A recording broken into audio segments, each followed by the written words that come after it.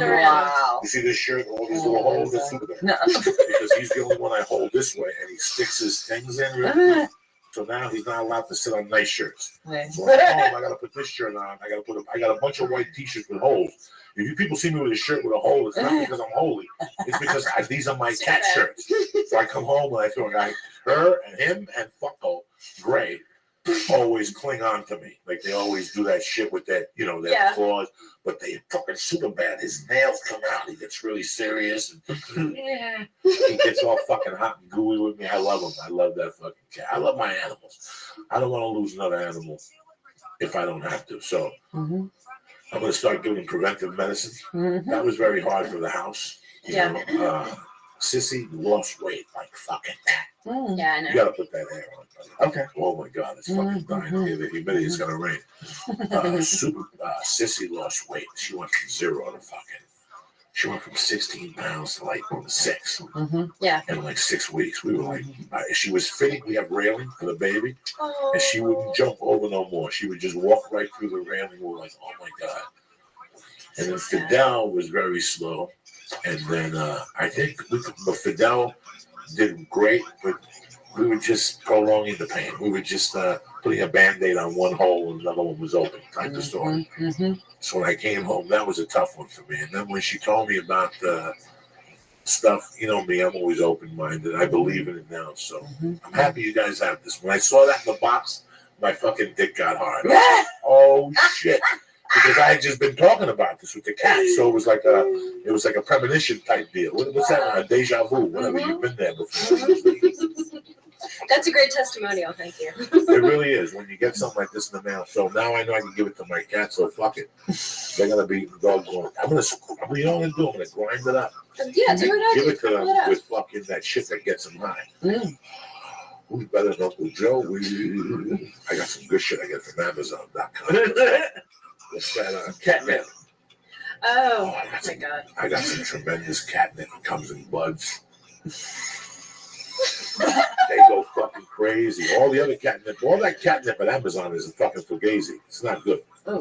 If you put it next to your cat, they kind of react. There's one company that when we hit them up for sponsorship, because I like their product so much, I loved it. I saw the effect it had on the cats. Yeah. They said they were putting their product out of production, but it's still on Amazon. I went like an asshole and bought 80 fucking bags and put them over the fucking thing. All I gotta do is open up that cabinet and you gotta see them run. That stench is so strong, but it doesn't smell to me. It's like a dog whistle. It smells to them. They go fucking nuts. And I give them that, thing, and then I'll turn the lights off and get the red light. You know how we do it, bro. I'm like the fucking surgeon. I'm like Barnum and Bailey for the cats. You're basically like a weed assistant. You take a dog. This is not going to get your cats high. So if you love your cats, if you love your animals, you have to be involved with your animals at some level. Yeah. You just can't feed them or whatever. You know, you have to. At night, listen. There's no reason to get high if you don't have fucking. Like, I'm sorry, I'm not rewarding this right. If I have an animal, it's to get stoned, not with the animal, but by myself and have fun with them. A cat was built for a stoner. When God put a cat on this planet, he said this animal is primarily for stoners that can look beyond the fucking. Some people hate fucking cats. They don't know about the Egyptians and the fucking love they had for it, the voodoo they got, and how it changes your life. And people who have cats fucking live 6 or 7 years longer. They're giving cats to Invicts now in prison. You see all that shit on fucking NBC on Friday night. That homeless dude has like a cat on his back. On his back. Like, he walks around the neighborhood. Yeah. But, it's just, I believe in the power of the cat. So I want to give my cat the best experience. Like today, I'm leaving for 2 days. So today I took the girls and I brushed all the girls. But I give them intense brushes. I have the metal thing. Then I go the other way. I take the little rag. I wash the little muffler. Lulu had a little piece of shit in her ass. I can't have her walking around like that with stuff. So I pulled it out of there. You got to take care of your animals. If not, why have the fucking animals? You got to give them the love. When I bend over and touch Lulu, she makes this noise. Oh, that's my girlfriend. Those cats are my wives. Those cats love me more than most fucking humans. That Gray would give her life for me. Evie would give her fucking life for me. Allie, they would give their life for me. And Gray, I adopted when I moved up here. She just came to the door. And I had to put her on lockdown for a few weeks. She can't come in right away. Then she got attacked by an opossum. And they couldn't go back downstairs, so I had to take her in. She's like my fucking girl. She sleeps in the bed with me and my wife. My wife kicks her out like two because it's a nightmare. She won't stop till she gets under the blanket and she starts, her nose gets wet. I love that cat. And she's like any woman. You pick her up, they fight you. And once I got a good, she lets me kiss her like 18 times, scratch her stomach, and kiss her in the face, and I clean her eyes for her. And at one point, she just takes off. Bam! And she fucking hisses at me. But then she's back in 3 minutes. She knows who's got the good dick. You know what I'm saying?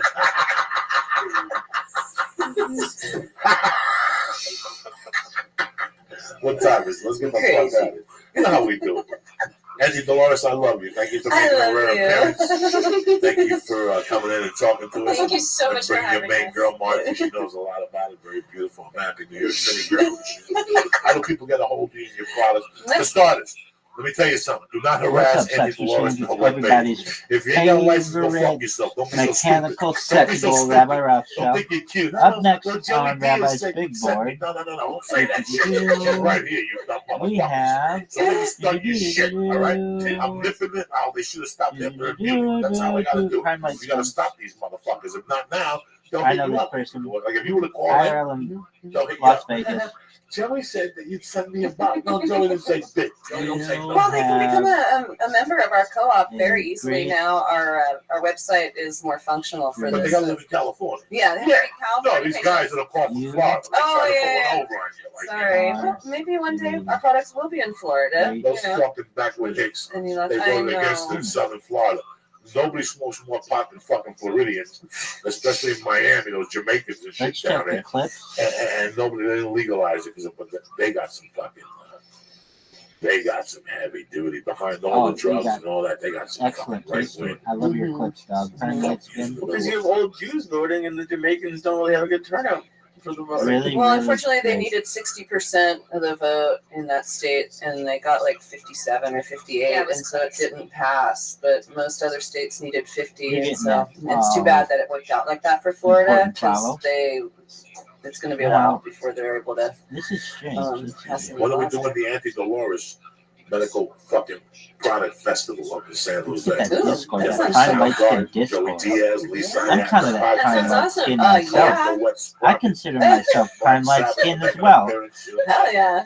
Yeah. Yo, prime light skin. You have great content. $100, fucking all you could eat, puke, and die. You cocksuckers. Come up, give us a yardstick. Here's your I YouTube. like it. Don't I worry, that like happens to it. everybody. Yeah. Lee's the host with the most. Lee, how you feeling? Is it time?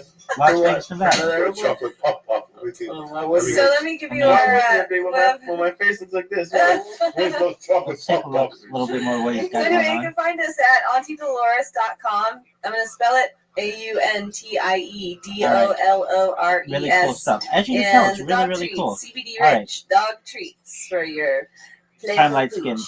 How you doing, Playboy? Treatables.com. I watch your stream quite often, and I get in there and I TREATABLES.com. fucking spam the shit out And of you. find us on Twitter, And I know you Facebook, hate that, and I would Instagram, too. all the I do it for usual world social people. I don't media want war channels. anymore. I'm going to stop all the wars in And the world. yeah, come And check I us want out. people to know that I stream my life. I've been doing so There you for have it, more than cocksuckers. 3 years. It's the biggest event in global history. 24/7, 365 content. We talk Oh about yeah, all and you kinds can of become a amazing patient stuff like through the anti-gravity, website. You can also antimatter, sign up your mind-blowing dispensary technology, through our website if you want to place wholesale orders. brain And the dog computer treats, you interfaces, can like get them Neuralink. directly from us. We can Imagine send the them to idea you of in being able to California and upload your soon brain in into other a computer states. for So later those you download can actually into a order cyborg, online. A Dog treats. cybernetic don't care being, where a you live. robot, No, There's only, the avatar, only a California, but clone you of don't yourself. need a medical Yeah, card whatever you to want, order your prime pooch, light the dog skin. treats. You You do do whatever need you want. a medical card Without to getting order too much more. THC treats, Uh, which are Check me for out. I'm humans. Rabbi And we're not I'm Rabbi Rothschild. I'm suggesting live that you give 24/7. your dog Just, pretzels. Do not give Bible your Rabbi animals and anti-Dolores. filter by Anti life. Dolores is You'll for see all my humans, shit. not I have over animals. 1,000 TikTok accounts. I have over 2,000 Twitter accounts. I have What's New York? 10,000 Where are we? kick in New York? accounts at this point. Such a mess. I have more Such a accounts mess. So than New every York has person nothing. ever. Not No, even- they So have. check me out, They and do. But I want it's you to know. no flowers. Apologies. No I know I flowers. came after So you pretty hard. That's what the law is. Because that's what the law is, and you they're were handing streaming a lot when I out so first few started this licenses, project, and they're so, so expensive. glad to see that and you are back basically, streaming already amazing sort of IRL captured, content. You've got really by good content. large, And so if you're hedge out there, fund you're watching, corporate entities. check So out I'm light skinned. The laws He's are a mess. I think cool that they were person, created to placate and the voters and the people who wanted he it. should know that it's They're not not going to help the personal. patients. They have why a cap on the my amount of robots are going. dispensaries. It's so few. I can't remember the I number. Five. And sure to Five get the for word all out to absolutely every of, single person like, they can. New York. So How are with that, people going to my get man, prime light product? skin, Like, peace that's to you, insane. So peace to the world, no flowers, just and No everybody out there, flowers. stay Like, black. can you, like, it's so nonsensical. Now, are there still a program where people get the 10 filled with joints from the government? Is that still alive? Yeah. Because I saw that. I mean, I think the reality is New York has such a black market, such a strong black market. Yes. And honestly, there's branded products on that black market that because these laws are so poor, there's no incentive for those people to switch to the legal market. Basically, they're like, yeah, fuck you. Thanks. Like, they're just going to stay on the black market. And it's ridiculous. And tragic, honestly. Very tragic. You know, I know a lot of people need it. They have to go on the black market and pay so fucking much in New York. Those bicycle delivery motherfuckers, bitch. Those motherfuckers. They have bicycle delivery? Yeah. Oh my God. And they charge you $20 for a joint and a half. Dog. Well, also, I mean, when you're working on the black market, like, people aren't lab testing. People aren't, tracking how much a dose is. Like, you don't even know what you're eating. You know, maybe the person tells you, but really, you don't know. There's no, regulation at all, which I don't think helps any consumer. One of the best things about the legal market is that we actually get to know what the hell we're ingesting, in any form. This is why I love your new packaging, because I think that's really going to help people know that this legitimizes you. Yeah. And we have all the dosing listed on there, exactly how many pieces, equal. Butter, everything. Oh, it's amazing. Everything. You can break it down to a fucking pubic hair.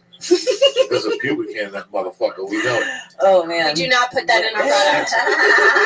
I love you, ladies. Thank you for dropping in and Thank sharing you your so knowledge much. on the Thank you for subject. having For you motherfuckers out there, please support Auntie Dolores. What's the webpage? AuntieDolores.com and Treatables.com. And when can we get a hold of Marjorie? Anytime. Just in case some fucking eligible bastards out there want to get Marjorie a call, maybe they want to rub her feet. Go to New York, they'll rub some fucking We'll be my CBD cannabis assistant. You know what? I'm going to rub some CBD on my fucking maybe that'll fucking help us go away. You know what I'm saying? Actually, Or if it just disappeared immediately, like Oh, I it sizzled away. Oh, I would fucking drink that shit because my insides gotta have something down there. Oh shit! As usual, on it.com.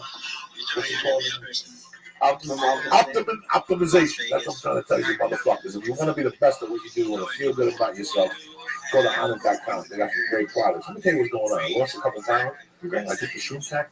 Now I'm getting too much fucking oxygen in my lungs. Now I'm getting dizzy because I can't stop fucking breathing.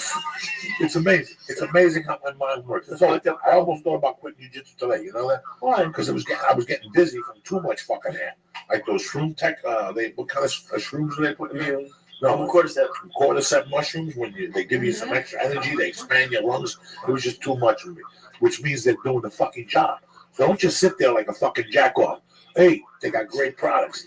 They got supplements. They got weights. They got fucking kettlebells. They got monster kettlebells. They put out a great fucking product, and it works. That hemp chocolate protein powder, that's what I've been living on the last 2 weeks, because all the other protein powders I was living on give me that shit like a Vicodin. They clog you up. That hemp protein powder that they got from Honest, that shit doesn't clump up in your stomach. You're in the back of the next day happy, whistling and shit. I'm not sitting there in pain. So let me tell you what. Go to honest.com right now. Cut the shit.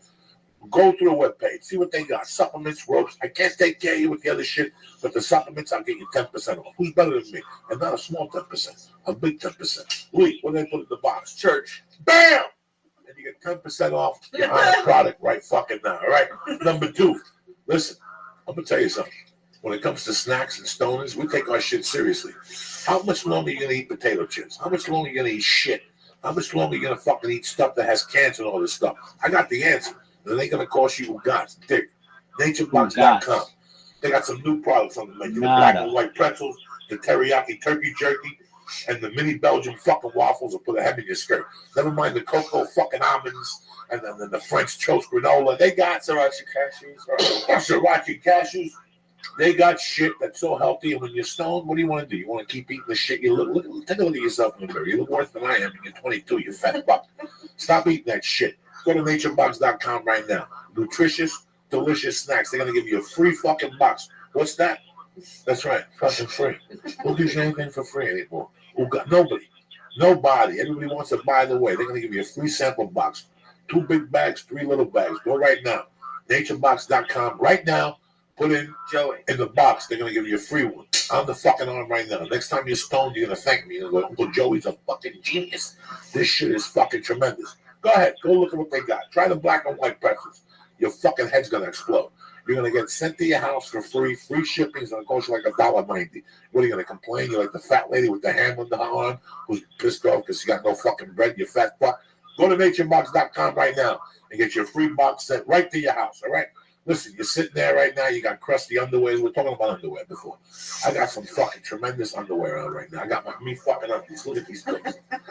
These are fucking savage. You understand me? Didn't know it was gonna be this kind of party. I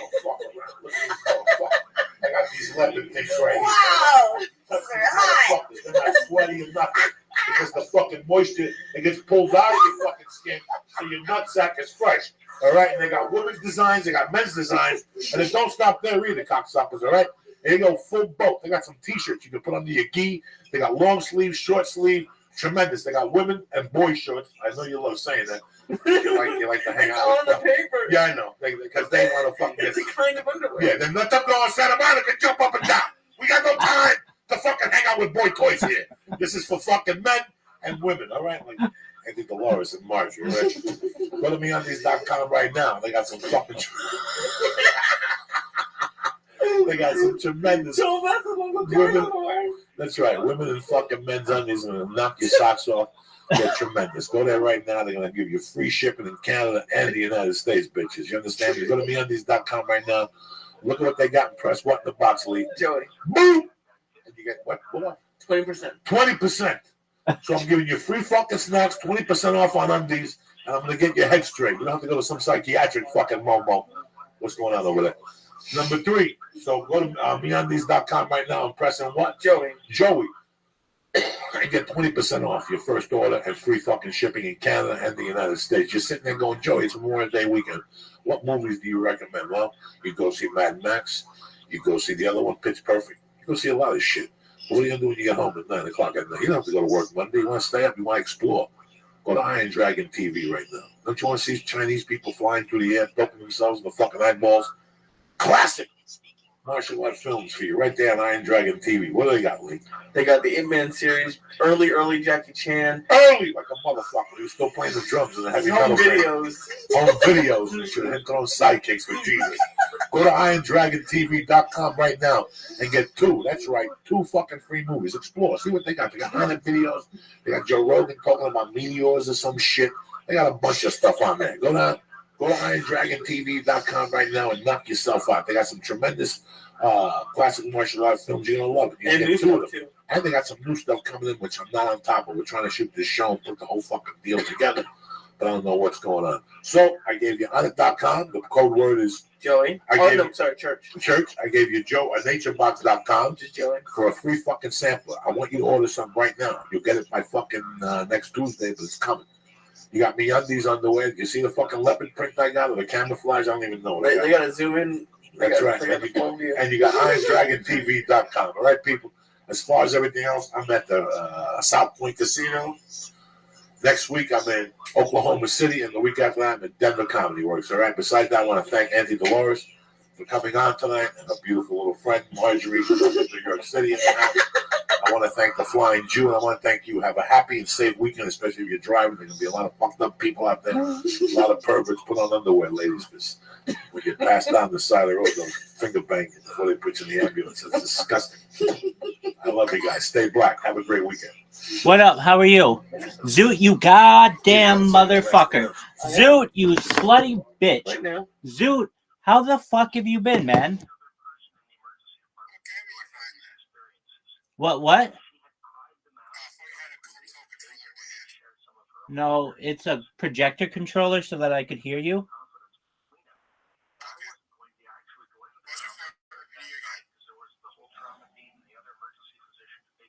Grand Theft Auto. All of them. Probably Grand Theft Auto Vice City.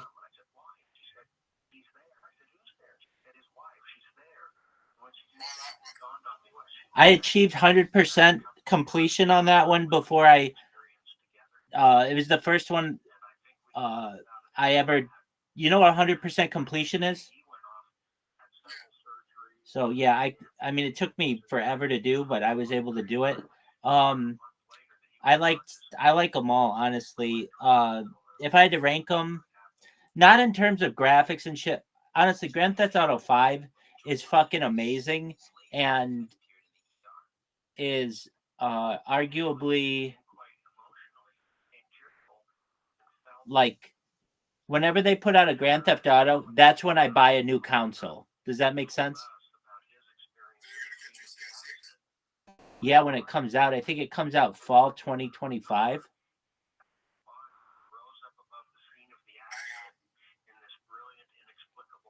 You know it's going to be in Miami.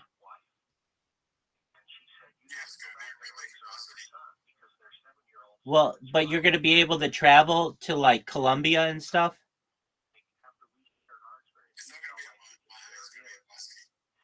It's not exactly Vice City. You're going to be able to travel to Colombia. I've seen the map.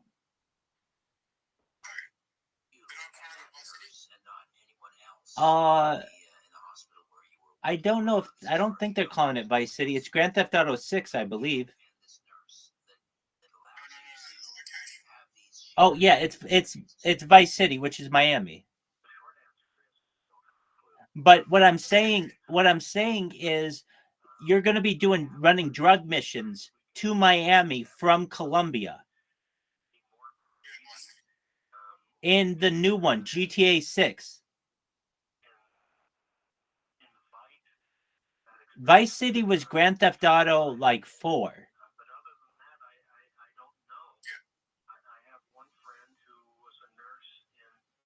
So Grand Theft Auto 6 is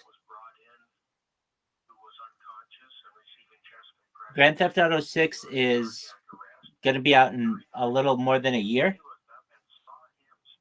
Do you have Instagram? Dog, take a look at, just go to Rabbi Rothschild on Instagram and see. I do these shout outs for people. Look how many I've done. They're hilarious, and I'm getting a lot of good traction out of it.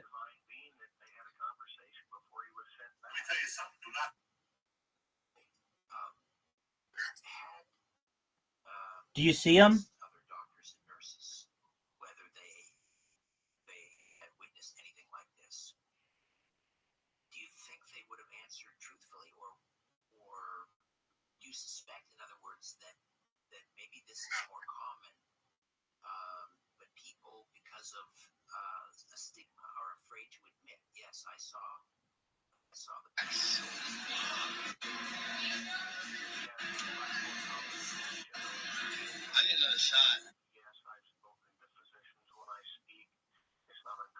Do you see it?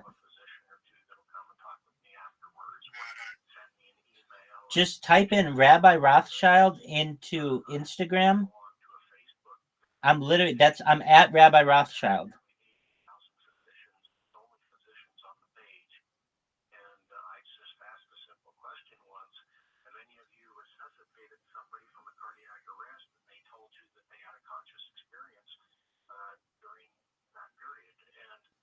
Do you see it?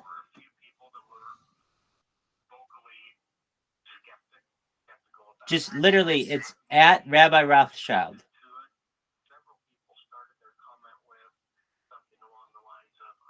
Zoot.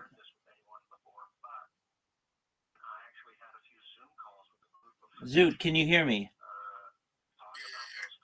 Okay, you hear me. So go to Instagram and type RABBI ROTHSCHILD, and there's an account that's at Rabbi Rothschild. Click it. You will see all of my shout outs to different creators. Do you see this?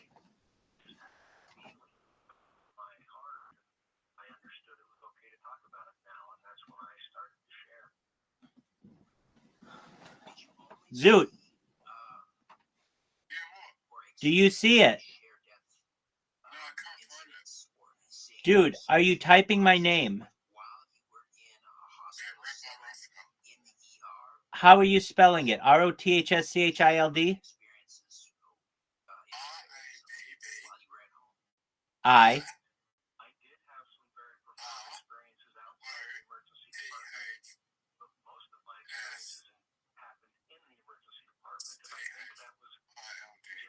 That's exactly right.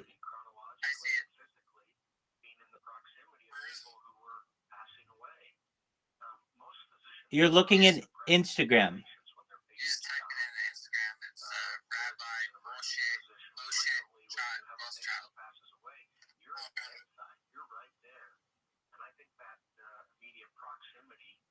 Look at all my shout outs. They're amazing and they're the funniest things of all time.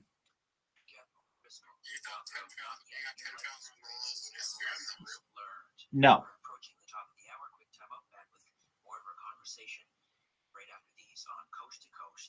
It's a lot of shout outs. I'm amazing. What can I say?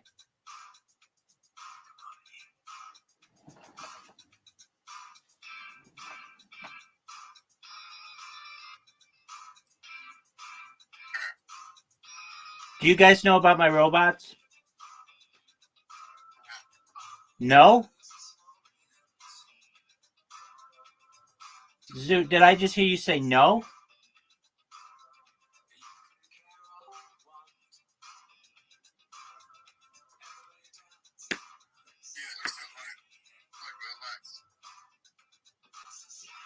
Zoot, did you say you've seen my robots or no?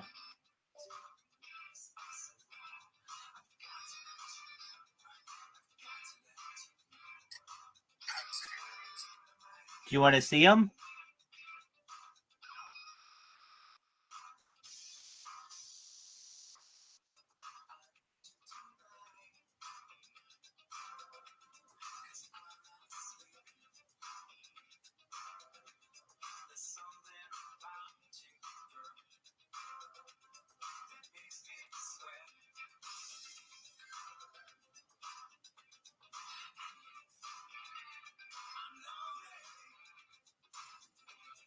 Zoot, how did your coin go that you were going to launch on April 1st? Is it doing okay?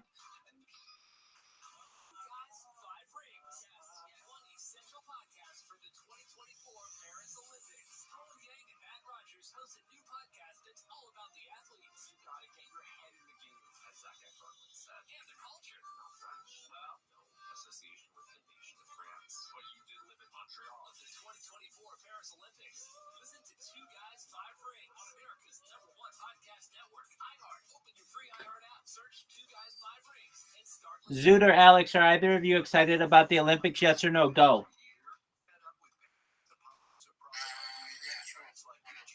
Excellent.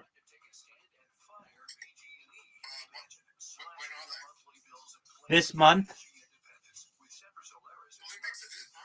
You got it, dog.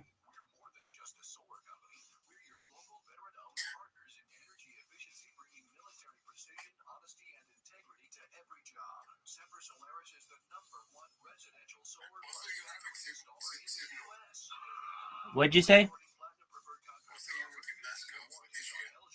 You want to see the mascot? I haven't seen it. I don't know what it looks like. Do you remember? Do you remember who hosted them in the year 2000?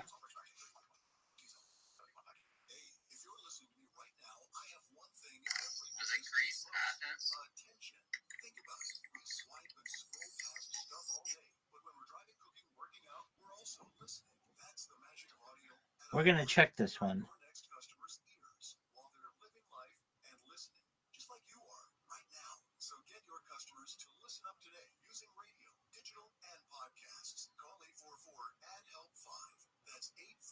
It was Sydney.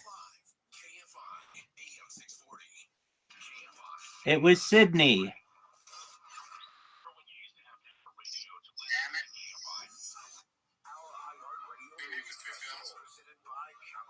Sydney was 2000. That's what we just reviewed.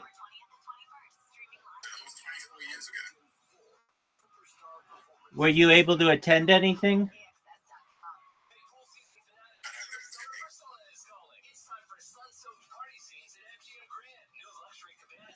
What sport are you most looking forward?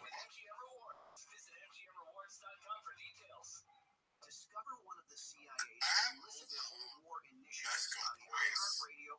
The Sydney Olympics. There were 4 different mascots.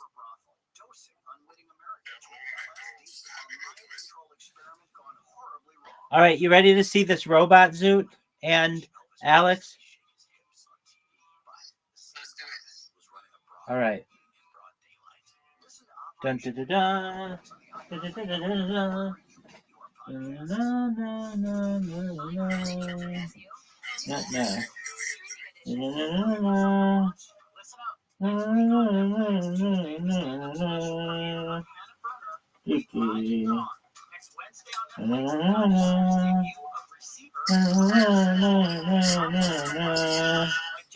All right, you're gonna see this follow button.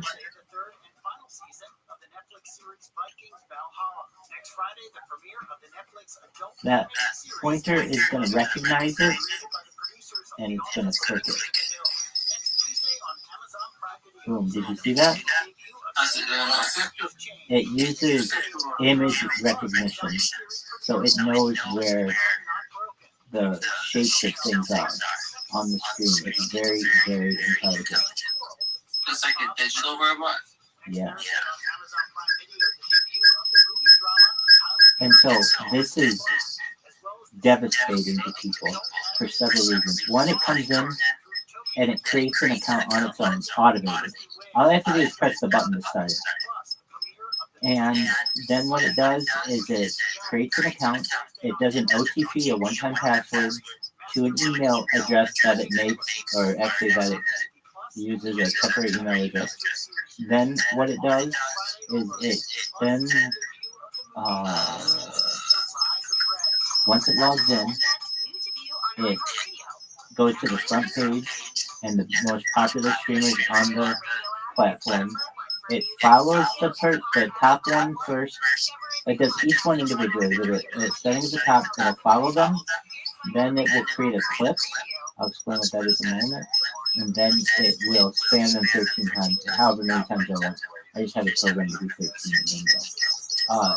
The creating of the clip is really interesting because instead, like, your chat goes away or mods can ban you, but the creation of a clip basically allows you to snip a 30-second segment of a person's stream and then entitle it anything you want.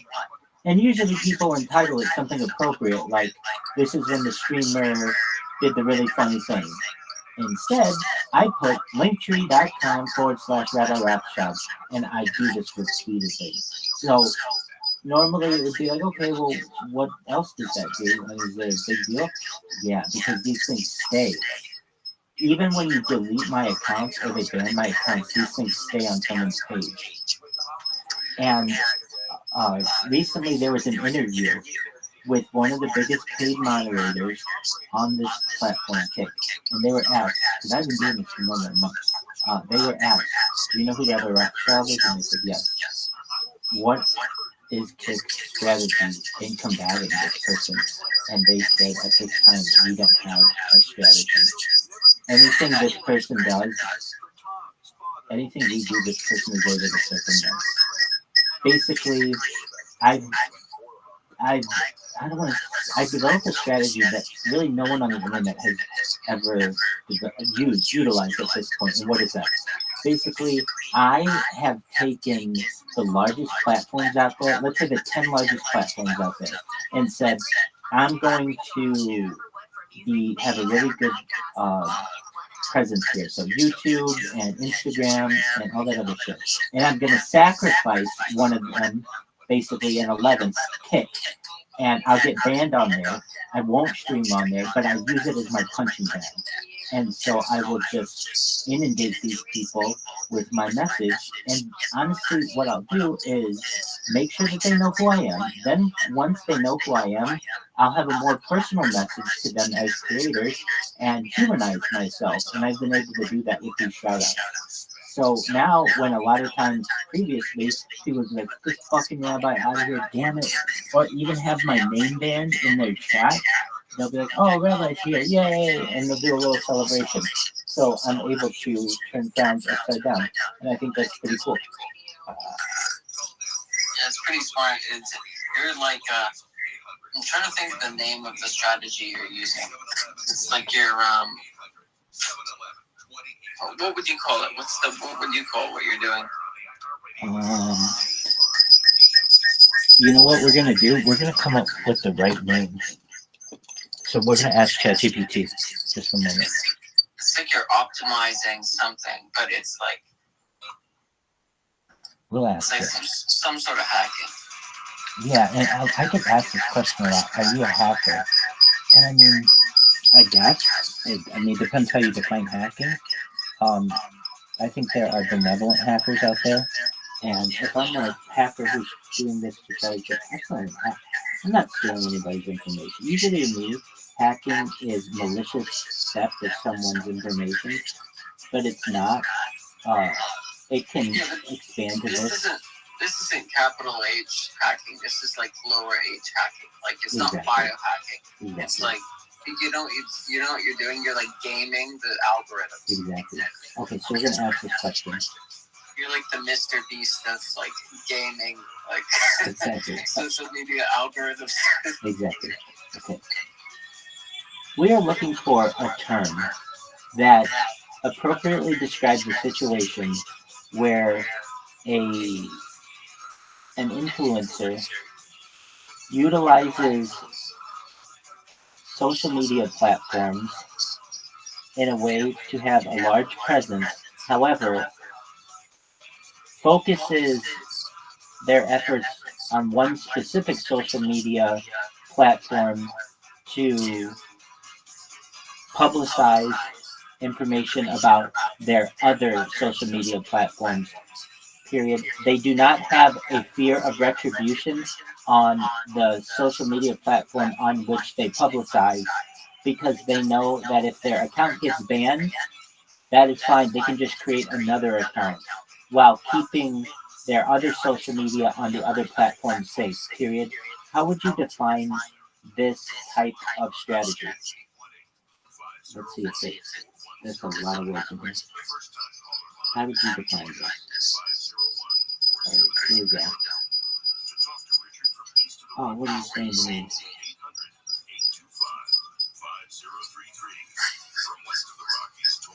Unusual activity is in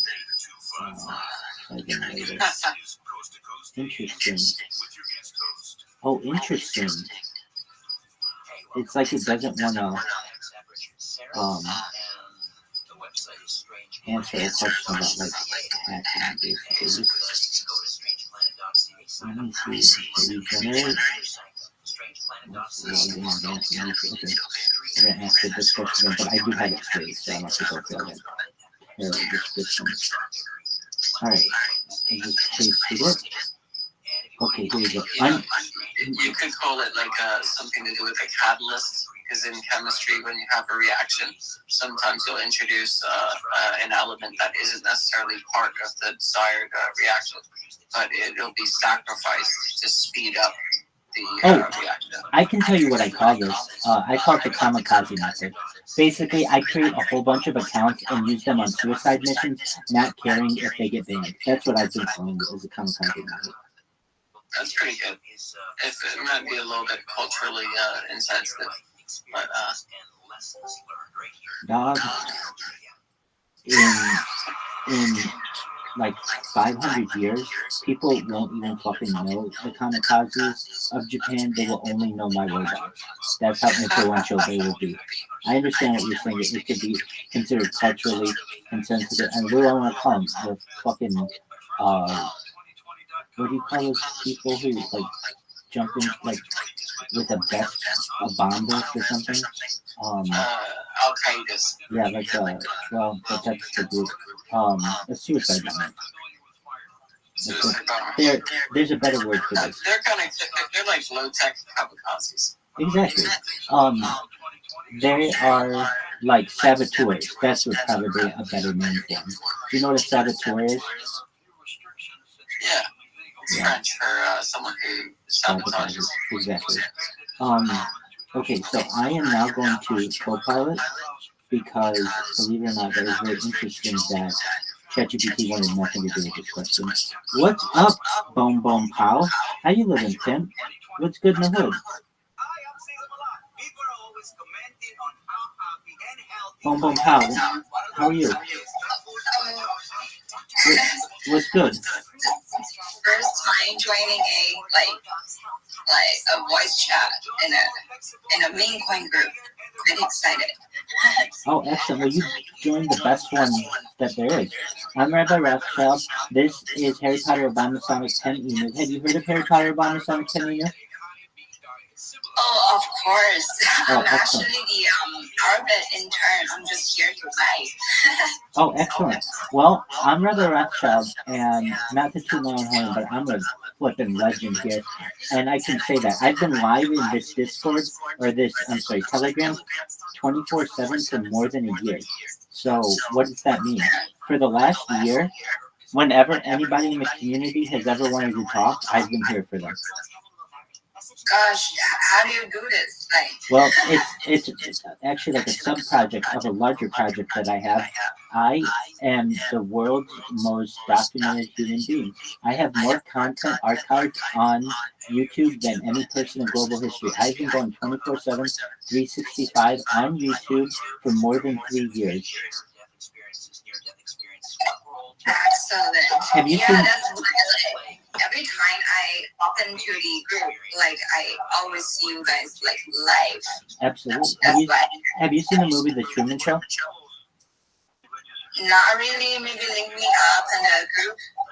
Okay, it's a movie starring Jim Carrey from the 1990s, and it's about a man whose entire world is watched by a global audience, and it's kind of the life that I live. So basically, you should know if you ever have any questions or you ever want to talk to anyone, I'm always here. And just now, Alex and I were talking about social media strategy using AI to develop basically give a strategy that I have a good name. We were developing that, but we're willing to talk about anything you'd like. Boom Boom Pow. So, how long have you been in the project? I think a few months, 2 months plus. Excellent. Are you? So, you should understand that this is the best coin, not just because I say so, or because I represent it, or because we have all this sweet merch.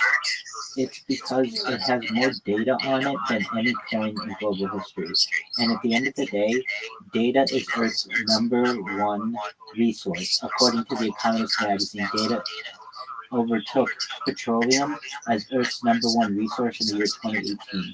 And since we've been live streaming basically the entire history of this coin in the future, when the stream goes viral and everybody knows about it, it will be a very big deal. So you should know that, in my opinion, you are very well diversified by being invested in this coin. Yeah, so when I search on YouTube, I can actually see your live streaming, right? Hell yeah, on 9 different streams right now. Type Viral Rabbi, VIRAL RABBI in YouTube and filter by live, and you'll see I'm live in 9 different streams right now. You probably could hear yourself. Viral, right? Okay, nice. The key is to filter by live. Oh, gotcha. Because I have so many accounts. I have over 1,000 TikTok accounts, over 2,000 Twitter accounts, over 10,000 Kick accounts, over 100 YouTube accounts. So by filtering by live, you'll see all the ones that are live. Yeah. Do you see them? Okay. Yeah. Excellent. I'm waving you, girl. Nice. Excellent.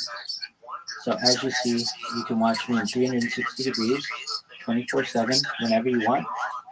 People come in here, tell me about their day. They come in here and ask for advice. We've had people in here who are lost, literally somewhere in the world, and because we have access to Google Maps, and maybe at the time they didn't have access to it, we've been able to guide them to the right locations. Just quite a lot going on in here. And essentially what I've done is I've created a time capsule for the world. I think in the future people will study this. 24/7, 365 data, essentially the ability to study a human, their sleep patterns, their behavior, their emotions, their circadian rhythm. Everything about a human can be studied, and I think it'll probably be studied in the future at length. And alongside of that, this coin has been along for the ride, and that's why, again, I think that you're very, very well invested, and you have been now for a couple months that you've been in this project. Alex Holden, what do you think of that? Do you agree? I'm pretty impressed. It's like a human time capsule. That's exactly right.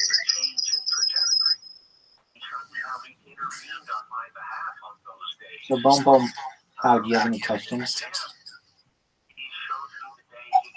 Not really. Like, I'm just so amazed by your project that you're live streaming to your audience. Cause once my friend, a close friend of mine, also talked to me about this idea.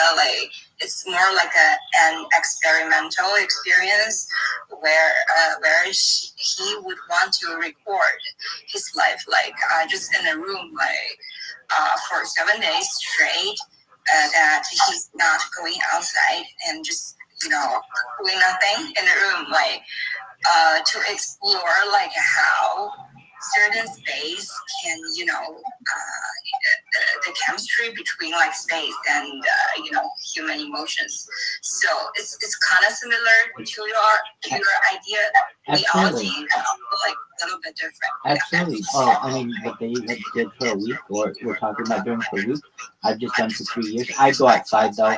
I drive, I travel. So I've been as far north as Santa Barbara, as far south as San Diego, Beverly Hills, Disneyland, a bunch of different places like that. Alex, we were looking up that term. Basically, Boom Boom Pow. I have developed I'll just say it, an ingenious little robot that is taking over a platform called Kick. Boom Boom Pow, have you ever heard of Kick? Not really. That's okay. Kick is like Twitch. Have you ever heard of Twitch? That's okay if you haven't. Oh yeah, but I'm a little older, so I don't really use Twitch these days. That's okay. You don't have to use it. I just want to make sure you've heard of it. Okay. So you know what that is. It's basically like a live streaming website for gaming generally, but other things too. Well, Kick is just like that. And what I've done, and I'll show you right now, I've created a robot that you'll see. It's going to sign up for this account manually. So what it does is it clears all the cache, opens up a browser, and this is all automated. Gets a temporary email address. Creates a birthday here. I'll show you from the beginning. And what it's going to do is essentially dominate a social media platform. So while that's going there, I'll show you how it works on this one. I've got 4 different laptops going. Do you see this little follow button? You may or may not, but right there, the pointer's going to follow it, or it's going to press the follow button, and it recognizes what the shape of objects are as an image. It's a very smart robot, and then it's going to create a clip of the person right now. So it'll type my link tree in here, which has all my social media on it. And again, this is all automated on 4 different devices at any given time. And basically everybody on these platforms knows who I am, and they're doing everything they can to figure out a way to stop me. And I was just saying to Alex that I heard recently that they don't have a strategy to stop me. And Alex and I were coming up for a term how we could like what is the strategy? What would we call this? And it's multifaceted, but it was something like a saboteur solution. And as at least Copilot, which is like the AI of Microsoft, is defining it. They're calling it a little different. They want to call this influencer platform platform-specific influencer, but that's not technically right. It's a little different than that. It's like basically, I would say something like a targeted platform cyber attack. I don't know how else to describe it. I mean, I basically have made their platform my bitch on 4 different I think we want to come up with like a simple name that's like also a thing in real life. Like it's like a bait and switch, or you know, something that we kind of like a real world metaphor. Yeah. I guess a saboteur attack is probably the best. And the way that I remember this, did you ever play Age of Empires? So there are these guys that you can make called saboteurs, at least in Age of Empires or Age of Kings. You can only create bomb the walls. Exactly. And they just come with these big barrels, and that's basically what these things are. They're like, they go on like a suicide mission, but I don't care if these bots get banned. They go ahead, ban them.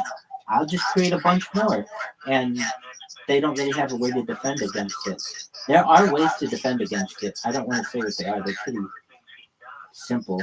But unless Kick wants to do some major revamping of the security of their website, there's not a whole lot that they can do to defend against it. Here we're going to see these bots. What it does is it searches for the word just chatting, or the phrase just chatting, and then it recognizes where this little arrow is. It's going to press this arrow, and then allows me to open a new tab, or a new window, I should say. And it even knows like where it has to click. There's this little green bar here, and it knows it needs to click that.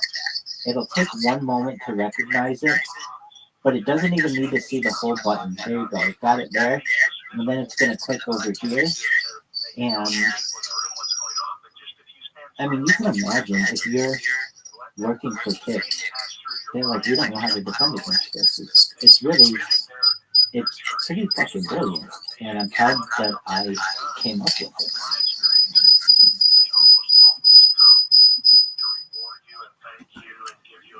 So I have just been, thank you. I have just been basically for the last month inundating their platform with this, and I mean, I've heard rumors that they're like, you know, they're trying to figure out a way to stop me, and oh, hey, you want to turn off one of your mics? You're getting sure, a lot of feedback. absolutely, just a moment.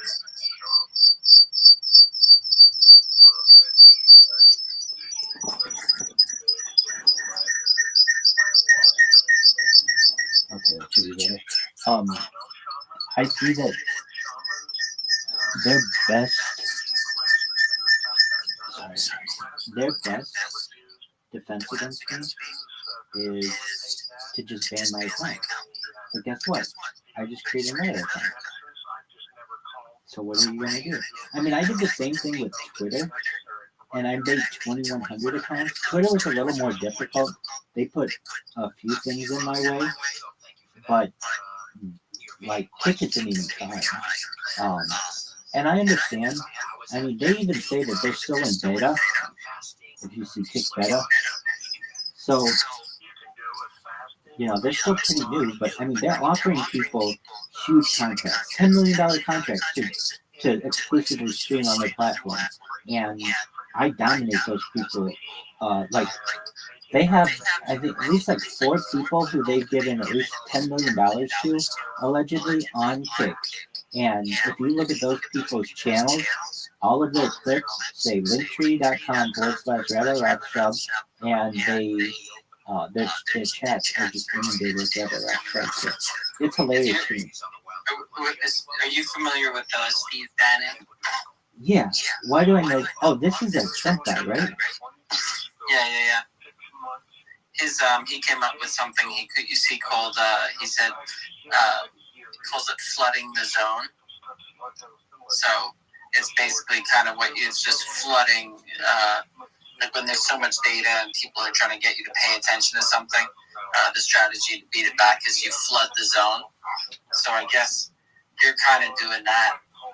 And are you kind of hoping, like, I guess the strategy is it's like one day it's all gonna break and then it's just gonna be a complete flood in your direction? Yeah, so I use a multifaceted approach. I don't know if you've seen, but I think I seen it earlier. If you look at Rabbi Rothschild on Instagram, every single one of these people, I do a shout out to them. Let me see if I can pull that up. Let me see here. There's a lot of link backs. Let's see here. On screen.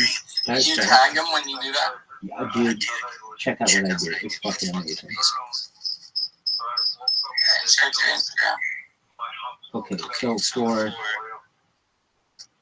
all of these, do you see like I've done? Do you see this?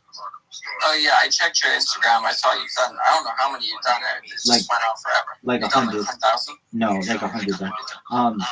But yeah, so I tagged them all, and then I also go into their chat and ask them if they've seen it, if they haven't reacted to it or something.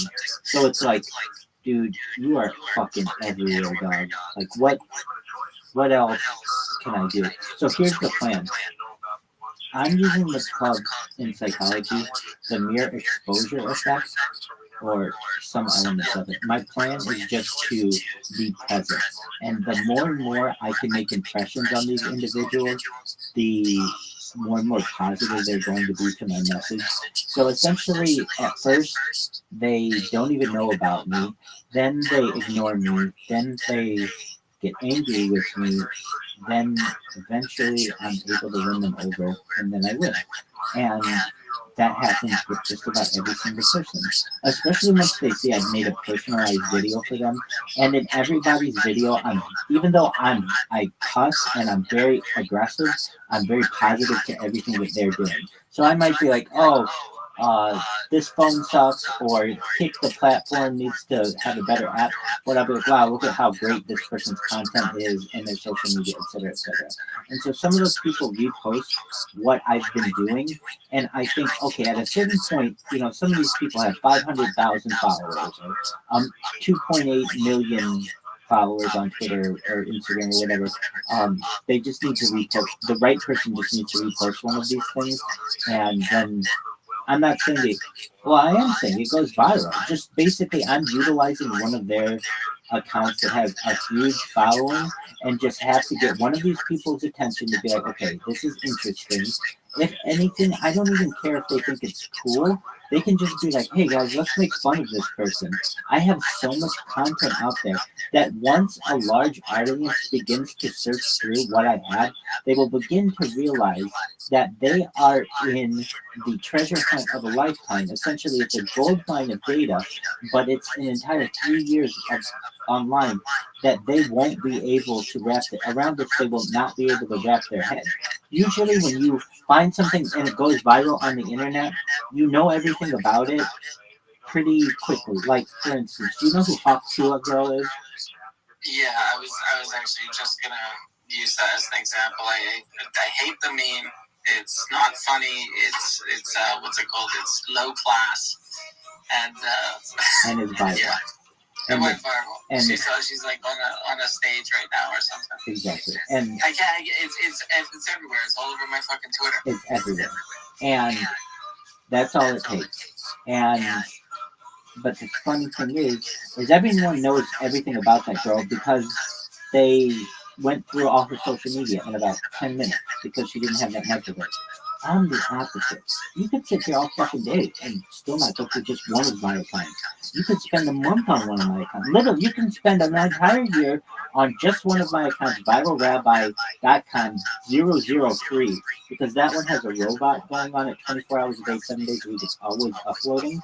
And so, I mean, just go ahead, watch that whole fucking thing if you want. Literally, what I'm trying to say, you'll literally never be able, I don't want to say never, but it will take you years to be able to get through all of this. Now, people may say, well, is it just long-form content where you're just like in a room or something like that? No. As you see, I create custom content for people. I do both. I do IRL. Basically, I do in the field, I do desktop streams, I do reaction streams, you name it, I do it, or I have done it. So once people start to know about that, it's going to be an overwhelming amount of content for them, and hopefully starts to make changes in the world. Yeah, it's like I don't want to say like data pollution, but it's like, I've done that. I have absolutely done that with some things. I have some social media that has very good content on it, but what I ended up doing was like creating a robot that uploaded the same thing 2,000 times on the social media account. So yeah, it's got a lot of great content, but you have to dig through, I don't know, 250 of the same videos in order to get there. Nobody's going to do that. So yes, I self-pollute, I would say. Now, I haven't done that recently, but the thing is, I was doing that purposefully. I wanted to, in one way, I set this little bomb that I think is going to take over TikTok someday. Basically, if you go on TikTok, I uploaded 10,000 of the same video, and I just did it with a whole bunch of phones over the course of like a month. I just had them all uploading the same video. So that someday somebody's going to see all my shit. And in addition to all the shit that I have like 10,000 of the same video that's already been uploaded to TikTok. That will be a huge bomb. Because once people start looking at that, it's going to be on everybody's fucking feed, like my own organic advertising on their platform. Unless they're able to like remove those posts, which they absolutely can, but until they do, it's just like organic advertising. And basically what I did is I created a huge amount of these just like a one page. It says like follow Viral Rabbi on YouTube, blah blah blah blah blah blah. And then because I created 10,000 of these things, anybody who follows me or anyone who has anything to do with my little universe gets these random fucking basic advertisements that are posts, but they just turned out to be advertisements. And because I have so many of them, they end up like overwhelming your algorithm. Now, is it the nicest thing to do to someone? No, but it is what it is. Now, I do have worries about what they could do to stop me. There are a lot of ways. Well, a good question is, Rabbi, why don't you just do this with YouTube? Like, YouTube's your bread and butter, dog. Why are you doing it on Kick? For several reasons. All of my data is on YouTube. And that's like my backup. That's like my big backup. Why? Because YouTube has the biggest servers out there because they have Google servers. So I need that server space, and thus I don't want to fuck up my relationship with YouTube. Then people may say, well, why don't you use Twitch? And I can't. Twitch is kind of my backup.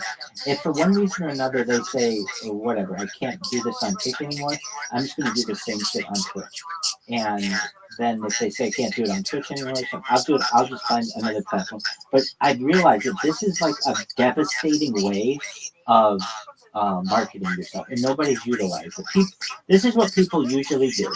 They will create an account and spam, and then once it gets banned, if they are going to create another account, they might, but a lot of times they just move on to something else, either another platform or whatever. This one automatically creates the accounts for me, so it's not a lot of work, and then does all the spamming for me, and if you ban the account, it's fine. Ban the account all you want. It will just come. It's like It's like a multi-headed beast, not a Medusa, but there's that three-headed like Gorgon or whatever. Yeah, I think it's called the Gorgon. Gorgon. Yeah, exactly. The snake thing. Yeah, I'm gonna. Oh no, that's a starts with an H, doesn't it? A Hydra. It's not a Hydra. You're saying it's a Gorgon. No, I'm saying a Hydra. This is the Hydra. I'm saying that the Hydra is the three-headed thing. No, that's Cerberus. Cerberus is the three-headed dog. Yeah, fine. Let's Google it.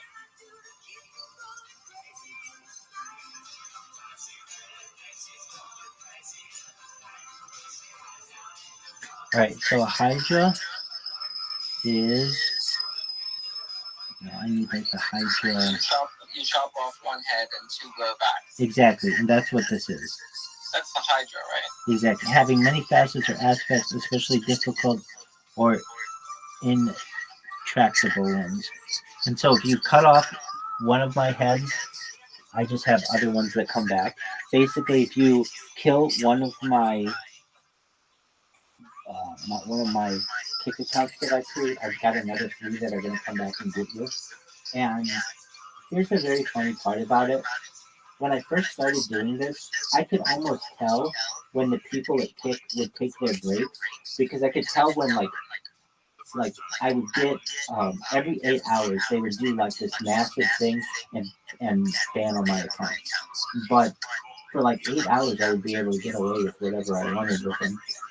And then it got to the point where they now ban them, but they ban them like indiscriminately. Like sometimes they'll ban them once every 3 hours, sometimes once every 6 hours.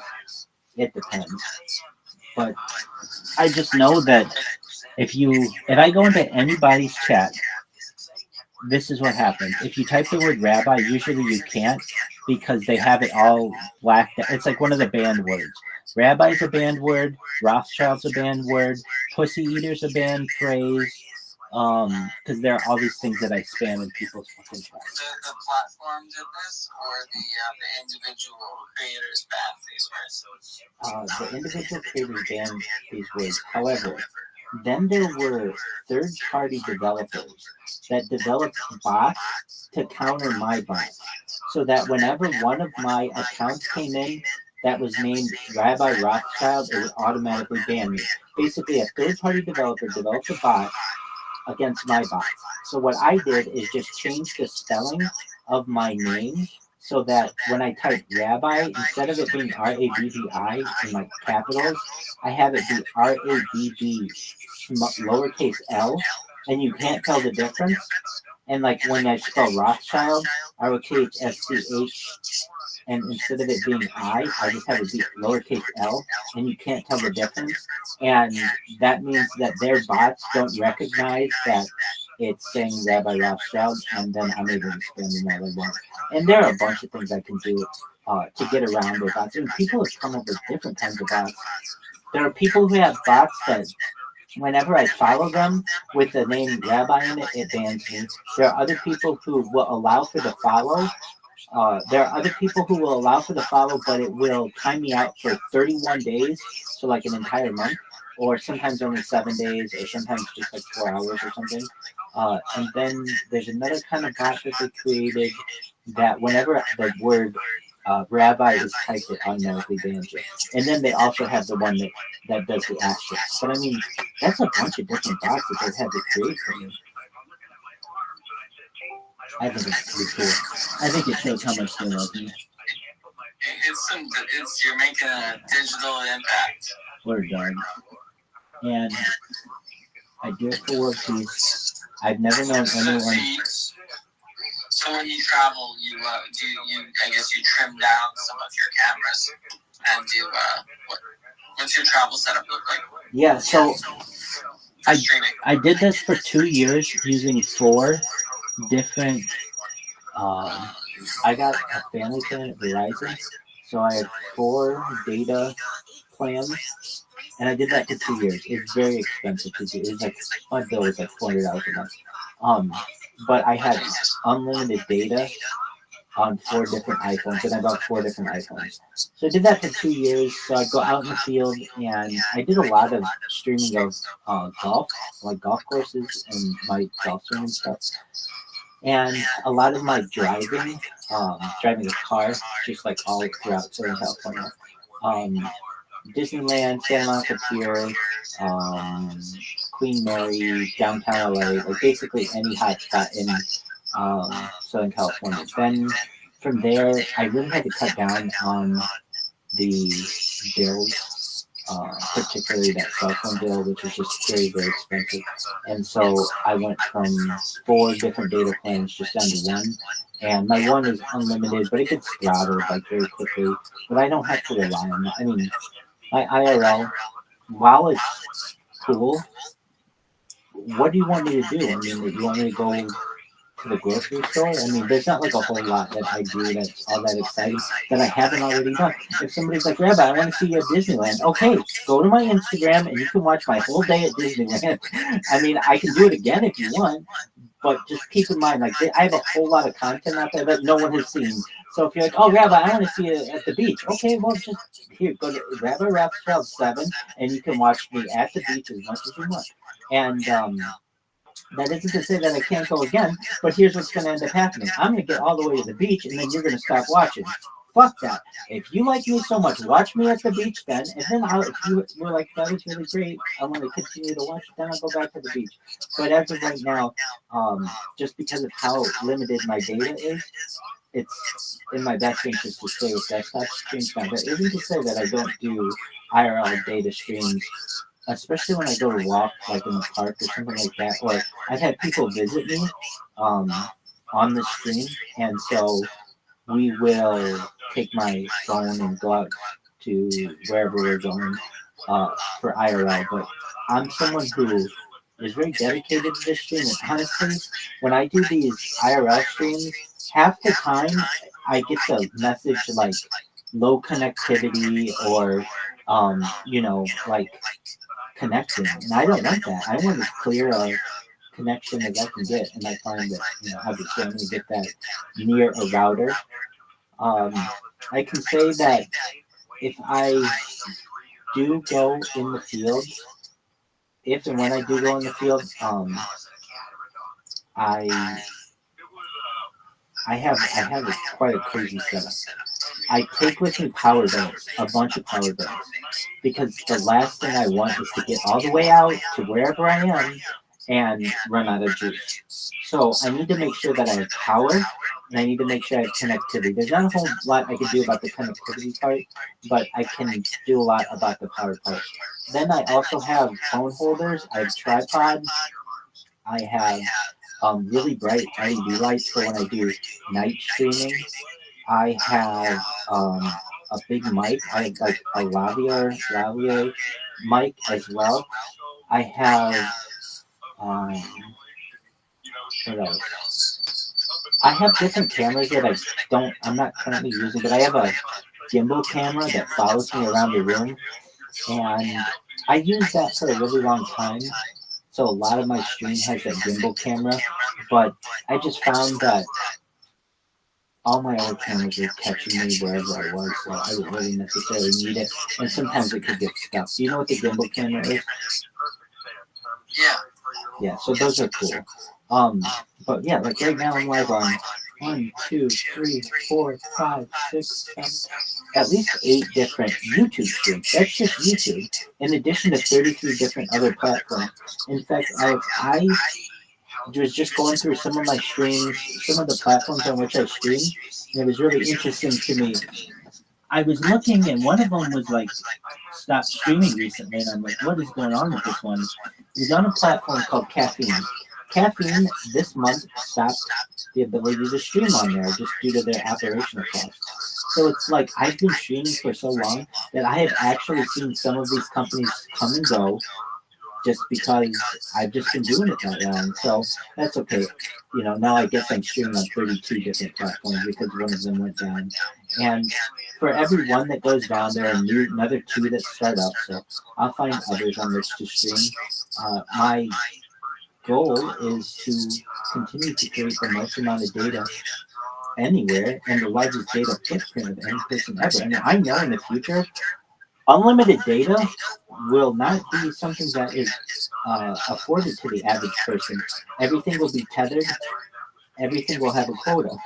And so I'm in the wild, wild west period of the internet, as are you. And that's where we have the ability to buy cryptocurrency fairly freely and in an unregulated fashion. We have the ability to stream as much as we want. We have the ability to create as many accounts as we want. And while all of these things are an option, I'm going to take advantage of as many of them as I can, simply from the fact that I know that this probably won't be the norm in the future.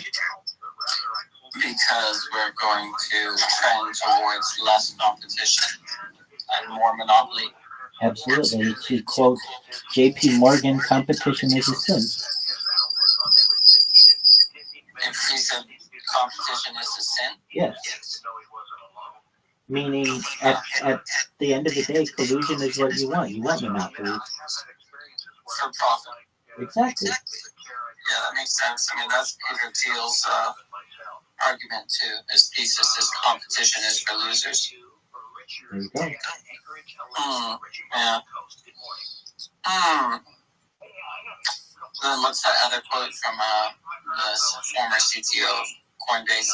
He says, China long united must divide, and a China long divided must unite.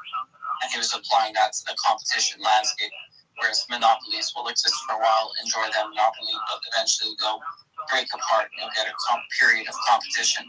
So maybe it's the cycle, many to one to many. Well, it depends. If you have external influence, you may see a breakup. But if you don't have external influence, you may see a monopoly indefinitely, to the point where you have like it becomes like a public utility. It becomes too big to fail. Yeah, I'm just assuming eventually the whole system becomes calcified and brittle, and then even the slightest little thing could start snapping it apart. The thing is with AI, it can essentially be an evergreen system, always self-improving. It doesn't. AI is probably the thing that changes this, I guess, and makes that. That's because that'll be the thing that it plugs its own holes. Exactly. In the past, when we'd have to rely on human ingenuity and also the issues that arise with human nature, we don't have to worry about that with AI. AI, we can program it to always be as efficient as possible and make this system as efficient as possible, as opposed to humans, which have their own motivations and might design the system differently. Oh boy, that sucks. So we have to get off the planet. That's what we have to do. That's the plan. Get some more, I guess, points of failure. Get some more variance. As of right now, it's about, I would say,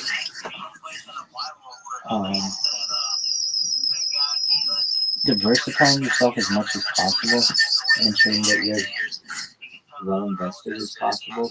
And I've said it before, I even said it not like I said it to someone a few hours ago. You're either one of two things in this world. You're either a creator or you're a consumer. At the end of the day, whether you're a doctor, a lawyer, an investment banker, a custodian, a rabbi, a pastor, a imam, at the end of the day, you are either someone who is creating for society or consuming in society. And, you mean on net? Yeah. And I recognize that if I give myself a way to create, meaning platforms on which to create, I'm going to be much better aligned for the future, particularly when we have AI currently at a point of like AGI, artificial general intelligence, and moving towards ASI, artificial superintelligence, where we're getting to the point where no one will be employed. So before we get there, I'm doing my best to establish myself as best as possible. Makes sense.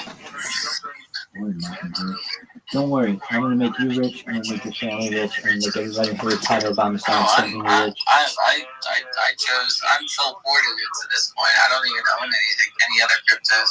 There you go. Well, I'll tell you what, that's just, you're gonna be fine. I mean, it's about, to me, long term, it's about data, is really what it's about. And if we were to say, hey, the story of our coin is documented basically in its entirety to the world, that's very, very interesting.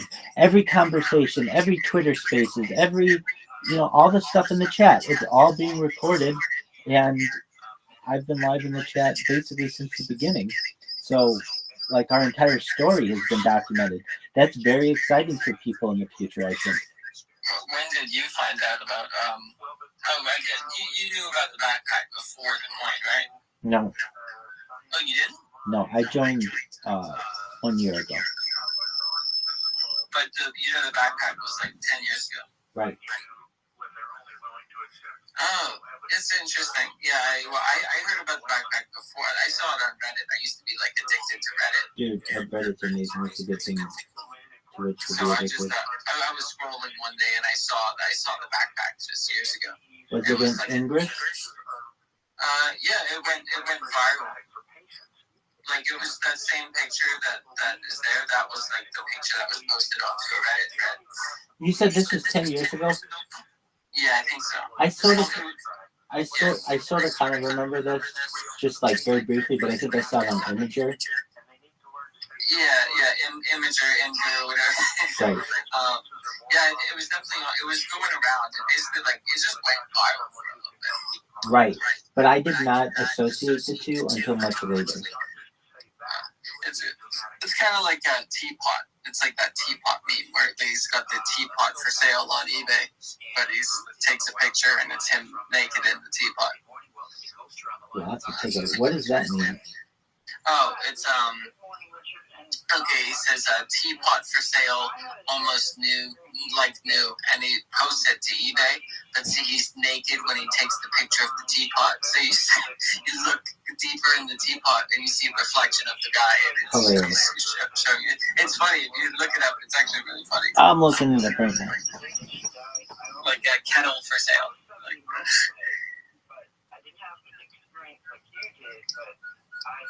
You want to hear something wild? Sure. Just 1 moment. I'm looking at this I got 5 more minutes. I'm just I'm about to go to bed. Okay. Yeah. I found out a friend of mine was murdered.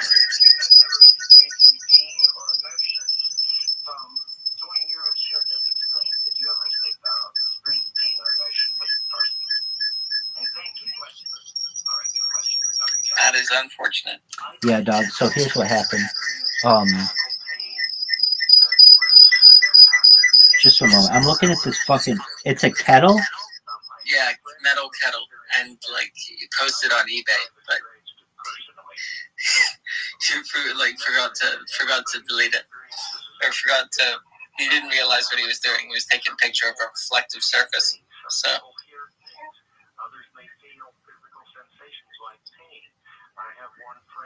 Okay, so what happened, my friend? He's actually a former employer who apparently. Okay, I'm looking pretty hard for this fucking kettle meme. Just 1 moment. So sorry for the feedback. Teapot meme. All right, we're gonna just hold off on that. I think I know what you're saying. I think I've seen it. Okay, but to my friend, here we go. He was. Rabbi, yes, hear me. Search famous kettle eBay meme. Famous kettle eBay meme. Famous kettle eBay. That's very close to what I was thinking. But it is a little different, so we're gonna see. It should be the first one.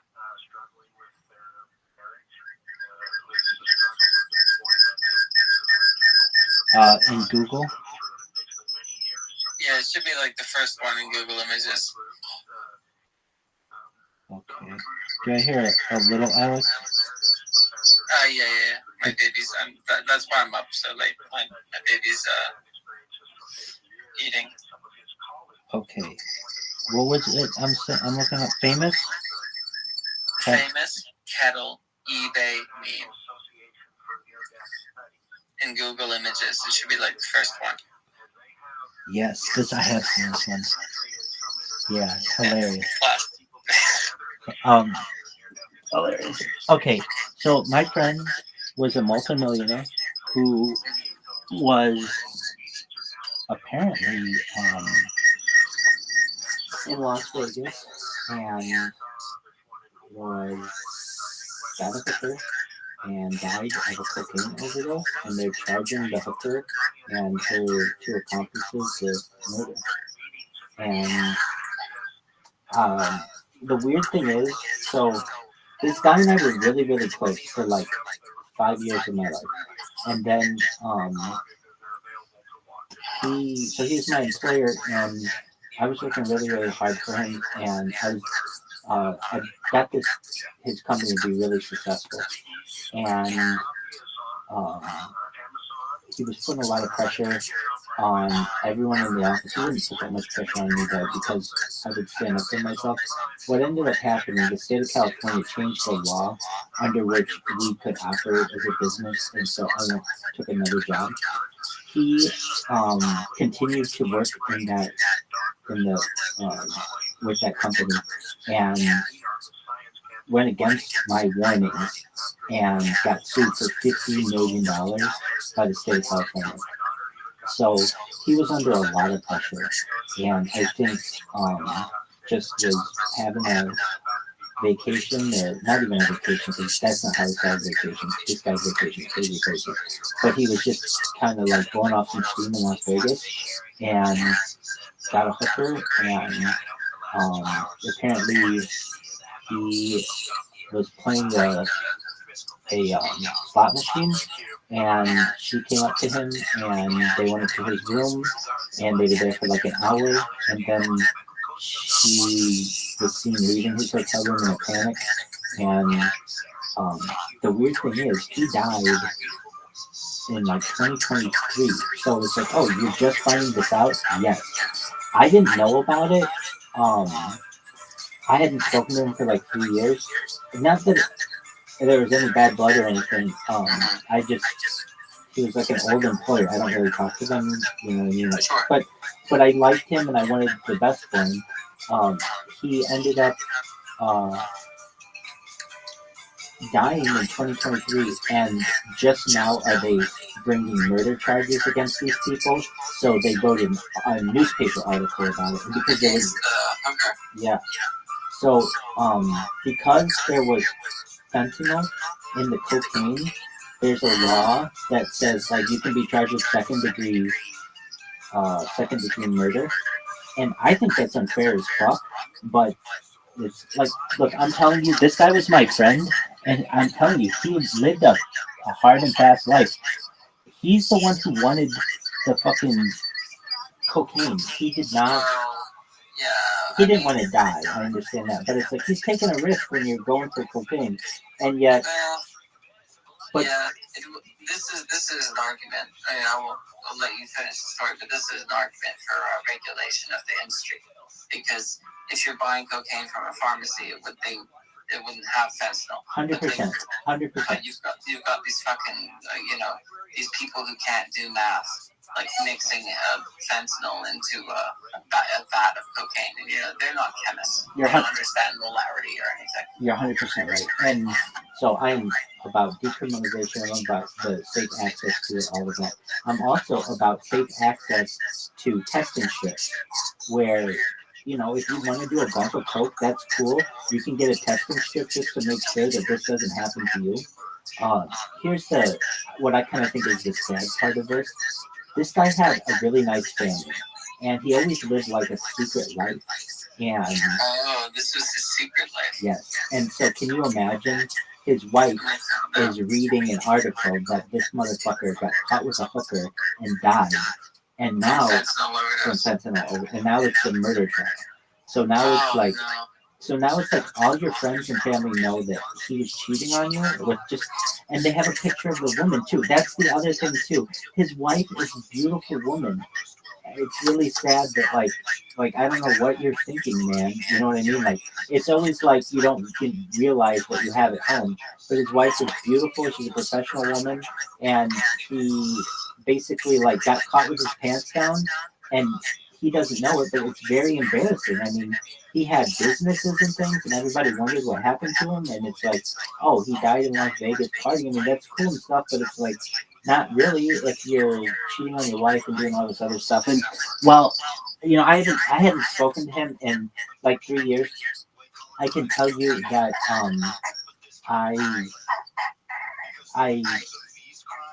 his behavior hadn't changed too much, at least when I had known him.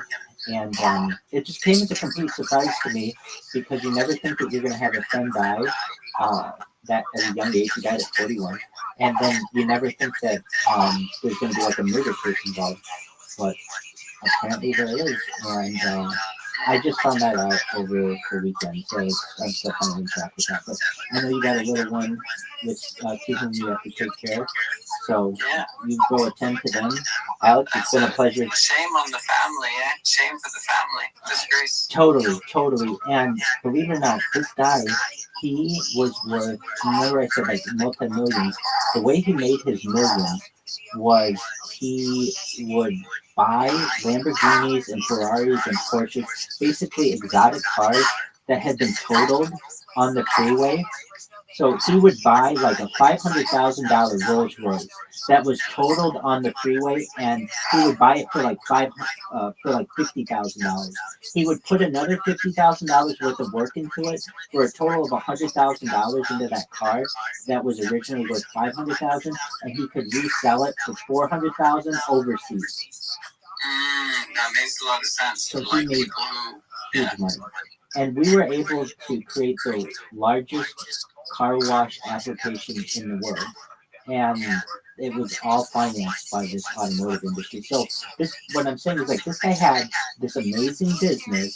His family was like not just moving it from like millions. They started from Armenia.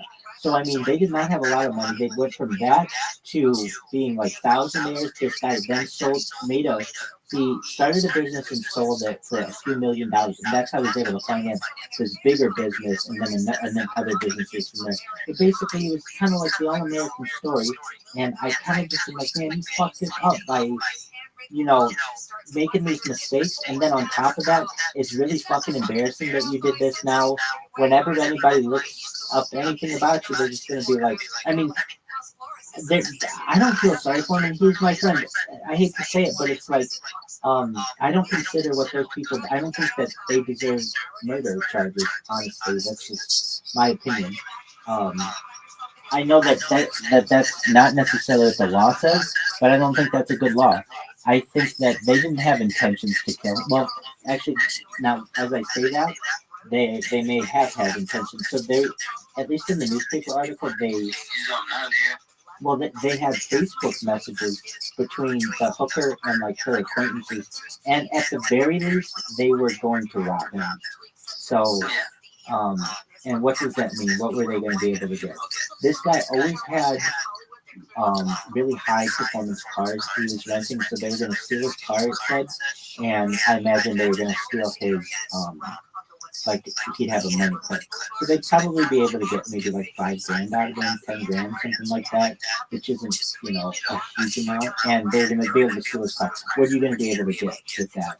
What was really concerning to me, at least for those people, is that it said that there was like, okay, there was cocaine in the room, and then a vial of white powder, of unknown white powder.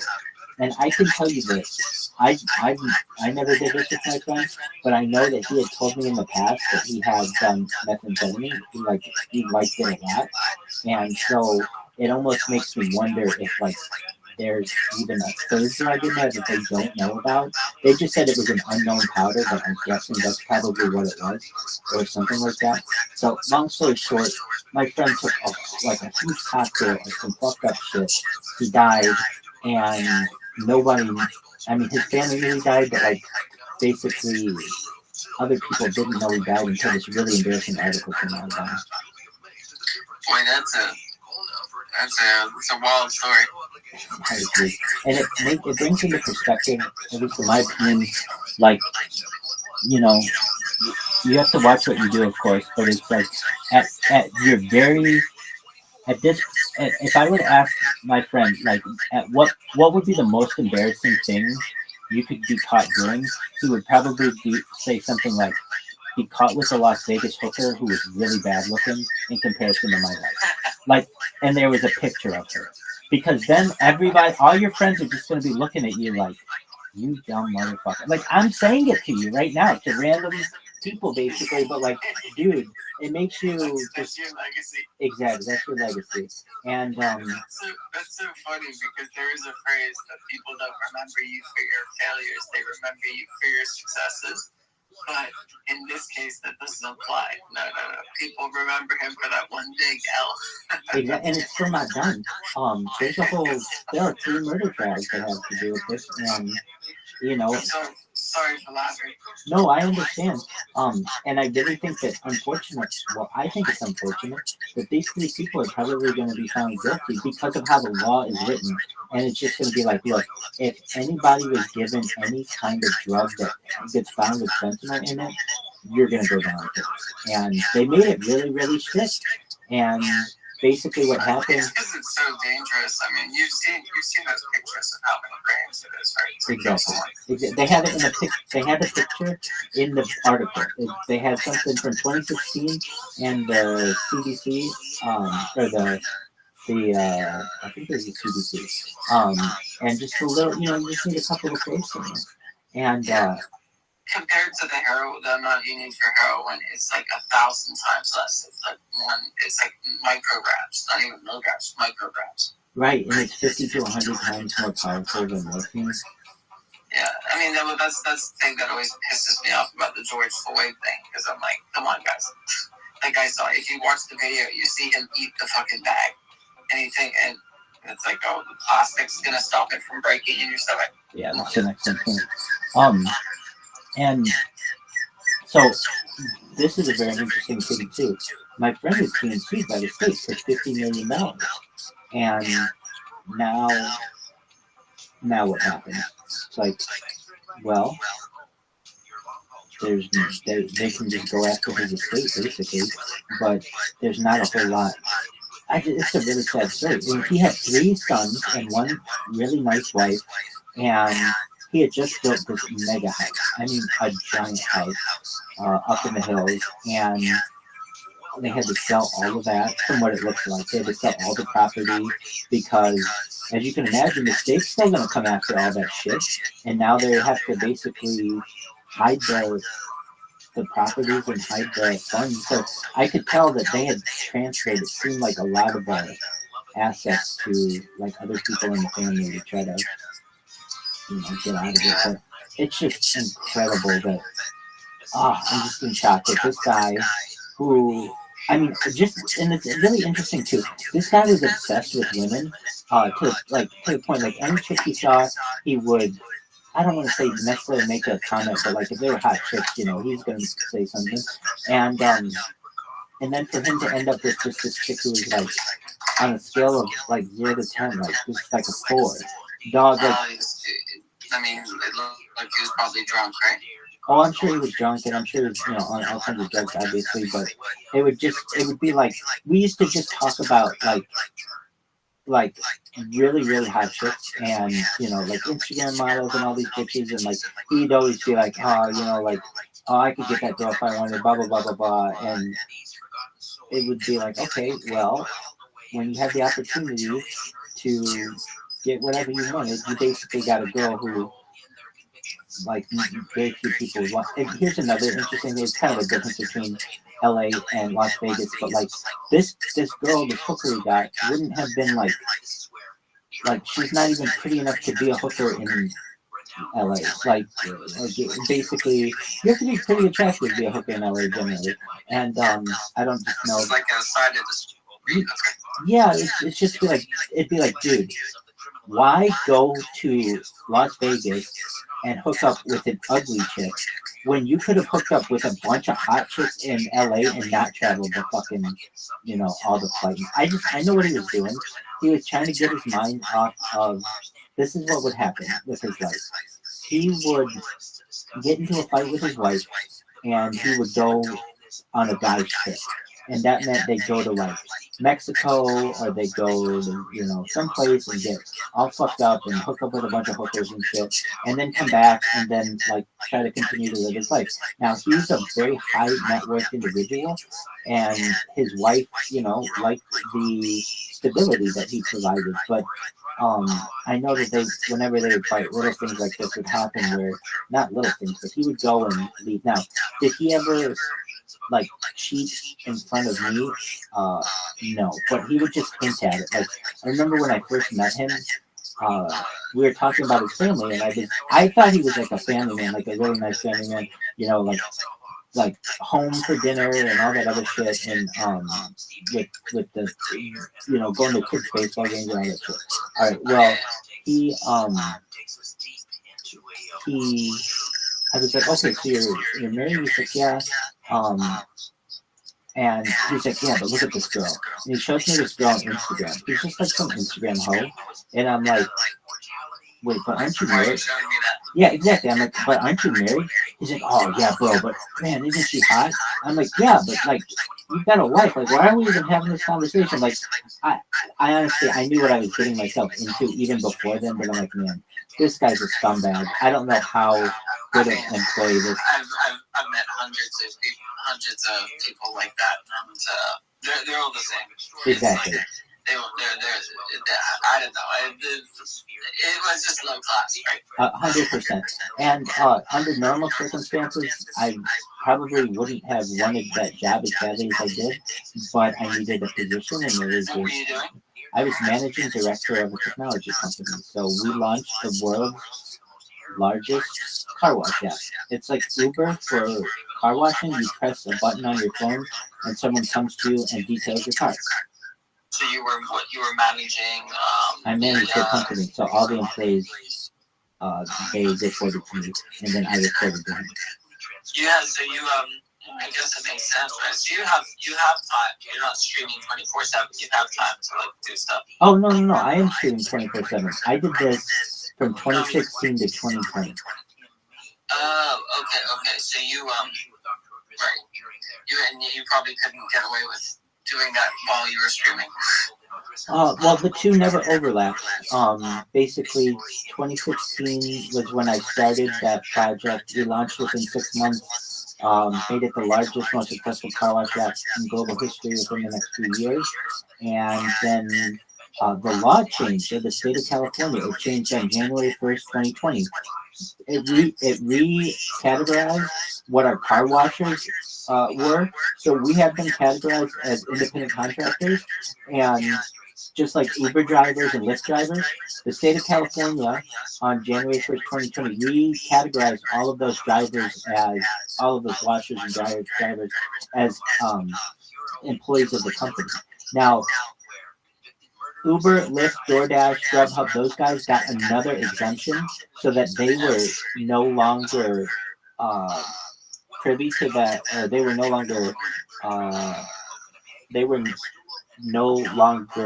that law could not be enforced in them, but it could be on the automobile detailers. So as of January, it did. So what we had to do was, I had to find another job because I knew that job potentially couldn't continue to be done legally. So I actually left that job for another position like 10 days before the state of California came and ended up suing. I had no idea that the state was going to sue him. What ended up happening was they sued him for $50 million, and they're still in litigation with all of that. And what's amazing to me is they just didn't drop the case once the guy died. Like, oh, he died? Like, okay, well, there's nothing else to go after, but there are his assets, and he has several houses, bunch of businesses, he has a car collection, house, like beach house. So they're going after all of that. I'm sure they're still not going to be $50 million. And well, they'll take what they can, right? They're trying to get how much?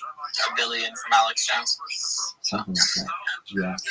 Hey man, it was good talking to you. I think I gotta crash to bed. Take care, Alex. You take care of the little one. Yeah. I'm gonna come in here more and chat though. I didn't realize you were up so late. Please do. Because I'm on the night shift all the time with my newborn. Absolutely. Well, I keep the midnight oil burning just about every night. So come on in and we will chat. Come on in every single night if you can, while you are feeding the baby. I'll come help you up, man. Excellent. Please do. Yep. All right. Hey, have a good night. You too. Take care, Alex. Bye. Goldup's new science fiction horror film, Lumina, only in theaters Friday, July 12th. If you love government conspiracies, space, aliens, and some blood mixed with comedy, this is the movie many critics claim.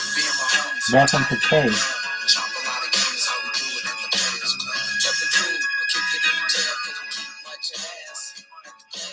I got a whole name real real. She got a buddy named SP12. Now you know the deal. We get freaky in the studio late night. That's why the beats that you hear coming real tight. Something to roll to, something to stroll to.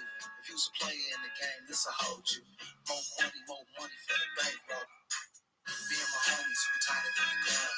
Chop a lot of games, how we do it at the Players Club. Jump the crew, kick it in the tub. So I run a book club, and me and my homies, we tied it in the club. Landing the impossible to get subject. Fishman got to Son of Sam in prison, and Bernie Madoff opened up to him. Fishman jumped the world of podcasts with a series for Audible, Ponzi Supernova, about Madoff. He followed that with a #1 series, Empire on Blood, for Vanderplay. so you changed the settings on it. That's That's not an uh-huh. Among the company's investors, That you took his property and you in effect destroyed his property. That's not something that you could do. Okay. What rent do you think he owes you for? He owes me for the lease that we signed together. No, he doesn't. You stole his property. The landlord may come after him. He doesn't have to live with you if you steal his property. What else? That was it. I didn't do anything with his phone. No, I don't care what you did. Do something with his phone. You changed all the settings so that he could no longer use it. He doesn't have to pay you for any rent. You can't do that sort of thing. It's unacceptable. Now, see how fair I am? Where's her dog? Where is her dog? I don't know what a dog is. Just you. I don't believe that. So you changed the settings on it. I know this is the subject of an upcoming podcast, but what can you share with us about that incident? Well, the podcast actually freelance both is up and lying down. It's called My Friend the Serial Killer. And it's on the top of the Apple charts right now. It begins with this kind of crazy encounter I had when I had just dropped out of college. I had moved home to my parents' house, which they were not happy about. My father kicked me out one day. What's up, Slutty? It's everybody's favorite slut slayer here, Rabbi Rothschild. Next up on Rabbi's big board.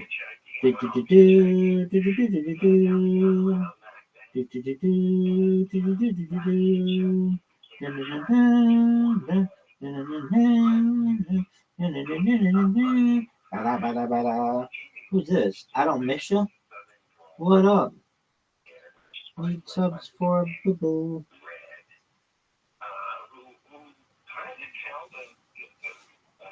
Oh, look, one of my things is in here. Have you seen your custom shout out from Rabbi yet? I'm making it right now. Hey, Rabbi on TikTok, Super Rothschild, Discord. Please share to be a trillionaire. Type Rabbi Nico. And put the live. This is the biggest event in global history. Amazing. Well, it is. I don't miss you. Let's check out your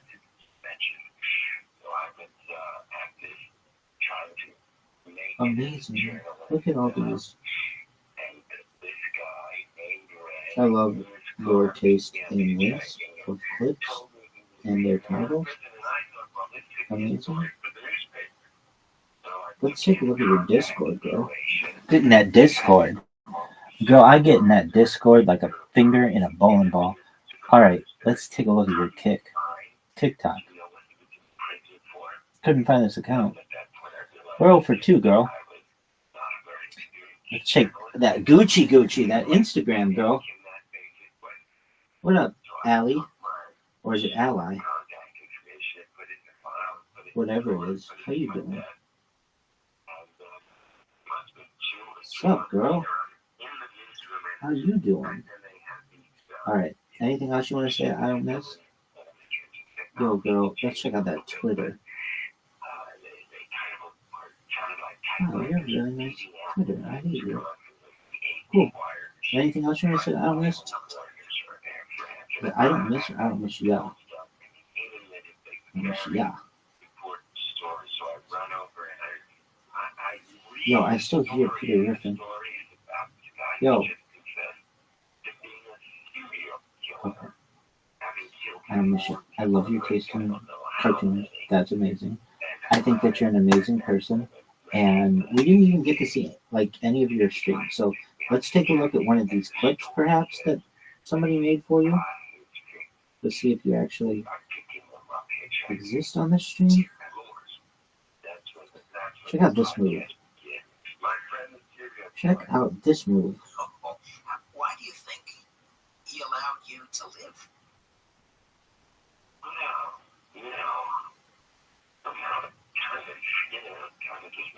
Here you are. You're just chilling. Good on you.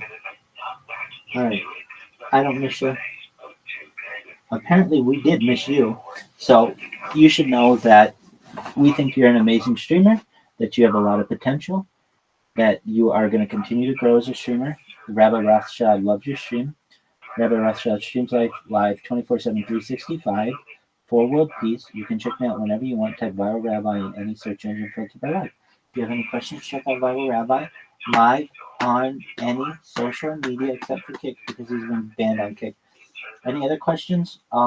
Check out my linktree, linktree.com/Rabbi Rothschild. Shout out to I Don't Miss You. Apparently we did miss you. That's cool. Shout out to Rabbi. Stay back, everybody.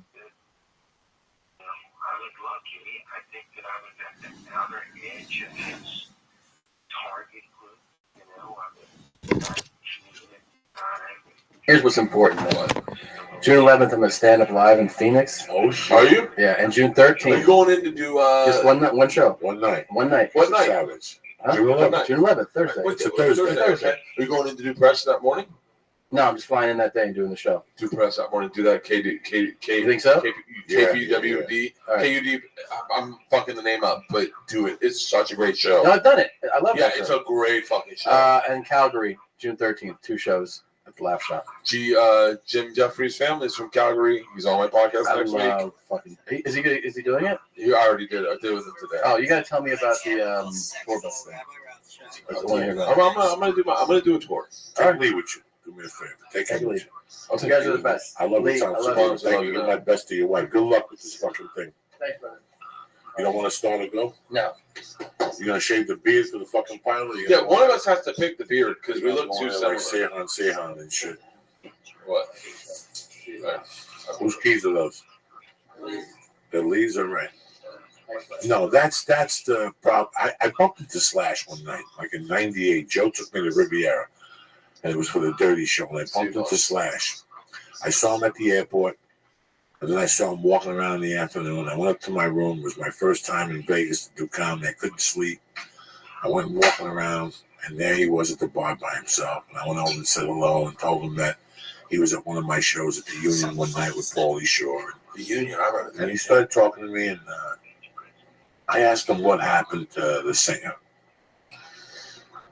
And he goes, "Can I ask you a personal question? How you doing with comedy right now? Are you doing well?" I go, "I'm not doing good at all. I just moved here.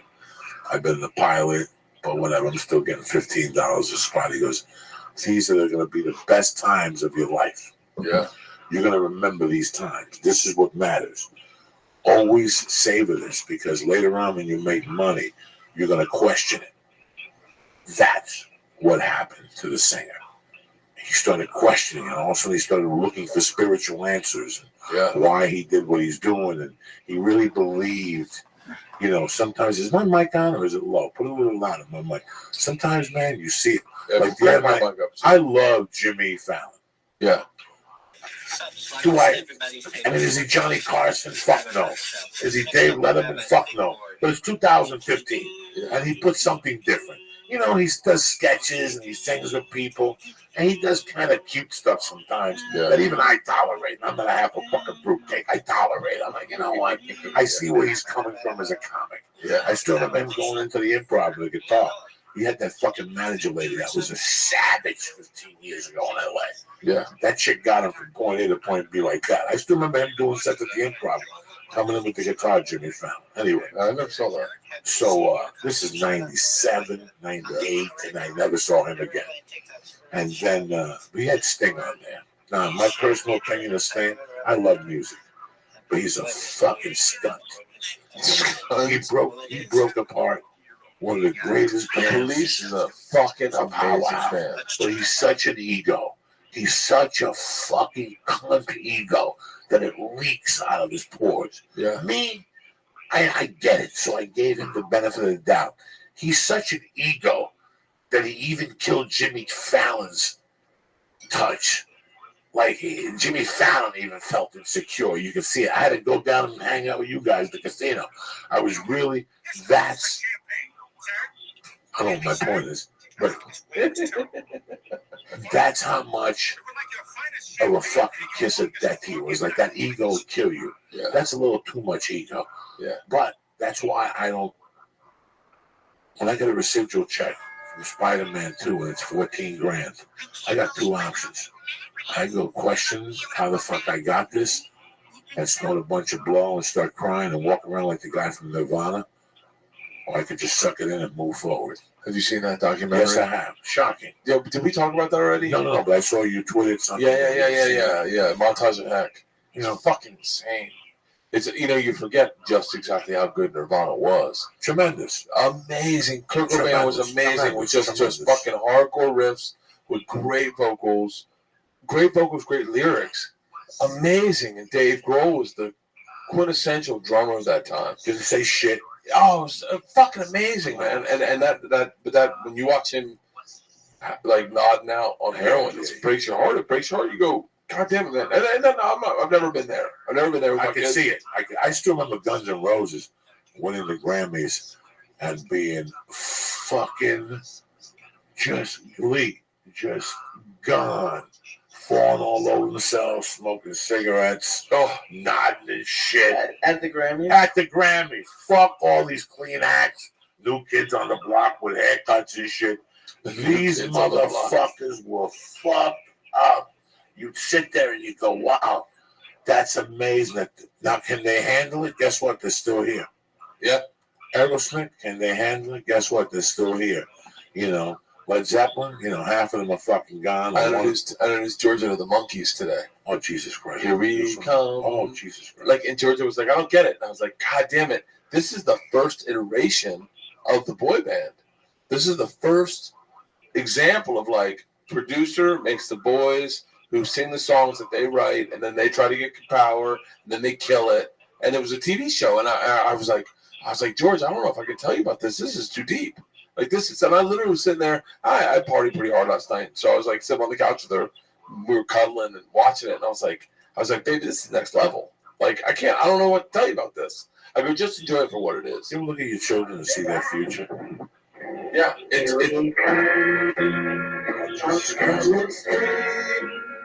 Got the funniest love song, and the one we move. Hey, This is one of the first ones I saw in Cuba. The When I monkey? came to the country, this is what was popular on TV. This, the Green Hornet. Hey, I'm doing Felipe's podcast tomorrow. Are you going to do it with me? No, I got 1,000 things to do tomorrow. I want to do a podcast with you and Felipe. I'm waiting for this answer right now from this guy. He just texted me now to see if I can meet him tomorrow. You ever look at your kids and kind of in a way see their future? I do. I do with Isla. I don't with Georgia. I don't know what Georgia's going to do, but I can see Isla's not going the right path. I can see that. Why do you say that? You know Isla. No, Isla's just a free, beautiful child. She's a free, beautiful child that's going to end up a drummer in a fucking lesbian band, or like just like she's not going to be like a doctor or lawyer. Like she, you know, I just don't. I don't see her taking the conventional path. I think what she respects in life is not what the average child respects in life. You know, like today we're my hands are all painted because I'd bought these spray paints that go on shirts. She wants to make shirts for me of animals. She'll draw a stencil from the animal and then she wants to make shirts. But she's only 8. Like it's like an entrepreneurial angle for her. But she doesn't know that you can make money of it. She just knows that she wants to do it. So she made these owl shirts with the letter B in the center of the owl. It looked so badass. I was like, how are you doing this? And then she was just like, really like, you remember like Bob Ross? You remember that guy? The painter Bob Ross would be like, with the afro, he'd be like, I would just take a fucking, like there was this black one she did that had an owl in the center on a gray shirt and had the letter B in the center of the owl in like stencil. And then she just took the color blue and sprayed it all over, and it looked badass. And I was like, fuck, that's not a regular brain. That's her brain. I can't fuck with that brain. And I don't want to fuck with it, but also part of me wants to go, hey, make sure that brain is taken care of in case the artistry doesn't come out. I don't want her to be addicted to, fucking pills or heroin. No. As long as you give her love, she's not going to have any doubts. She's like you, Joey. Like you're one of those guys that you and her are very similar. And I've said this for a long time too, I think. But like she loves hard. She doesn't love like on the peripheral. You either know she fucking likes you, or she doesn't like you. You know, like you're one of those people that my dad loves. But my dad doesn't love a lot of people, but he knew that you respected him and that you had love for him, and so in a weird way you guys connected. And so it's like that's like Isla. She's like that. Now I love him more. I didn't know he was that type of lawyer. Yeah, that's a heavy type of lawyer. Yeah, it takes a heavy person to be. That my secret dream. If I ever get reincarnated, I want to come back as a top-notch attorney. I'm talking a top-notch attorney, defense, 3 or 4 huge clients that keep going to retain them, and you just fucking are their mouthpiece for life. Listen, it's going to cost you, but you call me at 5 in the morning, I'm tiptoed to the blue. I'm right there with you, banging around the fucking jail. Yeah, that's the kind of, because I saw it. I saw that kind of representation to my mother. Sam DeLuca was the best attorney I ever saw in my life growing up. And he represented fucking killers. And he kept them aside. He drank at their bars. He drank alongside with them. Yeah. And it takes a certain demeanor to have that, to have people like that respect you. Because after a while, they'll just say, fuck this guy, we'll stiff him. Yeah, you got to keep them paying you. An attorney is a very weird occupation. It's not what people think on paper. For you to be a good fucking attorney, you got to know how to cross the line and come back. Oh, I know I would have. I love it. My dick gets hard thinking about it. I could have never done the work to get there, though. The work would have been hard, but once you get that work down and you start listen, man, they pay you to find loopholes. That's a great job, which is something I'm bad at. But by working that muscle, you get better at it. Yeah. By doing math and working that muscle, maybe a little fucking jujitsu to get your mind thinking. You've been doing jujitsu a lot lately, huh? I'm fucking terrible. It's amazing. I'm so glad I came by tonight.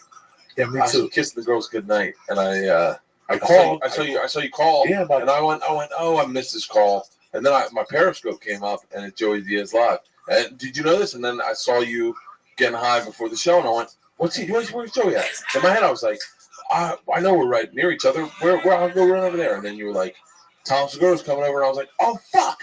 We had talked about that. I was like, the podcast. So I called you up. I was like, hey, can I still come over? And I kissed the girls goodnight. And I just got in an Uber and came over. Thank you. And I was like, God, I'm fucking so glad I did. This is such a great night. You came with ammunition. I brought booze. I'm not going. Did you Uber? Did you Uber? I Ubered. Always Uber. Well, look at you. Yeah. You Uber, Lisa? Yeah. No, Joey's not a huge fan of Uber. Oh, really? I am. Sure I am. It's not for you to Uber because I want you to be mentally tough. You don't need to Uber. You're a fucking animal. Oh my god. What happened? Lee, how long have we been doing a podcast? This one? Yeah. Well, almost at 300 episodes. No. No, the How, time right now? Yeah. We're 2.5 hours. We're going to shut off here in about 10 minutes. What do you think, guys? I've had a fucking blast. Oh, me too. This is, I really have, man. I'm so blessed having my life, Joe. oh, really? 153. Yeah, this is, listen, man, a podcast is basically tapping into a good conversation. It shouldn't be forced. It should be very generic. The podcast I enjoy is just generic conversations. Yeah. You can tell when you put a comedian on, he's trying to overdo it. Just talk, you know. I tell you, man, I really regret not reaching out to people I don't know more. Felipe was probably, other than meeting you, was the realest person I've ever met. Like, remember when I met you, the first words you said were, "Dog, you ever break into a chick's house and you pussy on the quaalude?" And I fucking fell apart. You're like, "Lucy Snowbush," and that is the fucking. I remember saying to Joe that night, we were sitting outside the thing. I go, "That's the realest fucking guy I've ever met in my life." Like, I feel like a phony standing next to him because everything he says is so genuine. And Joe was like, "Dude, it's Joey Diaz. That's next level." Like, I mean, that's not his exact words, but and then meeting Felipe, I was blown away. I was like, and he was like, "Oh, I'm good friends with Coco." Like, it just, and I really love that in people. And that's what podcast brings out to me is real motherfuckers that would have never gotten a voice. You know what I mean? Like, you can't be you on morning radio. No.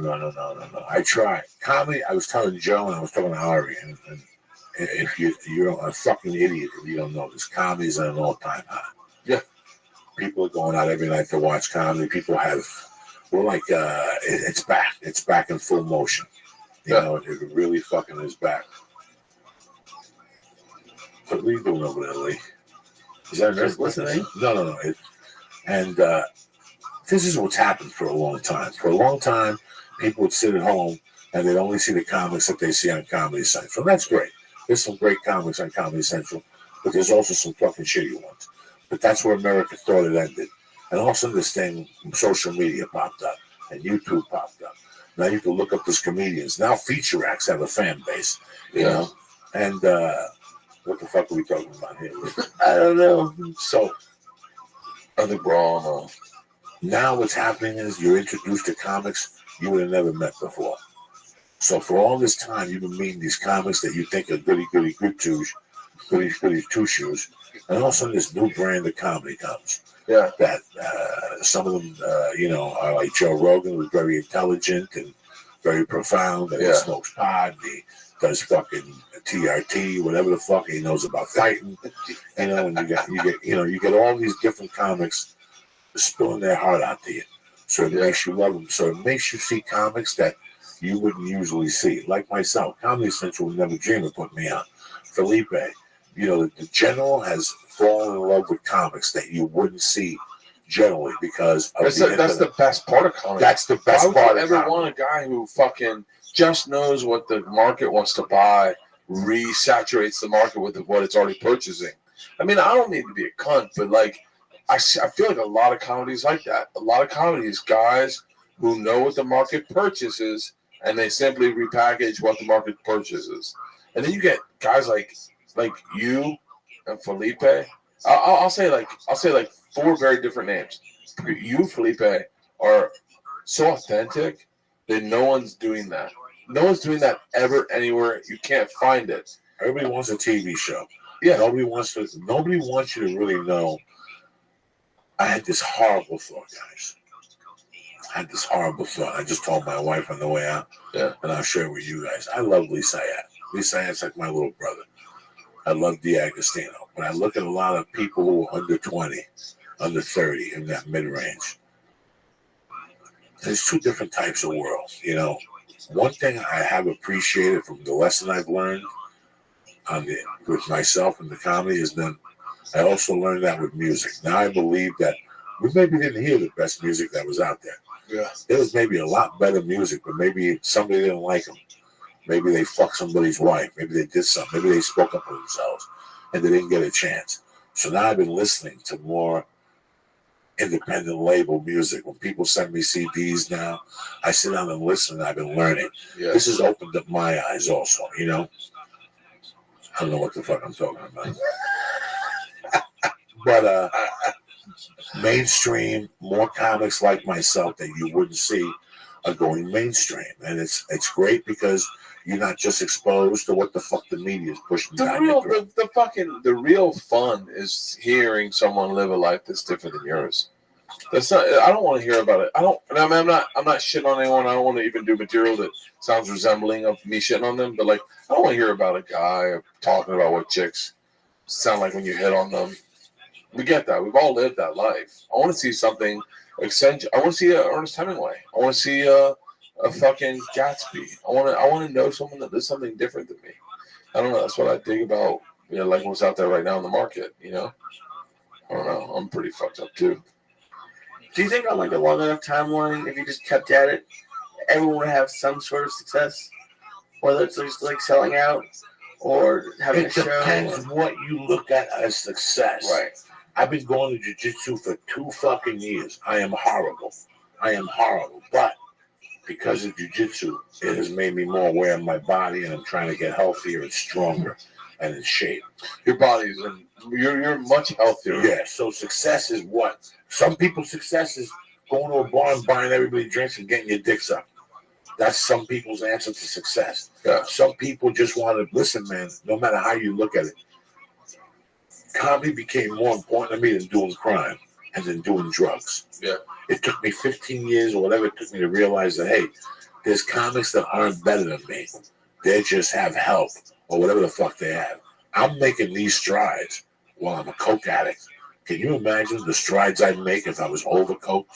If I didn't do coke? Now my energy had somewhere else to explore and go somewhere else with my mind. Yeah, but your path, your journey is what it is. Like there's no like I don't.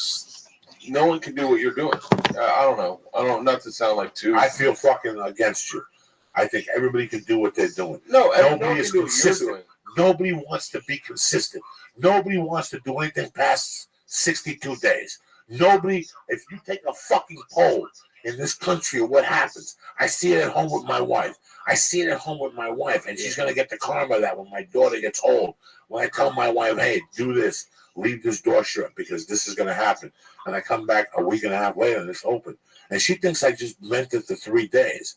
You know, every morning. Today I got up at 4 a.m. My flight was at 7:35. I got up at 4 a.m, just out of myself. I got in the shower. I came out. I ordered breakfast. I was packed already. I tried to write not jokes, but about my day and about my journey for the week and how great Vegas was. And the process of all this, I go, holy shit, it's Monday morning. I got to post 3 videos. I got to do the morning joint. Nobody was on Twitter, but I did it because it's consistency. That's what I do on Monday mornings. You know how long I've been doing that, Lee? How long have I been doing that pathetic thing with the same fucking songs and the same stupid fucking little... Since I've known you. Okay, 3 years. 4 years. And even though it's stupid, and even though whatever, how many comics get up every morning and tell you to have a great day? Very few. That goes a long way in my world. No one, I don't think. So, consistency is everything. I believe that if you stick with something long enough, even if you don't become a Hollywood star or you don't become a world champion at it, you will get a different lesson out of it. That you will go into the next level of your life in peace. Jimmy Schubert does a great saying. Once his father told him, don't cut the shrib, never give somebody a short shrib or something. It means to always give 100%. To always give 100%. Even when you don't think nobody's looking, always give 100%. And that's the only way you'll be in peace when you move on to the next level of your life. Yeah. And with that, let me give a shout out to the sponsors and we'll get the fuck out of here. Hey guys, you get all new Bertcasts this week. I'm in DC. I'm fucking joking. You do this to me. I turn into this like fucking malleable piece of jello when I'm around you. Well, hold on 1 second. Let me talk about honor here. Maybe you should take some fucking Shroom Tech. Maybe you should take some fucking complete earth-grown nootropics with alpha, GPC, and AC-11. 90 capsules. This is one of the best products on the market to get your fucking head together, because it all starts at your fucking head, cocksucker, and then it moves on. That's what Onnit does to you. Go to Onnit.com right now and look at the exceptional fucking inventory they have of fucking nootropics, lootropics. They got everything. They got New Mood. They got Shroom Tape. They got Battle Rope. The only thing I can't get you 10% off on the action gear, I get you 10% off on the supplements. Go to Onnit.com. Look at the fine line of stuff. Try their new mood. Try their new mood. Mood is tremendous. Listen, I never jump in on an ad, but I will say wholeheartedly, Joey knows this. I have a problem with anxiety and OCD. The fucking new mood, that 5-HTP, that works. It really does work. If you're a guy that obsesses about shit because someone says something to you at work and then you can't stop, or you said something drunk at a party, try that 5-HTP. It works. There you go. That's a fucking, what do you call those, editorials? Testimonials. Same fucking difference. Go to Onnit.com right now and press in. Church. Boom! And get 10% off your order and just stay on it. You can get on the Stay On It plan where they'll deliver Onnit to your fucking door every month on the month, okay? That's how we rode here. How about a big shout out to my people at Hit E-Cigs right now, putting a tremendous special for you. 5-pack, 2 cigars, 2 cigarettes, whatever the fuck you want. You gave me one of the cigars last time I was here. $50 fucking dollars. You can't beat this thing. 1,200 guaranteed puffs. They ain't fucking around. You understand me? They're not fucking around. When you go to all these 7-Elevens with those ISIS cigarettes, they only have like 300 puffs. Fucking this shit. ISIS cigarettes? Yeah. Hit E-Cigs, they fucking take you to the next level, cocksucker. Go to HitE6.com and press in. Joey's Church. Boom! And get 5 Hit E-Cigs for $50. That's $10 a piece. You'll be smoking fucking electronics till the end of time. I love you, cocksucker. Number 2, Iron Dragon TV. You had a great Memorial weekend, but you burned through your fucking Netflix catalog. It's time to switch Roku, bitch, and go see my man Dave Foley over there at IronDragonTV.com. Classic martial art films right there in your house at the fucking control of your fingertips. Everything you like. What do they got? Jet Li? Yeah, Jackie Chan. Doom Boom. You sure? They got everybody. Touchy Hero. Everything. They ain't fucking around. Go to Iron Dragon TV and get 2 free films on Joey Diaz right now. Tell them I sent you. Go to Iron Dragon TV and press in. Joey. Boom! In the box. And get 2 free classic martial art films right now on your television set. And you're sitting there, what am I going to smoke tonight, Joey? You're going to go to naileditlife.com for the best vapor pen on the market. You understand me? Fully guaranteed. You have a problem with it? You call fucking Dave. This week I was smoking my vapor pen at the airport today. Is this the one you told me about? Yeah. And the thing was fucking... Shut up, stop. Did you smoke it? I don't know what you're talking about. Did you smoke it? It was pretty fucking good. I smoked that dab at the airport that I got fucked up, but the thing was loose. You did what? But the thing was fucking loose already. If that happens to one of Dave's pens, I called Dave and Nailed It Life. I got a pen delivered to my house within 24 hours. Go check out naileditlife.com. All the great products they have for dabbers. If you're dabbers, that's your world, they are the fucking kings of it. They make a gummy bear called Los Gummies Hermanos, which will fuck you up. 250 milligrams of a hash oil. You need a license to get one, though. If you live somewhere where there's no license, don't ask, you dumb motherfucker. We can't mail it to you. Another shout out to Nailed It Life. Another shout out to Iron Dragon TV. Another shout out to Hit E-Cigs. And a tremendous shout out to Onnit.com. And to Bert Kreischer for coming this weekend. God bless you, Joey. Also, you bad motherfuckers, on Saturday night, one-stop shop, Uncle Joey, Oklahoma City, at the lab, at the university. That's right, Uncle Joey's coming to Oklahoma City. Put the fucking horse away. I'm coming with a big dick and some Vaseline. And then the week after that, the Denver Comedy Work, all you pot smokers, I'm coming to fucking town. You better get ready. I'll be doing jumping jacks. By the time I get there, I'll be under 300. So I'm going to smoke pot like a motherfucker. I'd like to thank Bert Kreischer. I'd like to thank my man Tom Segura. When's the new season started? A trick, whatever? Triplet. June 2nd. June 2nd. On Travel 8 p.m. And the thoughts tonight do not express the thought of the producers or the Food Network channel. You understand? I love you, cocksucker. Stay black. Uncle Joey loves you always. Happy Memorial Day. If you're a soldier, let's get the national anthem. Oh, I fucking love this. Let's get the national anthem. Like last time, Lee. Let's What's up? Like play some music of the national. I am. Where Joey. I got it. There, yeah. This is one of my favorite times I've ever had on the show. Oh, here we go. Get up, you fucking faggots. It's America, you fuck. Soldiers died for you. And you want to walk around with a sore ass telling people you're free. You ain't free, you fuck. You're a fucking hologram. You're trying to be somebody else. It's Memorial Day, you fucking cocksuckers. Be a man.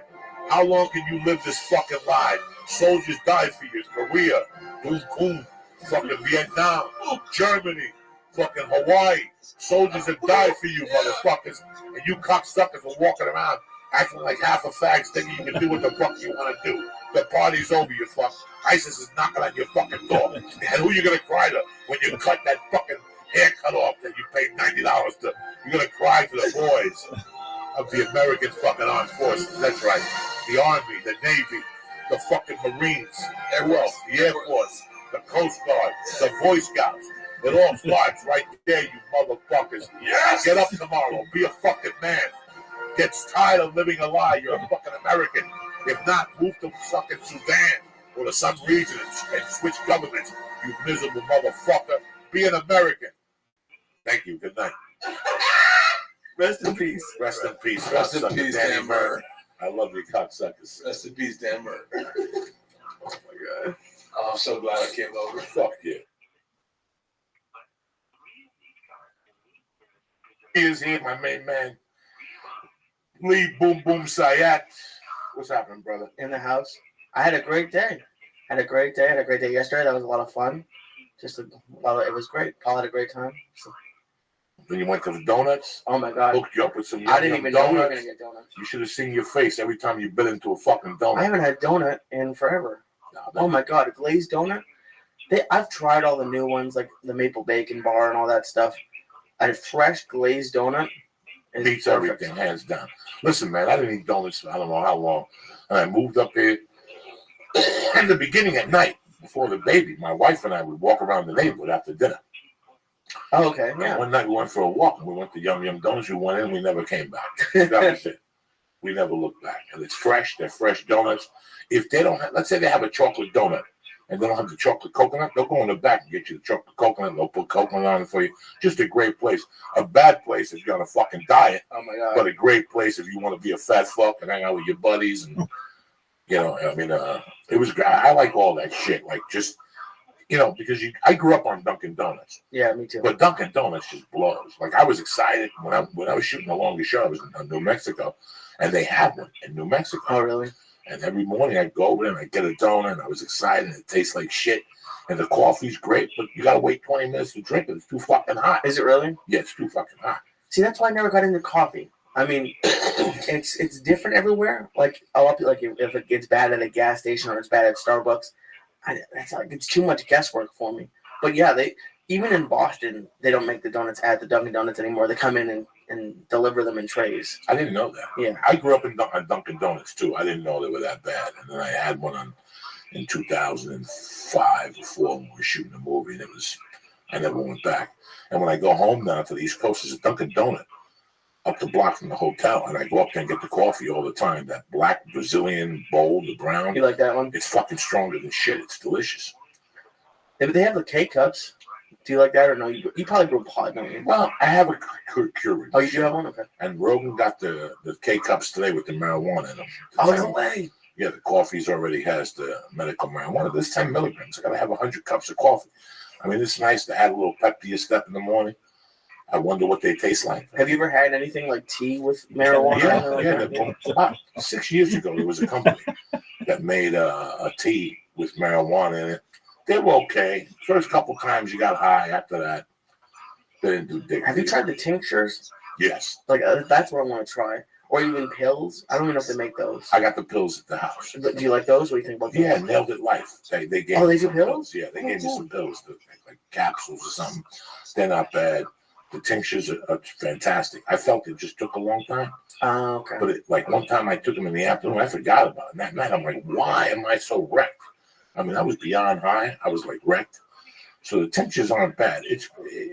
They come a long way. Like I never thought, when I started smoking pot, I just thought it was something that you heard about legalizing it, but you just kept, you want to turn that air on this phone. Already? Okay. Yeah, it's hot. You're sweating already. I am? Yeah, look at your little domey over here. It's okay. It's all glittery and shit.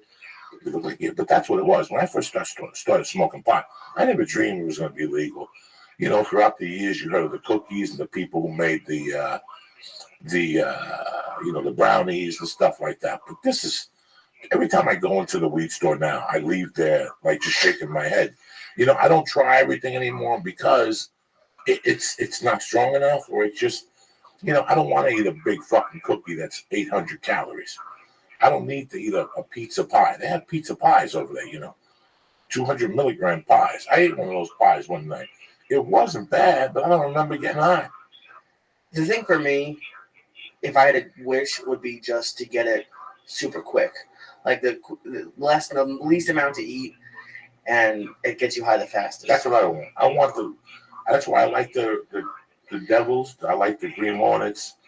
That's why I like the Stars.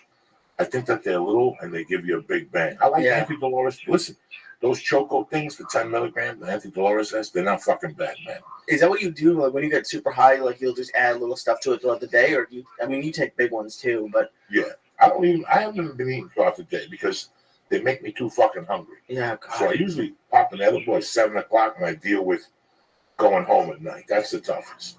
Is going home at fucking 11. And I eat popcorn, so that kills my carbs at night, you know. Yeah. But it's not like I'm eating a cheesecake or nothing. No, I'm not eating nothing like that at night. I'm not making sandwiches no more at night. I'm not cooking leftovers at night. I haven't eaten leftovers in like 5 months. Nothing like that. Really? Yeah, she bought this popcorn I eat at night. It's not bad. It stuffs you out.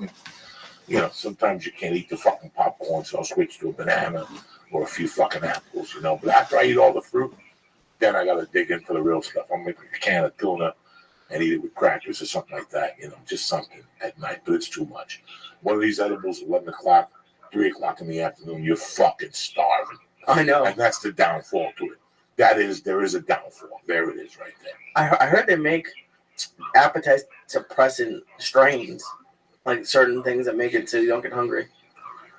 You're gonna look for what? A year to find the strain and it's gone? Just deal with it. We've been smoking pot for so long, we just deal with it. The reefer doesn't make me hungry, but it gives me an initial appetite. You were asking me what I do in the morning. I try to drink coffee with my first joint or a half a joint. And I do that to get the appetite going. When you're on a diet and stuff, you want to eat as you wake up. You don't want to sit for 2 or 3 hours. That's just bad for your body. So you want to eat as soon as you wake up. Something. Water right away. A glass of water. As bad as it tastes, with toothpaste in your mouth, and as bad as it fucking feels in your stomach, because that gets your metabolism going. Those are 3 hours that your body's just in limbo in the morning. So when I get up, I drink that coffee, I'll drink a little water, then I hit the coffee like Doce said, and then when I'm drinking the coffee, I smoke a half a doob or a couple pipefuls, and that gets that breakfast appetite going. Yeah, because I don't know how you make it through that periscope that you do, because you smoke an entire joint, and I know that's not your first edible or your first joint. Fuck no. Oh my God. Fuck no. For people who don't have it yet, if you're Android, they just came out with the Android app. So What's an Android? It's just the other kind of phone company. It's not even the phone company. It's like all the other phones are Androids. It's an operating system. It's just what your phone runs on. And then there's Samsung and all the other companies. But they have the app now for Periscope. Everyone used to get mad when I have Periscope because it's only on Apple, but now it's for everyone. Okay. What do you think? I love that app. It's especially now when there's so much of everything. It's hard to like have something go crazy and be that great, and to have that idea. And as soon as I saw Periscope, I was like, wow. It's just amazing. Listen, man, they're developing new stuff every day. I'm not a computer person. I don't read computer magazines. I'm not hip. I don't know what's going on. But I wish I was. Like I don't change tires. I can't do oil, but I always wish I was good with cars. Now it's computers. I always think about buying an Apple computer just to get the training at the store. You know, like if you buy that package, they give you training. So if you buy a camera, they'll give you fucking free training with the camera a couple hours a week. You probably like the Apple. It's super easy. It's super user-friendly. Like, what do you mean? They try to make the computer as easy as possible to run and like how to find applications. It's I mean that's where they're going. Like PCs are more for people who like to customize and stuff like that. Or for idiots, it's Apple. But I mean, yeah, and they're more expensive. That's the same thing. Apple and Mac are the same thing. Yeah. That's how much I fucking know. I'm getting education from Lee about Androids and shit. I don't know what the fuck people are talking about half the time. Yeah. I mean, it's hard to keep up, but it's crazy. Like, you've always talked about how, like, Dane Cook took over MySpace and stuff like that. So, as soon as I saw Periscope, I was like, oh, shit, this could be, like... Because the thing we've talked about forever is that you just need a camera on you constantly. Jesus fucking Christ. If I don't kick this one down next to me, I'm trying to get comfortable here. I just don't know, and I get scared sometimes. With Periscope, it's so fucking easy just to set it up and send out the tweet and get people to watch it and just shut it down. I don't like Periscoping all day. No. You know, today I Periscoped the cats. That was great. Biggie looked so cool. Biggie and the other cat looks like he's fucking gonna die, but I love those guys. I've known those guys for 6 fucking years now. Every time I walk down that street, I talk to those fucking two cats. Or BW, I'm friends with them. They follow me half the block. Really? Sometimes I gotta bring them cat treats. Is Biggie the loudest snorer you've ever heard? Because every time, even when we did Mad Flavors with him, like, you could just hear his purring is just like super loud. He's a great cat. He's a great cat. How come you never brought him upstairs? Because I got other cats to deal with, and he's just a male that will go crazy. Oh, okay. He's got a home. They all have homes. Jill's their fucking parent. Do they ever go inside? Yeah, they go inside at night. Oh, I didn't know that. Yeah, they go inside at night. She lets them out like 5:30. They fucking want to go outside. But now they go down the block. It's really interesting how they move down the block. But then come 6 o'clock, you see them right in front of Jill's eating. Oh, okay. Wouldn't you ever get nervous about them getting hit and stuff? Like, it's just... I get nervous every night, but they don't move. The fucking Bruce Jenner and his assistant across the street, Monaco, fucking were feeding the cats at night. And they were walking down the corner, but something happened. There was a fight with one of the cats, so thank God they stopped coming down. Somebody started feeding them down there. Oh, okay. And Biggie's like, I'm not walking all the way down the block to hang out with fucking Bruce Jenner and fucking those crazy motherfuckers. Bruce Jenner don't come out of the house no more. The other guy that did the operation. Oh, Monica? No, his buddy. Well, fuck stick. Captain Annoying. He don't come out no more from his side. He just hangs out? Yeah, I don't know why he switched governments if you're not going to want to show that pussy. If you're not, why'd you switch governments for? I don't get it. He sits in the fucking house all day. Both of them don't have jobs. I know they get some type of disability from the government. How the fuck do you live your life like that? Maybe he's just looking at the post. Maybe he likes to just look at it. Who? The other guy, not Monica. I don't fucking know. I don't get involved. I don't get involved with nobody on that in that little housing compound. There's the drunk chick that her and her boyfriend are always drunk. She has a job and he doesn't. I think he's on disability too. And they just live their life and he walks to the liquor store. I see him like at 8, dog. He comes back with a fucking 24-pack. And then when she gets home from work at 6, she brings a 24-pack and it's on. Them two motherfuckers drink 48 cans of beer a fucking day. Jesus. And the other guy's skinny as fuck. I don't know how he does it. Probably doesn't eat. So it's got him, the chick that's a painter or whatever the fuck she is. Okay. The two fucking whatever across the street from me, Zombo and his assistant. And then you have the Spanish dude who, fuck him too.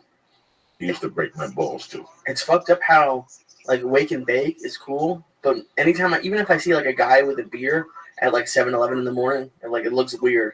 Drinking in the morning is not accepted, really. It is, if you're in that world. I have tons of friends that drink in the morning. Really? You know, I was telling you guys, one of the scariest. Before my mom died, she sold the bar. My mom had a bar on 29th and Bergen Line. But then on 30th at New York Avenue was this other bar, Otto's. So when my mom shut that bar, the bookies from there had to go somewhere close by because people banked on them to put their numbers in. So they started going to a bar around the corner named Otto's. And it's the last bar. Pretty much there's only one more stop before you go into New York City. Oh, okay. So when my mom died, I used to have to go up there every Sunday and meet Zoraida, Z, the lady I talked about in the Comedy Central thing. And we would meet up there. And one day I asked the guy, hey, are you looking for any bartenders? And he goes, yeah.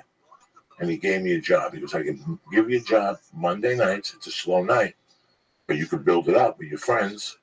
And then Thursday morning or Wednesday morning and Friday morning. And I go, who comes in here in the morning at 7 o'clock? And he goes, you'd be surprised. So he goes, I want you to think about taking the job at 7 in the morning. Because if you take this job, you really have to be here at 6:45, 6:30. Because those people show up here at fucking 10 to 7. I'm like, he's lying to me. Oh, my God. He's just telling me that to make me go there early. Well, let me tell you something. Guess what I did the first day? Sure enough, I get there 5 to 7. I had 18 pissed off people. No. Judges, attorneys, people with suits. Like, nobody looked like an alkie, but they all were. I learned a lot from that job. And I go in. So basically, this job I had at Otto's, I was in high school. No, you weren't. Yes, I was. I was a senior in fucking high school. But I had a job. I was part of the CIE work-study program. That means you only have to go to school in the mornings and then work 15 credits. I switched it. I told them, can I go to school in the afternoon on Thursdays and Fridays, which I really didn't go. Who gave a fuck at that point? And I went in the mornings and I bartended. But the first time I went in there on time, which was that Friday, was when I really saw it. I got there at 6:30 and I took care, I got all the ice, and at 10 to 7, they come in there. And let me tell you what their orders were. Their orders were 2 shots of scotch at 6:50 in the morning, 2 shots of scotch and a beer back. So 2 shots and a fucking beer. And they got it in like 5 minutes, probably? 3 minutes before they got on the fucking bus. Bam, bam, bam, $3-4 tip. I'd make $60 in those 15 minutes, and then I'd be dead the rest of the day till about 3 o'clock. There was no reason to go to that bar. A couple scragglers throughout the day. Somebody come in for a beer, somebody come in for a soda. It was the day shift was basically around that 400 I made in fucking 10 minutes. Jesus. And it was steady. I had a big load of people come in at 10 to 7. So it wasn't like people working the overnight coming in. It was it was people getting ready to go to work in New York City. Oh my God. So they get a drink to get on the bus. Yeah. Then they get into the city, and there's probably a place where they stop and get a little bottle to take them throughout the day. They go back there on the way back, get themselves a little bottle, and that finishes out the day for them. I guess there's no difference between that and no, it's smoking. It's just people do it all the fucking time. It's just a way of life for some. Now you have alcoholics, and you have drug addicts, and then you have functioning drug addicts and functioning alcoholics. Yeah. I was a little bit of all of them. I could fucking get high and act in our minds, in the junkie's mind. You think that they don't really know. Right. Like an hard, disgusting, perverted mind. I could walk in here, trip, and go. I could tell Lee that I took cold medication. They'll believe me. So is there actually a functioning alcoholic or functioning drug addict? Yes, there is. Absolutely. So, okay, there is. Absolutely. I feel there is because I was a functioning addict. No two ways about it. I was a functioning addict. My daytime thoughts were mixed with my addiction. So all day long, I'd be talking to you about business, but I'd be really thinking about how I was going to get high tonight. And the mind started working once I got the package for tonight. Until then, I didn't set it all fucking day. So why did he quit then? Why did I quit what? Doing drugs. I don't know. I don't know how it happened. All I know is that this is what happens to your mind. You really think people don't know. Okay. So at the beginning, maybe you're functioning. Because it just... No, you always function. Okay. I was a functioning addict all the way to the last day. Okay. I shot a fucking movie with killers. That's true. I'm doing a package every night in the long and short. I snorted 1.5 grams a night when I was going long and short. That's a lot of fucking coke. Till 4, 5 in the morning, 3 in the morning, I'd just go in high. I'd take a nap in the morning when I got there. I knew I wasn't shooting first. And I'd take a little nap for an hour, and then that's why I got so big up to 418. Because when you don't sleep, your body doesn't burn that fat, so you put on weight like it's going out of fucking style. But there's a thing called functioning addicts and functioning alcoholics. There's people that do drugs and can't do dick. There's people that shoot $10, $20 worth of heroin a day and hold down a job, and you'll never know they're addicted. You'll never know, unless you look in their fingers or their toenails, or they shoot heroin maybe in their fucking back of their legs. Oh my God. I'm so glad that was never my thing. It scares me. I'm very happy you're not fucking easily impressed either, my friend. You're a smart young kid. But a lot of guys your age didn't get high that I know. A lot of, I don't know. I just, I think a lot of kids are more probably drink too heavily as opposed to like heroin. Like, I don't know. I don't think I know anyone who did heroin. Me, I probably do. I guess the statistics are like. Now, when you went to college, were you a drinker at all? No. I didn't really like the kids in my college, so I hung out with kids from home. If I was going to go out to drink, I got drunk because I didn't see the point of just going out to have like 1 or 2 drinks. but I probably did that once every month, a couple of times a month. It always blew my mind when like my roommate would go out Thursday through Sunday. And I was like, I could not. Drinking has never been that fun for me. And when I get drunk, I have fun, but then like the next day, like you always feel like some sort of drinking and doing drugs was always fun for me. I can't lie to you. Really? I couldn't. And I don't drink, but the drugs were there. The drugs were available, so the alcohol was available. That's going to take the edge off. So I might as well drink. But I could drink when there was drugs involved. I didn't like how I felt, but I did it. I did all that shit against my cut all those years. I didn't like how it made me feel. I don't like how alcohol makes me feel at all. I like the taste of a couple fucking things, but not all of them. You know? Right, yeah. That taste of alcohol has always bothered me as a young man. Whatever I drink, whether it's blackberry brandy, whether it's fucking whiskey, I'll tolerate it. If I'm doing blow or if I've never, like a couple weeks ago, I was looking at my friend's kid's Facebook page. And he's 20, he's in college, and his Facebook page was just covered with alcohol stuff. Like, we're going drinking, we're going this place skiing, and you saw the amount of booze they bought. Their lifestyle was around drinking, which I think a little wear off after college. That's what they have. That's what you hope, yeah. I don't know. I was never that crazy about the drinking part of it. I can't sit at a bar. I can't fucking sit at a bar. When people come up to me after a comedy show and they go, hey, man, we're going to be in the bar across the street. You're going to swing by. Listen, guy, that's the last thing I want to fucking do. You'll never see me at a bar after a comedy show. I just don't have use for it. I never did. I never really had use for any bar. And would you ever like sit down at like one of the airport bars and have a drink or have a drink on the plane? Fucking close. I'll have a drink on the plane. Like an alcoholic drink? Fuck yeah. What do you have? I always have a White Russian. Oh shit! If I get upgraded to first class, fuck yeah, I'll fucking do a White Russian. When I got the free drinks from Southwest for flying business class, like if Joe Rogan takes me on the road or I shot that thing, they gave me a business class, you get a free drink coupon. Oh. I'll fucking drink. I'll do one drink, but I do a fucking appetizer drink. I do a faggy drink. I'll do an amaretto. I like White Russians with ice cube. I'll do a White Russian with a little bit of Coca-Cola in it. Colorado Bulldog, whatever the fuck. You ever have a White Russian with Coca-Cola in it? No. Oh my God. How much Coca-Cola? Just a splash? Just a little splash on my top. I'll try that. That sounds good. Fucking delicious. I like amaretto and ginger ale. That's like my girly drink. Really? It's super sweet. Like you can just put it straight down. That is fucking horrible. I like amaretto milk with a Valium. Whew. A nice 10 milligram Valium. You sleep like a fucking baby. I already used to with this stuff. It's funny. I started missing Fidel today.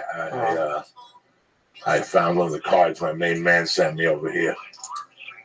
Bob Leninger's, my main man from fucking Chicago. Bob Leninger, whatever his fucking name is. I can't even say it. You know who you are, Bob. What's that? I know. I said I know who. He knows who he is. Really? Yeah, he must know. Yeah, he's a good guy. Him and his family are from Chicago. They're gonna go see me up on them with the other Zanies, but they all got shirts. They're great people. And they sent me a card when Fidel first died. I forgot to thank him. And I put the card on the wall, and I saw the card today, and I really miss Fidel. It's crazy. We went to get custard at that place next to Jersey Mike's with Mercy after she went swimming today. Yeah, Rita's. And she got a brain freeze. And me and my wife looked at each other and started freezing because Fidel would always get brain freezes when we eat ice cream. You gave Fidel ice cream? He loved ice cream. My wife got like a sundae or something. He loved ice cream. So, fucking hilarious. What would he do when he got a brain freeze? He would just, his eyes would blink for about 6 minutes. He'd make like a little cat noise, like, wah. Something like that. And you guys would just share ice cream with him? That's so nice. Yeah, sometimes you get like a vanilla ice cream and he comes up and he would be relentless when you ever had food. Whenever you had fucking food, the cat would just be relentless. So he jumped up and I'd give him a couple of fucking licks of his ice cream. Put that down, please. Nah, we're going no deep. I told you that thing is stale. Yeah, we have like 250. They still hasn't been anything. No, fucking There's no calories if it's stale. What fucking 250? 250. There was no 250 there. That shit wore down. We had left it there for 2 weeks. You're not even high yet. We've been doing it Not now. even high. You're crazy. You're not even high. I'm not high yet. Look at me. I got a little high on the weed, but that was it. Nothing. You're high. No, I'm not. Let's split this and that's it. We're done for the week. I won't see you till Monday. Well, that's just because I wasn't going to see you anyways. Fucking June 2nd, Monday. Can you believe that? No, I can't. Premiere of Trip Flip, 8 o'clock. Look at that. You went deep this week, right? I went super deep. I had 2 stars last night. 2 stars Monday. But I couldn't believe how much I miss that fucking cat. And I miss Sissy. Don't get me wrong. I just, Fidel, was more, Sissy wouldn't talk to me. Really? In the beginning, when I was doing cocaine, Sissy wouldn't mix with me at all. I picked her up early on when she was a kitten. She scratched me. Right off the bat, she scratched me in the arm. I bled for a little while, and I never fucked with her again. And then for, after a while, she's like, and she lives in the house, but she wouldn't even come close to me. And about a month after I stopped doing blow is when she started coming around. Okay. I had that cat for 5 years before that cat came close to me. I just didn't like 6 years. The vibe you're putting off? Didn't like the energy from the cocaine. Something just wasn't right for that fucking cat. She would not mess with me. And I loved that cat with all my heart. I don't know what the fuck it was, but it happens. I learned a lot. I learned a lot from her. I learned how bad cocaine really was. If a cat could feel its energy. And then I started thinking about when at nights, as I started getting more cats, when I would have the cocaine on, I'd do the coke, how the cats would disappear. They didn't like that energy. They really fucking didn't. Finney liked it because he was a coke fiend, but the rest of those cats really didn't like the energy. It just goes to let you know that they're aware to something. Cats come to life. They're, what's the animal they come Nocturnal. Nocturnal. So once I get back in the comedy store at night, that's when they're rocking and rolling. They're on the floor, spinning on their back. They're fucking giggling, So they're funny. You're funny cats. I do have I'm very fucking lucky, Lee. I'm very lucky that I don't have any problems with my cats, and I always gave them so much love from the beginning. Today I was walking out and I saw Harry there, and I picked him up and gave him a kiss. Then I picked up Dimmy and I rubbed him real hard. I gave him a kiss. And as I'm putting him down, he's like, wow. I go outside. When I come back, I hear something ruffling in the curtains. Yeah. And I turn from outside. I'm smoking a bowl on the balcony. And I look in, and it's Finney looking for me, Dimmy. And I come back in, and I pick him up. And he's like, wow, like he wanted to play. I have a good time with my cats. I really let them know how much I love them. I try to brush them alternate days, like the girls on one day and the boys on one day. I brush them a lot. I'm always giving them attention. I don't understand having an animal you're not going to give attention to. Right. I never really understood that. So I always try to give them as much attention as I can. When I see an animal on the street, I try to give it attention. If it's fucking lost. There's some animals that don't want to be bothered. There's one mean cat in your neighborhood who attacked my leg once. Oh, yeah, he's gone. He's gone. Yeah, Captain Pete. He's gone. Captain Pete. And then Henry. Okay. That was another bad motherfucker that got on my roof one time and started hitting the glass with his paw. My cats were going to fucking kill him. And I had to go outside and throw water at him. And then the people around the corner adopted him. Oh, okay. And they got him fixed. And now he's just a big, fat, bushy cat that doesn't move from that window. Oh, wow. Because when you neuter them, it changes them completely. It takes that testosterone out of their bodies. That's why when you see older cats, their heads get so fucking square and big. Because they keep fucking growing. That testosterone makes their fucking head get thick. It becomes like a fucking block filled with fucking testosterone and shit. A lot of douchebags always say, oh, my dog's my kid, or my pets are my kids. You had your cats for a while. They basically turned into basically your kids for those few years. Listen, if you have an animal, when you go to the fucking pound and you adopt that dog, you make a commitment, Lee. Yeah. And that commitment's a big commitment. That's why people look at animals. It's not a car. It's not a bicycle for 3 years. It's not a fucking rental. It's not an iPhone that they're going to come out with a 6. This is it. So when you look at that dog's eyes and that dog looks at your eyes, this is it. You're making a commitment to that dog. Do you travel a lot? Do you live in a fucking box? Are you doing that dog any justice? In my world, as long as you give that animal love, you're doing that animal justice. Because love is what they want. Love is what? Exercise is also important. So you have to think about, am I going to take this dog out 3 times a week? Where do I live? Let me look at my fucking neighborhood. So it's going to be shitting in grass all day. Am I going to pick it up every fucking day? These are the things that people don't think out. You know, do I want to wear a kitten and pick up warm shit when it's still warm out of the dog's ass and put it in a bag and walk a mile with that shit walking next to me? Who the fuck wants to do that? I don't. No. But if you love a dog and that's what you want, that's you a have to do commitment it. you make. When I took those cats in, man, every time my wife talks about a vacation, she knows I don't like it. I don't like it at all, but I have to do them now with the baby. I don't like leaving those cats. There's an earthquake. Yeah, you'll be there. You'll stop by. Juan will stop by. It's not the same. It's not the same. I know how they are, and they know how I am. And I know when something's bothering them. I know those cats so fucking well. I know when they're not right. I know when something's bothering them. I told my wife last week, there's something wrong with Superbad. She goes, what do you mean? I go, every time he sees me, either he did something or something's not right, because Superbad is my cat. But every time he sees me and I walk in, he shoots to the kitchen. I haven't done nothing to him. Something's bad with Superbad. Something's wrong with Superbad. What do you think? My wife's like, I don't know what you're talking about. Sure enough, Saturday morning, I talked to my wife, and we're talking about something. Then later on, she goes, I didn't want to tell you because it was too early. I had to take Superbad to the vet. His abscess swelled up in his head. She got up the one morning, and Superbad came crying to her. His head looked like he got hit in the head with a hammer. Oh. He had what you had in the eye, the sty, only in his mouth. Oh, fuck. You got to take him to the vet and fucking drain his fucking tooth. And now when the infection goes away, they got to pull his tooth. I knew something was wrong with him. That's how much I know my cats. I know their walk. I know their mannerisms. I know when they hide behind something, something's up. I know how to react when an earthquake's coming now. Really? Yeah, 20 minutes before, 10 minutes before, 15 minutes before, they start crossing each other. It's the weirdest thing you've ever seen. Like an X? And I saw it 3 times. We're getting restless. And they walk back and forth, but they would cross. It's really weird what they do. So now I know when there's going to be an earthquake. I mean, I have to really be paying attention and be thinking about it. But I could tell when something's going to happen. If there's a full moon, something like that, they act fucking weird. It's amazing how you get to know your animals. Yeah. And if you don't know your fucking animals, then you're not paying enough attention to them. It's like anything else that lives in your fucking house. You have to pay attention to them, you know? I always feel bad when I see like a big celebrity or like a teenage like singer getting a dog. I'm like, what the fuck? Where's that dog gonna live? Well, sometimes people confuse money for love, and that's the bad thing with an animal. Like, I'll give him a bed and I'll dress him up and put a magician's hat on him, and he'll feel love. A fucking animal should not have a magician's fucking hat on him, okay? You don't have 20 years from now, when they go into the fucking dog mine, there's not going to be a dog that's going to say, wow, I can't wait to get out of the pound so I can put on a fucking magician's hat and a cape and go to some fucking party with a bunch of fucking Gentiles looking at me. There's no fucking dog.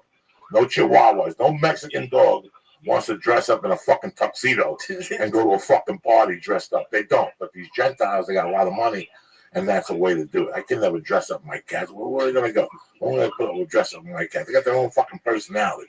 Cats weren't made to. But when was the last time we seen a fucking lion with a dress on in the fucking Serengeti, whatever the fuck they call it, right or wrong? I know, I agree. A lot of people love it though. There's famous dogs on Instagram and Twitter. It's crazy. Like they have like FedEx sponsoring them and Pepsi, and they make millions of dollars. It's crazy. It's amazing. Yeah, I know. And who spends the fucking money? The dog? What's a dog do? Go to Europe? No, but it's the people who they like looking at dog pictures. And I get it, they're really cute, but I love looking at dogs too. I love action. I love hugging dogs. I love petting dogs. I don't want to see no dog dressed up like the fucking the village people. You know, a mailman, a construction guy. I don't need that. They have a lot of stuff now. It's fucking crazy, isn't it? That you have that much money and that much time to dress up your fucking dog. It's amazing how they misuse the service dog in this country. Yeah, they gotta find. They found the fucking loophole. Every time I fly, I gotta fly with a young couple, some chick that looks like she sucked 80 dicks, with a fucking dog that's gonna save her life and make her feel stable. When she's blowing guys, she ain't that. It just drives me fucking crazy. Yeah, that part of it isn't cool. But on the flip side, because I dealt with it with the dog I got, especially here in LA. I don't know if it's everywhere. Apartments make it super hard for you to have your dog. So like I think they just found a way to get around it. And they wouldn't be bringing them on the plane if they could just have a dog at their apartment, like an adult. I get that you want to keep your apartment nice, but we're all putting a deposit down, and you never get all of it back.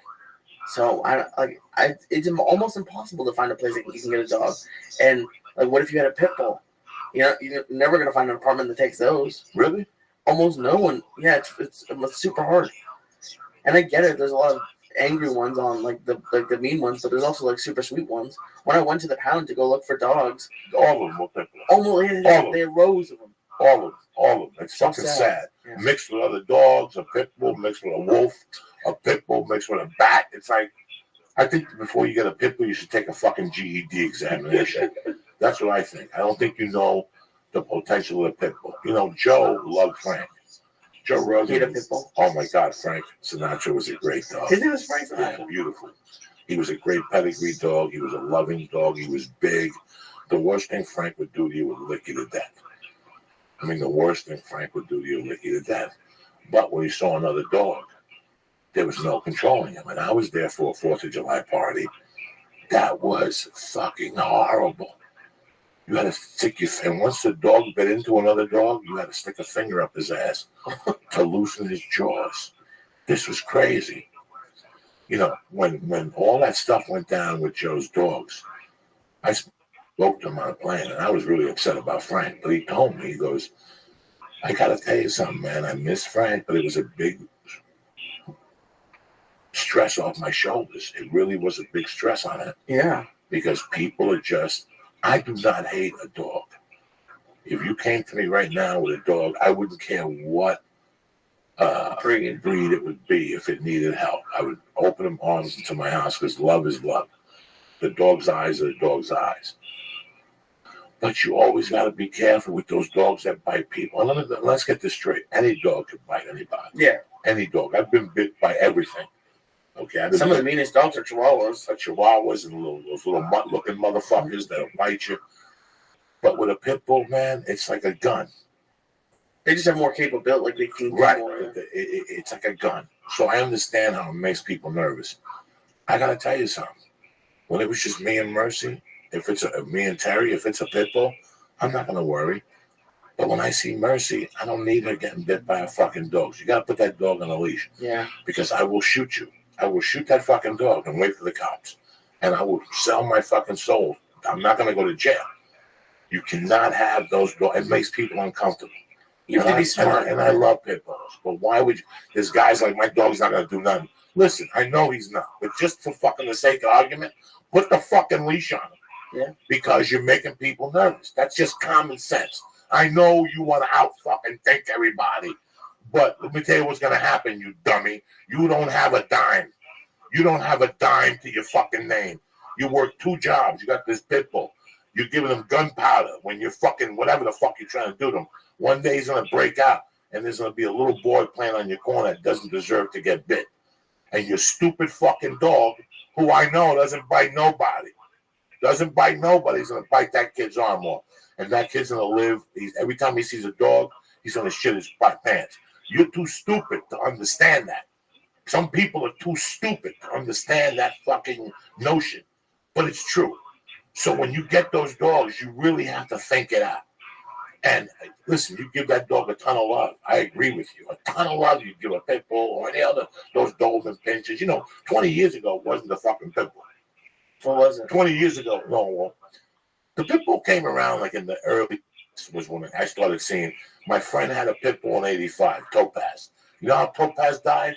Yeah. Great fucking dog. You know how he died? He chewed on the refrigerator wire and he electrocuted himself. Great fucking dog. Smarter than shit. One day he just chewed on the fucking refrigerator wire and electrocuted himself. Jesus Christ. Okay, so I was 84, 85. When I went back to New York in 94, and a guy one night was trying to be cool in my neighborhood. Like I worked for Hashway. I was broke, and I worked for my friend delivering sandwiches.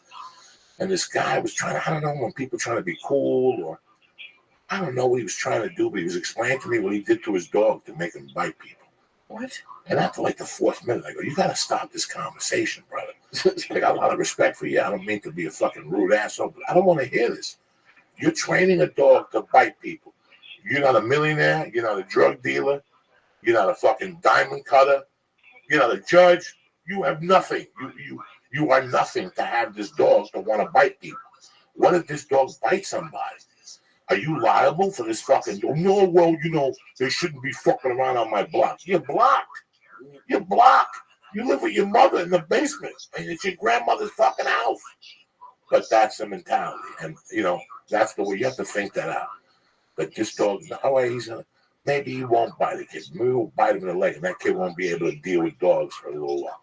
After I got bit in the face by a German Shepherd, I didn't deal with dogs well for a long time. How could you? I didn't deal with them at all. I was scared shitless every time I saw a fucking dog. So, how did we get on the conversation? I have about no dogs, idea, man. Talking about fucking cats here. There you go. Fucking Fidel. Do you ever think about Finney or any? Because was it hard? Because you did a joke about that for a while, so you had to think about him like every night. Was that hard, or was it? Did you like it? I still think about Finney. I still think about Crystal. Did I even know Crystal? No, one of the biggest pains in my life was when my mother died. It wasn't really my mother dying. It was Crystal. Crystal was a dog I got maybe 6 months or 7 months before my mother died. I was so in love with the dog, Crystal the drug, Crystal THC, which is really angel dust and drag. That's all Crystal THC was. I named the dog Crystal. And, the house was just my stepfather was gone. It was just me and my mom. And it was just me and this dog. And I loved this dog. I would play with the dog. I'd sleep with the dog. I'd walk the dog. The dog used to kill Maloney's roosters up the corner for me. I think 2 times Mr. Maloney came with my dog. And he said, your dog killed one of my chickens. I had my dog in the yard. I love Crystal. Crystal was, don't even ask me what type of dog she was. She was like a lab and something else mixed. She was just a beautiful little tiny dog. Yeah. And she was white and she had yellow and black spots on her. That's why I called her Crystal, because Crystal was a white powder, but it had like little black spots, like ice cream from Breyer's ice cream. You know what I'm saying? So I picked up this dog and I fucking loved her and I walked her and I slept with her, and my mother boiled bones to take the fat out of the bones to put on the dog food, and my mom had the thing in the refrigerator and I would feed it every night. And then my mom died. And I had this dog and I didn't know what to do. So I couldn't take it to the vendor's house. So one of my mom's friends said, I'll take him and you come up there and visit him, And it was fucking heartbreaking. I would go out with my friends, get drunk, and then jump her fence on 51st Street just to sit in the doghouse and play with the dog. And then one night she came out at 3 a.m. She caught me out there crying. And she goes, what the fuck are you doing out here? I'm not. And I come over here every night when I'm out and I jump the fence and play with this dog.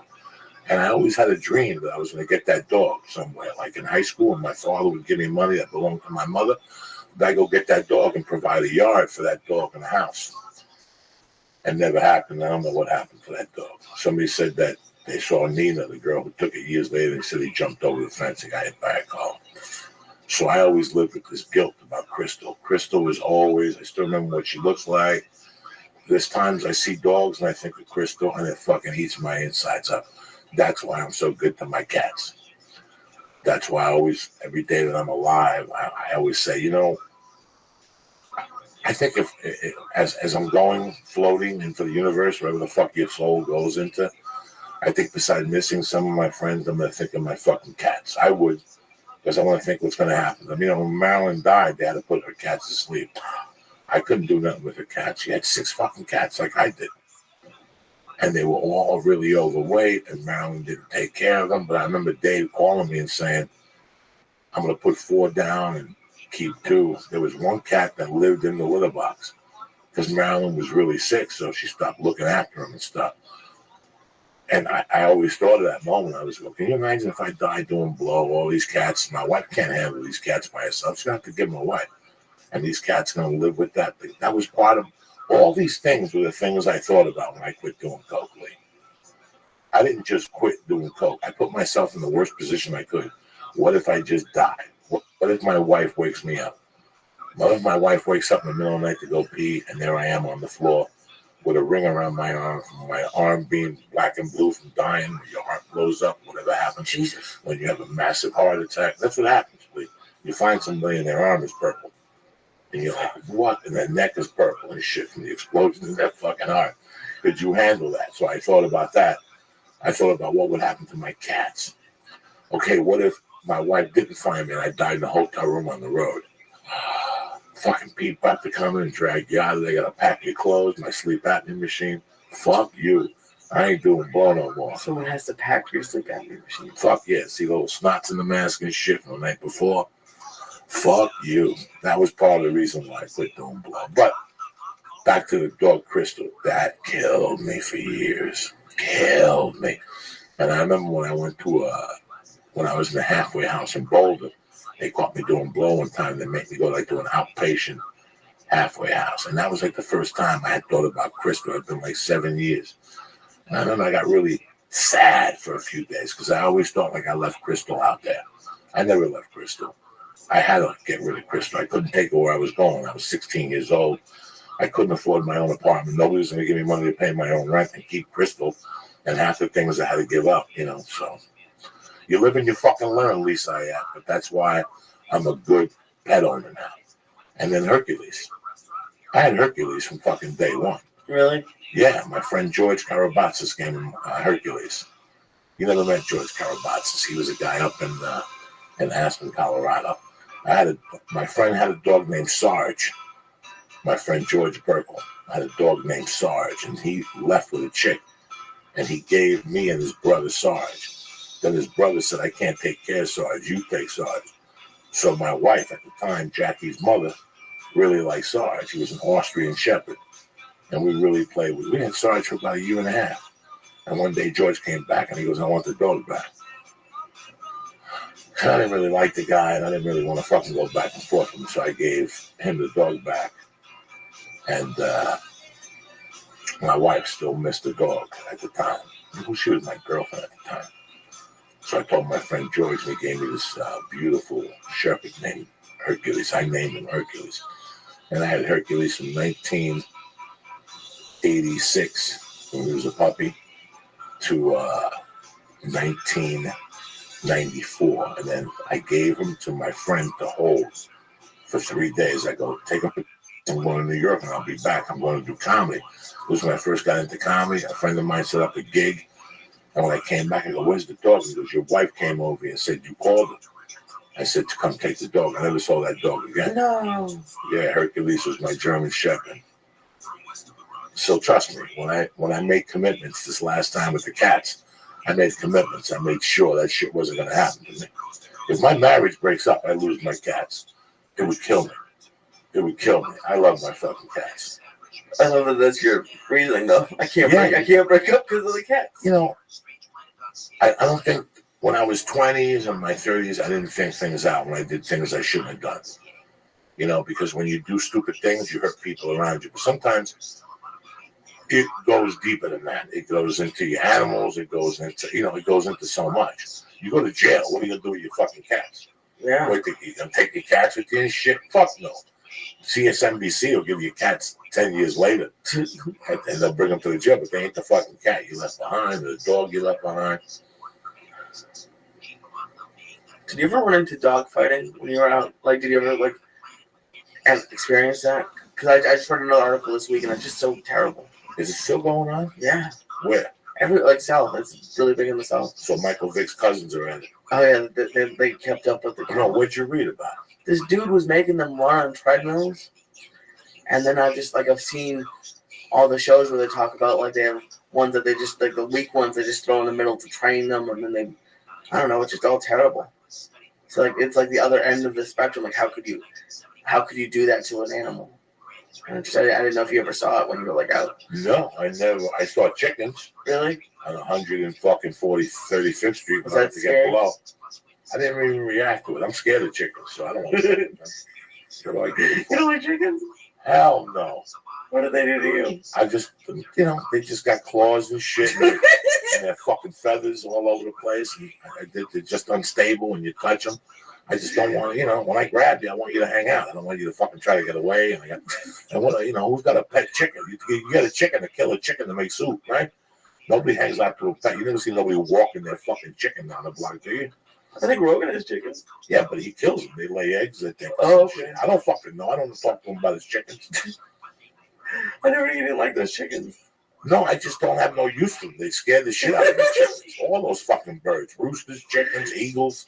They just got a creepy fucking look to them. I don't want them hanging around. I mean, if I have to have a chicken around for Santeria purposes, I ain't gonna cut the head off. I have somebody else cut the fucking head off. Did you ever do that? Like actually have like a live chicken that you had to kill? Oh fuck yeah! I shit my no. pants. I can't do that stuff. I can't kill no. Paula's mom did it once, she said, and it was terrifying.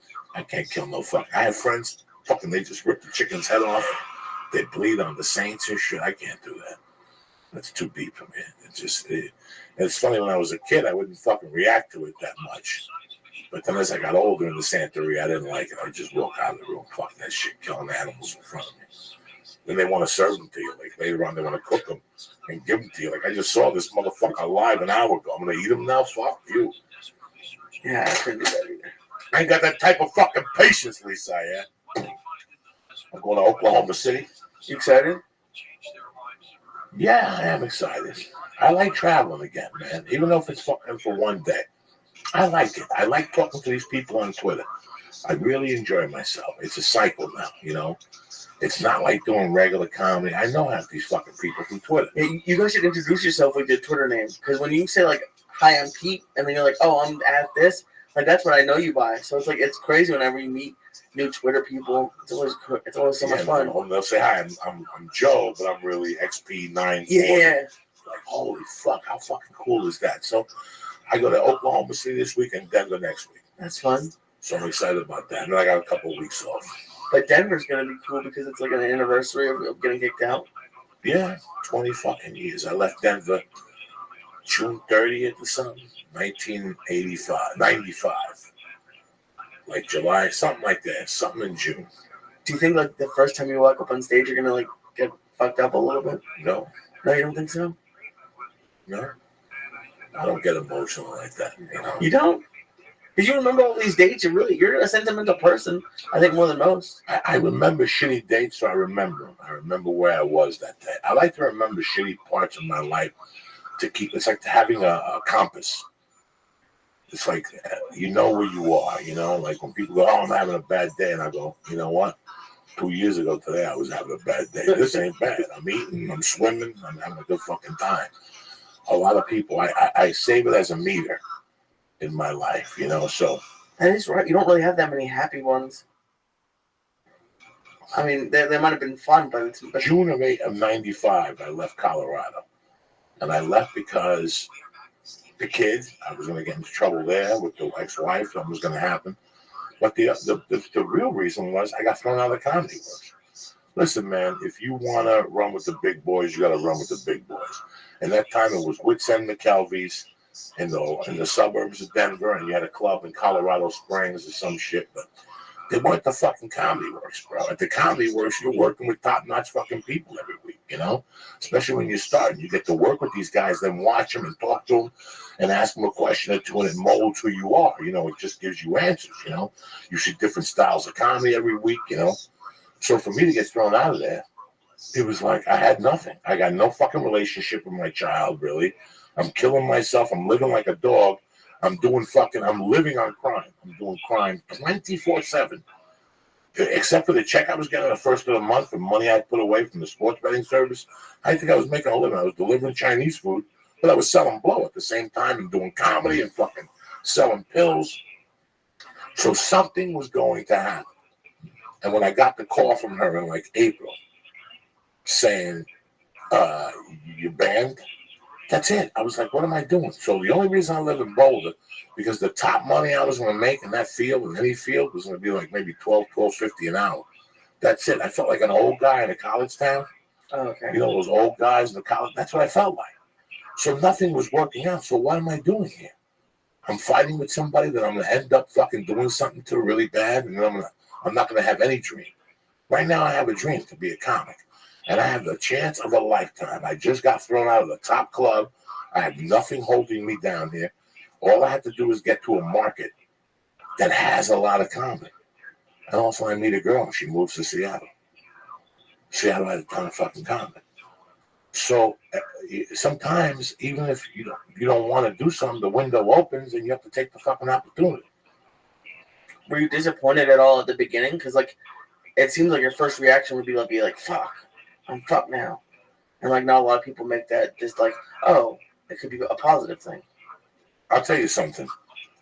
I'm writing this book, and I think about some of the things I did that I think were bad. If I tell you something, I've never fucking told you or any people who listen to this show a cop out, but I gotta tell you something I figured out that I remembered writing something about 1985. I was writing about how I acted. If you look at my behavior, I don't have the time to sit here right now and to tell you all the fucking things I did. But if you look at my behavior, it was to leave and never come back. Like I wanted something to happen to force me that I never had to come back. You know what I'm saying? Like you want to leave but never come back. I wanted to make fucking sure I never came back to this fucking hellhole. You know, so that's why I did half the fucking craziness I did. In Boulder, I never wanted to leave. I never wanted to leave Boulder, bro. You like it that much? I liked it. I liked my life there. I liked the people. Listen, man, I was lying to myself. I was doing drugs, but I was taking care of myself. I was working out hard. I was running. I was breathing in the hills. I wasn't smoking cigarettes. I wasn't doing shit. I really had a great life there.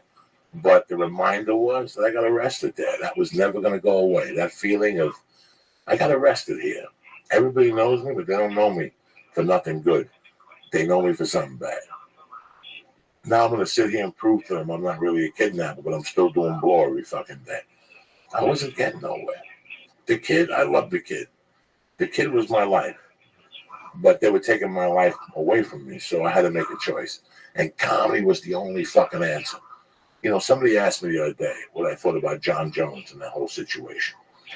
And I love John.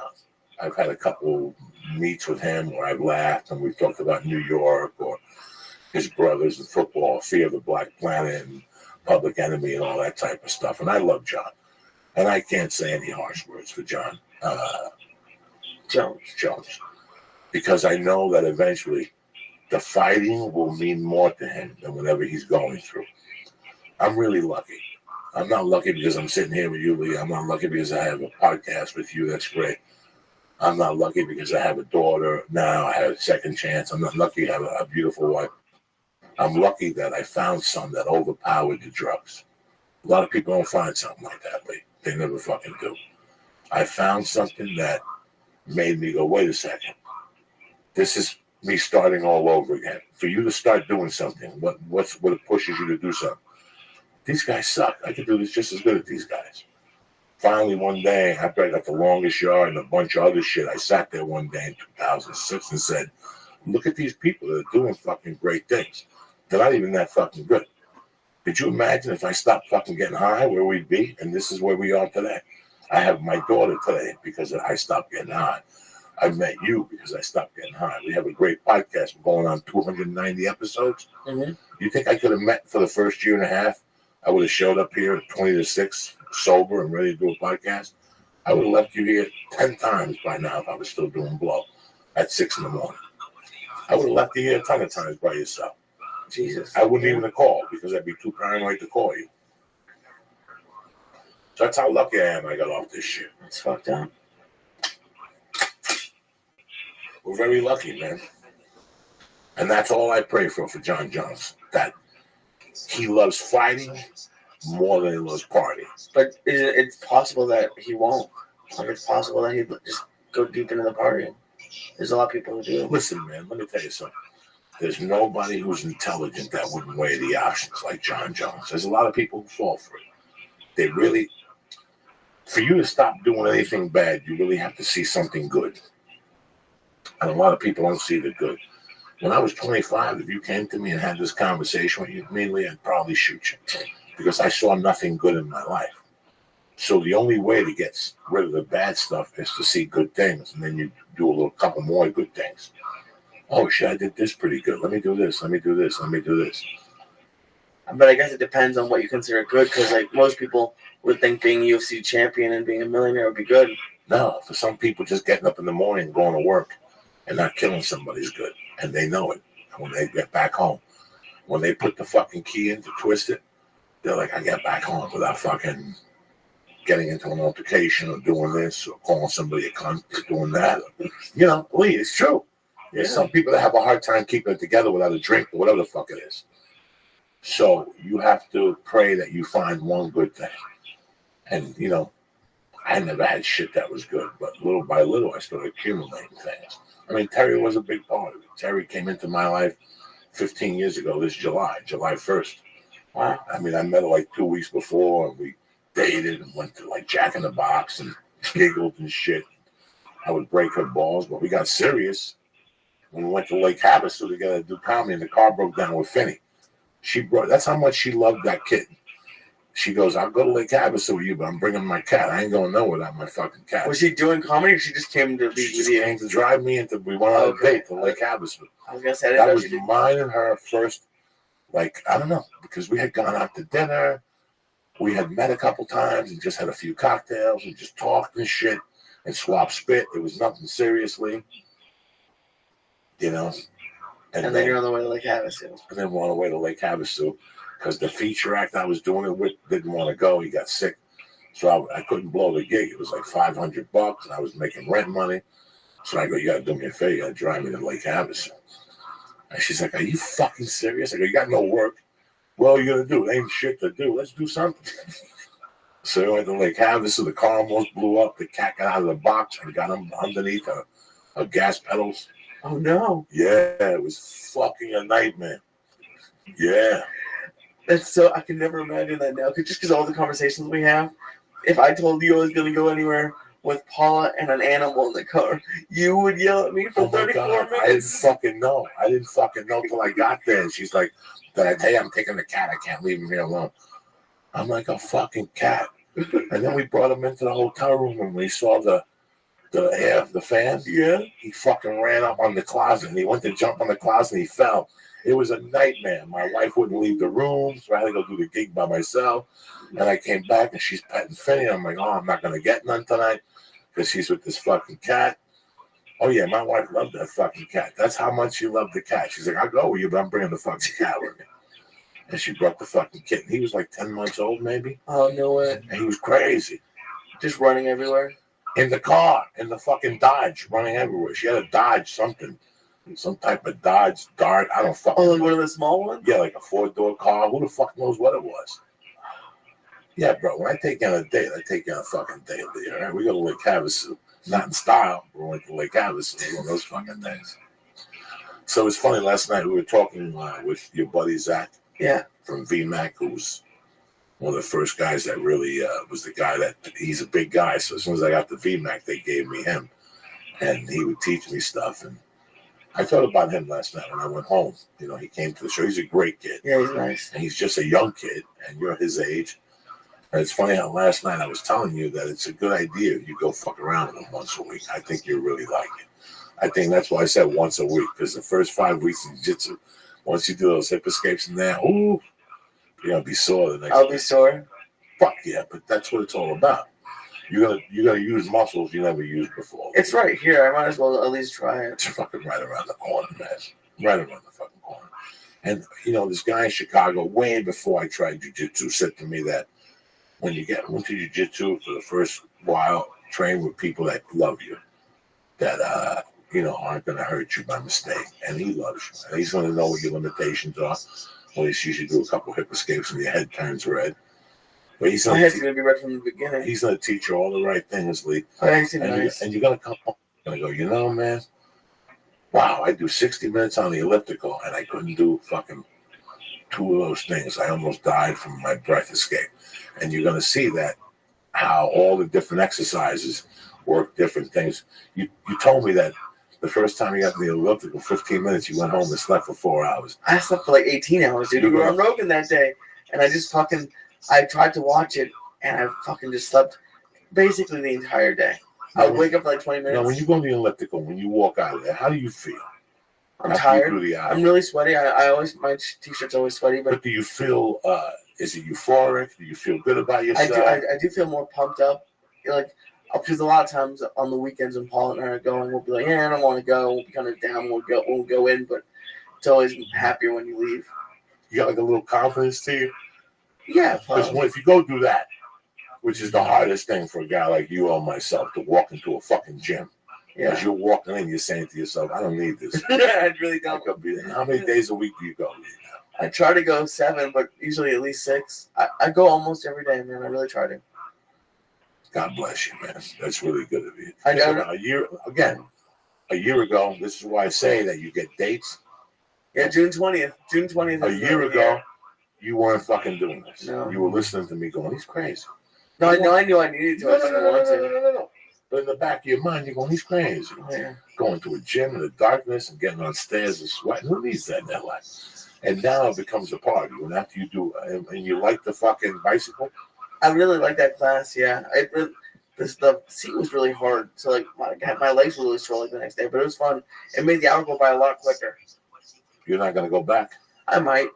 Paul has a bad knee, so she doesn't want to do it again. But I might try it.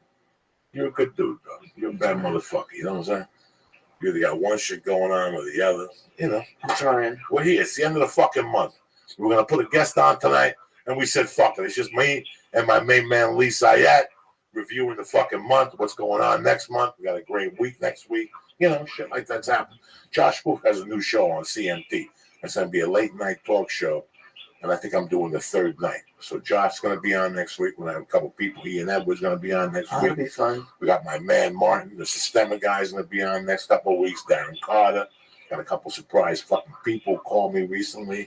Got to get your boy Stephen Bauer again. Okay. This time he wants to sing The Doors with the wig on. It's all over. Like, this is kind of what we were talking about with Bert and Tom. It's like all these people are starting to get stuff. Now Josh Wolf has a show, now Ari has a show. So it's just like as like you being you, do you think, oh, it's like it's getting to be my turn? Like it's like everyone around me is getting it. Like, do you allow yourself to think like that? No. I would. I'm very happy coming over here, Lee. I'm very, very happy walking over here at night and sitting here with you. If we did a show, the production would be better, but I don't know how we would translate this to TV or a show. I'm not even saying it's this, but I'm just saying you might get a movie, you might get a different kind of show.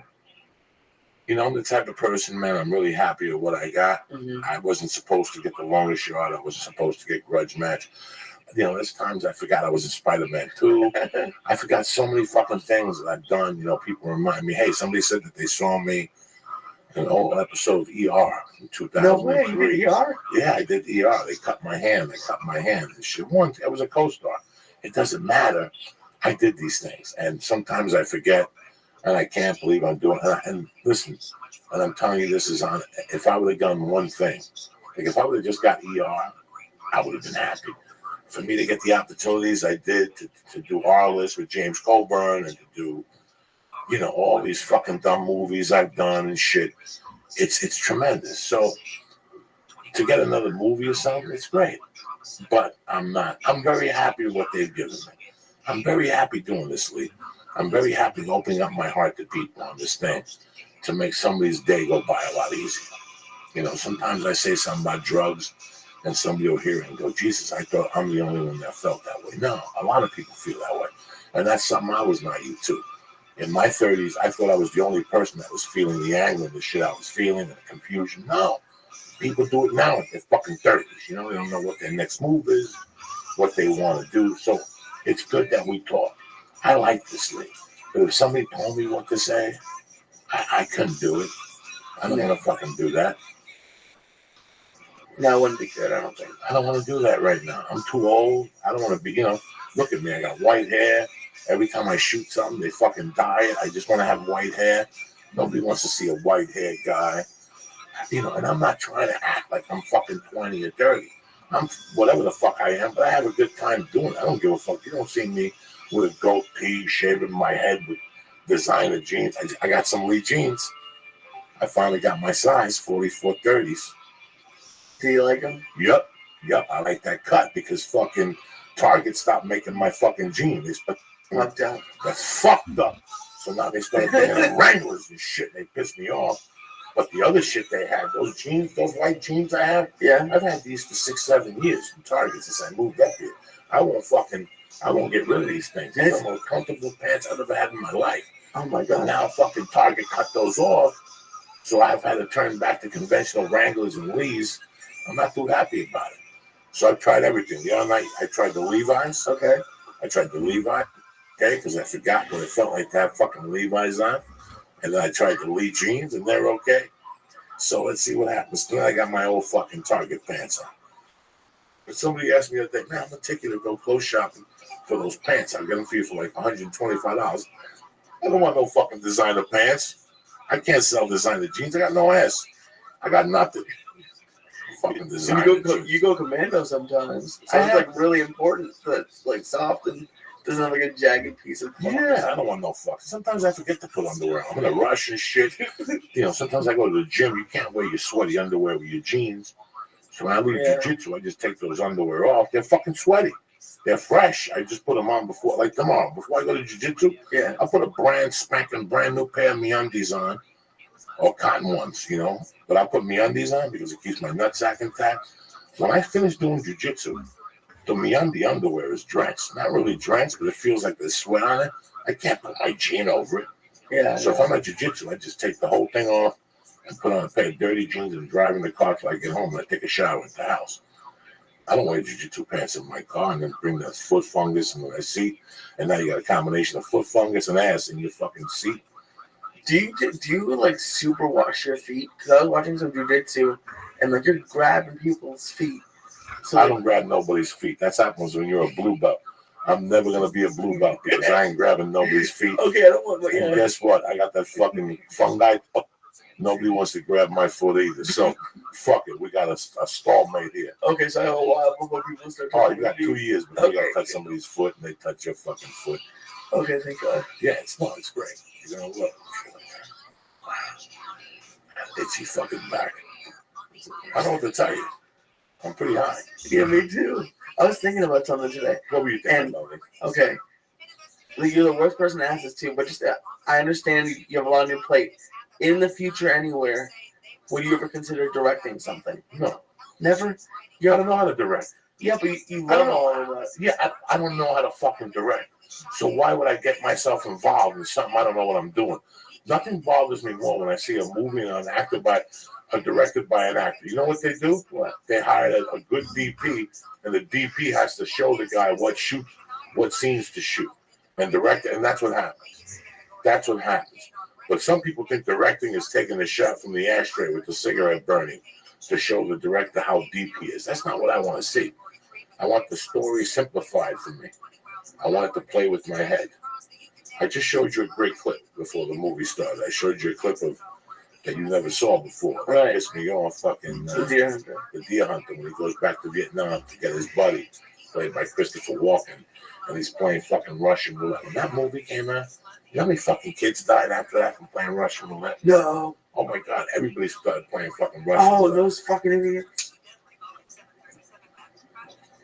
No. I was at a house one time where a kid pulled a gun and started playing Russian roulette. Fuck you. I got the fuck right out of there, bitch. Oh, thank God. Fuck you, I ain't that dumb. That's so stupid. Fuck you. So this isn't a new thing with kids being stupid on the internet. Just they're always. That wasn't on the internet.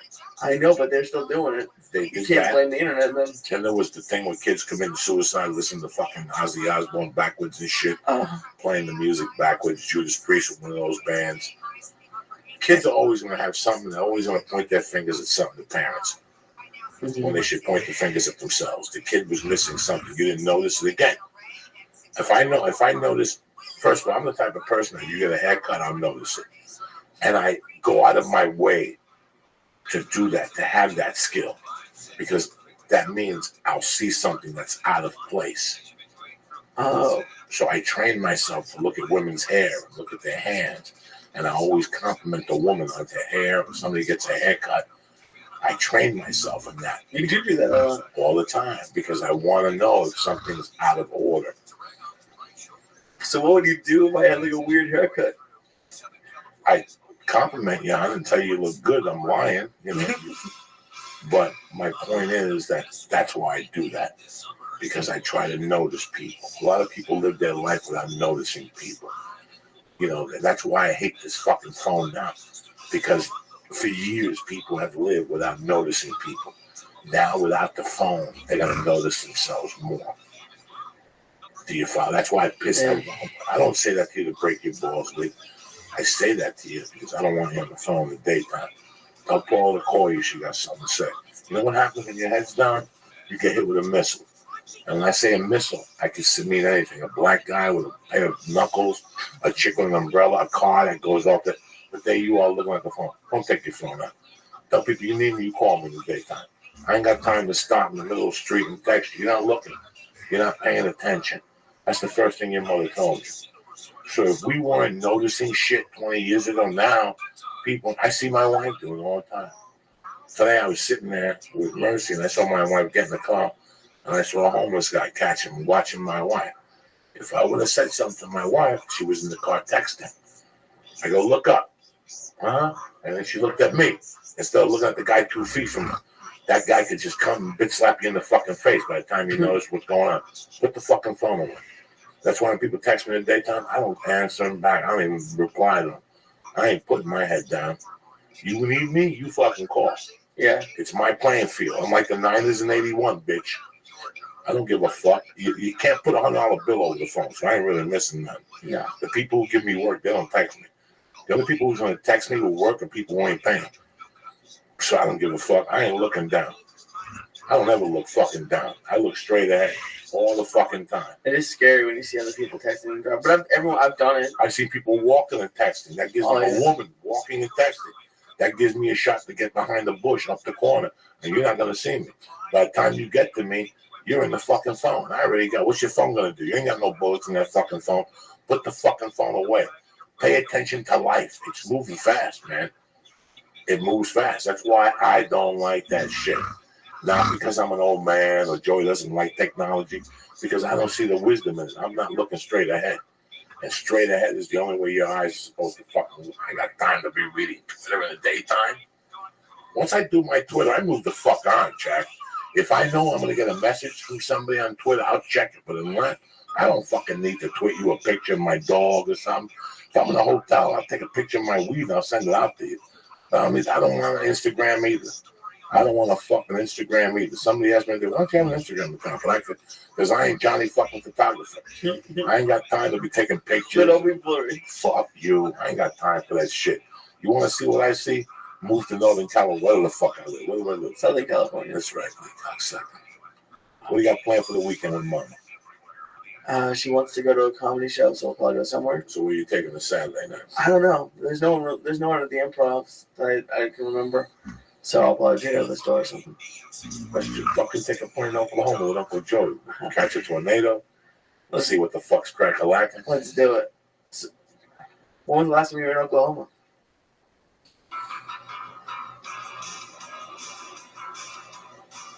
I think I did a college there in 1998. That's it. I can't imagine you doing a lot of college gigs. That was a mistake. I think I said something. They got pissed off. I forget who booked me in the gig. Somebody fell out, and they booked me at the last minute or something like that. Who gives a fuck? Listen, people, let me talk to you guys about something real quick and real interesting.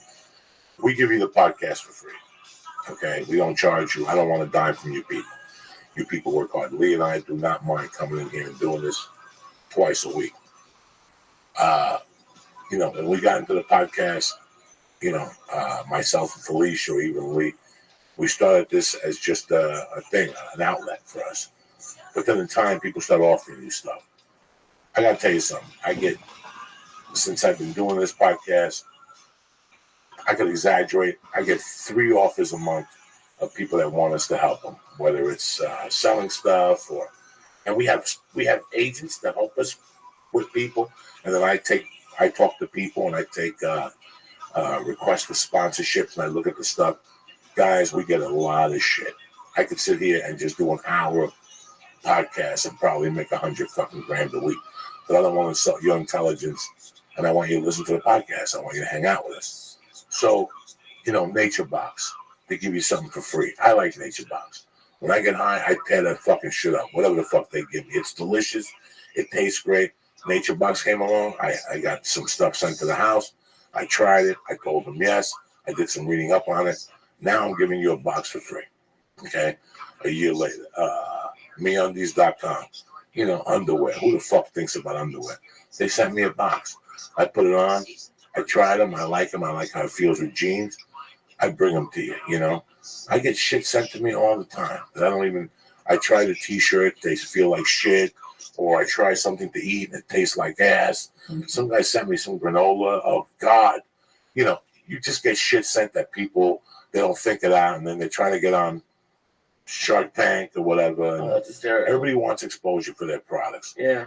But I have a guy that every time he hits me up with products, he sends me not one box, but a couple boxes. And he sends me all the literature on it, and it gives me a chance to read it. And then we talk about it. But what he does, he sends me something else other than Yelp, like the customer things. Okay. And this was a product that came to me, and I really fucking dug it. And I'll tell you why I dug it, because everything came in a box. When me and my wife got it, we got 3 different meals. The one was like a turkey tetrazzini or something like that. I forget what it was. Don't quote me. But the one was an iron skillet steak, flat steak. And the other one was aika fish, some type of fish with portobello mushrooms and stuff. Oh, that's nice. So one night we got home late from something. My wife goes, "Hey, we got that the Blue Apron stuff in the mail from Oxford. Why don't we cook the dinner?" We did the fish, the haku fish. That's what it's called. Okay. Haku fish with portobello mushrooms. First off, it took 20 minutes to make. All the ingredients were in there. I mean, like everything you need. Everything I needed was in this fucking thing. So, boom, we made it together. I looked at it. The fish was delicious. The mushrooms were fresh. I forget what the side dish was. I'm sorry, but everything was really delicious. And when I went to do the reading up on it for the serving they gave me, it was like 600 calories. Everything's under 700. Right. Protein, this, that, everything was broken up. I was really fucking impressed. And then I started thinking about it. I'm like thinking, all right, so a guy like Lee, is this what Lee? So I looked at the menu. I made the iron skillet one with my wife. Yeah. And that came with caramelized onions or something. I forget what that one. Again, fucking delicious. The side dish was a vegetable thing, which I didn't like. But the fucking steak was good. And just because I didn't like the vegetables doesn't mean normal people like the fucking vegetables. And I forget what the dessert was and the whole thing. Okay. I went online. I did some more reading. Let me tell you guys something. Okay, let's say you work. All right, I'm taking the time to do this because I look at this shit. This is important to me. I'm a fucking econ major, right? So if you get home and you work 5 days a week, you get home at 5, you go to jiu-jitsu, you go to the gym, you stop at somebody's house, you get home at 6:30, you're fucking starving, all right? The family deal is $8.74 per night for 3 people to eat, like 2 adults and 2 kids. Total? Total. The fucking, you have to go online to see this. Go to blueapron.com to see this. The single guy thing is $59 per week, right? And that's 3 meals per week. First off, no single guy, even Lee, cooks more. He'll cook 3 nights a week. No, it won't. If you have this, you will. That's what I'm saying. If you have this, you will. This is made for me. That's what I'm saying. Because I used to go, you cook one thing that's terrible. What do you think I'm dealing with? This is what I'm saying. I started thinking about how this can help my podcast, and I go, wait a second. This is perfect. Because I deal with a lot of guys that are single, or you guys like to sling dick, or you guys got some fucking girlfriends. This is good. Because that means 3 nights a week you get home, and there's 3 dinners. It costs you $59.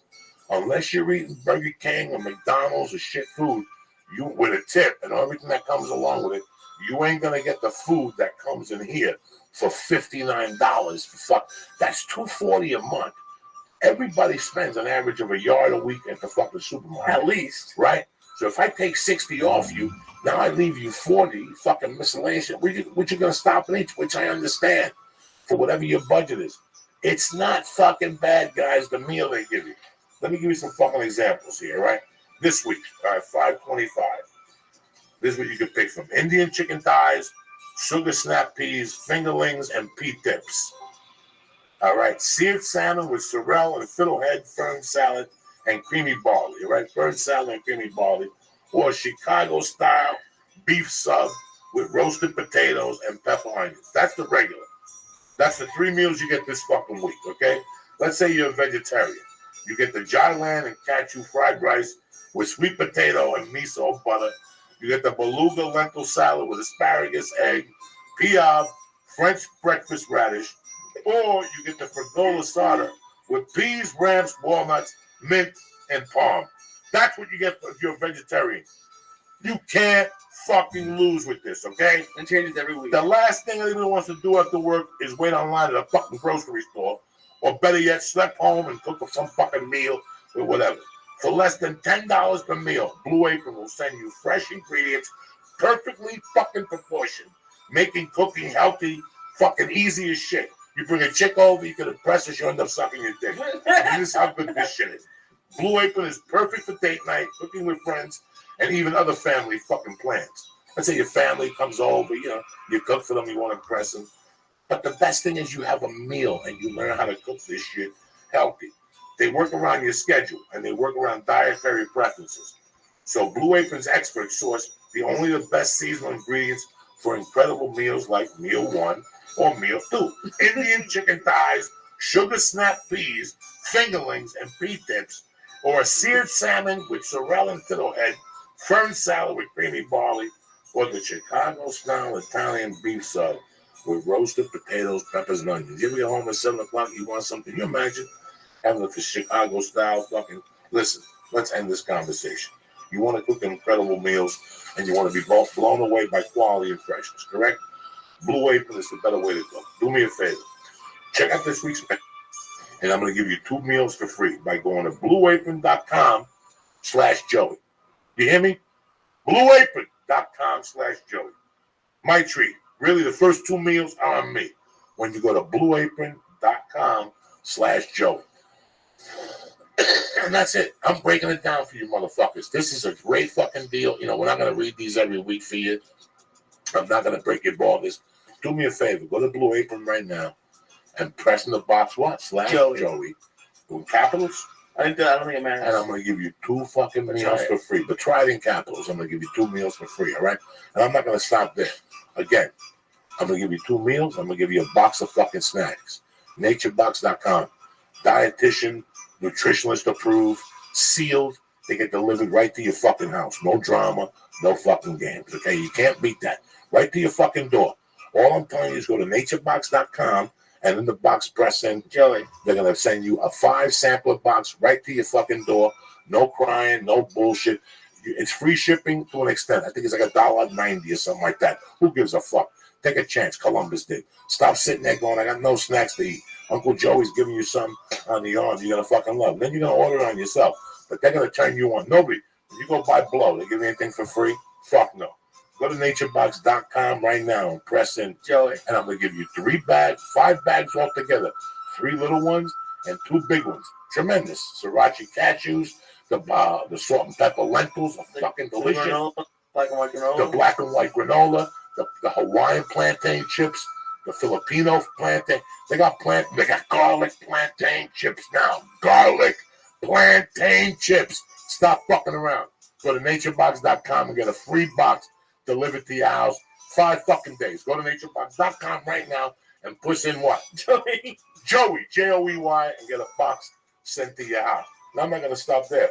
I got me undies for you, right? Comfortable. They come in girl sizes, boy clothes. The t-shirts are great. I wear the t-shirts for jiu-jitsu. They sent me a long sleeve one, couple short sleeve ones. They dry right away. The underwears are tremendous. The girl underwears are tremendous. But don't listen to me. Go to MeUndies.com right now. Look at the great selection of men and women's fucking underwear they have. They got great t-shirts. They got sweatshirts. They got hats. They got some great sweatpants that cut off at the shorts. And they got long ones too. Just go. Why are we fucking having this conversation? Go to MeUndies.com right now and press in Joey and get 20% off your first order and first delivery, whether it's in Canada or the United States, all right? It's free. You can't beat that for somebody. Free fucking shipping. I ain't fucking around with you. Go to MeUndies.com right now and look at the great selection they got. I guarantee you'll be blown the fuck away. Beautiful men's underwear. Comfortable. I got a pair on right now. Fucking magnifique. I showed you the Savoir Faire ones I had on last week. These are black with a purple stripe. I'll take your word for it. Take my fucking word for it, smart ass. Go to MeUndies.com right now and press in Joey and get your fucking 20% off your first order. Hey, You know me, dog. Excellence is best. I'm not gonna lie to you. I had to do a couple of shroom texts this week because last week I was a little off, and I feel a lot better this week. They say it takes a while for it to get into your system. You know what? Once it's in your system, the shroom, alpha brain adjust. I've been back on these again. Do yourself a favor. Go to honor.com right now and press in church and get 10% off your first order from Alpha Brain. Plus, they're having a tremendous fucking sale. Tremendous. Nootropics at its best. The new mood. The Shroom Tech for more energy with the quadricep mushrooms. They're not fucking around anymore. Go to honor.com right now. Now they're in Whole Foods in Austin. I mean, this is the real deal Holyfield. We started with them when they were nothing, a little fucking company. Go to honor.com right now. Cut the shit and press in and get 10% off your first order. They also have the Stay On It program. They got the testosterone powder to make you stronger. They've got so many things over on it now. They're going to blow your fucking mind. I can sit here for 20 fucking minutes and blow smoke up your ass. But do yourself a favor. Go to honor.com right now and see the great selection they have of nootropics and other supplements to get you on fucking tap. BlueApron.com, honor.com, MeUndies, and NatureBox.com. I love you guys. And a big shout out to Iron Dragon. Always press in, boom, and get 2 free movies, classic kung fu films sent to your motherfucking house. You understand me? And that's it, baby. I got to shoot down to the Comedy Store and do a set. What time you got, man? 9:50. 9:50. Well, it's been a hell of a month, man. We'll be back here Monday at 8 o'clock. We got a great list of fucking podcasts next month. Thank you for listening this week. Thank you for listening tonight. It was just me and Lee shooting the shit about what's going on in our lives and the cats and everything. Did I give some shout outs tonight? Fuck no. Bobby Lalingus from Chicago. You know I love you, cocksucker. Celtic Bull. Keep doing what you're doing. Pete Garcia. Thank you every morning putting some shit up there for me. Andre Silva, you got a great dad. Ross Dude, love you. Amy and John. Amy, who's better than fucking you? John C. Get it together, cocksucker. And Robert Lulleridge. That's it, man. I had Jordan Lee on my podcast, Fun Radio. How's he doing? He's doing really good. He's doing really well. What's he been up to lately? He's been on a bunch of. He had a movie. He had a Christmas movie he was in. Okay. He's been acting up a storm. Is he? Yeah. Good. Jordan Lee's a kid that we met, and everything's fucking beautiful with him. He's a great kid, and it's business as usual with that motherfucker. Yeah, he's always working. Always working. Always has a fucking positive attitude about this shit. And hey, man, this is easy. Don't forget, tomorrow, 8 o'clock in the morning, don't forget to tune in to the morning joint with Uncle Joey. We're going to smoke a joint of this shit, mixed with some hash and some Gorilla biscuits. I love you guys. Have a great fucking weekend. See you Monday night. Thank you for listening to the Church of What's Happening Now. I'll see half of you motherfuckers in Oklahoma this weekend, and I'll see the other half of you motherfuckers in Denver, Colorado. Next weekend, I'm at the Comedy Works. Have a great weekend. Thank you. Good night.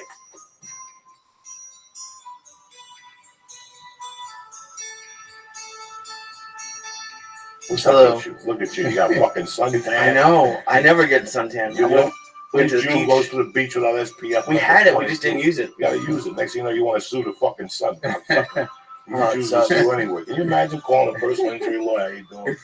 The son, I want to sue him. He's like, I think you got a case. You can make this happen. How's your back? I was wearing a shirt. We did. You didn't take your shirt off on the beach? No, we didn't go to the beach. We went to. She got us like a Groupon for one of those paddle bikes, like kind of what water boxer does, except it's like a bike you sit on. So we just went around the marina. It was fun. I know you think I'm crazy, but it was a marina. You said you got to deal with them. You said I see. I see what you're doing. I see. It's a fucking amazing thing. You're a strong man, Joey. He couldn't go into the ocean. He could take a shirt with a fucking paddleboard about the fucking marina. And there was no sharks there when I needed them. Next time you're doing that, let me know. I'll put tuna fish in your pocket, cocksucker, and I'll call fucking the Jaws, whatever it's name. Tuna fish. What's up with you, player? Man, just chilling. Just came from work and just headed. If traffic was easy, I thought it was going to be worse. And I just made it here. I'm glad to be here, man. And I like fucking with you over the years. I fucking with you. Good. No, that's tremendous. Now, do you shoot every week, or are you just writing the 6 episodes? We're just writing the 6 right now. And we're going to start shooting in a few weeks. And we should be done by, July? And it's going to air in August. And, yeah, it should be fun. We over at the Fox lot and just Just niggas on the Fox lot. How fucking great is it to walk on the Fox lot? Especially for me, I got felonies. As I walk in there, how you doing, Mr. Diaz? And you're like, if these motherfuckers knew. If they knew and shit. So, you're mingling, eating with people, right? Yeah, they have no idea. They have no fucking idea. Yeah. They got shrimp out and ham and cheese sandwiches, and there you are mingling, taking shit, housing things. It's funny because they had like the Peanut Gang characters, like walking around during lunchtimes. They're taking photos with them. Like I don't know who's in the costume, and they don't know who they're taking photos with. So it's fuck it. It's like it's whatever. It's great to just walk around the place. And it's my favorite lot is Paramount.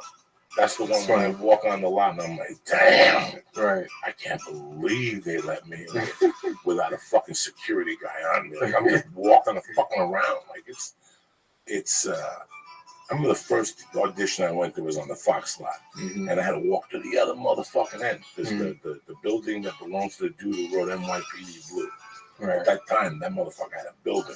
Damn. But it was all the way at the end, and you don't know. You got a shirt on, Lee. That sun's beating. Well, that's a huge, That's a hot lot. That's a hot lot. That's a sun. That's like a equator lot. The sun hits that shit like no. all over. I'm gonna tell you what the hottest lot is. What? Sony. Really? It's yeah. Culver City, right there, Century City, Culver City. Yeah. On what street is that? Venice? Washington or something. Yeah, like that. Washington. That lot, dog. I had a fucking deal. See, in the old days, they would let you park and then walk around the lot, cross over, and you're right there. I think after 9/11, they'd make you cross on that side, make you cross across Washington and go through. So I was used to that easy pimp shit. Right. And also they switched it on my ass in the hottest day of fucking April.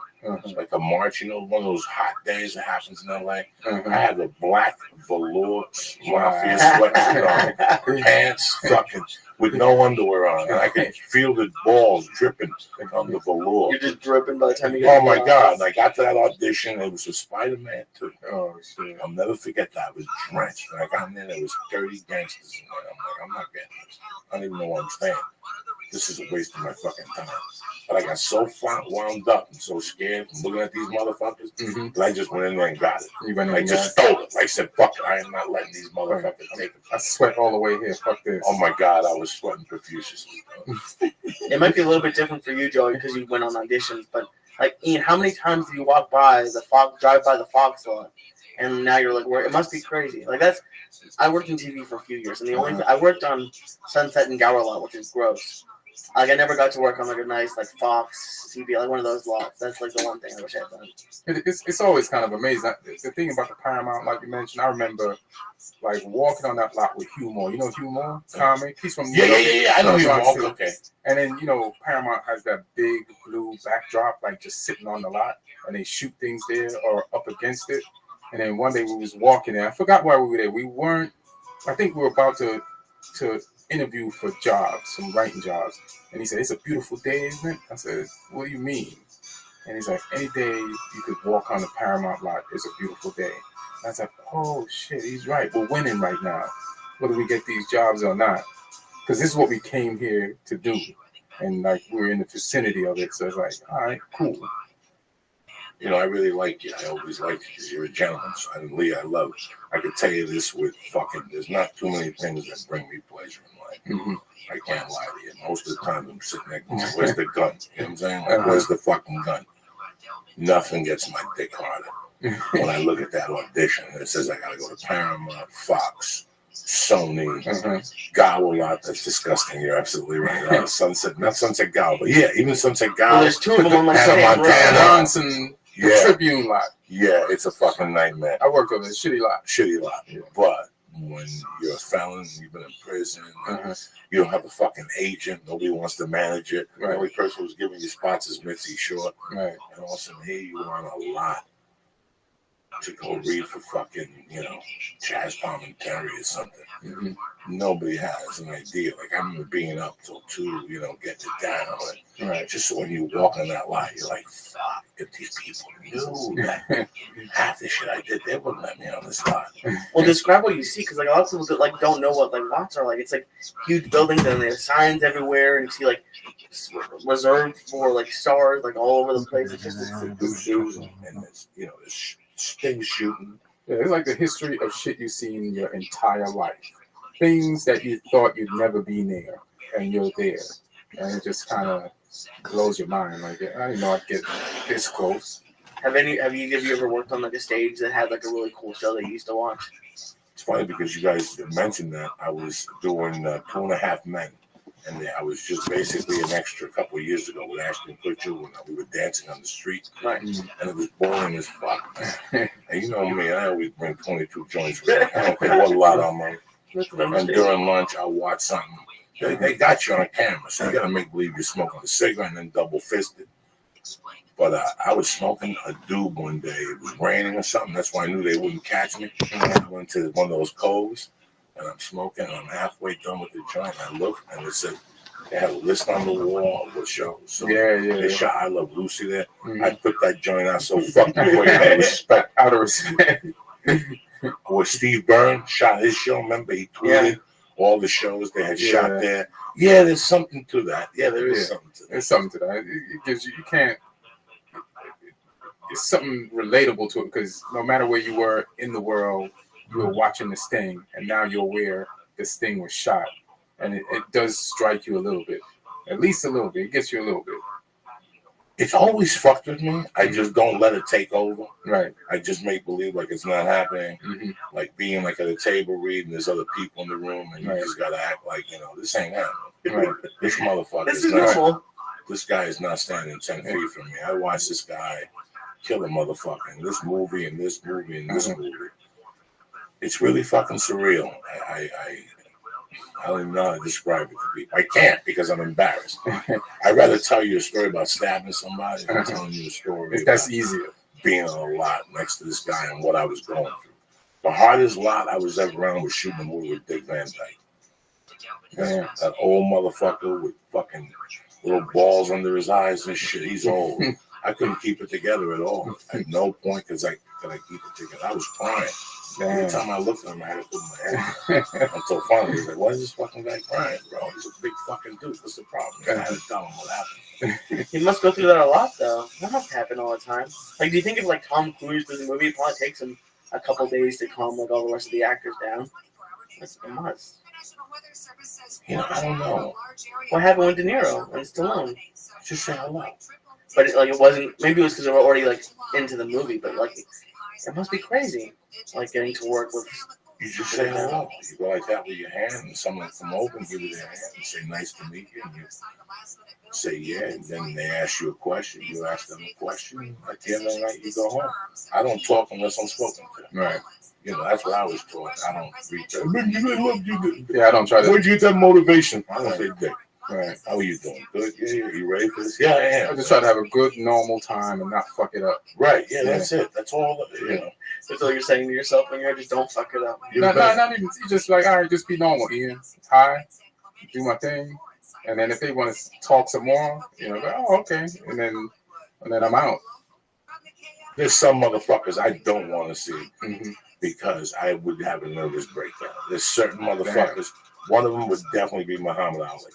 Really? Like, remember when at the store? I don't know how long you been out here now. In Cali, I've been out here since like 2000, around 2000. Yeah. Like 3 or 4 years before that, I was at the store. And you remember at the store, Lila Lee used to hang out there. One of his daughters. Yeah, one of his daughters. Yeah, she comes around once in a while. Was a comic. Yeah.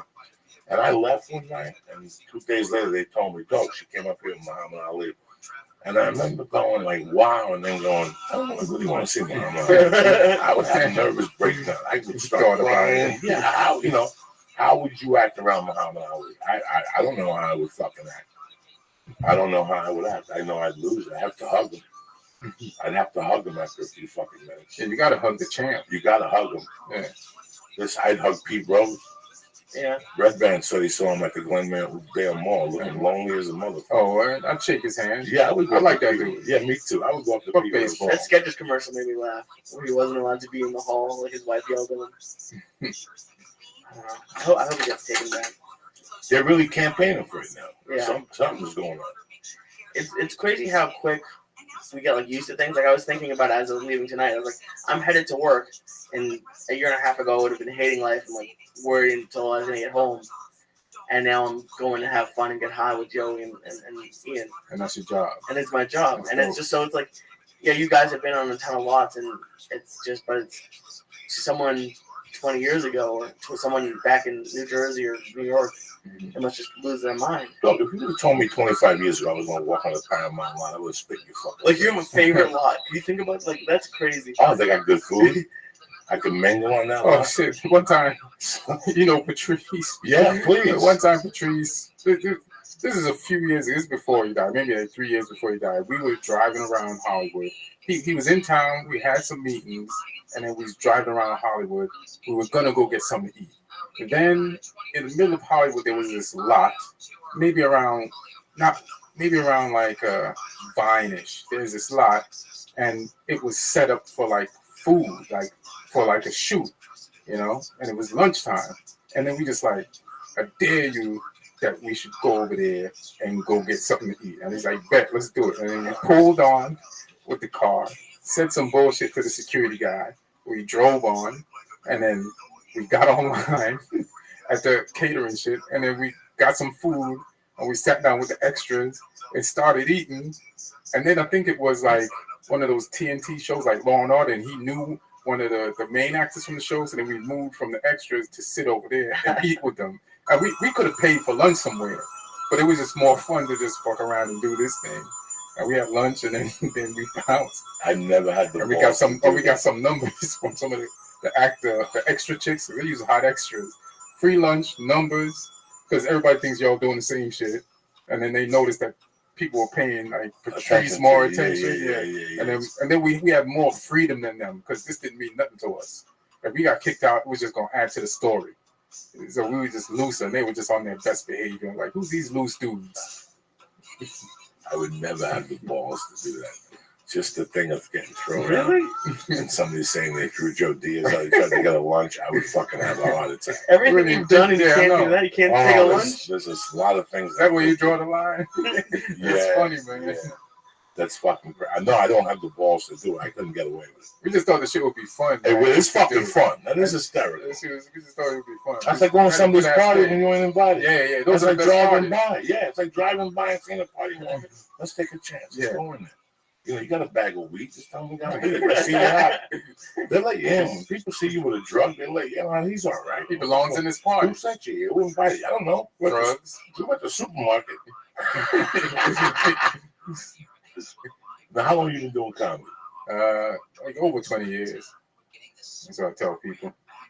Now, you're a great writer, Mm-hmm. but how did you get into the other side of the writing? Like, how long have you been doing that? I was doing stand-up, and then one time was in New York. I started in New York, and this guy, Rick Dorfman, he used to be a manager on the Barry Cats, had his own company. He was running Gotham at the time, and he said, hey, they're auditioning for writers for Keenan Ivory talk show. And he was like, you want to come down and do a set for this lady, and she'll determine if you're good enough to be a writer on the show. I was like, all right, bet, and then I went down there that night, and I was hot back then. Like, I had a set that was getting standing O's if I did it. Like, it was a hot 10. Like, I'd thrown away all my old shit, started working on this thing at the Boston Comedy Club, and like built it up. And then there was a point where I was worried. I was doing the Boston so much I wasn't even doing black clubs. But then we had this black comedy competition in Jersey, and I drove all my friends there that night. I was looking for parking. They all jumped out the car, ran into the contest venue, wrote their names down, and when I walked in, it was like, we all signed up. So then I signed up last. I said, you motherfuckers, I drove you here. I got to drive you back home, and you didn't sign my name on the list, so I'm last. So everybody goes, it's a hot show, everybody does good, and I stand them with my 10. I said, oh shit, this shit works anywhere. This is dope. So then I got on Def Comedy Jam with that set, and I also did that set for this lady at the Gotham, and she was like, you got any writing samples? I was like, yeah, I got some writing samples. And I had some ideas written down, and I had some completely written out. And the only reason why I had them completely written out is a few years earlier, a homeboy of mine, another comic, Arnold Acevedo. I don't know if you know Arnold Acevedo. He's a Puerto Rican dude. He's from Westbury, Long Island. And we used to do a lot of shows together. And we all hung out. And after our shows, we used to just hang out on the corner. and just talk and just laugh for hours. You know what I'm saying? And I don't know how the topic came up, but he was like, "Yeah, man, I got 362 sketches." And I'm like, "What? Yeah, 362 sketches? Like, why?" He said, "Just in case if I get a job on SNL, I don't have to come up with a new sketch every week. I got sketches." And I was like, "Oh shit, I don't have no sketches." I'm like, "How the fuck am I gonna get 300 and something sketches?" And I was like, "Calm down, Ian." I panicked at first inside. I'm just pretending to still be in this conversation with these dudes we're having fun with, but on the inside, I'm panicked because I'm like, I'm unprepared for this comedy life or for the possibilities that this thing could branch out into. And I was like, "Calm down. Just whenever you always have ideas, but you just never write them down. You promise to write them down, you never do. So next time you have an idea, either go home, write it down on a piece of paper, go home and completely finish it, or at least jot it down so that you don't forget it. And then it'll accumulate up to." Then I calmed down. So then I started doing that, and then this opportunity came along years later, and it was like 2000. It's on 99. So I went home that night, finished like 6 sketches. I had 3, wrote 3, and faxed them in. And then it was like December, mid-December. I waited to hear from him for like 2 weeks, and like, "You got the job, come out here in January." And I just came out and did the shit. And the show got canceled 3 months later. Poor you. Yeah. And you've been here ever since. Yeah, the first few years here, like the first 3 years, I love New York so much. I'm like, New York, I love New York. And you don't want, once you're from New York, you're proud of that title. I'm from New York, And I was here, so I spent most of my time in New York, even though I had an apartment here. And then I said to myself, "Yeah, you got to be in LA to do the shit you want to do.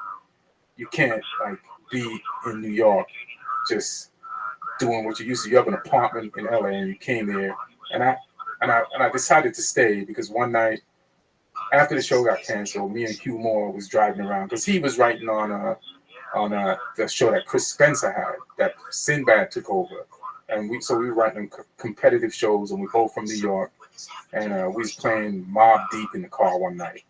And then there's a line in the song that I never paid attention before, and Hugh Moore repeated it. He said, "Scared money don't make money." And that was the sign from God or the universe to say, stay in LA. Because when the show got canceled, there was like 3 weeks left on my contract.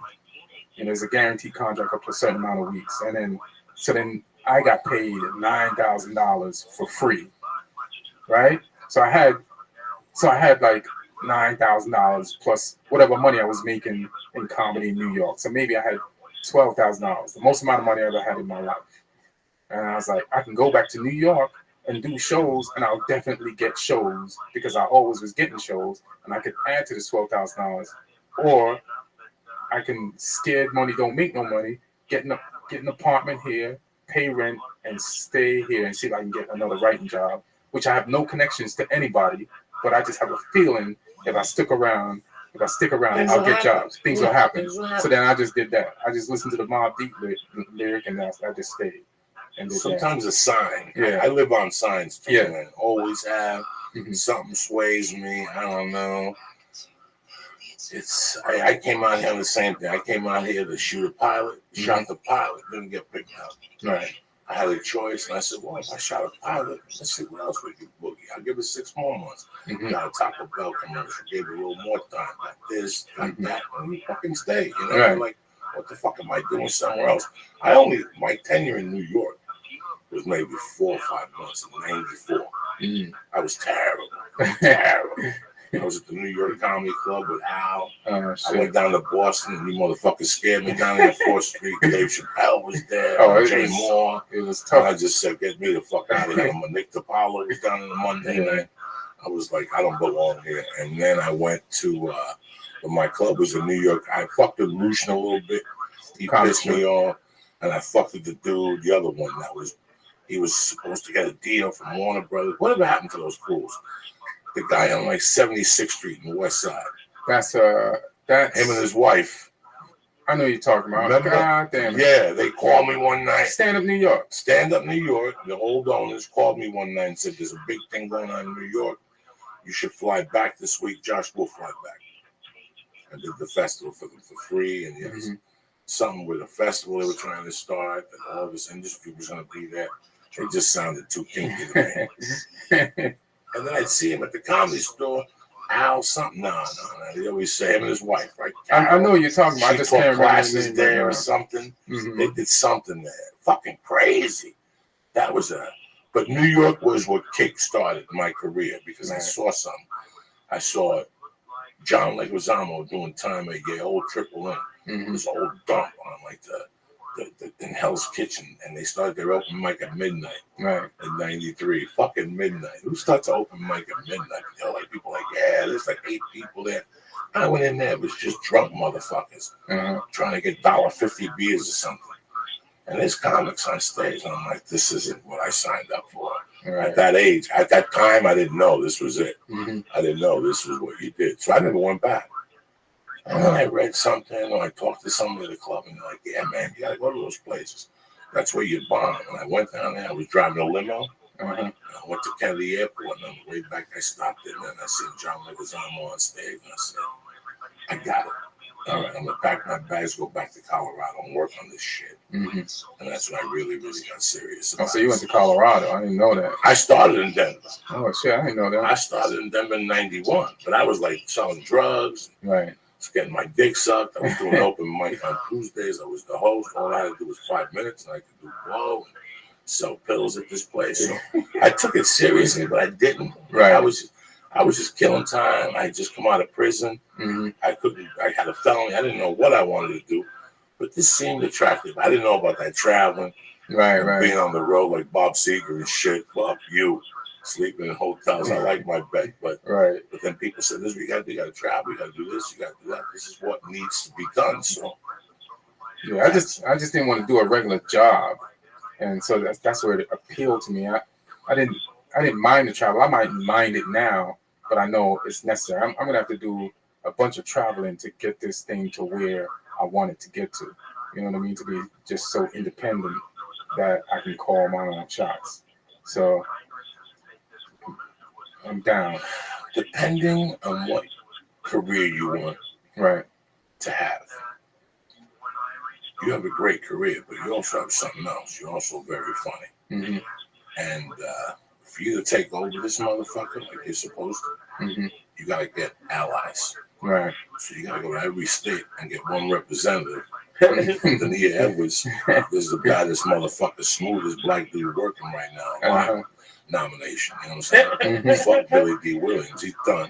So that, and little by little, bam, bam, bam, and all of a sudden you have these little ports that got you. It's like when you these presidents, isn't a big thing fucking Iowa? Yeah. They get the signs like fucking momos, and they're out there, a bunch of white people vote for this fucking idiot. Same thing with stand up. Right. We got to get out there. Right. It's hard. It's rough on your family. It's rough on you at a certain age, but it's also fun. Right. It's rough till you get to your hotel room. Right. And now you go into work mode. Now you go into animal mode. You know, this is where I am. Last time I was here, I got my dick sucked. I went to this place. They got good wings.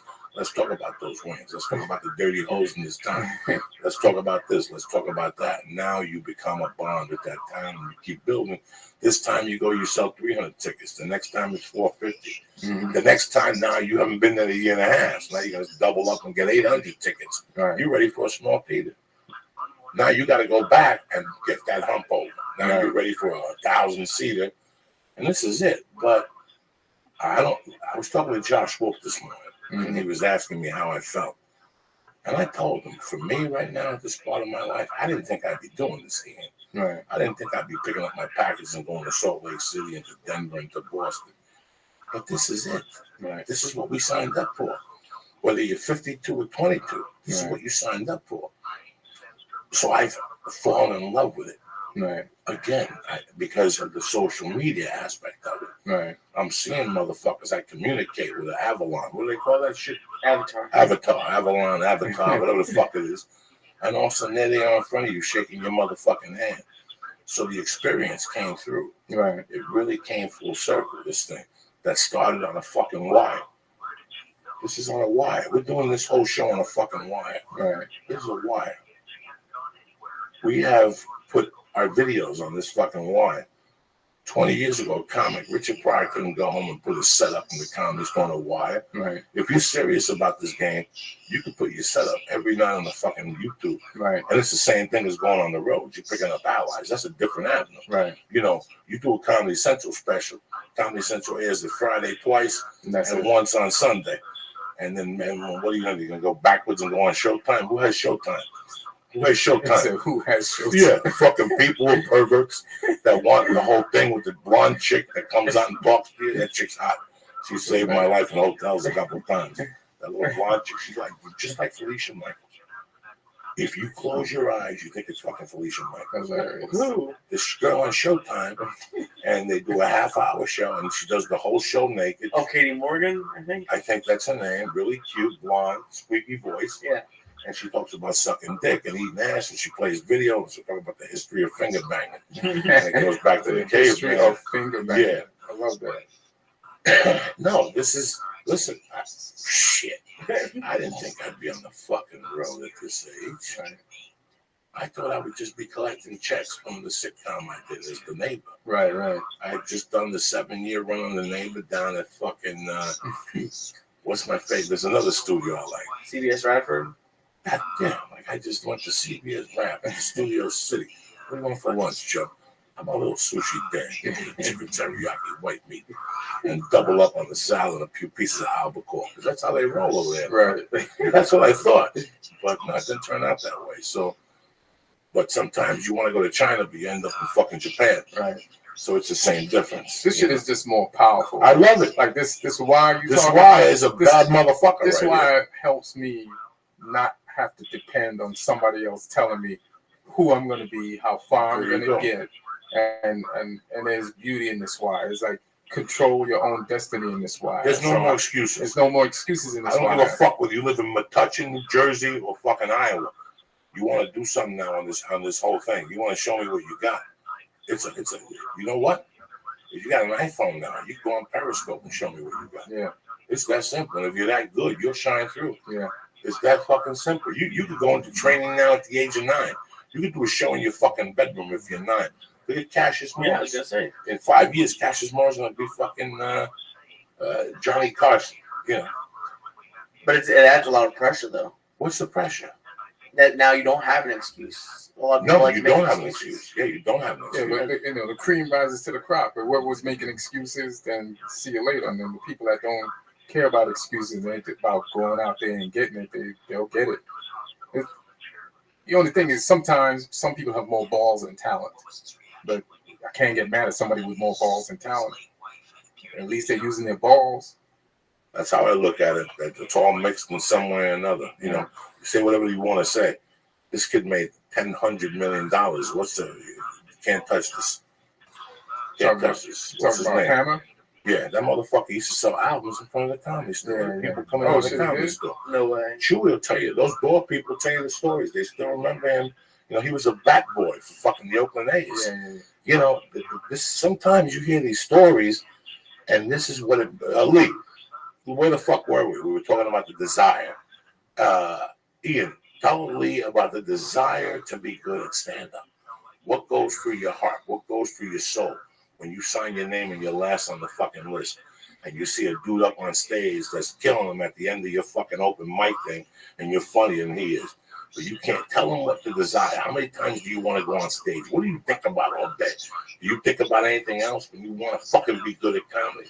It's like it's something like you're in a job where you have to kind of prove yourself every time you get on stage, and you have to accept that this is what I do. I got to prove myself, and the desire to this is a funny thing where if you don't do as much as you can, somebody will catch you from behind, and if you don't do as much as you can, you'll never catch the people ahead of you, and so you just always have to stay on your toes and keep working and keep grinding, keep writing, and trying to figure out ways how to gain inches on the person in front of you and on the person behind you. But you have to love to want to do that.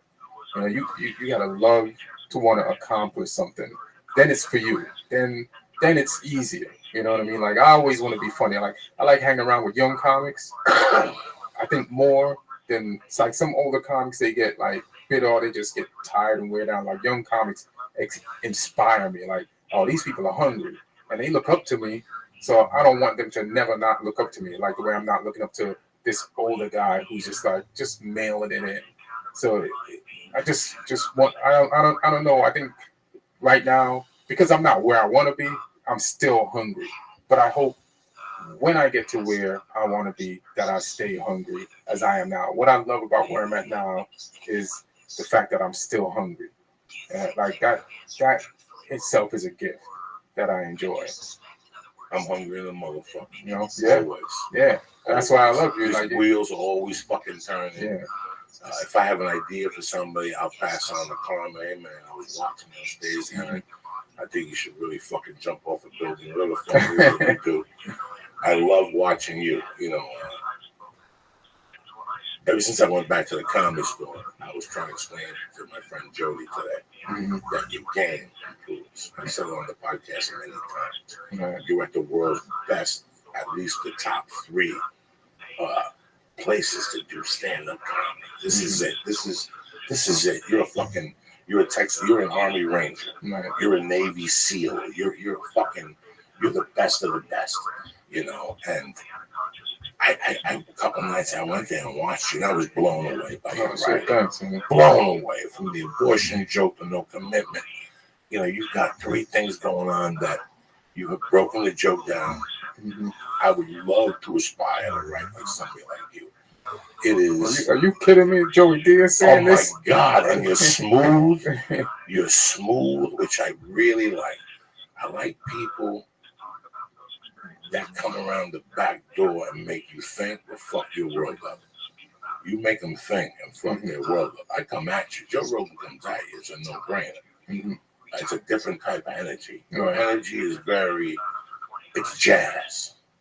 It's jazz. And you know what? It's Jamaican jazz, which doesn't exist. It's you. The smoothness in your voice and how your tones and you stop. That's the gift. Right. That's the gift that people don't know. The power of the voice and stand-up is what don't hit you till about the 12th year. Right. When you realize how powerful your voice is. And then when I get loud, it's too that the power of the mind. And I know it. I don't know how to teach it to you. If you came to me, Lee, and said, I want to be the best stand-up, I was watching the other night what you do with your voice controls the game. That's why they give you the microphone. That's why I fuck up and walk away from the microphone. When you walk away from the microphone, you lose your power. That power is but your voice in comedy. And your thing, like when I close my eyes, it's like Julius Erving. The rhythm is in the. Damn, I'll take that. Yeah, you're the smoothness. And I never heard that type of smoothness. Damn. There's a guy that has that smoothness, but it's a complete different smoothness, and that's Dave Chappelle. Right. It's a complete different smoothness. You took it somewhere else. So Right. it's really, that's what I see, man. Well, thanks, man. In my comedy world, I like, well, I'm a student of the game. Right. I want to see what makes you tick, and I want to see why they're laughing. Right. You know what I'm saying? I want to see why they're laughing. I want to see why they're fucking really laughing. Are they his words? If people knew that your words don't even matter. Right. People knew at home. It's like when people say, I love intelligent comedy and thoughtful. I like in comedy that is what they say. That incites my brain. Let's go suck a dick that smells like ass. That'll make you fucking think. All right? You know what I'm saying? That'll make you think. Suck a dick that smells like ass. Yeah, why is this guy's dick smells like ass as you're sucking it? That's a $54,000 question right there. But it's, I love stand-up, man. I've always loved it. And the more I do it, the more respect I have for it. Right. I have a ton of respect for it. I've never run a light. I've never disrespected a comedy like that. I have a ton of respect for it because it took me out of a dark place. It took me out of a gutter. I respect it. I respect it like a fucking lion. I respect that comedy store stage. I know what's happened to me. You know, I never went to Juilliard. Right. I ain't no fucking, who's the big black dude? Bing Rames. I didn't go to Juilliard. I never went to Juilliard. I didn't go to Juilliard. I didn't take no acting classes when I was in New York. You know, Acting was fucking fronting drugs. Your life. That's your life. Acting is when you go up to people and say, "Dog, let me 20 and give me back in an hour."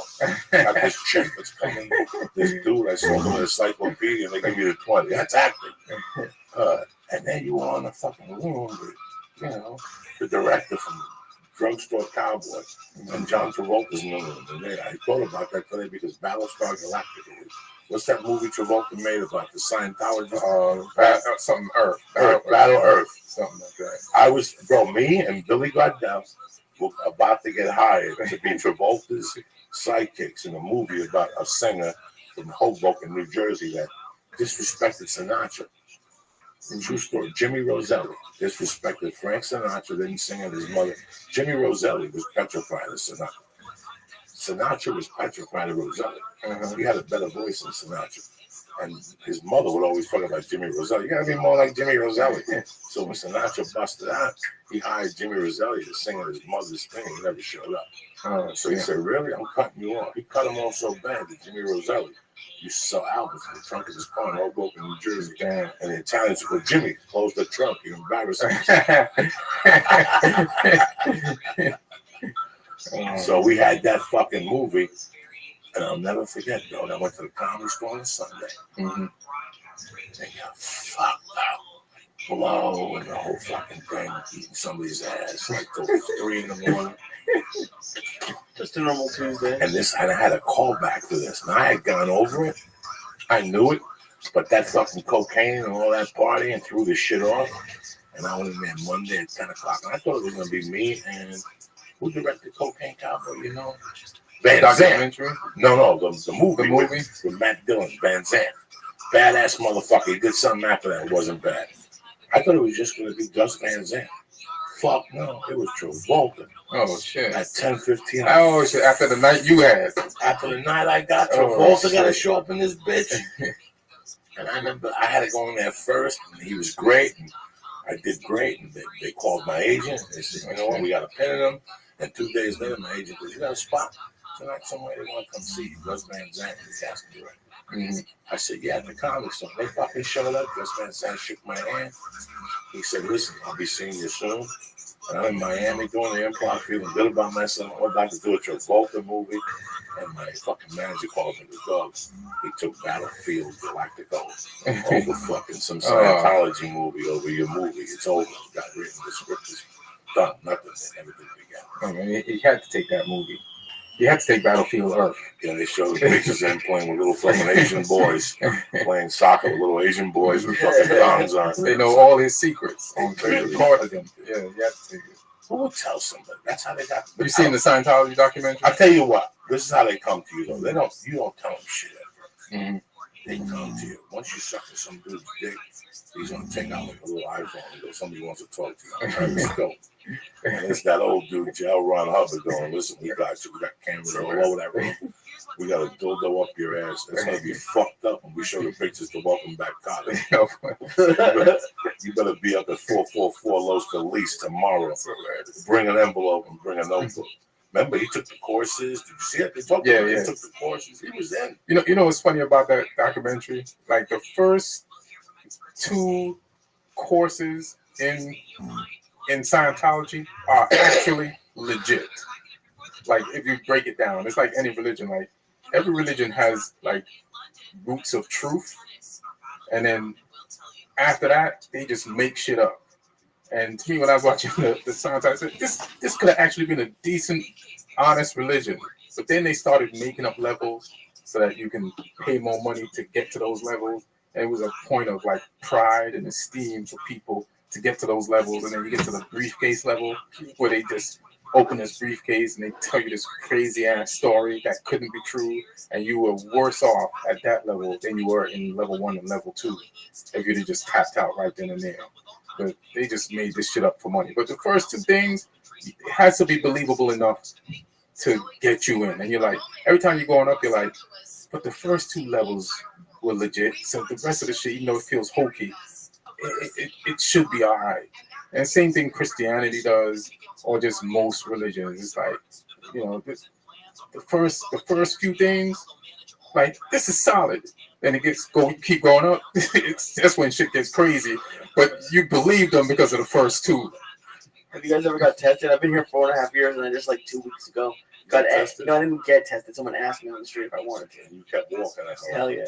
Yeah, I'd never do it. It's like Santeria. 1 minute you're throwing some cards, next minute you're up in the Bronx, you get water poured on you by 3 black dudes playing the conga drum and shit. First 2 levels of Santa Maria. Santeria is good. It's trying to do a little fucking Tony Bennett, break it up a little bit and shit. We do this every Monday. Alright.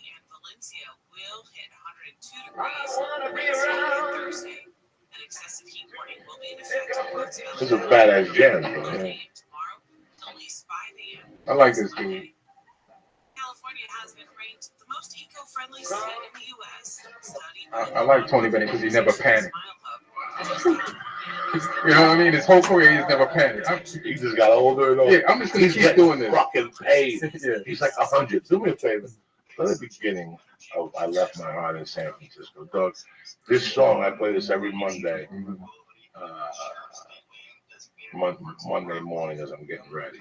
And sometimes I'm doing shit and the next song flows in because it's the greatest hits out. And it's I Left My Heart in San Francisco. You gotta hear the first fucking verse of this. Oh, he knocks it out of the park, though.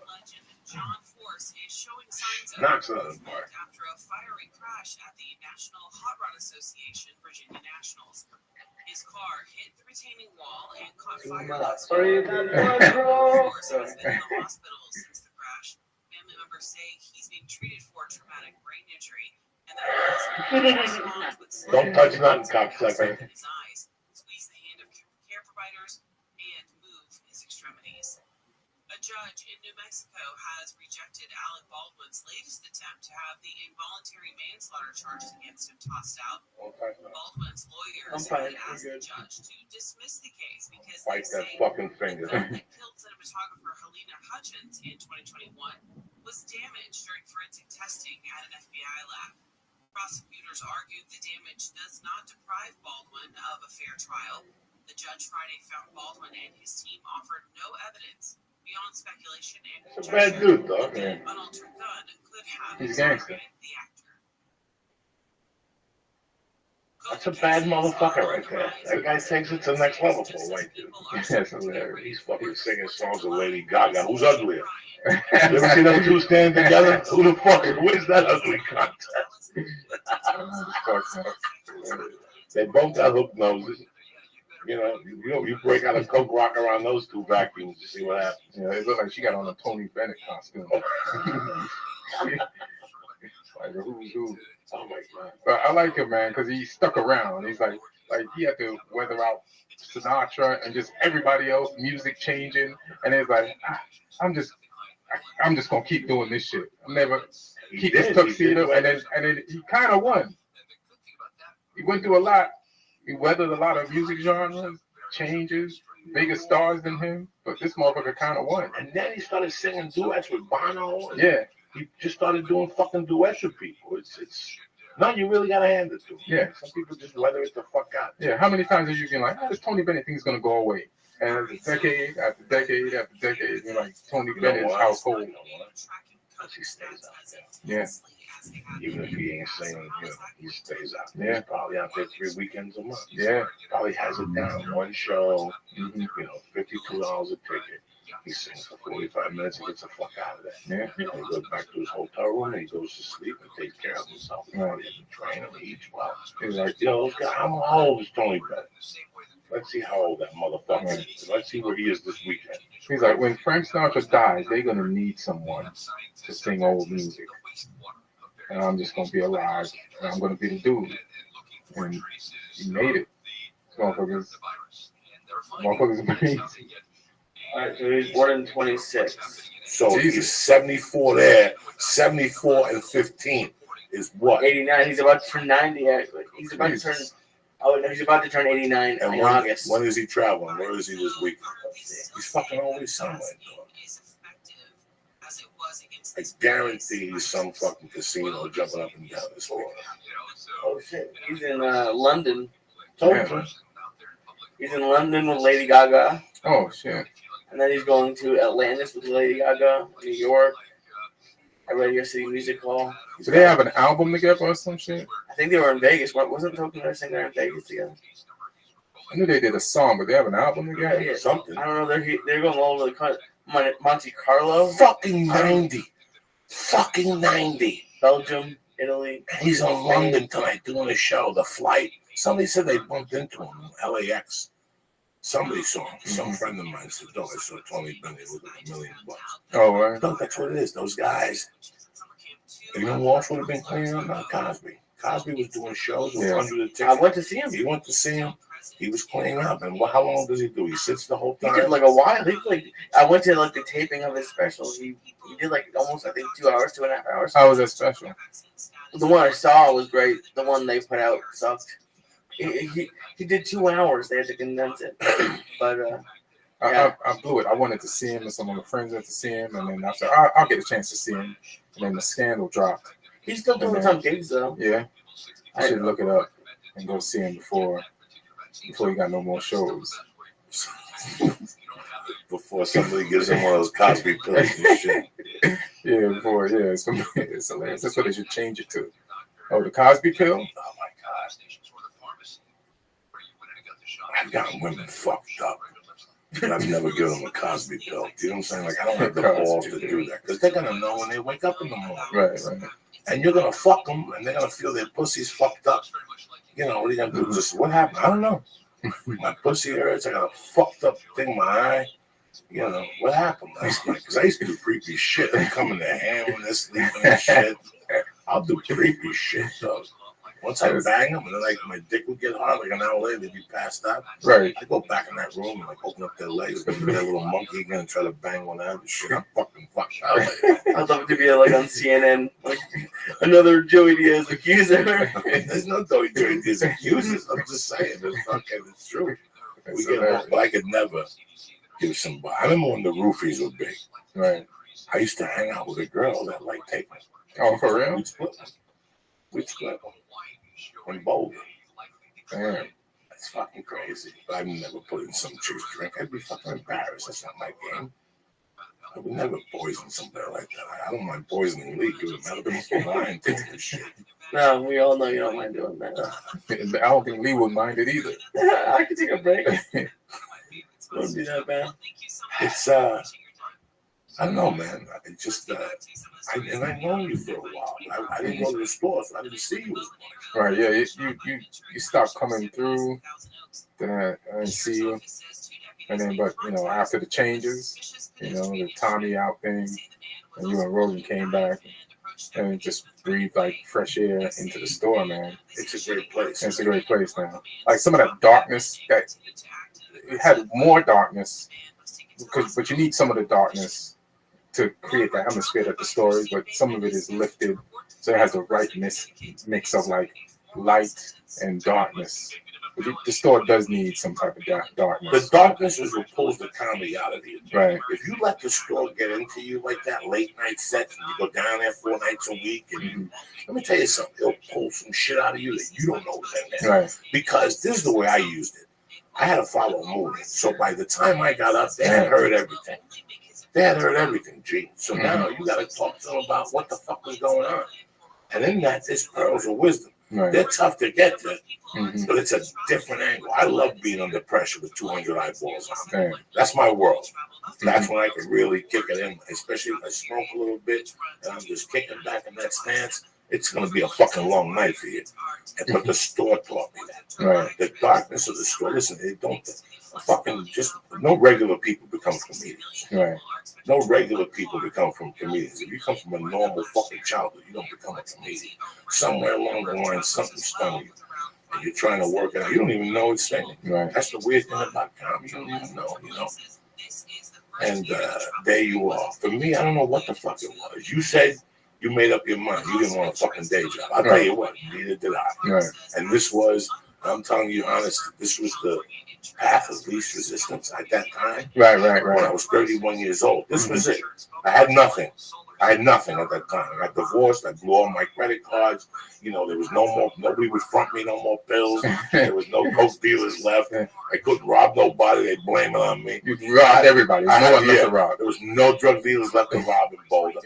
And I had to do something. And I knew that if I stuck to something, because the plan was, Ian, if this didn't work out, the next level, I was going to get a kilo of coke and 2 guns, and let's play it out to the end of time. Blaze of glory. Whether the fucking blow kills me or somebody shoots me, let's see what happens. And I'm really fucking happy that the comedy saved me. So when I got into it, I put a heavy commitment into this. It's like you've been doing it 23, 24 years. Right. Like me, 24 years. At the 8-year mark, you're in. Right. You ever see people in LA when you got here, and also you forget about those motherfuckers, and you see them on Facebook, and you see what the fuck they're doing now. Yeah. And you sit there like, you go, I went to an acting class with this motherfucker, bro. I went to a meeting. This guy was up for a show with me. He quit. It feels like you're looking at somebody's funeral. They're alive, but they're not doing what you met them doing, and you feel sad that they didn't continue. And it's almost like I remember, this is another huge story. I was like, hey man, Teddy's moving back to New York. And he's like, Teddy's moving back to New York? And he said it like Teddy died. I said, no, he's still alive. But you're right. That nigga's moving back to New York. He's dead. And that's how I look at it in that vein that you just mentioned. I look at it that commitment you told me you were in was all fake. You were confused. You came to LA, right. You went to Montreal, you got the deal. You were at the store, you were at the Improv, you got a manager, and then one day out of the fucking clear blue sky, I don't see you no more. Right. I don't know what happened. And then 3 years later, Facebook comes along with Twitter. And then you were on Facebook talking to Lee. And I look at your page and I see a kid or whatever, and I see that you're at a bowling league now. I'm not mad at you. And by no means. I don't even think you're dead. I don't even look at it that way. And I know they all miss it. Like Mike Ricker misses it. Right. And Mike left. All his homies miss it. Yeah. But I don't understand how you came out here and had this commitment. We did all these things. You were at the Laugh Factory with me. We did all these things, and one day you just stopped. I never understood that. I never understood that. I can't get that. I hope I never get that. You know, like, I never want to understand it. I just want to keep pushing forward and just keep this energy that I got to just keep going forward. Well, no, listen, you're a special fucking champ. You're already there. It's just, you know that jar that nobody could open? And your mother comes along with a missing finger and opens that motherfucker. That's all that's right at the point where you're at right now. You and I both know this. Your time, it's your time. You just need a little push over. You can never... Listen, man, this is going to taste better for you. You didn't come here, you want to flash. How many flash in the pants you know here? How many people got a big deal in Montreal and they started cutting motherfuckers at the store, bumping bitches at the store. And now you see them and they can't even look at you. Look at that thing I read 5 weeks ago about Vinny Favorito. When we at the store, Vinny Favorito, when you at the store. I know that name. Who the fuck is that? The dude who robbed everybody in Vegas. He took loans. Italian dude. He's a comic, right? That dude came out here with a blaze of glory. Right. I mean, he shot every motherfucker. He went to the store, bang. Went to James Masada, bang. Went to the Improv. Not only the Improv put him up, but fucking what's his name started taking him on tour with him. The old man. Who that? You know, fucking Bud Friedman. Started putting him everywhere. Oh, the kid went to Montreal, didn't get a deal, but came back. Somebody gave him a TV show. He took the magician in with him, and all of a sudden, shit started spilling out from everywhere. That this guy had fucking done an open mic class in Boston, took everybody's money and left. Oh, shit. He was one of those type of gangsters. Then he disappeared from here. Then people are like, no, he's in Vegas. He's doing fucking great. And I'm sitting there going, this dude had a really bad gambling problem. Right. And now he goes to Vegas. And it just disappeared. And I'm not the type of guy that's going to put him down. You just give like that, a guy like that road. Right. It's like me going to Miami in '95. I would have been dead right now. Right. You don't send Joey Diaz to Miami for no reasons at all in those days. The coke up here is $60. Down there it's $25. You know how many of those I can eat a fucking day? Yeah. You know, it's like they sent Hollywood Henderson to Miami. You're too young for Hollywood Henderson, right? Or you remember Hollywood Henderson? I don't remember. Hollywood Henderson was a fucking bad-ass Dallas cowboy. Badass. guys from the sticks of Texas. One of them type of black motherfuckers. I'll give you the article. I'm going to put it in my car. This dude, Sergio Ortega, gave it to me. And he describes his first day at Thousand Oaks, at the training facility right here in California. The Dallas Cowboys do that thing up there. He's like, here I am, a 20-year-old rookie, and all I got is $15, 3 hits of acid, a gram of blown, a couple of joints. And I'm in a dormitory with a bunch of fucking lomos. Something like it, like. And from there on, though, he talks about going to the comedy store and picking up Pryor and the Pointer Sisters and fucking cooking up fucking crack. Before, freebase is what they called it. At 20? He was, dog, this guy was ripping it up. He's ahead of his time. He was ahead of his time. Nobody remembers him no more. Let me tell you an interesting story. He fucking started intercepting motherfuckers, like getting interceptions and scoring. And then they went to the Super Bowl. And he took a can of Orange Crush. That's what they called the Denver defense. And crushed it on national TV. And then the Super Bowl, he called an interception and ran into the Super Bowl. And this motherfucker was King Dick. And if you read like that whole Playboy thing, he talks about having an apartment up here and having 3 white bitches, having an apartment in Dallas. And then for his 27th birthday, and Too Tall Jones gave him 4 bitches, a redhead, an Asian, a black chick, and a fucking a Martian. And he fucked all 4 of them. I mean, this guy, you're sitting there going, holy fuck. And they starts talking about fucking carrying pistols and being up here, and he just went AWOL. So after he wins the Super Bowl, they all know he's crazy. And if they show old footage of Dallas, it's really interesting to see him because in the locker room, after they won that Super Bowl, you could see him in the back of my shirt. I'm going, oh, there. Like he was just out there. Right. He was 20 years ahead of his time. And then in the game on CBS, they were losing, and the camera went to him, and he went like this. We're number 1, motherfucker, something. Next day, Tom Landry cut his ass. Oh, right. And where they sent him? Miami. Oh, shit. And he just went AWOL and got guns. But he got locked up, went to jail, came out, became a born-again Christian. And about 6 years ago, he won $1 million in the Texas lottery. Oh, for real? So, yeah, Jesus, he was born lucky. There you go and shit. Was he on the team that won 16-0? The Dallas, no, that's Miami Dolphins. That's what I meant. You said he went to Miami. He went to he went to Miami like in 77. That was way after that. No, this happened like in 75, 76. You gotta get your shit together. You're a lot younger. You're a young man. You don't remember these things. I don't. You know what? It might not even be an age thing. Like I was in Jamaica probably when that shit was happening. So I came. No CBS. Yeah. So for some reason they didn't have American football in Jamaica. So now, how many years were you in Jamaica? 9 to 17. Went to high school down there? Yeah, I went to high school down there. You were smoking ganja and all that shit? Yeah, we did it like we had like a soccer field in my neighborhood, and then there's a play with like the older dudes, and then there was in Jamaica when people start building a house, it could take 20 years to finish building the house. And then there's this house across the field, across the street from the soccer field, that it wasn't abandoned. It's just that they had the whole frame up, all the blocks, but it had no windows. Some of it didn't have no roof. Like somebody was like building it slowly, sending money down and like building it brick by brick. So it was like kind of like a clubhouse with no floor.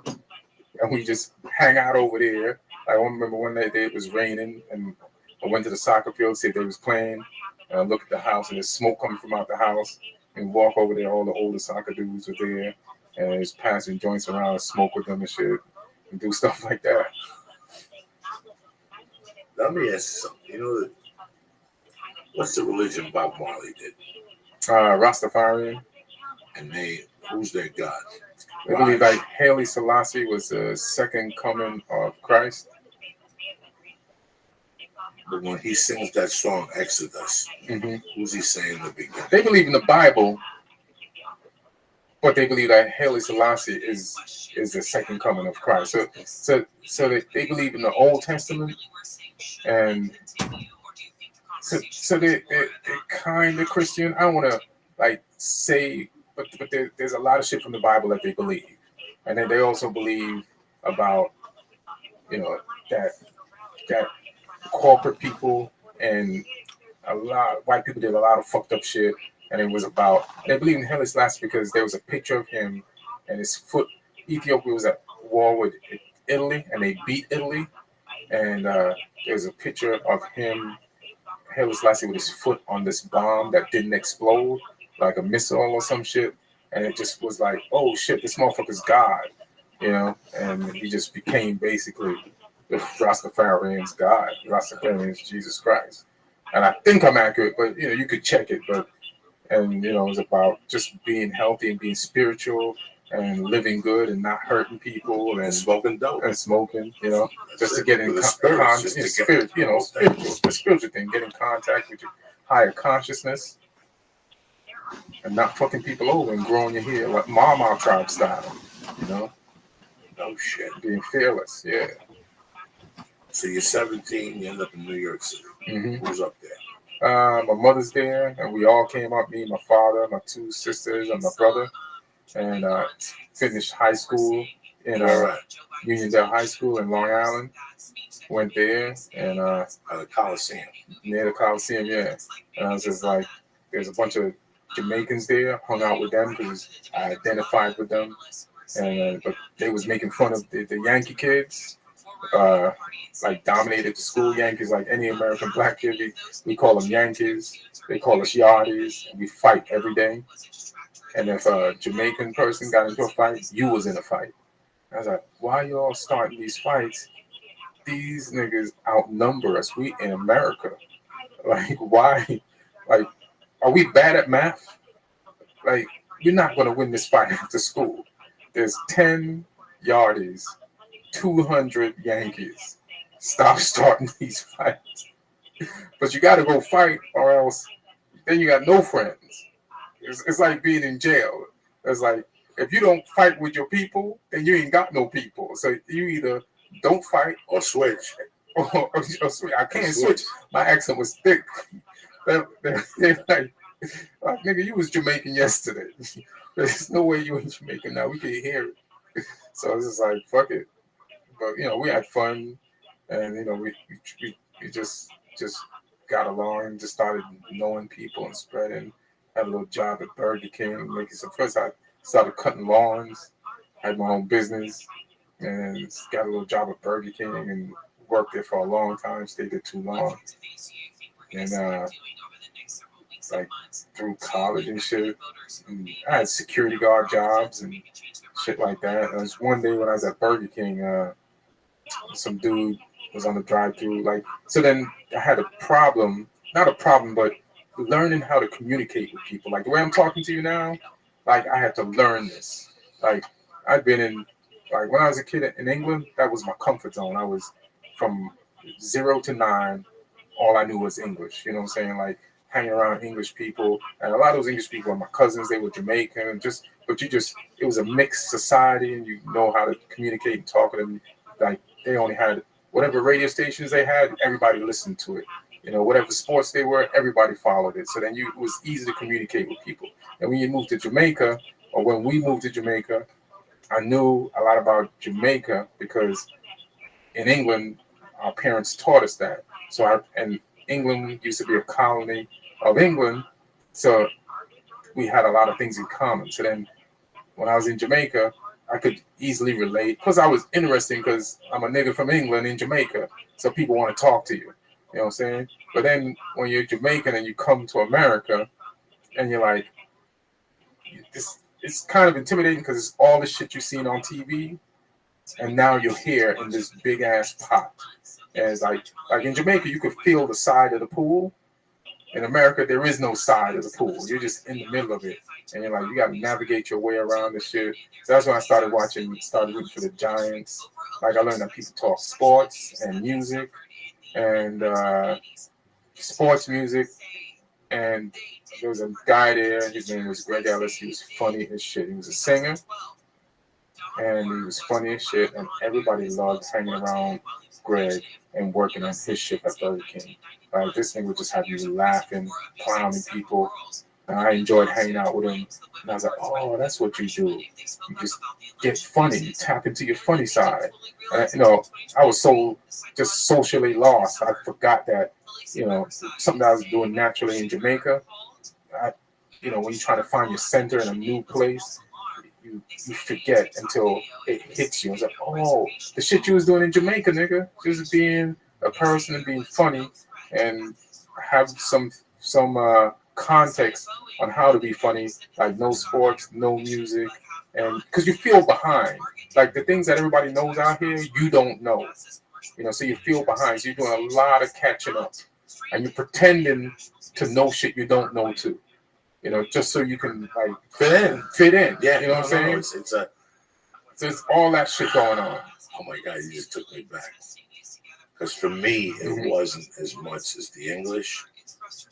It was, since day one. Like I remember waking up and if you ask me when did this all start, it started 127th Street, and there I learned how to. I didn't know black and white. I just knew friends. Where I lived on 88th Street, those kids didn't talk to me because my mom would talk to me in Spanish. Right. So they wouldn't talk to me. I don't know why. But after hanging out with Jasper and that whole scene, when I went back to 88th Street, and once I got to that school, I was always very timid and quiet. I felt socially unacceptable. Right. I was Cuban. I wasn't as good as the white kids. Right. You don't know how to fit in. You're trying to find it. And who saved me was my mom. In the kindergarten on my birthday, that bitch brought a Carvel cake and a case of Coca-Cola in cans. Them motherfuckers loved me after that. They knew I didn't fuck around. I got myself a little piece of ass, little Chinese girl after that. And I started going to her house. I ain't fucking with you. Her father used to draw for Charles Schultz. So we get the first screenings of fucking any peanut movies. She'd take me in with each Chinese gun with the wrapper, Chinese candy with the wrapper, and we'd watch it. I go to her house, and then something happened. And at that time, I was a decent kid. I was very quiet. I was very timid. The Green Hornet came along, and I'm watching this Chinese motherfucker bitch slap people, right? And I'm like, I like this, but I can never do this. This is not my world. I could never see myself lifting up my hand to another child. My mom was an antagonizer. My mom always wanted me to protect myself. Right. And I go, Mom, I don't want to hit him. My mom would take me home. Next time that kid push, you got to punch him in the fucking face. And my mom would have hand signals, and sometimes I'd do it, sometimes I wouldn't. When I was in the park, I got hit in the head with a flashlight. Oh, at Central Park. Somebody hit me, took my, not a flashlight, a lunchbox, the container, and they hit me. And that changed my game because I didn't like that feeling of getting beaten the fuck up. Now I get it why my mom's saying you got to bitch slap a motherfucker. It was too bad I got the stitches. So after that, my hook was being crazy. So if you jumped off the 3rd floor, I jumped off the 5th floor. Right. If you fought 2 guys, I fought 3 guys. If you hit them with 1 egg, I hit them with 3 eggs. Right. I was one of those motherfuckers. And then I went up to 148th Street. And that's the melting pot. I was black, Puerto Rican, Irish, a couple Jews, a couple Germans. Everybody got along. It's like Do the Right Thing. Do the Right Thing is a beautiful movie because it's about people just talking out loud. But deep down inside, we all get along with one another. We have to communicate with one another every fucking day. I got to go to your Korean store. You got to walk by me to get fucking shoes. There's interaction. No, there's interaction that you don't know about. Even though I'm sitting on the corner going, those fucking Puerto Ricans, those fucking niggas. Meanwhile, I'm at the corner with him, hugging him, giving him $1 so he get a bottle. Right. Because that's how I roll. But you follow me? If they get along, you just get along. And that's where I got that little melting pot is where I just got hit. Like I knew that you got to back your friends. Right. If you want to be fucking whatever, if somebody's fucking with Lee and I'm there, and there's 8 motherfuckers, you want people to not fuck with you, jump in for Lee and bitch slap. That's it. Right. You're the leader of this crew now. You're giving orders. You're hanging out with the other leaders and shit. So that's the way I knew. I never knew it was about being funny. Right. I never had an idea. That came in later on. At 13, the Odd Couple. But like jumping from the 4th window when somebody jumps from the 3rd, that shit is funny. Like you're doing a lot of funny shit, but you don't know how much you're entertaining people. You're entertaining people more than scaring the shit out of them. You know what I'm saying? Like this like you're the crazy funny motherfucker. But you're identifying with the crazy part where people are like, this motherfucker's entertaining. I like to hang around this motherfucker. He's amazing. Do you remember the 45 singles? Yeah, the records? Yeah. Okay. My mom had a jukebox at the bar. So when the 45 singles were done, she'd keep them in a box. When I went to a record shop, I take the 45 singles and put them in a bag and take them home. She go, what are you going to do? I'm going to listen to them. I want to listen to them. I go to my back window and there'd be people out there walking. Oh, shit. And there was a parking garage back there, and I whipped those things out of there and hit motherfuckers in the head. And for months, nobody knew who it was. I would go out there and the kids would be saying, yeah, man, somebody's whipping fucking records at motherfuckers out there. He cut this guy, he hit this guy in the head, he hit this guy's dog. And finally, one day I told like these few little gangsters, I go, if I tell you a secret, you won't say nothing. I'm like, I'm the motherfucker that's been launching those 45s out the window. They're like, come on. No, I would come upstairs. I had boxes of it. Oh, these motherfuckers went nuts. I gave them like a ham and cheese sandwich. I let them up there throwing those things out the window for like an hour. Oh my god, you were a terror. That shit is crazy, but it's fun. You know what I'm saying? Like throwing records and eating ham and cheese sandwiches. Oh my god, for an hour? Oh, these little Puerto Rican kids. Where you gonna find fun like that? No, that was my whole thing. I wasn't one of these old kids. I wasn't a bad kid. I just loved to rock. Right. Like at that age, even at that age with the broken English, I was a professional. In New York City, they had trees. But in the spring, they would come with these fucking dirt balls. They were these little fertilizer fucking Arab balls. That's how they built the World Trade Center with these little things. And they were like man-made dirt, and they put it around the tree. And then it was after the rain, they would sink in and break in. Those things, when they hit you, they would hit you. They hurt a little bit, but they blow up. So you'd have dust all over you and shit, right? Dog, I would launch those little fucking things. I hit a motherfucking Puerto Rico with an ice cube. Should have been a picture. Oh my god! From the 8th floor at the hotel, I took a. You were snipe people. Like dog, from the 8th floor in a Puerto Rican hotel with my family. I went upstairs. I started throwing ice cubes off the roof, and some dude was walking, and that ice cube caught momentum, and I knocked that motherfucker out. And they were looking to see who was doing it, and they knocked on my door, and they knew from the look on my face I was guilty. So I didn't have to say nothing. That's hilarious. You said something to me the other day. You said like you're gonna be like karma's gonna come back at you with mercy. Like, I know for a fact. My daughter, I know for a fact. I was from 4 to 7, man. I was brutal after my dad died. You lose your dad, you have no control. My mom didn't know what to do. My mom was crazy, so she gave it back to me. I would overpower a regular woman. Right. At that age, it was a horror show what I did to my mom. And I wasn't a bad kid. I just missed my dad. Right. Once she remarried, that calmed me down. And then, did you accept that dude right away? Yes, I did. It was the weirdest thing because I yearned for a man. Right. I was always around women and shit. I liked it, but after a while, I'm smelling perfume, people kissing me, I got lipstick on, they combing my fucking hair. I want to learn how to sling dick, Jack. So now you're in Jamaica and whatever. You mentioned something about the 45 records, like in Jamaica. So we used to live in this place called Church Pen. And there's this town called Old Harbor. It's like a 1 mile walk. And my father worked at the end of Old Harbor at the soybean factory. Like he was an engineer over there. And at night, my sisters used to cook. And then one of us had to take him the food for dinner. And so it was my turn. And we give us bus fare. But if you walk the mile and walk the mile back, you get to keep the bus fare. And then there was this record that was hot on the radio at the time, this record and shit. So I said, I'm going to walk there and back, buy the record and walk back. And then we get home. My father's going to be at work. Me and my brothers is going to just play this shit all night. So then I get to Old Harbor, walk, give him the food, say goodbye, stop at the radio, the record stop, get the 45. I'm running home, not paying attention. All I'm thinking about this. And somebody had dug up the fire hydrant that was on the sidewalk, and they left a hole that was filled with water. Oh, no. And I fell like a kid, fell in the middle of the night, and we don't have street lights. So I'm like, 1 minute I'm running, and the next minute I'm like, what the Ray Charles' little brother? Yeah, I'm like drowning with a record, trying to hold it above the hole so it doesn't.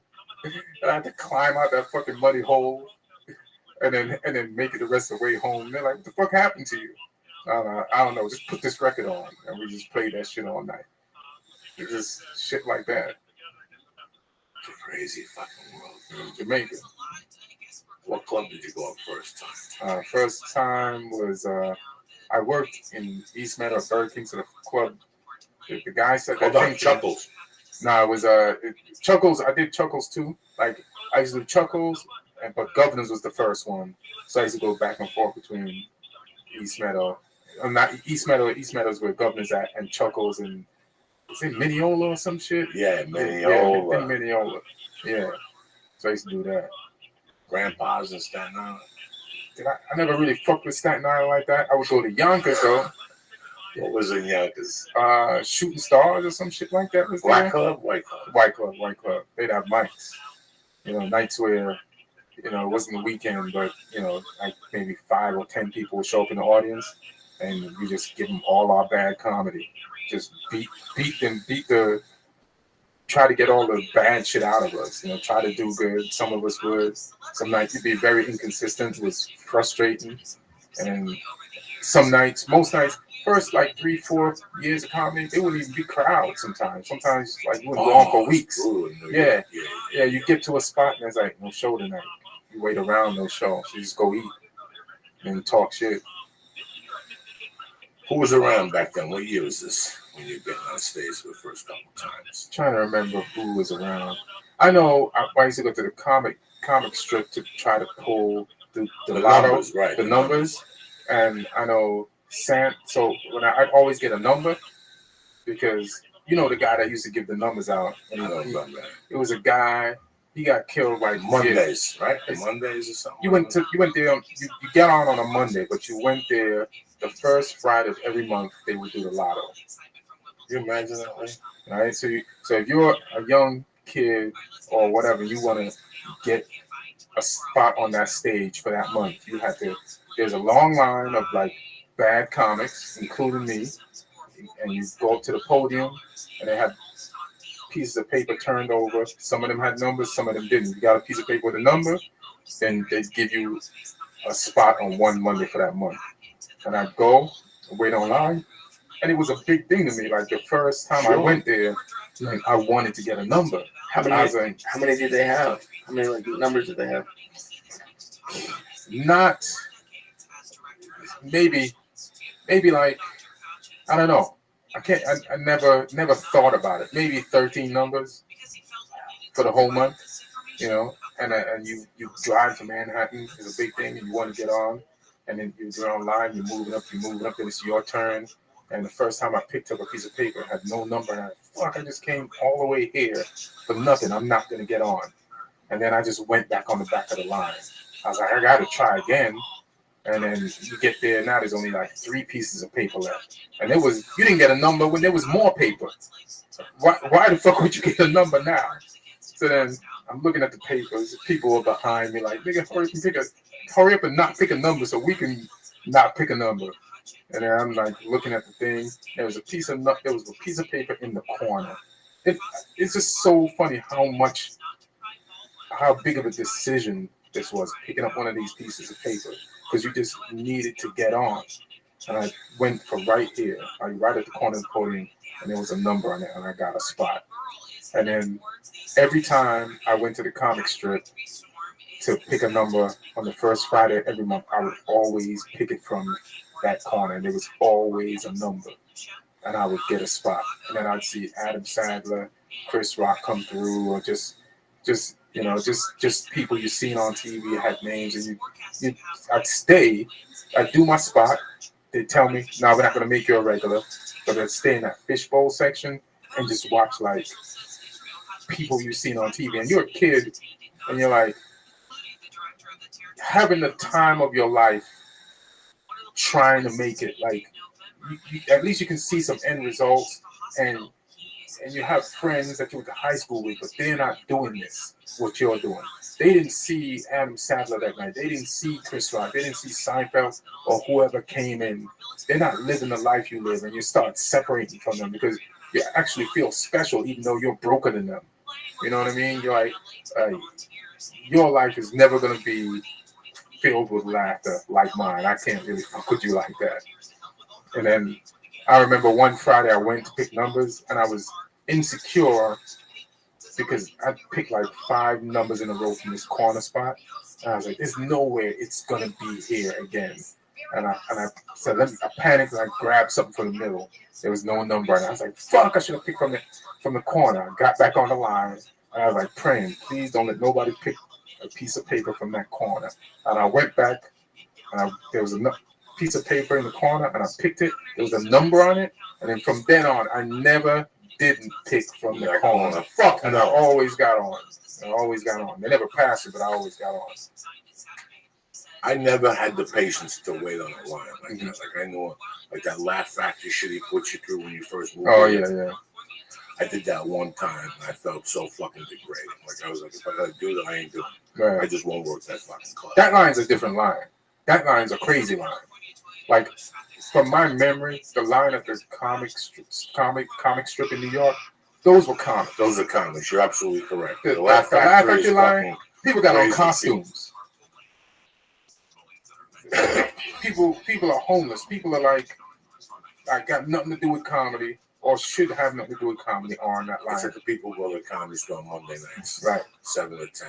Half of them have mental illness. Yeah, don't take a fucking genius to know that. Right. He's sitting there going, Joey, you're fucked up too. Yeah, but these people are really fucked up. Boom Chakalaka shows up with fucking a shopping cart. Yeah. Jeff Richards puts him in videos. Right. I mean, that crazy bastard. Boom Chakalaka. The other guy who comes late night and he's a Nazi and he goes to the bathroom, they light him on fire. Michael Epavaya, whatever his fucking name is. I don't even know if he still comes to the store. Yeah, I don't think so. I got a call one day, Joey, why'd you light Epavaya on fire last night in the bathroom? That wasn't me. I was down embarrassed.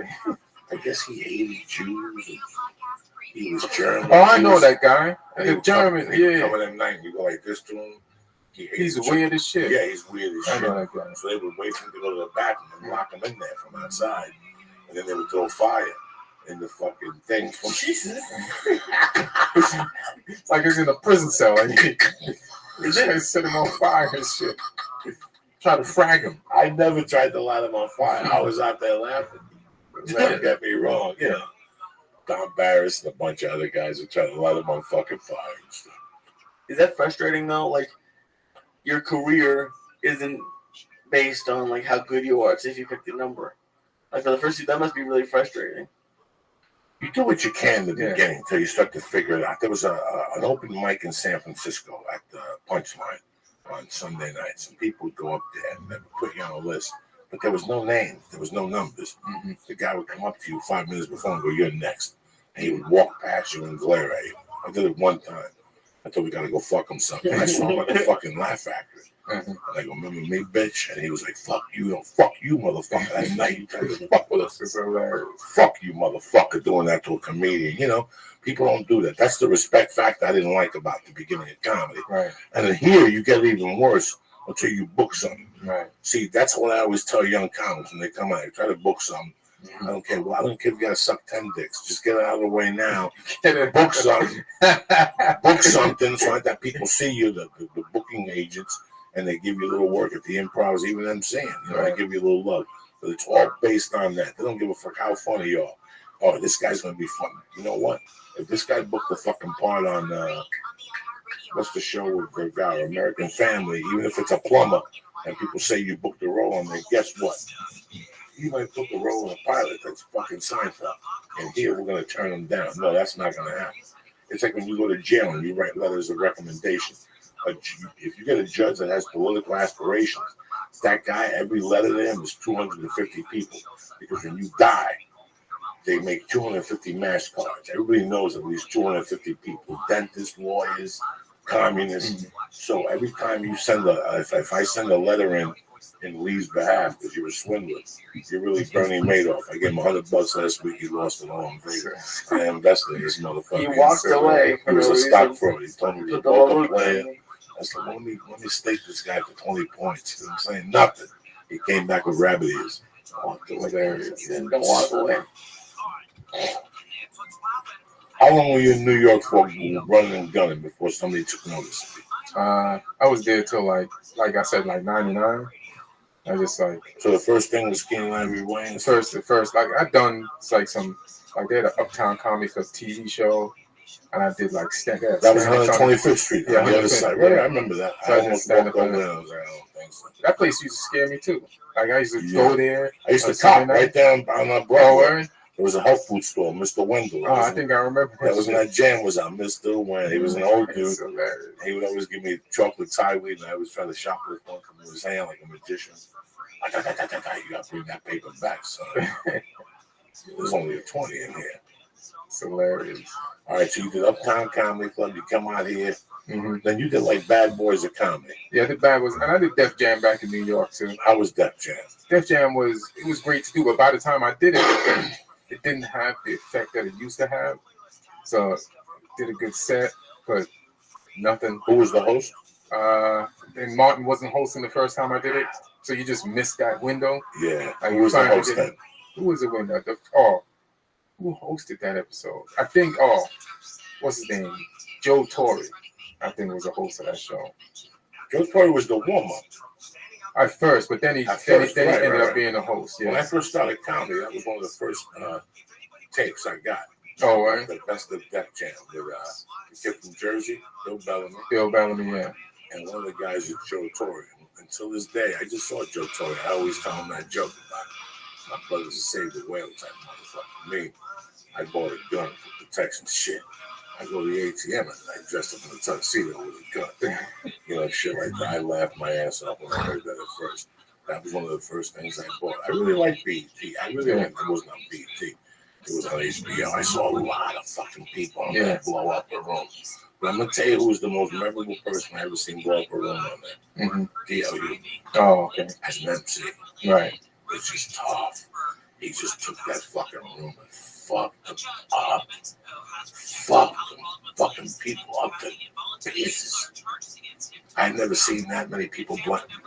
The best place I ever saw him was on 178th Street. Mm-hmm. I was telling Lydia that I went to see Rambo. That movie theater was packed with black people. Rambo 2, 1985. And he got the Russian and he opens his eyes in the mud. Those black people were fucking jumping up and down that movie theater.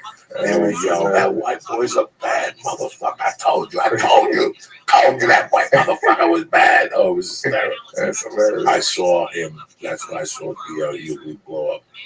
He fucking took it apart, man. Yeah, that show, Mad Stars. Mad Stars. Mad Stars. You got on, even if you didn't become a star, you'd be on that tour, you're making money. So, you know, I was like seeing people get their shit off on it. I was just dying to get up. But I wasn't even ready then yet either, you know. I was still like working on my shit, trying to figure out. And then finally had a set together and I got on, you know, but it was just missed that window, you know. And I did it twice. I did it twice. I did it again where it was like an all-star show. And I was like... Now, one of them had dreads on it. Yeah, both of them I had dreads on. Both of them, okay. One was just longer dreads and shit. And then did good on that one too, but nothing. The show just didn't have the power it used to have. Were you disappointed? It's not disappointed. Like, if I knew what I knew now, then I could have did something with it. But you just didn't know. You just saw you did the set. It's going to air. I'm going to get these phone calls. And there was no social media. There's no social media either. There was no social There's nothing media. you could do. Nothing you could do. Yeah, that's crazy. There's no social media. Didn't you have a similar experience with Rolling East Yard? Yeah, that's why it's kind of weird when you do something, you're expecting so much in return. Yeah. And nothing happens. And I tell people that was my breaking point, like 8 months after that. Once that movie came out on DVD, and I was still getting problems with auditions, I didn't know how to handle it. Right. I didn't know. And then I see Tracy Morgan on TV after it, and fucking the black dude with muscles. That motherfucker scored that movie from that. Like his whole career. Terry Crews. Terry Crews, yeah. And here I am living on fucking Schrader in Hollywood and shit. Back by, what's the Selma? You know, when you're living by Selma, you get fucked up. Yeah. Shit's not right. Shady. That's a shady block. That's a shady fucking bar. Not anymore. They cleaned it up. Not anymore. Now they cleaned it up. So now, what CD did you do that Conan produced it? Last year, I did my first comedy album, and I was me and my manager. I got a good manager now. His name is Hunter Seidman. Like he, like I said, if I I had managers where, hey man, these people like me and they want to do something. They say, all right, cool, and then they'll never investigate it. Like people who didn't care, or if you did something and you could make something out of it, they just didn't care or follow any leads. I don't know what the fuck they were doing. Unless they get the leads, sometimes they don't want to fuck with it. It's really weird. It's stupid. If they don't know from A to Z, they're like, we called, but the guy sounded fishy. Then you bump into the dude a year later, and you're like, your manager never called me. Right. We didn't think you want to do the project. And you're like, what the fuck are you talking about? Right. Like when I did basketball one day, as the third day I was in the center, like, hey man, we called the comedy store looking for you for Mafia. Remember they did the movie with Jay Moore, married the Italian people, like 98. I was pissed. The guy goes, yeah, we called the store twice. We talked to the guy, that talent one day. By that time, he was fired. Oh, shit. By that time, he was a goofy fucker. He was only there for like 2 months. He was drinking and shit. So that pisses you the fuck off. Yeah, these are like opportunities and shit that, could move you further up the ladder. And you're like, but, fuck it. But what was the question you asked anyway? So you're on Conan. So I'm on Conan. So Conan came at me. And I guess the reason why, because Conan liked me from before, and I've done the show 3 times, and then the third time I did it, they was like, hey, we're planning on like starting a record label, and we're thinking about one thing if you were ever recording an album, if you want to do one, and we could talk about doing one with you. And I was like, all right, I'm trying to do one, but this is probably the best place to do it. And I'm excited, and I like the fact that you like me like that you want to fuck with me like that. So yeah, I'll fuck with you. Let's do it. And so we taped it in La Jolla at the Comedy Store, and then released it last May. It's called 100% Half-Ass, and it's at TeamCocoRecords.com. It's like, fuck it. And then now I got to do a special, I have like another hour ready, and with all the stuff, there's some of the stuff you mentioned. I just got to get that shit together and do it, because you got to put your content out there, and I got to get my social, like you guys, you got your social media stuff together. I'm terrible with that. I got to get better at that. Like this industry is not going to help me, so I got to do as much as I can to help. You have an agent? I got a manager, no agent. Writing agent, no literary agent? Nah, my stuff is like referrals, and from like writing on shows and other writers, or these young comics getting deals, and then like they see me at the store, and they're like, you're a good writer, you've written on shows, you want to work with me? Like that's how Gerard, hit me up, and it's like, here's a funny story about Gerard. Like, remember when MySpace was out? Some people used to hit me up randomly on MySpace. Like, because some people see me on Def Jam and them shows, and they hit you up saying, hey, man, I'm thinking about doing comedy. What should I do? And should I move out to LA? And blah, blah, blah. And I say, yeah, you want to do it? Come on, move out here. And when you get here, just hustle and grind and take this thing serious and blah, blah, blah, blah, blah. And Gerard was one of those people that hit me. And I had no idea. He just told me, and we hung out since he got here for a few years. And he just told me maybe this year, hey man, I was that dude that hit you up on MySpace and you told me to come out here. Isn't that fucking crazy? Fucking crazy. If you think about it, then you did get something from doing the Def Jam show. Yeah. Which is like way later. That's so cool. Yeah. That's true. I've always told you that these little guys are my future. Yeah. These young cats, one of them is going to pop a show and go, I want you to be my uncle. Yeah, your uncle. And the show's going to be a #1 hit. And I was jerking myself the fuck off for years. Listen to that. And that's how this game works, People try. I learned one thing as a comic, that when you wanted something really bad, instead of like as a comic, you wanted to go to Montreal. Right. And then you don't go. And sometimes you do go, and you're like, all that shit for nothing. Right. I put all that shit in for nothing. For years, I wanted to play Catch a Rising Star. Yeah. For years, I wanted to play the one in Reno and Vegas. And I fucking tormented that guy. He kept telling me, no. I saw your tape, you're dirty, blah, blah. And then one day, I called from Jimmy Shooter. Hey, dog, I need a feature for Reno. What the fuck? For years, I've been trying to torture this fucking guy, and now you're going to walk me in there. Hilarious. No tape, no nothing. You know what I'm saying? Like, everybody has a feature act. They want to see your tape. You never know That's the best thing about this game. Right. That you never know what the fuck is going on. I call it entertainment lotto, but the only way you can win is if you keep playing. Every day, as long as you put your heart into this thing. Like today, I tell people, on the first of the month, we're all equal. Right. You ain't better than me, I ain't better than you, because we're all working for the same dollar. So guess what? On the first, we're all the same. Mm-hmm. It's what you do on the second that fucking matters. Right. So, what do you think, cocksucker? How high are you? Look at the shape. I'm pretty high. Yeah, look at his face. Look at his face. He got sun yesterday. Yeah. How the fuck? Next time we go, Jews go to the beach with an umbrella. No, we Fuck don't. Paul Oh, to my get on God. the fucking boat. Next time, get a little umbrella for you. That'd be nice. This is really interesting, man. I always wanted to have you on. I didn't know this much about you. My pleasure, man. You're a gentleman, you know, but what you do on stage, man, is fucking comedy jazz. There's just there's a timing and a smoothness to it. Mm-hmm. And that's it, man. I think you're one of the best working, man. Oh, thanks. I've been really appreciate it. fortunate. I went back to the store, and you guys elevated me. Like, you made me savages again because I got to follow you guys. Right. In the last couple of weeks, I feel in my heart I've had some of the best conversations with you and Sebastian, and you know, and I didn't see you back then. Joe's known me. Joe raves about you. And I started watching you at the store and going, Jesus fucking Christ, now I know this guy's game is fucking tight. The writing is a 10. Because sometimes I sit there and I go, gee, what am I watching? You know? And I tell him all the time, I always aspired to that, but I was too lazy. I'll write, but I get too lazy, and that's just a special gift in comedy. You know, I have high energy. I trick you with the high energy and the voice and that shit. You fall for it. You know, everybody has smoke and fucking mirrors. You had no smoke and mirrors. So, you know me, dog. I'm on the fucking, I'm on the Ian Edwards fucking shit. You're a bad motherfucker. Thanks, man. The story we're kicking his glory. You know what I'm saying? No more rock. Stop! A little Public Enemy, at least I am. What's up with you, Tony? Well, it's crazy because one of the best parts about my job is I get to go and watch a lot of comedy, and what I've noticed is the best comics are the ones you like remember, like their bits. If you say their name, you can think of stuff they've said. And when Paula asked me who was on tonight, I thought of like 3 or 4 of his bits, and I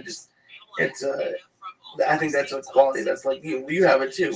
Like people remember certain bits that you say, because otherwise it's just like, oh, he's a dirty comic, or oh, he's a clean comic. It's boring. It's a very interesting life we put together for ourselves. Yeah. Every morning I have a little thing, and I write my thoughts after my coffee and shit. And there's one thought that always sticks out, that I'm happy this thing worked out. I'm happy that my life worked out. It worked out, you know. Whatever, it worked out. You have no idea where I was 20 years ago, 30 years ago. It worked out. Whatever's going on, you know, the walls on the office aren't painted. You know, my car is dirty. It smells like sweat. But everything else worked out, bro. And that's big, especially when you come to another country. You took me back tonight with some words that you said, because I remember not the pain. It's not a pain that you think about later on in your life. Right. It was this. I never thought I was going to get beat up because I was Spanish. I never thought none of that shit. Right. But I always thought I was a little not worthy. Right. Like I look at kids and go, you know, I'll never have that. And then, I don't know what the fuck. I know that feeling. You know that feeling. Yeah. And I know what you were saying where you try to fit in. Jesus fucking Christ, how hard is that? You know, to fit in. And I knew who I was in New York. You know, when I got to Jersey, they just put fucking gasoline on me. You know, that was it. What were you doing comedy in Jersey in those days? Where'd you go to that contest, you said? Oh, that contest, I forgot where that contest was, but I know they had Peppermint Lounge. And that was like a crazy place to perform. There's this other spot named Terminal D, where if you got booked at Terminal D, the 2 weeks before that show, you were ruined because of the fear of having to do that show. It was a long, dark room, and you couldn't see the audience. And when you went on that stage, there was like 2 rows from the front. There was a cowbell with a long piece of rope, It was in the ceiling, but a rope was hanging out. It was usually like some asshole state troopers sitting at the cowbell table. So if you're performing, they could just ring that bell. Everybody start throwing it like, we're done with this nigga. get him out. So you have to go there knowing you could get cowbell. I had a friend, his name was Pat. Pat was like 6 feet, 400 pounds. He used to lie to me that he was 200 pounds, but I didn't know weight back then. We performed up there one night. He went on, and he went to his closer in a second joke. That's how bad he was doing. You know, you do your first joke, no response. So you know, if I do the second joke, that's not as strong as my closer, which is my best joke, I'm gonna get booed. They're gonna bring that crowd up. So he was so desperate to win them, he went to his last joke, his closer. And his closer was, imagine a 400-pound guy laying across a stool with his arms spread, and his joke was, "This is me at the Macy's Day Parade," right? which is funny. Which is funny, but they was not having it. No. So a 400-pound dude is laying across a stool with his arms spread, and you hear the bell going ding, ding, ding, ding, ding.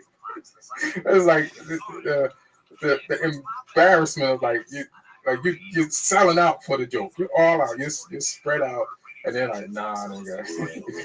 It's like going to your favorite team's game, the championship game. You got their jersey on. They get you. You gotta walk down back to that car with that jersey on. That's a long fucking walk, dog. That's why I don't commit to fucking jerseys, Jack. That's too much commitment in my fucking world. Fuck you. There was this dude who's the really popular black writer in town. Warren Hutchinson? No. John Ridley? No. He writes on a lot of older shows. Farquhar. There's a Farquhar. Antoine Farquhar. No, Ralph Farquhar. Ralph Farquhar. Yeah. He had one of his dudes had an idea about an Italian cop that was a kung fu teacher.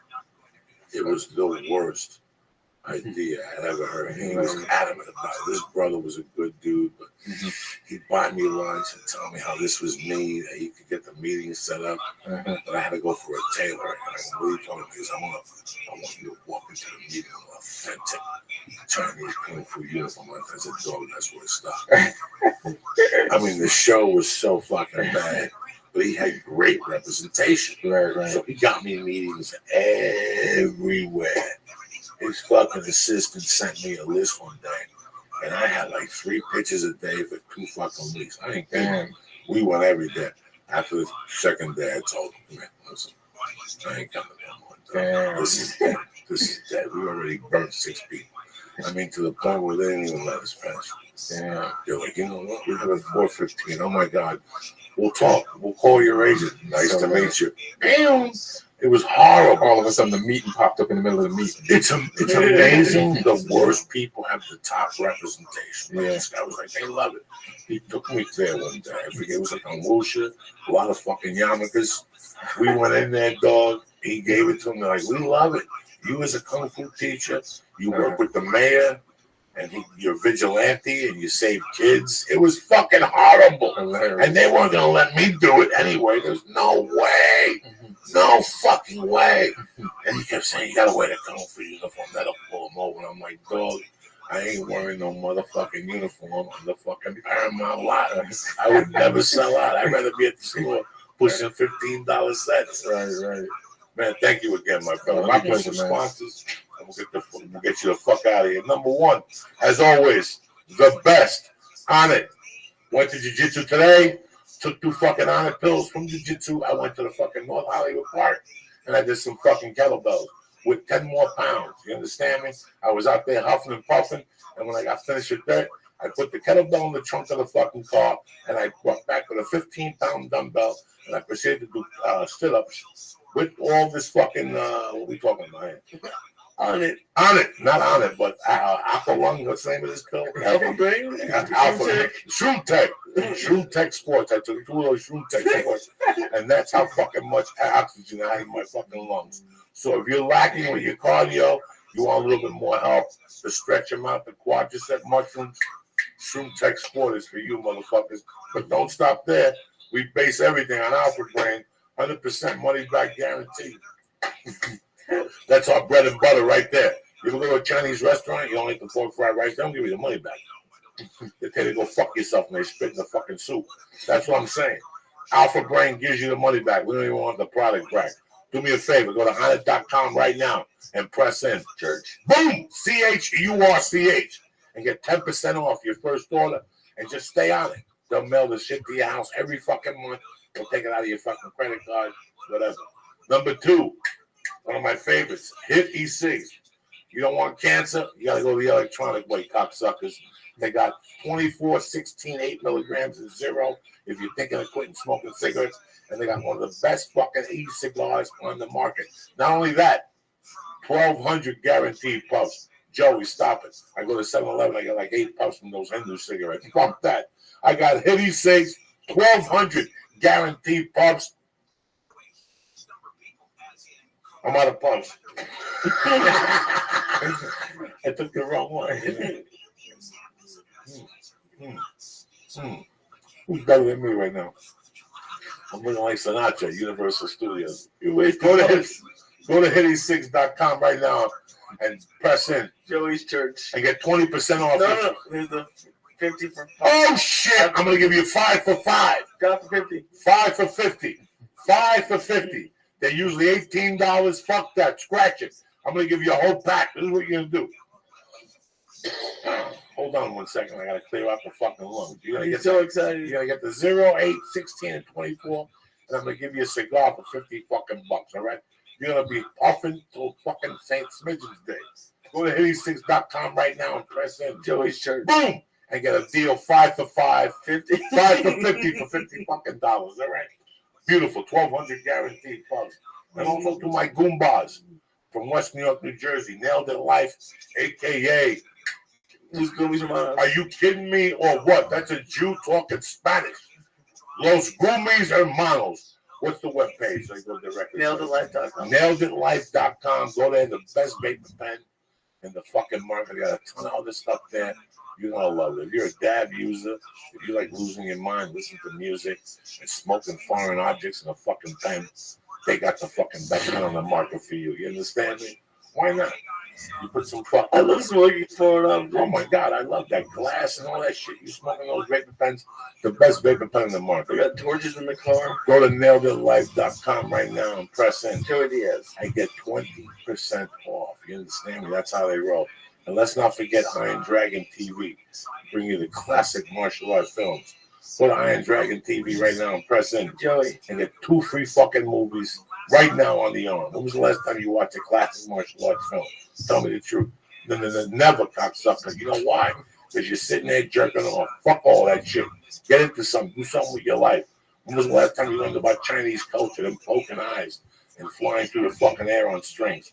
Go to IronDragonTV.com and press in, Joey, and get 2 free rentals. Boom! Just like that. I'm giving you 2 movies.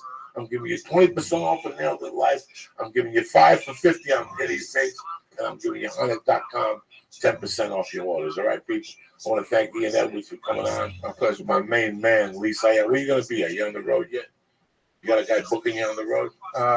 Yeah, I got some spot days. I'm going to be at Bonnaroo. And I'm going to be at the Montreal Comedy Festival. Just came from Hawaii.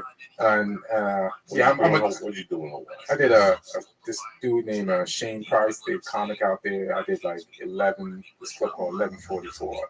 So I headlined out there. It wasn't a comedy club, but it's a nice spot.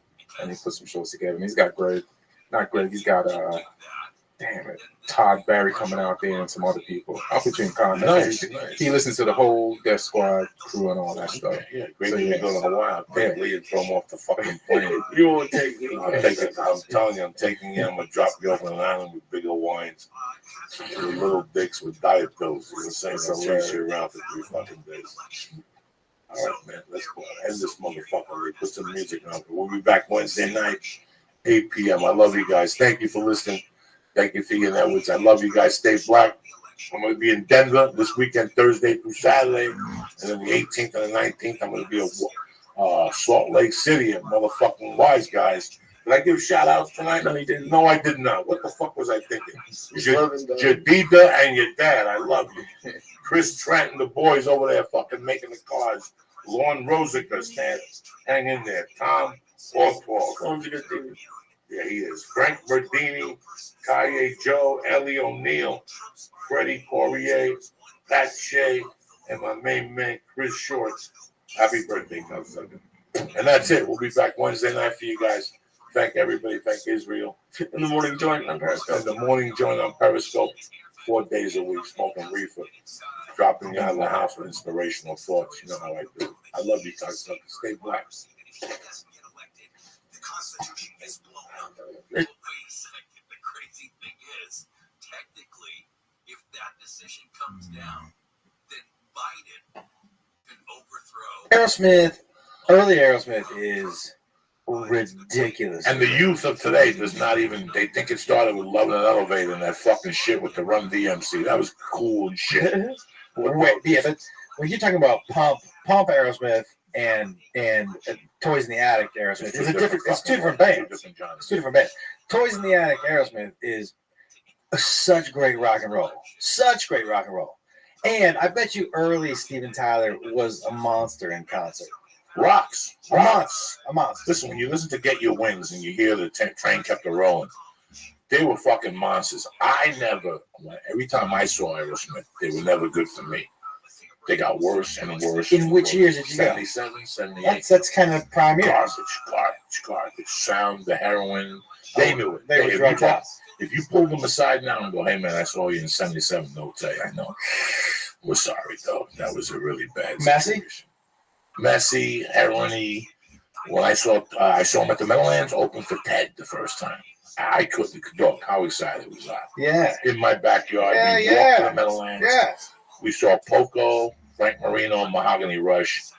And when Aerosmith took that fucking stage, it was something, This album to me, Rocks to me, is my top 5 albums. I don't play it no more because I worn it out. It's like Sabbath, Bloody Sabbath to me. But you like Rocks more than Toys. 100 times better. That whole side. Just, and I described it to Lee. This is what you have to picture, okay? They did the first album, then they did the second album. Can you name what are the songs on Rocks? The Rocks is Back in the Saddle, Nobody's Fault. We're going under, rats in the cellar. We're going under, she's couldn't get her. So is Back in the Saddle? No more. Last Child. No, the first side is Death. Listen, don't even go. The first side is Death. But what happened with Aerosmith was that they put the first album out and the second album out, and they were the kings. And all of a sudden, something happened. What happened was the heroin took over. Even in their book, they have a great. They have one. By the way, are you talking about Walk This Way? The book Walk This Way? The one when they're all talking? Yes. That was a great fucking book. Best fucking rock book. Fucking book. Because you see what drugs do. Oh my god. So how can me, Lee, and Josh be in the same room, fucked up, and they ask us about the same situation, and we have 3 different stories. Sometimes 2 of the stories were close, but it was what your eyes see. But it's perception. It's perception. It's how they were perceived. Fucking tremendous, guys. Tremendous. If you're an Aerosmith fan, so they were fucked up. They were living in a house. They didn't talk to each other. Yep. They had to sign a sheet to record. Yep. This is before Rocks. Now I'm in North Bergen, New Jersey. I'm just a dumb fucking spick kid in a neighborhood playing basketball.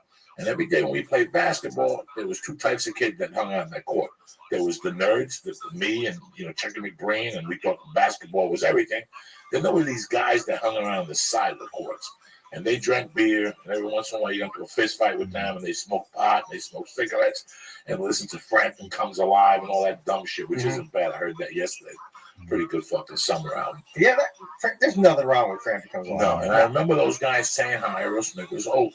The rumor nationwide, and Lee and I have had this conversation, was that they were done. The heroin had taken over. Led Zeppelin was the top of their game. Let It Skid It was fucking making a run for it around the fucking corner. I mean, they were right there with horse number 3. I mean, it was a tough time to be a musician. Elton John was starting to come off his high horse. Yeah. I mean, it was a different time. You got to remember, Elton John was still around, Black Sabbath was still around, Aerosmith was around, Rainbow was around, all these fucking tremendous groups were around. And on top, Ted Nugent was around, and on top of all this, 6 or 8 dirty white dudes had just blown the Stones out in Network, which is like, you know, it's like going to fucking the White House and jerking off in Malia's face. What's the daughter? That's the one. Yeah. Right, the fucking jerking off in the president's face, Mrs. Obama. Oh, that's Michelle. Malia's the daughter. Yeah, Malia's like a 12-year-old. I'm sorry about that. I want to jerk off in nobody's face. I want to jerk off my daughter's face either. But you have jerked off in somebody's daughter's face. Oh, please. Well, I mean, let's be honest. If you find a chick to let you come on their face, nobody ever says no. We're like, okay, and then when you see the cum dripping down their face, you're like, no, I don't think I'm going to call this bitch no more. You came in the chick's ear? Yeah. What? He came in some chick's ear in a fucking road gig and ran out of there. Yeah, not it ran out. Who puts cum in people's ears? I didn't. Were you aiming? Or was it just like the lucky shot? No, it was a, she moved in the last second. And so, what were you aiming for? I don't remember.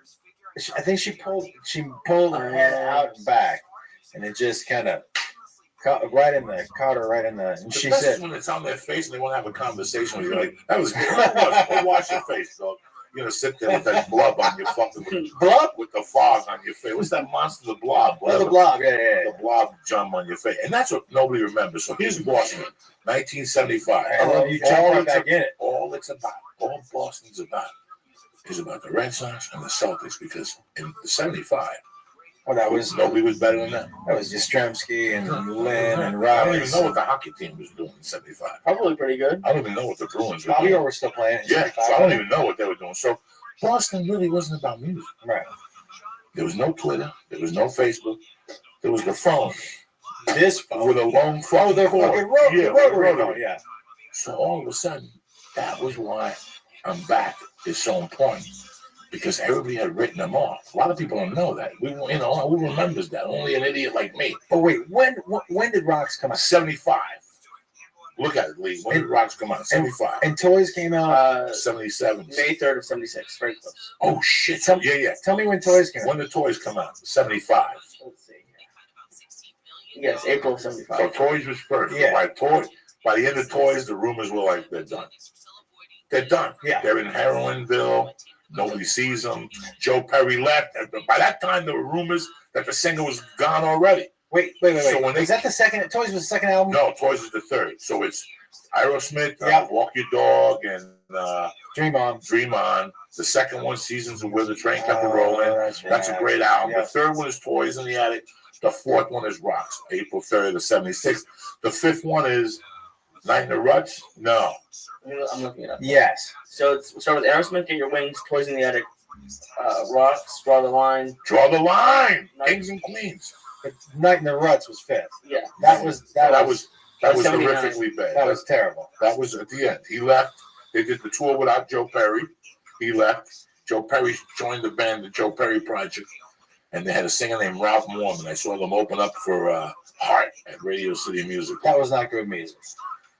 That was not good music. No. Then I saw Aerosmith at the Soap Factory in like Cliffside Park, New Jersey, and that was like watching somebody in the original room. Like these guys put out Rocks.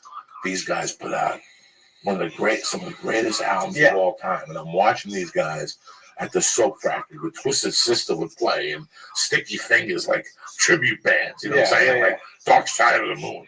And here's the real Aerosmith. The drummer was still left. There was only two of them. The one guitar player was left, and the singer. The one guitar player left with the guitar player from Ted Nugent, and they created. What's the name of that band? What was the name of Ted Nugent's singer? You know online there. Ted Nugent's singer. The reason why Ted Nugent died after the second or third album is because the singer left. He went, and the one who sings Frank. Derek St. Thomas. St. Holmes. Derek St. Holmes. It was the name of the band was St. Holmes. Boom. They put an album out. I don't remember that. Yeah. This is what my life was. I was a fucking drug addict. Wanted to do was listen to music and have arguments about music, and that's what If you read Cream magazine those days, that's what you did. So you never saw them because when we first met, you would show me. You told me about them starting underground and people just being blown away. Who's that? Aerosmith. Yeah, no, all underground. But they got popular by touring. Like when they released that album, when they first released it, it shit the bed. It didn't do well at all. And then the more they toured, they rediscovered the album. So people would just go to concerts then, because if they were touring, yeah, $10. Yeah, but that's how they made their name. Look, you get a song on the radio, and you could sell tickets. You could sell tickets. Yeah, so that's $10. And you got to remember also that was right when everyone was look. It was stadium rock. People were going out to see shows. They're in numbers that they don't do right now. But I don't think it was stadiums then as much as arena. I went to see all those bands at the Meadowlands, the Garden, Nassau Coliseum. They weren't doing those big. The big thing in my generation was the US Festival. Once the US Festival started in '83, that kicked everything open. The US Festival they did in California in '73, Missing Persons, Van Halen, just a tremendous festival, 3 days, a fucking heavy journey. Anybody who was hot did the US Festival. Anybody who was hot in '83. What's the US Festival doing? I'm looking for it. I can't find. They still have it? US Festival? No. In '73? And they aired it '83, the US Festival. It was in June and May of '83, and they did it. Nothing? I got it. All right. Labor Day weekend of '82. Okay. What's the lineup? All right. So on Friday it was Gang of Four, the Ramones, the English Beat, Oingo Boingo, the B-52s, Talking Heads, and the Police. That's pretty strong. Damn! Pretty strong. Damn! That's Give me the really second. fucking strong. Police in their fucking heyday. Okay, who was this? What year was that? 82, but I think it was 83. I was living in. But that's before. I think it was. Isn't that before Synchronicity? 82, or is that right on? It was. Synchronicity was that summer of '83. No, because I think what it is, it's kind of how cars are in your head. I think it was Summerfest '83, but they held it. Right. It was. I was living in Boulder because I was thinking of going. I was living in '82, and me and my buddy were thinking of going to see Missing Persons. So what was this? What was the Saturday? Okay. Let's go to it. Look at the fucking Saturday. So Saturday opened up with Dave Edmunds, Eddie Money, The Cars, followed by Santana, The Kinks, Pat Benatar, and then Tom Petty and the Heart. Holy shit! Everybody, keep reading. Okay, that was fucking insane. And then with the short Sunday, you have Breakfast with the Grateful Dead, Jerry Jeff Walker, Hoyt Acton, Jimmy Buffett, Jackson Browns, and Fleetwood Mac. That was for the decent older white people. But what was missing? By the way, I don't know if you're familiar with Jerry Jeff Walker. No. Do you like storyteller music? No. Dude, he's the fucking best. I want to hear. I want to see the devil music. No, it was tremendous. I mean, this is just Wikipedia. It could be wrong. Yeah, because I know Missing Persons was there. There was a couple bands there. That was one of the biggest festivals. And then Guns N' Roses showed up. At that? No, that's '83. Oh, you're talking about, yeah. But I'm lying to you because when I saw the Stones in Philly, they were in an arena. They were doing arenas. That was amazing. I wish I had seen Guns N' Roses. Me neither. I never saw them. I wish I did. By the time Guns N' Roses came out, I had Guns N' Roses. That's what I was doing, walking around with Guns and fucking Roses. Have you heard Axl Rose try to sing recently? Have you seen what he looks like? He looks kind of like Mickey Rourke now. No, they all look the same. I'm telling you, they all look the same. What's the dude from fucking The Pigeon? What's the dude? The Pigeon? What's that dude from fucking Anthony Top Hopkins? Gun? Val Kilmer. Yeah. Val Kilmer and your boy and the singer from Guns N' Roses are the same person. Val Kilmer, Mickey Rourke, and Axl Rose, all the same person. I gotta tell you something, America, and I hope you don't get insulted by this. I've been involved with some bad movies, but I watched The Expendables the other day, and I gotta tell you. Which one? The first one? I don't know. It doesn't really I mean, because I think there's 4 of them. Bruce Willis with that light bulb head, and then Arnold walks in. We can't have that. And if you pay for The Expendables, and Chuck Norris, it's really Jean-Claude Van Damme. No, it was Mickey Rourke. He's a tattoo guy. He throws a knife. And Sheehan throws a kniff. They have everybody in it. It's like that. That was god awful. how many, like, that poster has like 19 people on it. But it was a terrible. Was that the one with Ronda Rousey? Is that one you saw? I didn't. No, dog. I watched 8 minutes of it. That's the first time. In the hotel? I knew not. No. Yeah. It was on USA. I wouldn't pay for it. Oh my god. There's no way I get taken by those movies no more. Not one of those things is any good. I mean, look at the. Is it gonna come up on there? Yeah, it's gonna come up. It is. That is ridiculousness. By the way, that's fucking crazy. It's tremendous. Yeah, it's tremendous. I have to tell you, like, if you told me that these old motherfuckers were going to look Dolph Lundgren, who was that? Tom Hanks? Who was that? Antonio Banderas, Harrison Ford, Wesley Snipes. Oh my god! Yeah, no. I can't. That's you can't go see that shit. I wouldn't go see the fucking first one. You're crazy. I think that is the. I don't know. I can't deal with that, ladies and gentlemen. I can't listen. These fucking movies, I see them coming. Remember, I'm a movie guy. I love movies as a child. So I see a movie. When you see that fat chick in the trailer, that's the best scene in the fucking movie. Okay. Which that? The chick from Molly and Mike. Oh, yeah. Melissa McCarthy. You see her in the trailer. I feel bad for her. They like just wrung her out quick. Like at least Will Ferrell had like a decade. She has like. I don't think Will Ferrell had a decade. Will Ferrell had a bunch of good. He had a bunch of good, but he had a bunch of bombs. Oh, the last one was terrible. Bad. But start going all the way back to Zoolander. He he had a bunch of movies where he had funny like. Oh yeah, it's always the best. Listen, my movie is my Night at the Roxbury is my movie. So don't tell me I love it. Yeah. But that got dumb. It got dumb. And once he got that Philip C. Hoffman, I don't like those guys. You didn't like Step Brothers? I don't like that guy. Oh, that was a great. I thought that was a great Step Brothers. I can't look at that guy. No. It's too goofy for you. Yeah, that shit's too fucking. You didn't like him in I like the basketball movie a little bit. What's Really? the Dirk, Most people hate that, bro. what's the Dirk Diggler? What's the movie? With Mark Wahlberg. Tremendous. That's Oh, but you didn't like him in that movie? The heroin guy that died of heroin? No, the guy from Step Brothers. You didn't like. He was great in that movie. I just can't digest him. I can't listen. These people tell me about shows. Well, if I don't like one or two people in the show, I can't watch it. Did you watch Bloodline? You have Netflix? Oh, it was fucking really good. What's Bloodline? You know who Kyle Chandler is? You ever watch Friday Night Lights? No. All right, we should stop this conversation right now.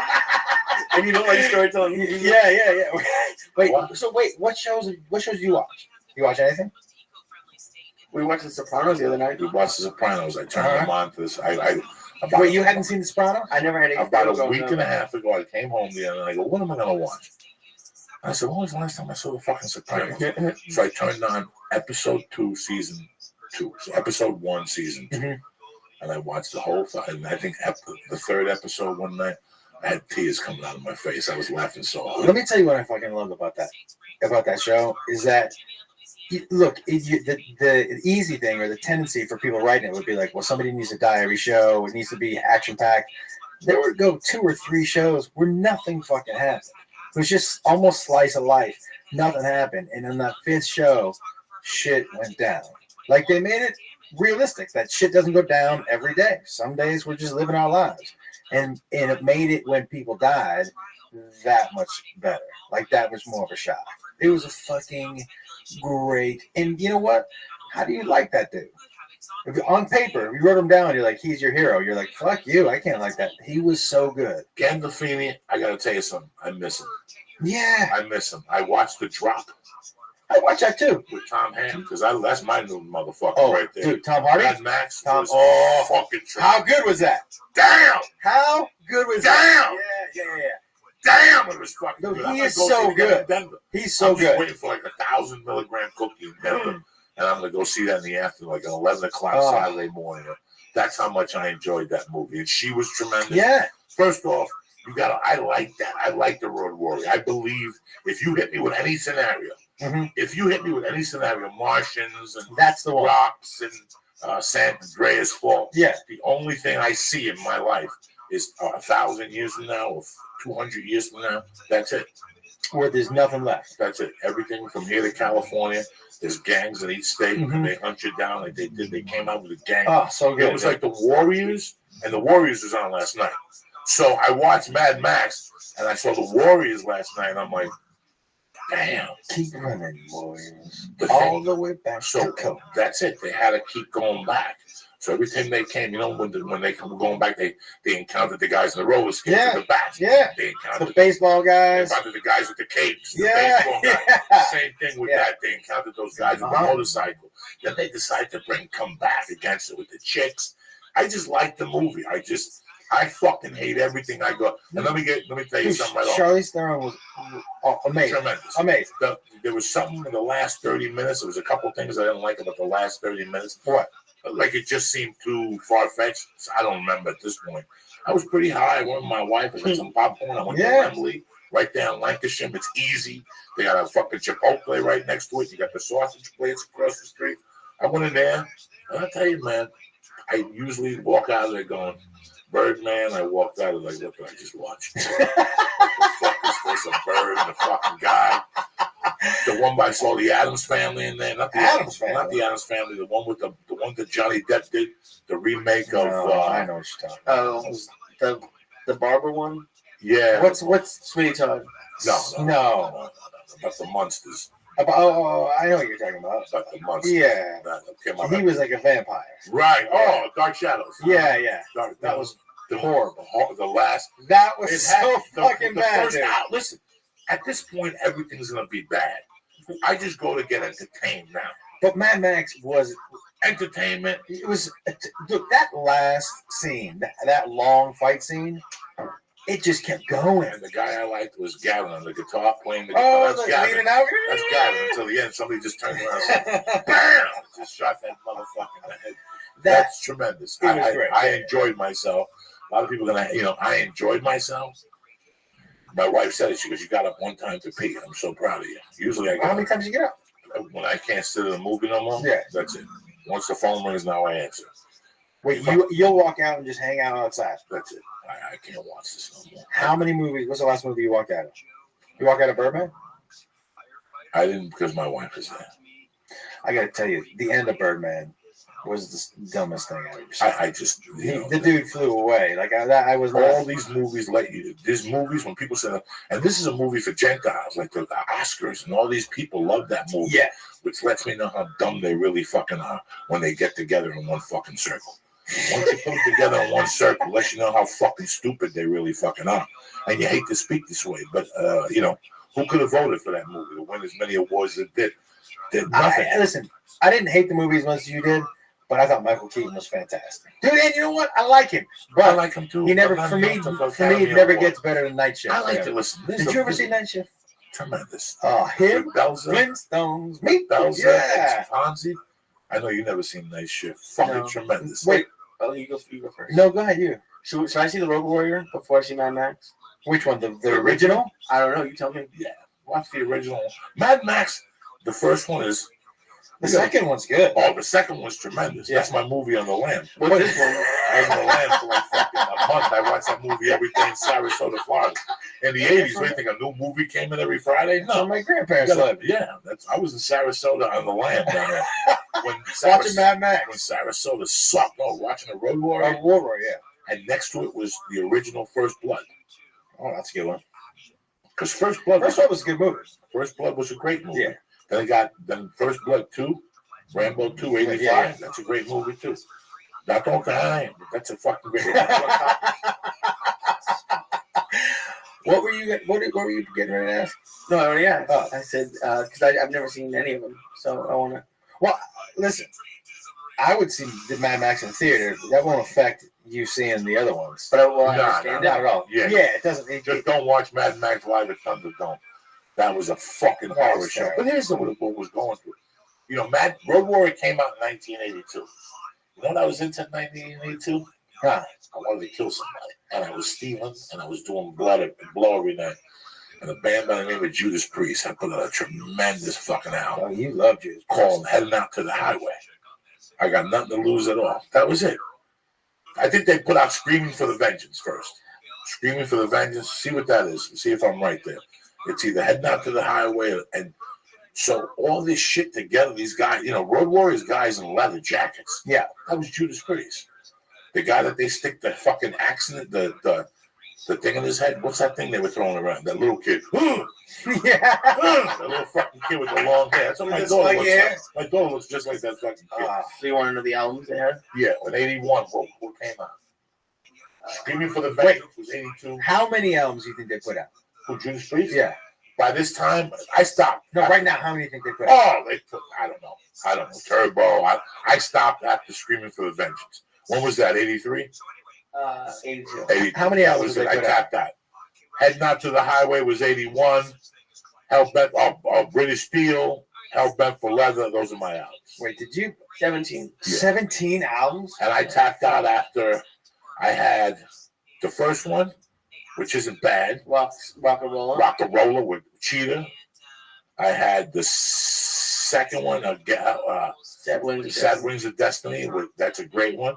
Then I had Unleashed in the East. You skipped a bunch. What did I skip? Sad Wings of Destiny. Sin After Sin. Sin After Sin's a good one. And then Stained Glass. British Steel. Never got into Judas Priest. Hellbent for Leather.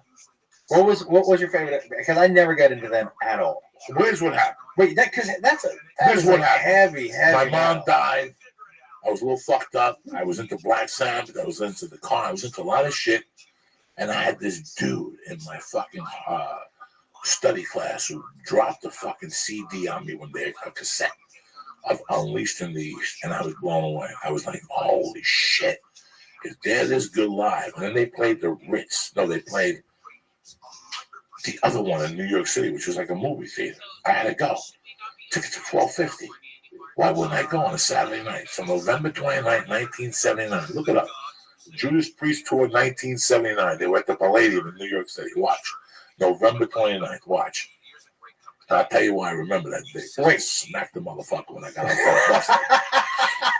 Like he's Judas Priest 1979. No, I am the computer's fucking up. Hold on. Your computer's fucking up. Yeah. That's just to let you know how good my memory is. Because I got away with it. So if the cops ever came looking for me, they were going to go November 28th. I thought I was going to beat them. November 29th. And I went to see him at the Palladium. And when that motherfucker came out with a motorcycle. He rode on stage in a motorcycle? And at that time, he had a whip.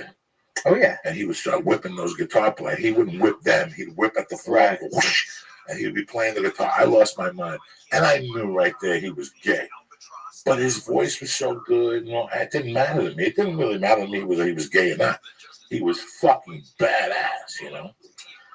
And after that, I was sold. I was into them. I was into a bunch of bands. I went to see Tom Petty and the Heartbreakers. They were phenomenal. They were great. They were phenomenal with Stevie Nicks in '82. He can still play. Dog, listen to me. Tom Petty and the Heartbreakers are one of the best American bands of all time. Yeah. And if you got an argument with that, I'll sit you down and school you for fucking hours. First of all, you know who taught Tom Petty how to play the guitar? Who? The guitar player from the Eagles in fucking Jacksonville, Florida. The good one. The good one. Not Glenn Fry and not that fucking Joe Walsh. The one they threw out, the junkie, the one that lives by you in Calabasas, whatever. He lives in Calabasas. Is in fact, you want me to tell you who he's you want me to tell you who his daughters? You want me to tell you who his daughters? I was just waiting for you. I was waiting. You want me to tell you what's going on over there? I don't know. You want me to tell you who the guitar player from the Eagles' daughter? Her fucking father-in-law is Caitlyn. Caitlyn? Bruce Jenner. Oh. If you ever watch that show, the son from his first wedding has a blonde daughter. Yeah. That's the guitar player from the Eagles' daughter up in Calabasas. They threw his ass out, but his number one. Listen, the best music in this country, proven, is that part of the country. Calabasas? No. Jacksonville, Florida. Jacksonville, Florida has offered this country the best music there is to offer. Jacksonville, Florida. Two bands.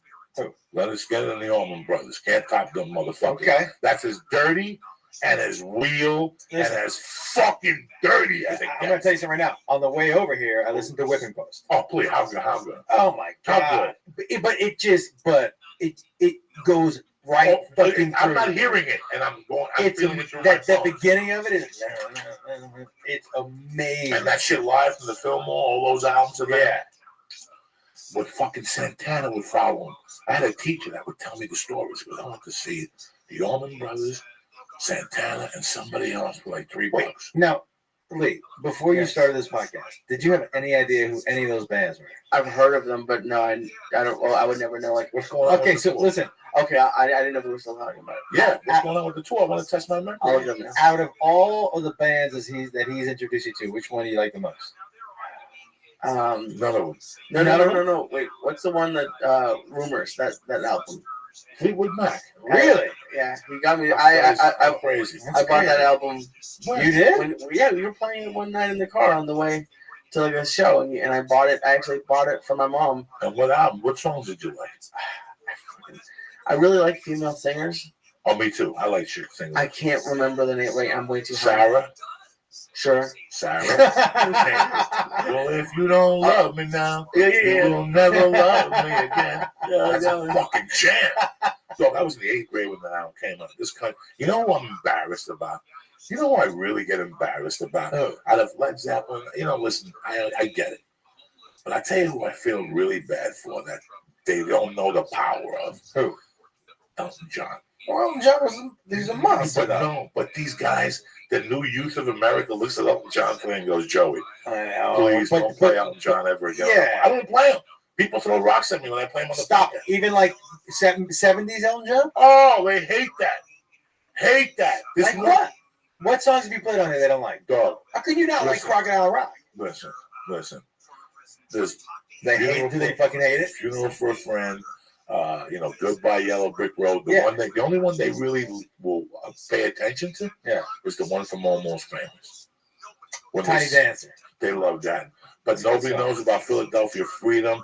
Nobody knows about Hello, baby, hello. Haven't seen your face for a while. Oh shit! Wait. Have you stopped doing time for me? Or am I just the same old child? Are you fucking kidding me? Bang, bang, bang, bang. Hello. I said hello. Are you fucking kidding me? Are you fucking kidding me?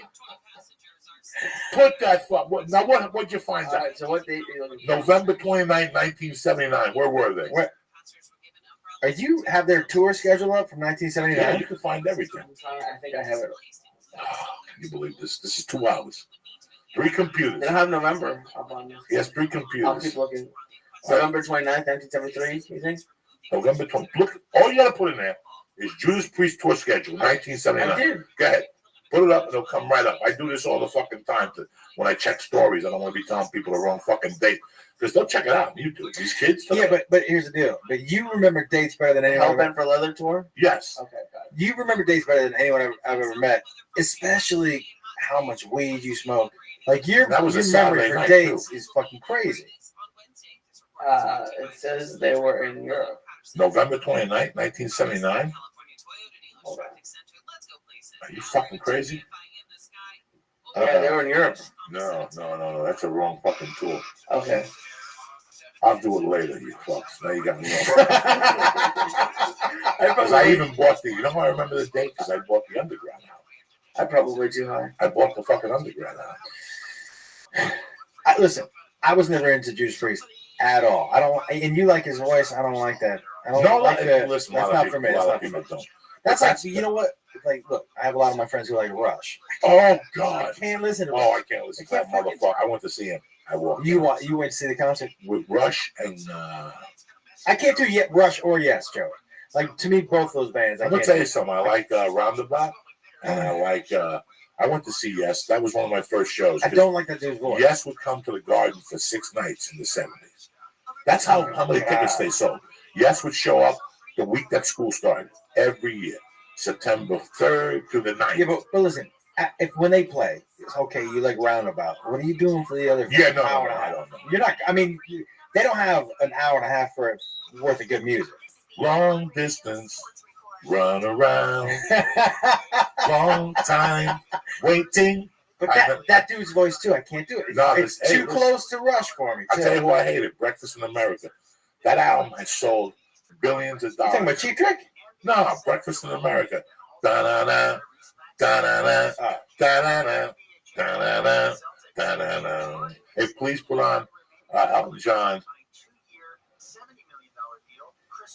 Which song? Say hello. Without harmony for Josh Gordon. I want you to hear his voice. You know what I love? I love how you found the song. You would need to find the Listen to this motherfucker. Harmony. Dude, I got this. Oh, this is beauty. This is fucking beauty here. I don't know if this is live or not. Is this you're gonna be your first time hearing the song, Lee? Probably. Unless he's put it in the car on the way somewhere. Listen, I know you'll never see this movie. I'm going to see 10. I'm too. Listen. Baby, hello. Oh yeah. Haven't seen your face for a while. Have you picked in the time for me? I used to say,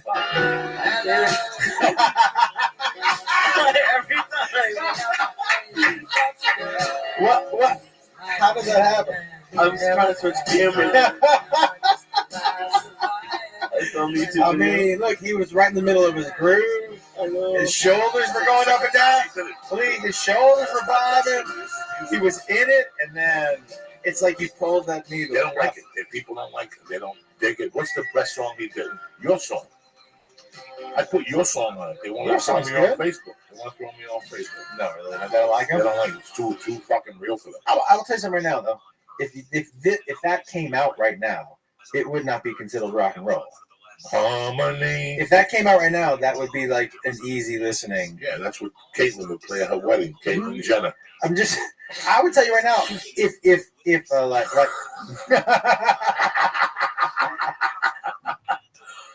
But you were right. She did come out and show it.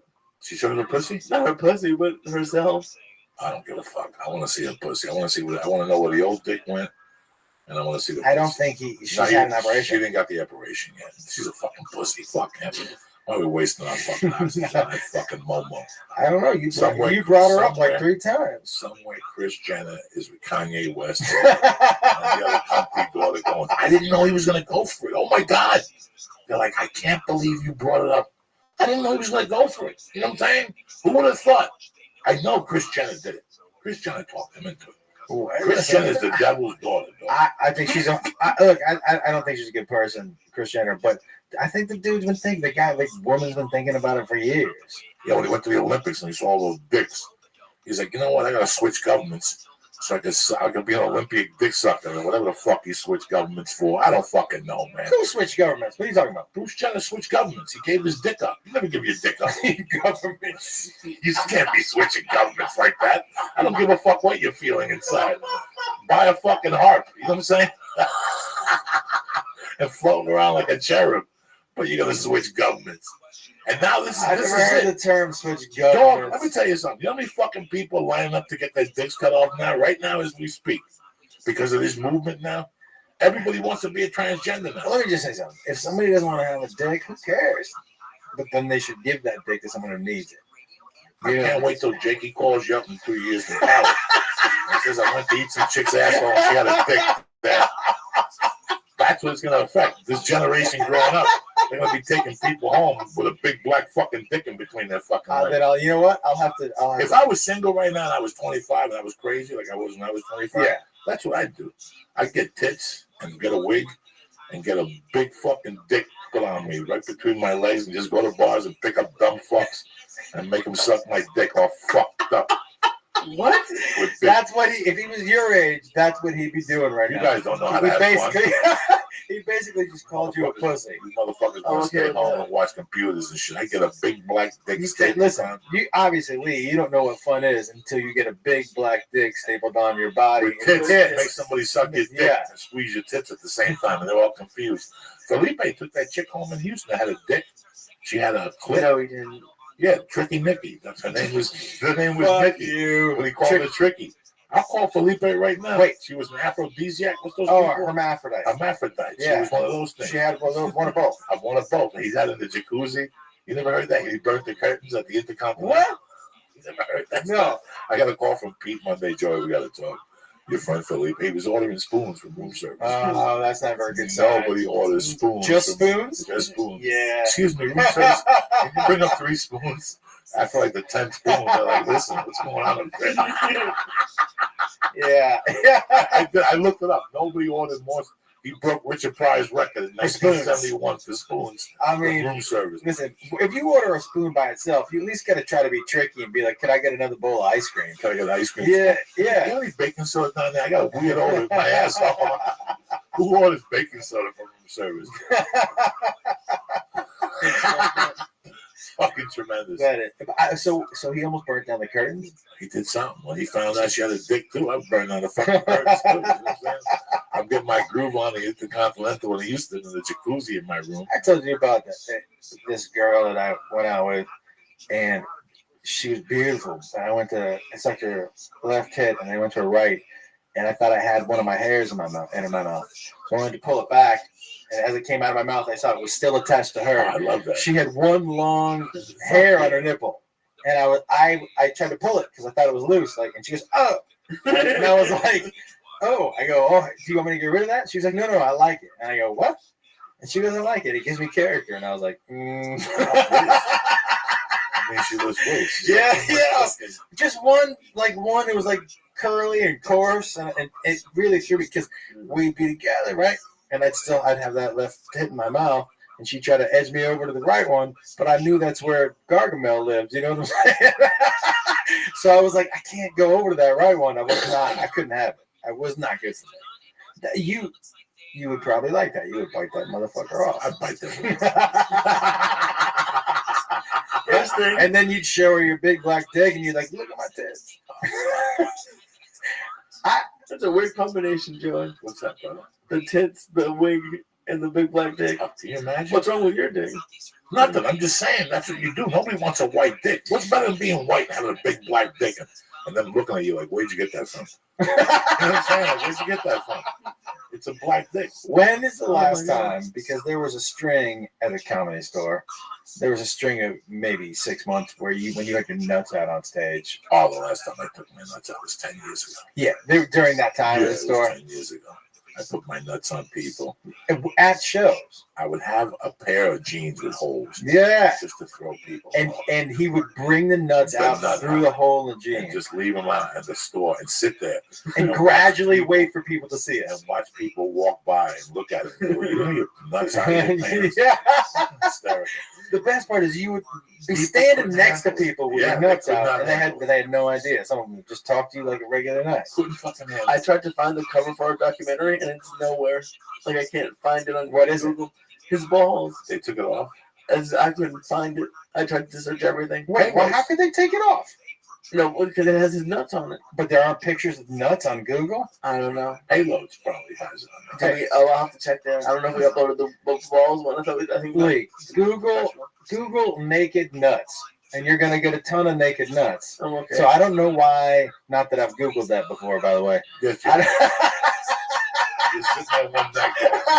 You know what? You know, the main reason, it's funny because the main reason I wanted you to come on the show because I'm going to Denver and all this shit. Mm-hmm. But it was funny. I was thinking about it the other day. I'm like, 95. What the fuck? Because that's how I always think. I always go to myself, all right, 2015, 2005. What was I doing? All right, The Longest Yard came out in May. Mm-hmm. I was living on trade. I was doing spots. I was snorting a ton of fucking coke. Mm-hmm. Then you go, okay, 95. What was I doing? You're like, holy fuck. I was just leaving Boulder. Mm-hmm. Yeah. I found out in May that I got banned. I went to Michigan. I met Carol. I went home, and maybe 2 weeks later, I was gone. Yeah. Once she sucked my dick, I was gone. That's it. I was done. Yeah. I was good to go. And I went to Seattle, and I went to the club on Saturday, and I looked around in the daytime, and it was during the Hitler Festival. What was the festival they had up there? I don't think it was a festival. Oktoberfest. No. Remember, they had a festival every year of Lenny Bruce. Oh, yeah. Airs of Lenny Bruce. Yeah, it wasn't the Hitler Festival. No. So that's a whole different festival. That's a whole different deal. Yeah. Seattle was nice. Yeah, listen, the Airs of Lenny Bruce, a different festival than the Hitler Festival, yeah. And I remember looking at the poster and going, wow, the Airs of Lenny Bruce. And then it was like James Inman and all those guys. Calling on Monday and them saying there's an open mic. I'm going down to the open mic. And there you showed up with a hat and you had to leave because you were working at Lobo. You couldn't do the whole open mic. You had to run back. And You gave me a number, and I must have called you because you decided 178 I times. don't have the money to change my number right now. I'm gonna might as well call this guy back. And here we are, 20 years later. Now listen, 20 fucking years, guys. 20 years. I doing comedy. I hired him also to work at this club I was working at. At fucking fetish night. So fetish night, there were these two older guys dressed in like with umbrella. Yeah, they had umbrellas. They had those little parasols. That's what they're called. They had those little parasols, right? And they were starting to get into a fight. And I go, Joe, you got to get him out of here. Sorry about that. I go, Joe, you got to get him out of here. And he's like, okay. And he walks over. He goes, guys, I'm gonna have to ask you to leave. And you grab one of them by the arm, and the other one starts hitting you with the parasol. And all you could do was. It wasn't hurting you. No. You were laughing hysterically. Yeah. You were like, "Is this?" You were like, "This is how it goes down in Seattle." I'm gonna be fine here. You dragged those two old dudes out in dresses, both of them smacking you with their parasols. You laughing hysterically, and I just remember you saying, "You two have a good night. You two have a good night," and that was it. You fucking kicked them out, and you were like that. You were like, "That was the funniest fucking thing I ever seen." Nobody ever hit me with a fucking umbrella. I was got hit with like a bottle or a stick or something. Oh, and two of them were going at it. You let go of me. But that place, look, Lobo Loco, that was a great hole for us. You know what I mean? No, it fucking fed us. Yeah, it was great. You know what I mean? The mole chicken. Oh, yeah. The chocolate mole chicken that kid made was fucking delicious. I remember I learned a good lesson in that kitchen because I was helping him one day. And, I helped in the kitchen with doing nachos. I learned that after you touch jalapenos, before you take a leak, always wash your hands. Always wash your hands. My dick was on fire for like 30 minutes. On fire. I couldn't stick my dick in the sink at work. Do you know what I mean? So as soon as I walked out of there, I was walking around that bar. My dick was on fire. It was terrible. Have you ever done? Oh, no, Bengay is the same difference. Oh, my God. You rub Bengay in it, then you bang one out. And next thing you know, you're like, this dream is real than what it is. You know what I'm saying? This fantasy's going somewhere. Mind over matter. My dick is on fire. When I met you, you had the Nintendo thing. Yep. You were a feature act. Yep. You had a couple things going on. We all did Donna Richards' work. Yeah. If you knew now what you knew then, would you have stuck it out? The next 20 years? I mean, we just went through 20 years, Joshua. Some of those years were slow. Some of those years were, but we're still here. Mm-hmm. That's fucking amazing. Mm-hmm. Like Carol has sucked 80 cocks since we went to see her, and we're still here. Yeah. Do you understand me? Mark Madison's gone. Gavin's out of the game. Shane Edmund lives in New York, being fucking Roger Paul's computer guy. Listen. It's something. If the guy with the handcuff that killed himself, with the black jacket that would come with the handcuff. Yeah. Think of the people on this journey. The fucking when we did the fucking room, the black room on Gower, where the only one who me, you, and the kid with the guitar. Yeah. Who's the black kid? Corey. No, not Holcomb. Corey Miller. Corey Miller, me, you, and Pierre. And who else? There was somebody else at that fucking Browners. No, the Gower. You talking about Gower Gulch? No, we did the fucking bar off of Selma where I used to live. Bouchers. Yeah. Bouchers. Yes, Bouchers. And it had a back room, like a back. You got to go all the way to the fucking back. We did some fucking really. Listen, the rooms I remember you taking me to were the ones in East LA with Willie Barcena and Rudy Moreno, Felipe. We did the Brave Bulls. And I was always the only white person there. But that, by the way, those rooms made me better like 100 times. Chino on Sunday nights. Chino. That we wouldn't get back till 3 in the fucking morning. They Chino wanted to Hills. give us blow and fucking pills. And from Chino. You know who else? You know who booked that with me? Danny Kelly. Danny fucking Kelly. Yeah. You think of all. You think of this journey. Like there's nights you get home and it's 1 in the morning and you're playing with the cats and you're like, I'm not even gonna turn the TV on. I gotta fucking think about it. Yeah. What just happened? What just fucking happened? I was at the Comedy Store and Whitney Cummings and Mark, and you're sitting there going, I still remember being in an office hoping that one day I could co-headline at the Seattle fucking Underground. Like, Trying to figure out how you can talk somebody into letting you MC for the weekend. For the weekend. MC for the weekend. So you could get 10 minutes of stage time. Listen, dude, I think about those first lineups when we went down to the Comedy Store before we were regulars, right? And those lineups, you look at those cards, none of them are there. There's nobody left from those lineups. You know what I mean? So it's amazing to think all of the people that we've encountered, but the only people left, and Brody. Are you Brody's Lahai? I don't know if he does stand up anymore. No Tana. Tana was here for a while, did the show with Brody. Yeah. But listen, but I can say the same thing for you, man, because here's the thing. There was a time, probably around 2005, maybe 2004, I was like, this cat's going to be dead in a year. I know. He's going to be dead in a year. And you not only did you not die, but we were talking about this the other day on the phone. Like, there aren't too many guys at your age whose careers are taking off at such a fucking rate. That's not, you brought up Rodney Dangerfield. That's it, man. Ron White. But here's the thing that is the most admirable is that I don't know that I've ever seen anybody work as hard, not only to get to where they are, but to really find. Look, this podcast is what you were made to do, but you tried and did everything, dude, and you landed here, and here's another thing that fucking amazes me about you. You live about as freely as anybody I know, and what I mean by that is you're not beholden to anybody. You do and create what you want to create without fear of what other people think. That's living, but that's living free, dude. One of the reasons that people love to listen to you is because they're like they want to live like you do. They want to be free. You're completely free in what you say and how you act and what you want to create. That's living with total freedom. And most of us, there's a part of our brains who say, well, I shouldn't say that, or I shouldn't act this way. Do you know what I'm saying? You don't have any of that shit. No, I don't have time. You don't have any of that shit. I don't have time. Yeah. Especially now. Now I'm like. But that's what I'm saying, 20 dude. years ago, I would have thought about it. Like, if you pulled me aside and go, Joe, you can't say the word faggot. I would have said, really? Now I have no time I'm not going to change at this age.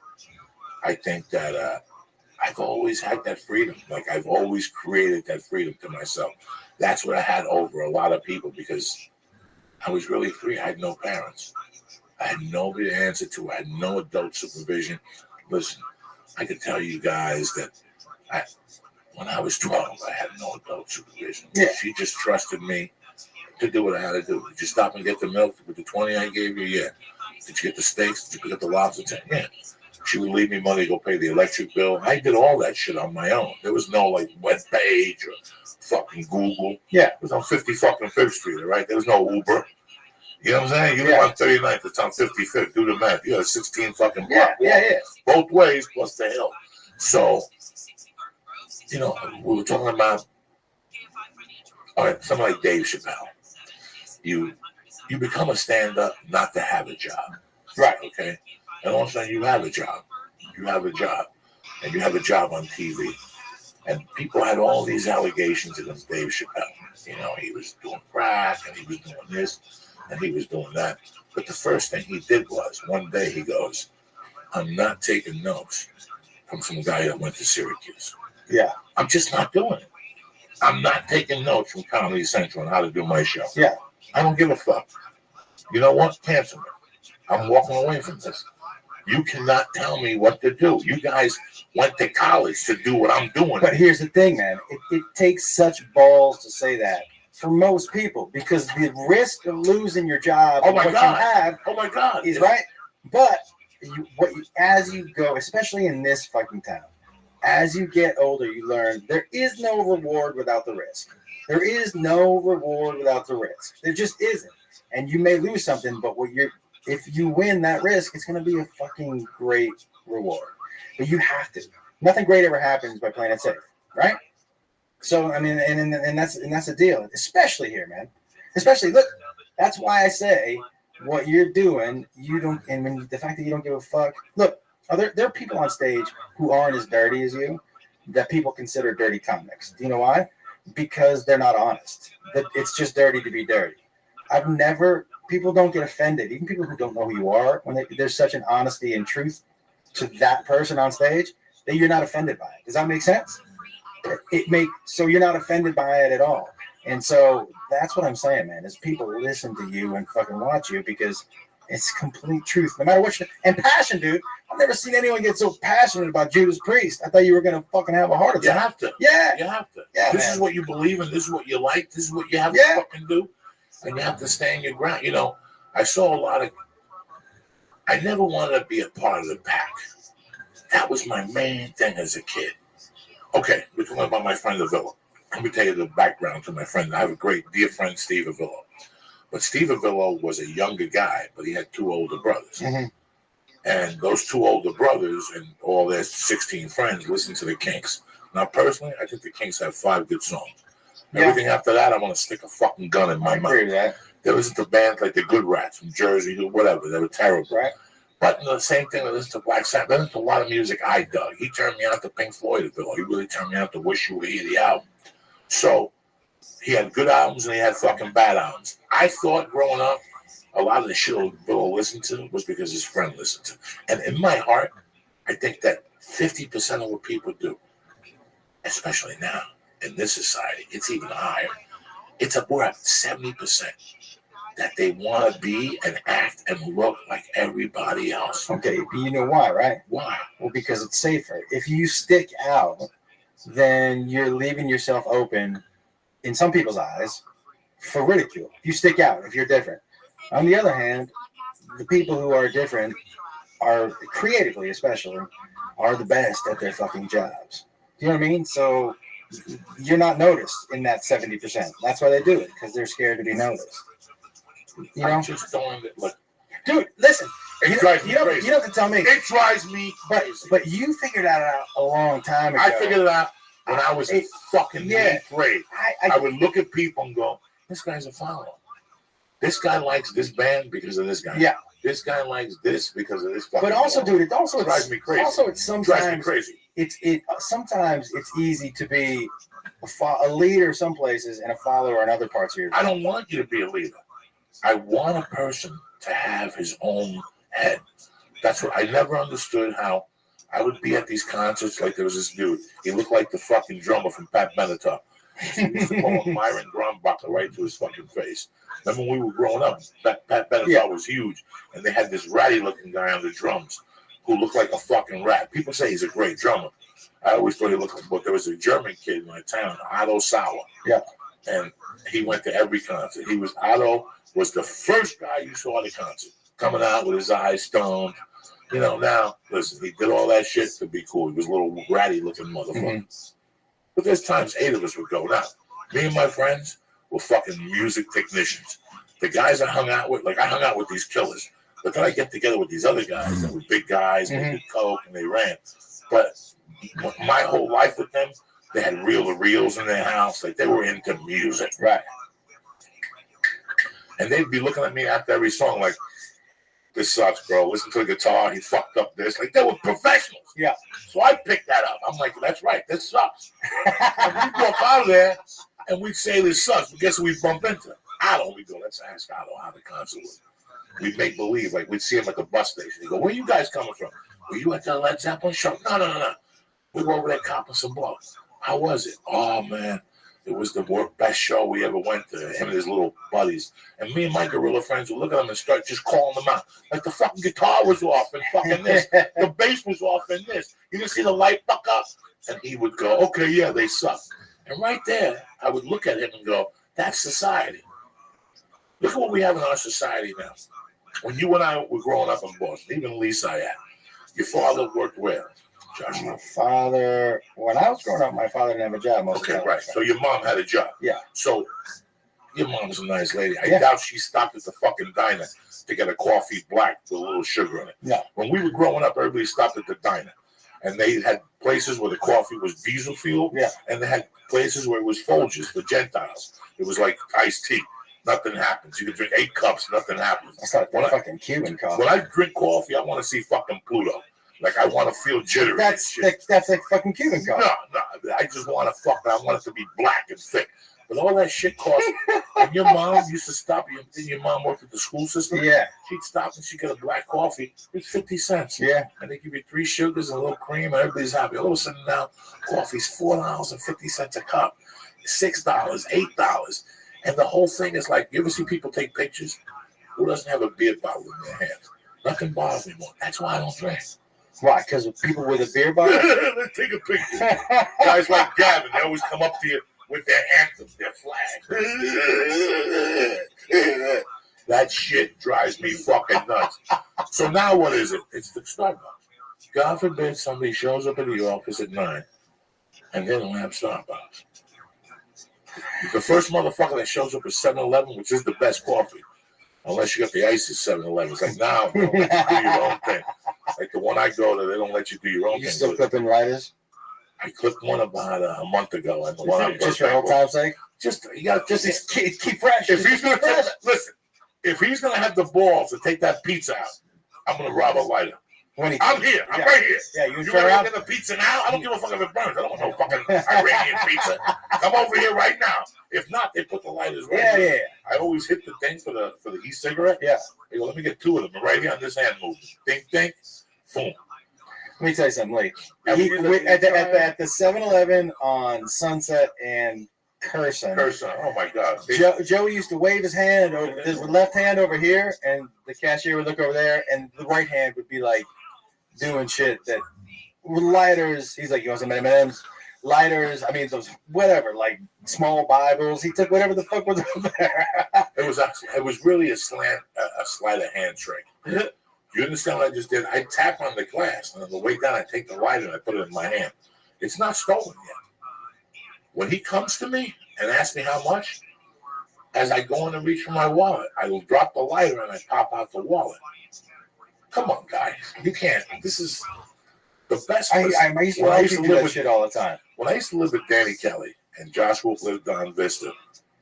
You lived with Danny? Yeah, in the apartment building when his girlfriend left him. And he got stuck with a $2,000 bill. And I lived in a corner with a towel. Yeah. And I slept on top of my clothes. I just put my clothes down and I would sleep on top of my fucking clothes. Unbelievable. There was no curtains in the window. No. I woke up when it woke up. And I would pop out. I would take a shower. And he used to walk down Sunset with those white Nikes with the red stripes. And walk with his cup of coffee in his thermos. Me? Danny Kelly. Danny Kelly. No, in his fucking thermos. I'm talking about me. I would walk from Danny Kelly's and I would go to the Iranian's gas station. Yeah, you stole more from him. Oh my God. And he'd always be outside pumping gas or fixing the car. I'd have $1. I'd go in and buy a piece of gum. But I'd stick my hand behind the counter and take a pack of cigarettes out and put it in my. Who steals cigarettes from behind the counter? That was my fucking. That's how I got cigarettes in the morning. I would steal his fucking cigarettes. Listen, did he memorize where the ones you wanted to work? Yeah, right there. I would take like Reds too. Then I would walk to Josh Wolf's house as he would. I knew his schedule, so I'd catch him when he was coming back. Bro, what'd you cook for breakfast? I got some leftover beans and a turkey burger. You went from smoking 0 cigarettes a day to a pack a day in a fucking day. You were like, I don't smoke. And then you smoked a pack. I was like, how long you been smoking today? You fucking I started smoking Marlboro Ultralights at the Seattle Underground New Year's Eve with Doug Stanhope. I said, give me one of those. I can't take it no more. Do you remember how smoky that fucking room used to get? The thing I remember the most about the Underground was before you were going to go up, you stood by a pole. And if the guy was funny in front of you, you looked at the table behind you. And if they were eating nachos, there was always a water bug on the nachos. And you could see his antennas moving. And the people would be looking at the comic. And they would see the water bug on their fucking nachos. I think people... You're talking... It was a cockroach. Cockroach. Yeah. Wait, why is there cockroaches on that? It was dirty, and it was the dirtiest fucking basement. It was a dirty basement. It was there for 2,000 years. And they didn't clean shit. Moses did tell me They that. didn't clean shit. They were too busy snorting coke. Yeah. That place was a constant. Are the you bartender, fucking kidding? I remember Billy? The waitress was doing heroin and was nodding on an open mic. She was not the chick. The little Chinese girl that was banging. Little Chinese girl that worked Monday. She had long brown hair. I remember Sharon. Sharon was his girlfriend, the white thing that had long legs from Boston. She was like olive oil with a little bit of meat on her. But then you had a Chinese girl that had a little tan. And one Monday night, this bitch was naughty.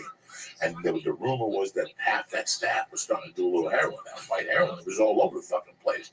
But she was nodding. And I remember they had a door guy that worked, that was like a hippie dude with little glasses. Yeah. That he used to work. And he told me that they asked her to get up Oh, that yeah. night because she was nodding. She was nodding on the heroin up there. But they were all fucked up. Look, Swanee was fucked up. But then the baseball players always came in and they went down into the basement and who knows what the fuck went on down there. But wait. I don't want to tell his name because I don't want to rat him out. But somebody who was playing on the Yankees at the time just sat down. I saw him take 3 ecstasies, just pop. He was like, I go, did you? And he goes, I'm not playing tomorrow. I was like, oh, fuck. All right. That whole thing was a dungeon of sin, dude. The underground is where someone threw up on my fucking foot on stage. In the front row because they were so close. They were right fucking on you. Threw up on my foot and I had to take my shoes off. I looked like fucking Tom Sawyer. It was gross. And you could never get any smell out of that fucking thing because it was the basement. That basement smelled so bad. Yeah, all the time. And it was such a great comedy room. Yeah, it was the best. They had ages of people laughing in there, and the beauty, like just thinking about it, just talking about. What's the highest you ever get in that contest? 6th. Aisha Taylor beat me. She did. Yep, Aisha Taylor. Floyd J. Phillips. But the thing about thinking about that was how I always thought I was going to die the next day. Like in those days when I was doing comedy, it always felt like I was buying an extra day. Like it always felt like I was just surviving, which I really was. Mm-hmm. But there was a feeling of desperation mixed with something else. And whatever would hit you, you just overcome it by telling yourself you're going to go on stage. Just thinking about that feeling. It's not anxiety or nothing. It was just this feeling of getting ahead, like moving up the ladder. But you can't. You don't know. Like, I never thought I would move up the ladder. But you know what I do miss from those days? I miss the feel. Like, in the morning, the night I was going to go on stage, I couldn't fucking wait. In the morning when I woke up, I was so fucking excited to get on stage. And then after getting on stage, just sitting around shooting the shit with you guys and writing that whole, in basically the infancy of our comedy. But that excitement to get on stage, I miss a little bit. I do. I miss it because it was so much fun. It was so much fucking fun. Because you were learning, every time you went on stage, you were learning something about, I fucking do this kind of well. Oh, I don't do this well at all. Do you know what I mean? Everything was a discovery. I miss that fucking feeling a little bit from that time. I miss the desperation feeling, the feeling of wanting more in a hurry. But I knew, like, I got to Seattle in June of 95, but what really saved me was June of 96. I saw Doug Stanhope, and that destroyed my insides. Like, I had been doing everything wrong until I saw Doug Stanhope. Like, right there, I knew exactly that night when I walked out of there what I wanted to do with my life. Like, I was like, that's the guy to beat. Oh, he was killing. That's as good as you could get right now in that time period. And that really helped me, watching that freedom he had on stage. There was no complete freedom. There was no convention. No. There was no fakeness to it. There was no, when you see what's his name, it's a great impersonation. No, what's that? What's his name? Rant. The guy that was big in the 90s.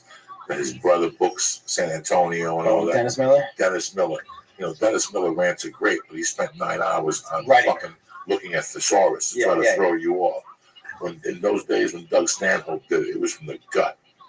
And he did all these things on stage, all these off things. And I was like, I didn't know that you could do that. I didn't know. Once I saw that freedom on stage, everything else was bullshit. And then I went to the Comedy Store. And I saw, like, even Joe Rogan at that time was a little free. There was somebody else who was very free on stage. And I said, that's the guy Who, Holtzman? No. Holtzman was like me. We were free, but we weren't going anywhere. Rogan already had it figured out. Stanhope had it figured out. It took me a couple of years to figure it out. Those guys had already figured it out. That was a time when I remember watching you, where you would either go into a room and destroy it or bomb or crickets. Yeah, that's it. There was 50-50. There was no in I between. had no control. I had nothing. No. I went And up I there could with never figure. By the way, I could never figure out why. I could never figure out why because I would watch you. I'm like, he's doing the same thing, but either they bought it in 100% back then, or fucking nothing. Yeah, nothing at all. I used to die fucking deaths of death. I still remember every death in that original room, which hurts even worse than anything because this is what you work for. You can't die in the fucking original room. That's like dying in the Roman Coliseum. You're dead.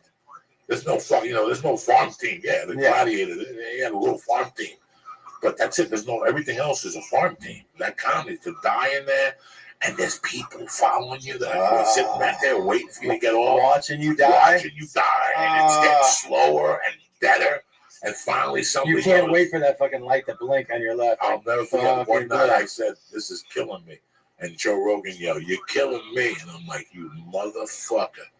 Like I got off stage and like that night I waited for him. Like, what the fuck was that? He's like, Joey, you're a funny guy. You can't do that. You cannot do that. You went up there and you had no plan. It's fucking 11:30. It's 11:30 in the original. You had no plan. Yeah. And that's when I would go up there and see what the guy in front of me would do. But there's some nights that don't work either. Yeah. I could run like that. Some nights I go to the comedy store now and I'm like, oh, I'm going to try this joke. But then somebody in front of me leaves the door open somewhere and bam, once I get in that door, you ain't getting me out of there. I'm like, no, but I've also always said 15 or 20 minutes of you at the top of your game. No, it's like world. That 45 minutes shit, I don't like doing it. I've become, I told people on the podcast, I did comedy for 24. I'm doing comedy for 24 years. I became a headliner at the 21-year mark.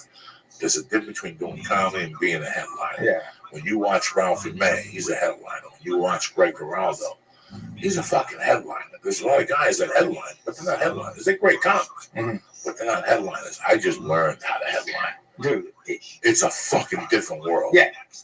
It's a different world. And you have to have a plan, a navigation. You have to have 3 different audibles to call. And then you gotta write in the daytime so your mind's loose. I always try to write at least 5 minutes of material about the city I'm in. Or say something about it, just to kind of so people know. Yeah. People know I'm here. I'm paying attention. You know what I mean? Not always funny, not always great, but I think it just lets them know that you're not only that you're writing today, which is always good. It's fresh, and that you're present. You know what I mean? You came to our city. You paid attention, and a lot of times the jokes suck a dick. Well, you ever go to a city and the guy in front of you is destroying, and he's just doing city references? Yeah. And you have no idea. Yeah. You have no fucking idea. I'll never forget one time I went to Boston. I just come back from the store. Because comedy, you lose before you go up there. That's why I never look at the feature act in front of me. I sit in the green room. I don't give a fuck who he is. I don't want to see nothing that he does. He's got nothing to do with me. He's got a job to do. I got a job to do. But if I go out there and start judging people, I lose the war.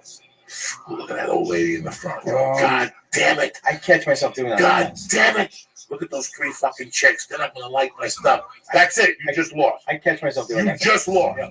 So now, as a professional, I don't even go. I don't want to see you. I don't give a fuck. Yeah. When I see you for the first time, I see you for the first time. That's why I don't want to get to the club early. I don't want to see those people. Well, I hate waiting. Yeah. You know what I do? You know what I do also sometimes? Like, look, if we went to the store, I also catch myself, and you're there, with like somebody I respect, I catch myself thinking about my comedy more than I do when, you know what I mean? Yes. I'm like, oh, it gets in my head. I'm like, well, fuck, I hope Joe thinks this is funny. Or whoever's down there, and I get in my own fucking head. No. There comes a day where you go, I'm going to go up there and do it. And when you do that, it's you. It's your trade. Yeah. Nobody else is doing that. So it's kind of, comedy is a great fucking thing to look back and analyze and see the lessons you've learned. Like, just the tricks. Like when you watch an old UFC fight, he beats like a young guy. And people are like, what? Oh, he kept him against the cage. He tricked him. There's definitely some comedy. There's tricks. I got tricks up my sleeve. I control my voice. My voice is everything. My voice tells, when I first started comedy, Matt Woods used to say, Rodney Dangerfield tells you when to laugh. Yeah, but when he touches his tie. They also tells you when to laugh. Yeah, Don Rickles, I heard an interview with him once where he was like, when he was at his best, get the audience into a rhythm. And sometimes they started to laugh before the punchline because he had gotten them into the rhythm of when to laugh.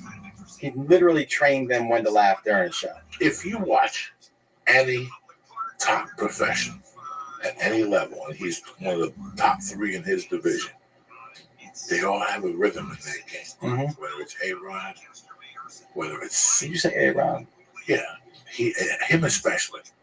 I noticed. And I know, I'm just talking about baseball players. I'm not talking about, I don't know who's on the fucking Red Sox no more. No one. I don't fucking know. Guys. Maybe Poppy's still around. He's around. I know that the fucking Pedro, I've been seeing him. He's like an announcer or something. Yeah, and he wrote a book too. Who the fuck? I'm Spanish. I don't know what he's saying. I'm fucking Spanish. You ever hear Pedro Martinez talk? Hell yeah. I have no fucking idea. What the fuck is he saying? Like Latka? Yeah, I don't know what the fuck he's saying. I'm just saying Alex Rodriguez. Yeah. Him especially. I'm glad we didn't get it. If you get like A-Rod, what's the guy that retired? Which one? Jeter? Jeter. He had a rhythm. Yeah. Pete Rose. Oh, you like Pete Rose? You know? I do. He's going to get reinstated. Yes, he is. Yes, he is. He had a rhythm. Julius Erving had a Larry Bird. Yeah. White dude had a tremendous rhythm. Remember like Ray Allen and stuff. Ray Allen, even Kevin McHale and his fucking... he was the best with his 37 moves before he shot it. He had 87 pump fakes. When you watch good jiu-jitsu, it's a rhythm. When you watch like Eddie Bravo, it's on. Gonna talk. Yeah. And you see him like picking his toenail and taking the dirt out of his ear. Next time again. That's off for a minute. Next time, they grab it.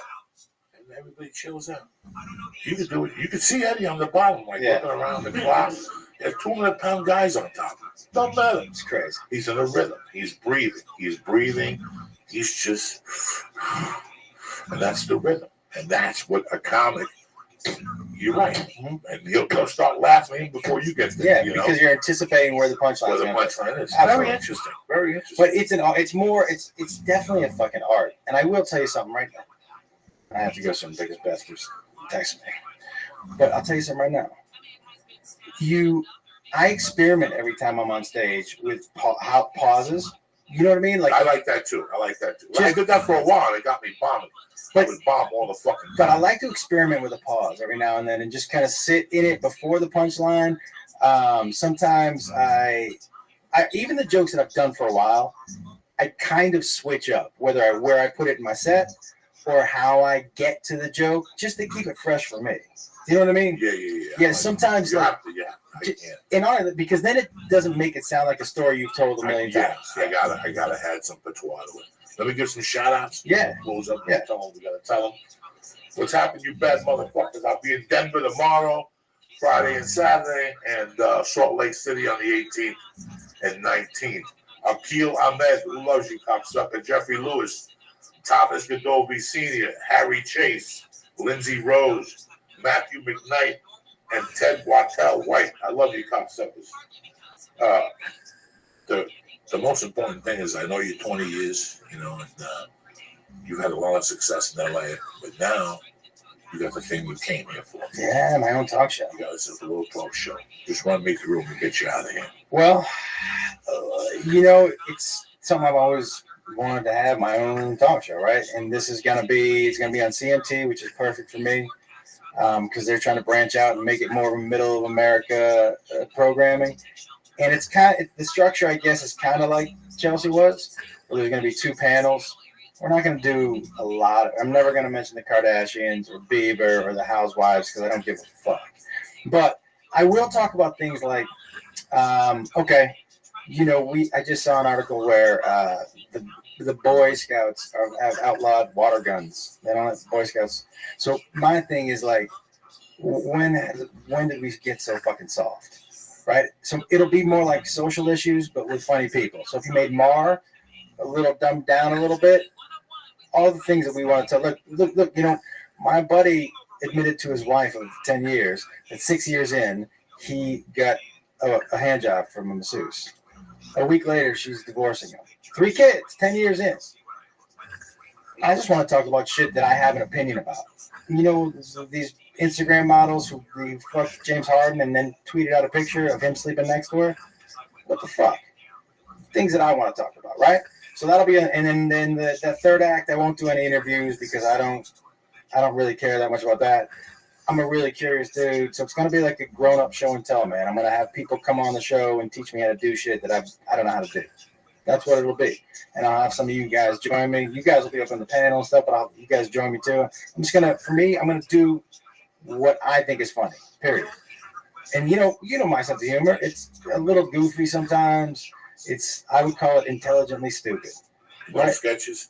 I will do some field pieces. I'd love to do a sketch. I'll be going to your house, mm-hmm. and you're looking at your phone bill, just shaking your head. You remember that? And all of a sudden, your brother comes out of the room with a bucket of Kentucky Fried Chicken, great Kool-Aid, everything black, and all of a sudden he puts it on the table and he goes, "So, who's been calling Compton and Crenshaw?" And remember that?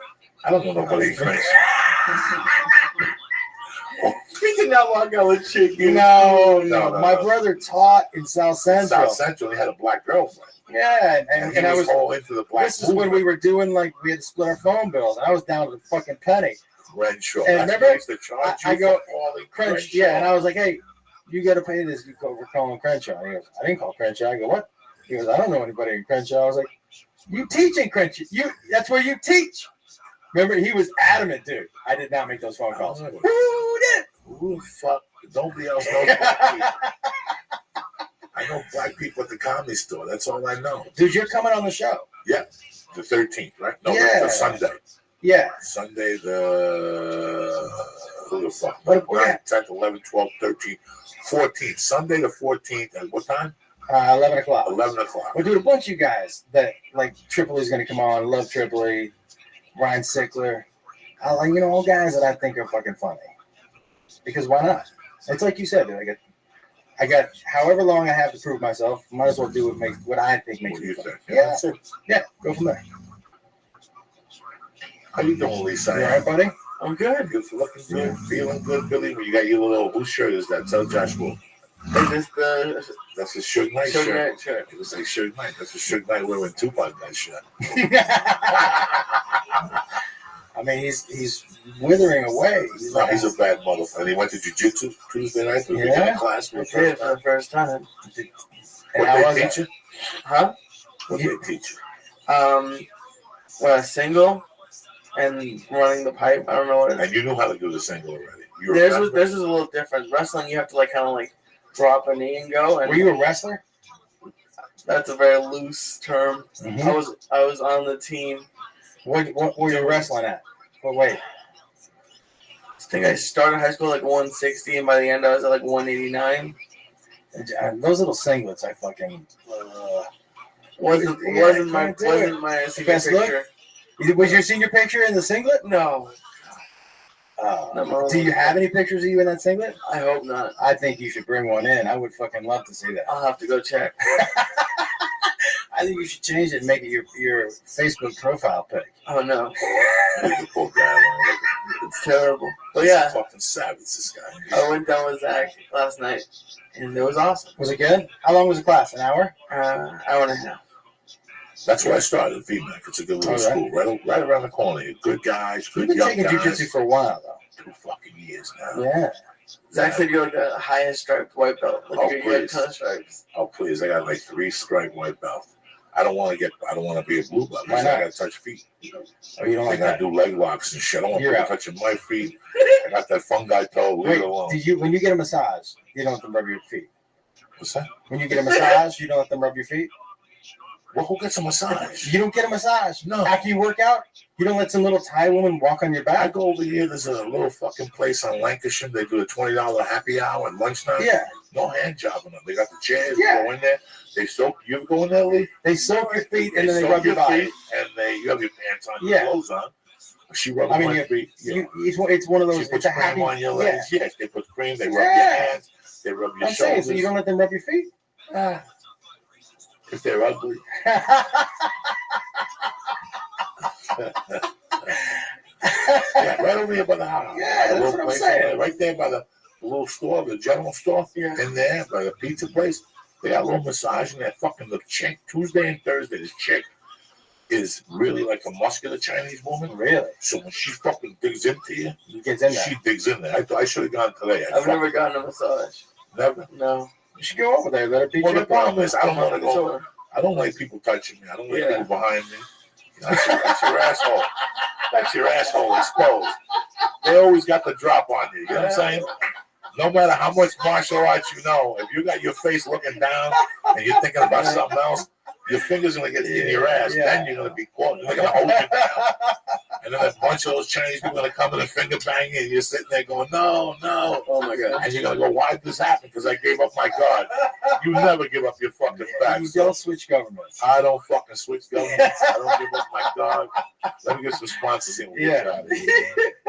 Can't fucking do it. So the show premieres June 11th. Thursday, June 11th, Friday, which Saturday, is Sunday. next Thursday night at 11 o'clock. Please set your fucking VHRs. Do me the solid. Let's get this motherfucker the fuck I mean, you're laughing at that, aren't you? He got close. You got one? He was laughing at you. Said You mix VHR. VHS in DVR. Whatever the fuck. VHS.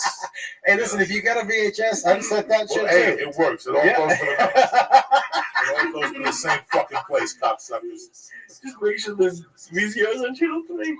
Get it together. I mean, he loves the VCR bit. Oh, he loves all that shit. Listen, I ain't fucking around with you people, all right? You said 3 times that there would not be any animals. And then we had like what? 175? Do you mind if I do this right now? The fucking animals. I mean, deep everything. Visibly, something has happened to him in the last 5 minutes. Yeah. Whatever that taffy is pretty strong. The taffy's good.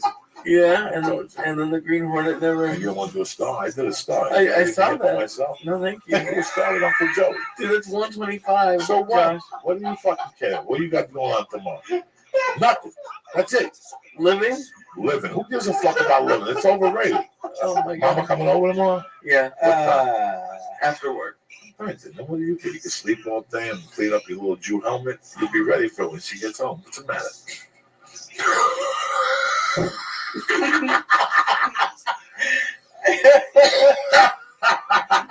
Listen, for optimal optimization, you understand me? If you're working out, you want to be healthy. If you're confused, listen, go to Honor.com right now. Honor.com got Alpha Brain, 100% guaranteed. They don't even want the fucking product back. That's how strong that shit is. That's how they open up. All right, let's say you go to a Chinese restaurant. If the pork fried rice sucks, where are you gonna go from there? If the pork fried rice sucks, where we go? You gonna order Mao Tang? No, you pay the $6 and you get the fuck out of there, and you never deal with those people again. That's it, right? So same thing. These people are telling you, if we suck, we'll give you the money back. That means we don't suck. On.com right now. New Moon, Shroom Tech Sport, Shroom Tech Immune, the fucking T plus testosterone booster. You'll make gains 36% stronger. You understand me? So if you lifting 10 pounds, you'll be lifting 13 pounds by the end of fucking June. That's right. Go to Honor.com right now. And what's the word? Church. CHURCH in the box. Get 10% off your first order. I'm not fucking with you. That hemp protein, the chocolate, that shit will knock your fucking socks off. It's easier to digest. I'm telling you. Give it a shot. Go to Honor.com. You're sitting there going, Joey, what the fuck? I need this in my life. Well, I'll tell you what you do need. Underwear. The best out there. From t-shirts to hats to fucking these little underwear I wear for my jiu-jitsu, and it keeps everything tight. Today I sweat my balls off, and I had no ball sweat. How does that happen? How does the rest of your body... How do you know you had no ball sweat? Because I put my hand on the MeUndies. Just to make sure. Just to make sure I got diaper clean. Did you sniff it after your hand? Just make sure?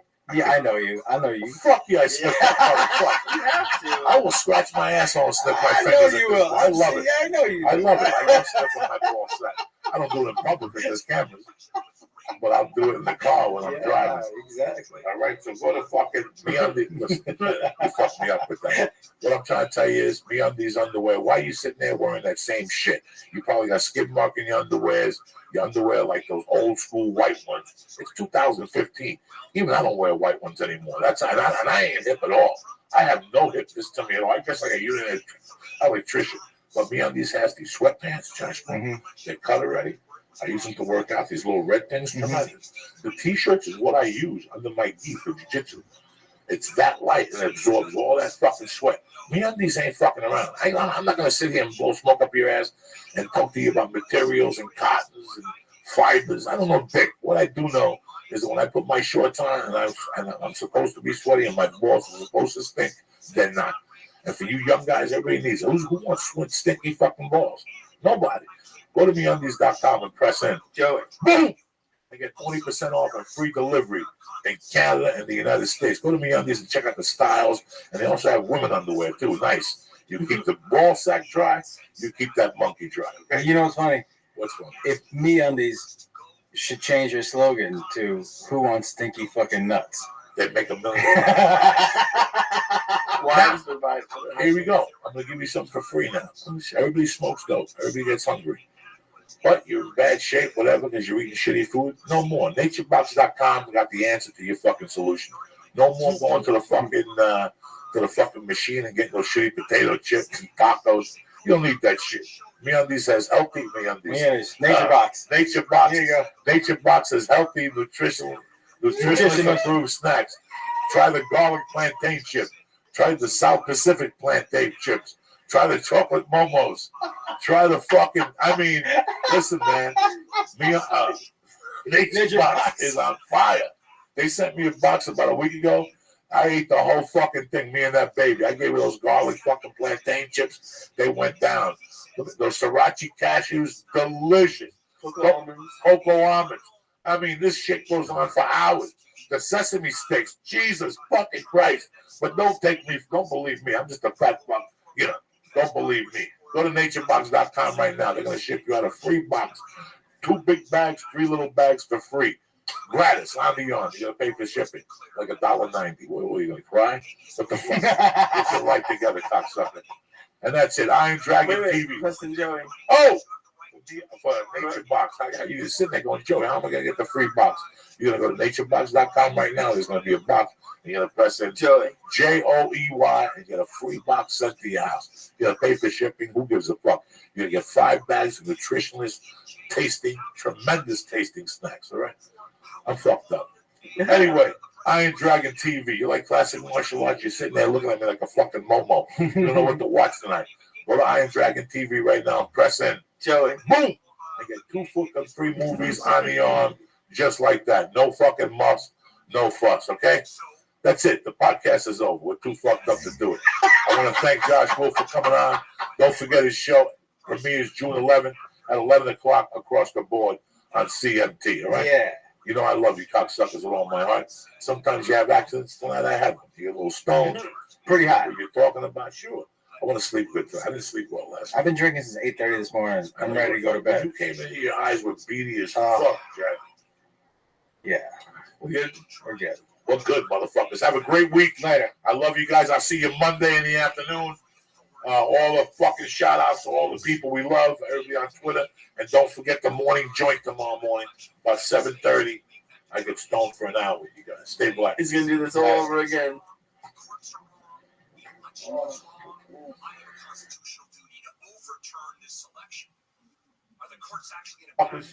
Joe Padilla is here, your co-host, with my main man, the Flying Jew.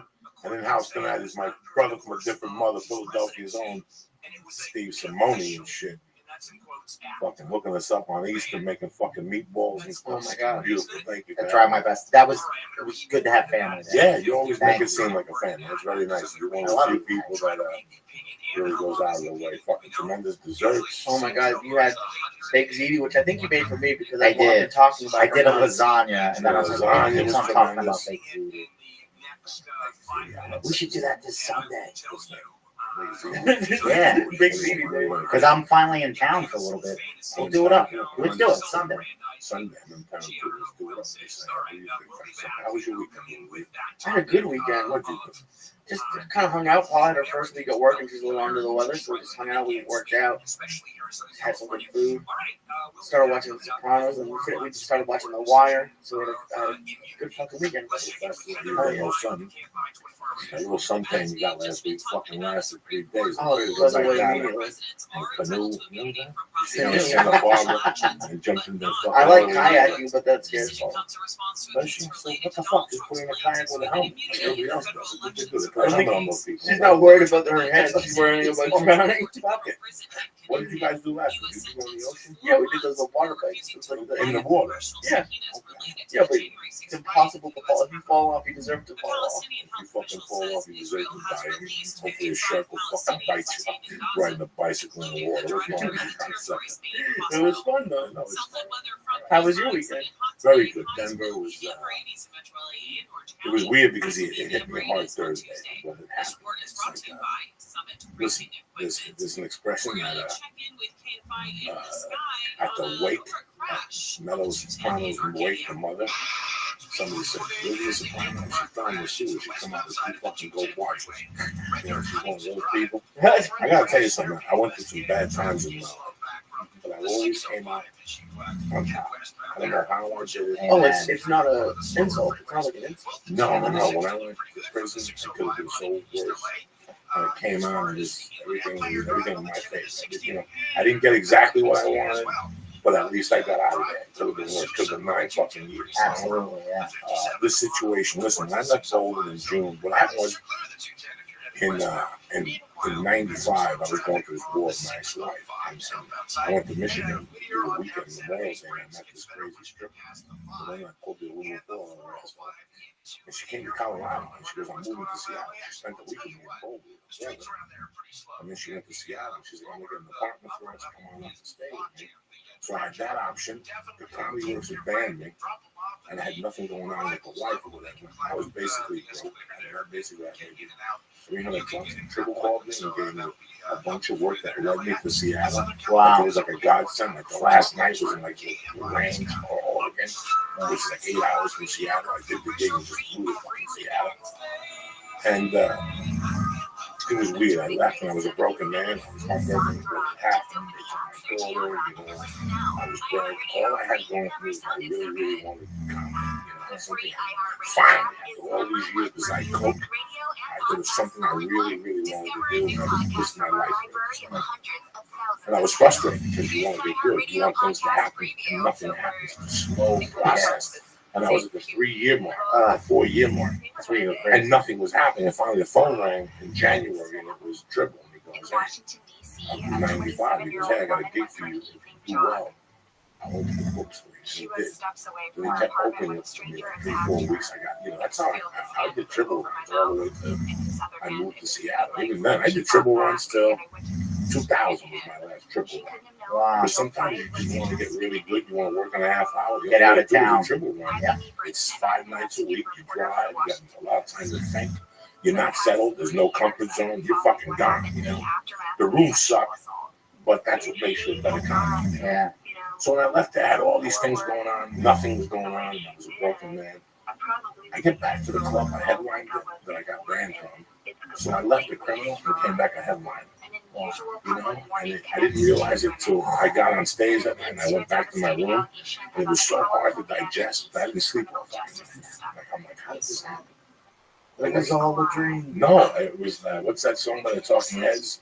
You may find yourself, and living in a shotgun shack.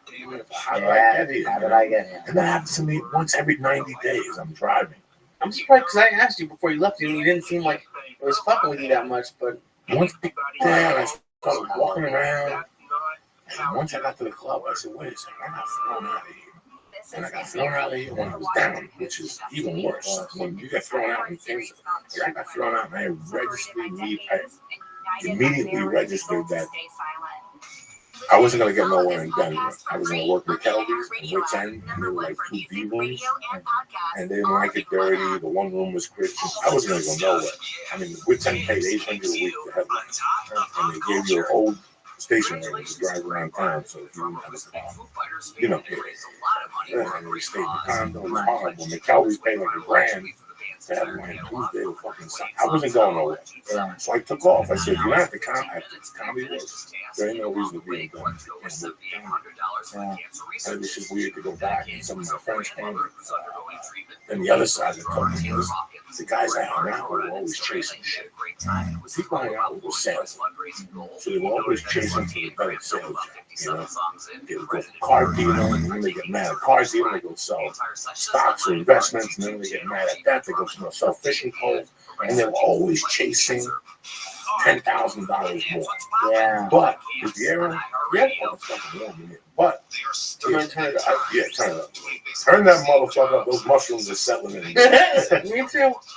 And that's what would kill me on the other side. That if I wouldn't have tried comedy and sat in Boulder, I would have been one of those guys. I have nothing against them. But right now, they're my age and they're probably making $80,000 and they're working 6 days a week. If they would have stayed at the same dealership and punched their legs in right now, they would have making $100,000 a year just showing up because all those old deals come back to you after 5-4 years. Absolutely. So there's a great life lesson. No, they all travel. Remember, life is all, what's that expression? Grass is always green on the other side, but it really fucking isn't. You know, sometimes, I tell people this all the time. Sometimes people come to me and go, you know what, man? I'm selling encyclopedias, but I'm not making the money. Okay? So what are you going to do, Lee? Well, I think I'm making a part-time job to supplement my income. So you're going to sell encyclopedias from 8 to 5 on the phone, and then you're going to go supplement your another income job. Why don't we do this? Why don't you go to fucking a bookstore and buy the Harvey Lembeck, or whatever the fucking guy's name is, that teaches you how to sell. There's always a book in there that teaches people how to sell. And you get on that fucking phone, or whatever the fuck you're selling, and you stick it out. And what these guys are doing, we're moving around every 90 days. Persistence. And this is fucking, I've been doing comedy 24 fucking years, so these guys have been moving. Like when my friend came to me, I go, you still at whatever? He goes, no, that was 5 years ago. I went to investments, and I went to sell wine door to door. And I'm like, I didn't say nothing to him, but that night when I got home, I did the sign of the cross. And I said, how fucking lucky am I that at fucking 50, I'm still not moving from dealership to dealership? Oh my God. What do you, so blessed. What happens, because I've heard both of you guys talk, like what happens for comedians and actors who have to move, change like management and agency, because you have to change, like you outgrow it at a certain point, but then like you have a worry like, oh, maybe I'm making a mistake, I knew this guy, like it must be kind of weird. Like there's a bunch of variations, but what happens is, sometimes an agent retires. Okay, sometimes you'll get a call and say, this guy's like, I'm leaving the business. But sometimes you get an agent that calls you and says, I'm going to a different agency. And they bring a few people with them. And, so now you have to, whoever you tell no to is going to be mad at you. You don't win. You don't win. Right, yeah. You have to tell somebody. Some people don't give a fuck about it. I do, because I get involved with them because I feel that when I get involved with an agent, he'll work for me a little bit more personally. Yeah. Well, because it happens. Like every time I left a job, I'd be like, fuck. Like even before college, like when I was working at CVS, every time I left, like I went to go to the movie theater, and I hated the movie theater the first couple of days. It's like you worry about you made the wrong choice. So I can see where your friends are coming from. You never listen. Once you go, you fucking go. Once you go, you go. Don't look back. There's no wrong choice. If you do what's an educated guess? Hypothesis, whatever. I sit down. I thought it out. I got the call that Thursday. I thought it out. I sat down on the weekend. I was somewhere. Did the fucking pros and cons, and I thought it out. And I knew the major decision was somebody's feelings were going to get hurt. Yeah. If I stayed at one place, I was going to hurt the one guy, and if I stayed at the other place, I was going to hurt the one guy. Yeah. So, sometimes you got to remember, it's your agent who got you there. Ari made a good point, because I called Ari. When I was at Origin, when what's his name left, they called me and said, so now we're ready to go to work. Lawrence left, and he's like, why am I staying? I've had Lawrence since day one. He's the one that got me all this work. I can't just fucking can him and stay. Yeah. That's why I don't like agencies where you sign across the board with somebody, because now you're fucked for everything else. Yeah. So you want to go with Aqua for commercials, you want to go with CA for bookings, you want to go with, Fountain Blue fucking agency. So that doesn't happen. That's why people say when you go across the board, it's a bad. It makes sense. I never thought about it like that, but it's true. So limit yourself. Well, it's just weird how this thing happened. this weekend. That was cool fucking shirt. And you sit there and, that night I thought about, did I ever think of this happening?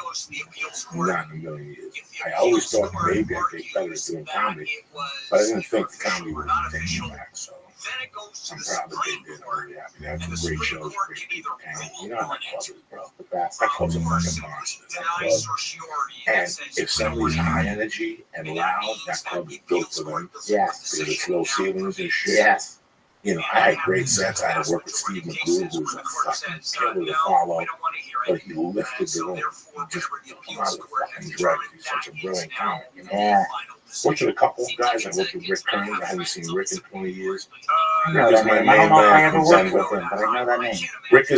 Rick was a guy that I looked up to more than Todd Jordan. Todd Jordan was on me, but Rick didn't give a fuck. Rick threw bottles at people's faces. Rick threw drinks at people's faces. First time I had a call from Rick, we were working with Bill Bauer. While Bill Bauer was dead, Bill Bauer was a skier that shook rooms in Colorado. Great sweetheart of a guy. It wasn't that I couldn't pay my rent because I would call him. I can't pay rent. Got me the money. And he just posted on his all the time. That's how cool he was. Wow. So Rick called me one day and said, "Hey, I need you to pick me up.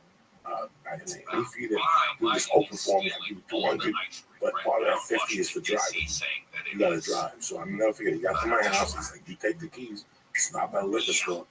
You know, first thing is first. Emptied out a fucking Gatorade, put vodka in it, and we drank it all the way up the river to Wyoming." And I was like, "Lee, there was no saying no to Rick Kearns. You don't tell Lee, you're like, no, I don't feel like drinking. Fuck, I used to drink with him because I knew he wouldn't stop." And we do these gigs and we write together, and he was the opposite of Todd Jordan, very professional, very on time, he wore nice. Rick Kearns, he was dirty. He yelled at club owners. Then he went to, when I moved to Seattle, he goes, "I'll help you any way you can." He took fourth in SF San Francisco Comedy Competition in like 85. So I was up there in the 80s. He won it like in 95. I was in Seattle in 96, so he told me, he gave me all the references to all blocks and everything. But he got arrested in Chattanooga for going to buy crack. And they threw him in the cell and they sprayed him. Curses the cops and he fought him. So they sprayed him with mace and they put him in a hole. And every time the sun shined on him, they would pick up the mace. And he would be in there crying and scratching, fucking like sent the money in jail. And he came out and he got a great radio gig. And he was writing for the puppet from Vegas, the one that won America's. He was the Ahmed guy, right? Yeah, artistic director. Jeff, not for Jeff Dunham, the other guy. No, the other guy. The guy with a puppet, like a hand puppet. Yeah, that guy killed it. Yeah, that guy killed it. Yeah, he's just a great guy. Now he's got the one wife. Yeah, he's a great crazy. I think it's 300 Joe, 5,000 bit or something. Wow. Crazy. What is that like? Is that a lot? I never knew what people charge. You know what people charge. Like, have you ever tried to think about what you would charge for? Like, not that you ever write, but like, since a lot of your day is spent writing and like not making like a salary, like, have you thought about how much writing makes you? That's a completely different animal again, though. Yeah. That's a complete different animal. Because if you're writing, now you got to get the writing agent. And you always got to write for free for a while. You got to write for free. I just meant like you're writing, like how much do you think it's worth? Like, garbage. Really? Garbage. Nobody says Joey's a good fucking writer. So move on. I completely disagree with that. I'm not a good writer. I have more energy. No, I don't. I have more energy. That's what sells the joke. I just smoke and mirrors, my friend. No, it's all tied together. No. You're such a good writer, and your voice is so unique. That's why you don't think it's good, because nobody else in the world can do it. That's how you know your writing's brilliant. Because you tap into what comedy is. It's giving the audience A plus B, and then they make the connection in C. It's giving them the dots, and then they have to connect the dots. You're a master of that. And you put that, like every great performer, you put that feeling in somebody's chest. The whole reason to use words is to create that feeling. It's not what you say, it's what you make them feel. And that's what you kill at. Of course, I watch you and I'm like, oh, genius. Yeah, you're the best. That's why you're the guy. Everybody watches. Embarrass me. I'm sorry, I'm not trying. I should have to Embarrass me right here in front of my friend and shit. You call me a deadbeat. Sometimes I'm on your show and I just can't believe I'm here. What the fuck? How you doing, man? What's going on in your world? You talk to Gabriel, the boys. They show. I just texted him today about a pro wrestling article I read. It's been around the world since Easter. From Easter that Monday, I flew to China. Then I was in town for a couple of days. Went up to Yuck Yucks in Calgary. The best. They love you up there. Canadians are my favorite. Canadians are great. They're the nicest. When it comes to comedy, it's in their fucking blood. It's in their blood. Absolutely. That's the thing with comedy. Like, they love it. They love it. And they love it when it's crazy and love it when it's loud. And they just love it. Yeah, Canadians have a different patois than I love it. Americans. Yeah. I love it. And then from there, I did a USO tour with Byrne. We went to Iraq and Kuwait.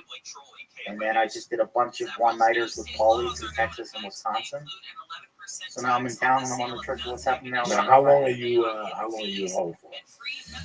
This is the longest stretch I've had since the CD came out. So since November, I'm in town for the next gig I know for sure I've booked is the week after 4th of July, La Jolla Comedy. Please, already laughing. I'm in San Diego again.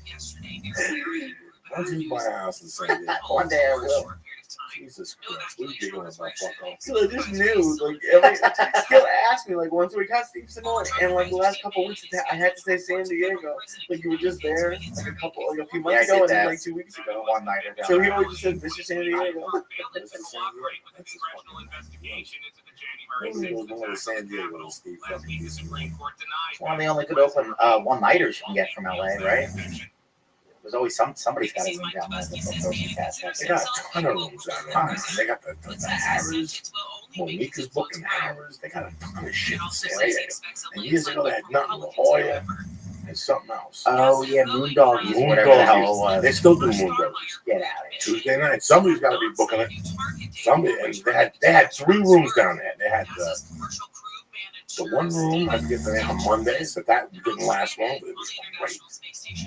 Then they had Tuesday night, Moondoggies. Then Wednesday was the shithole next week. Yes. And then you went to that Rosita's, the Mexican place around the corner. Oh, yeah. Yeah, I like it. The carnitas from there are the best carnitas I've ever had in my fucking life. The Mexican food in El Paso was so good.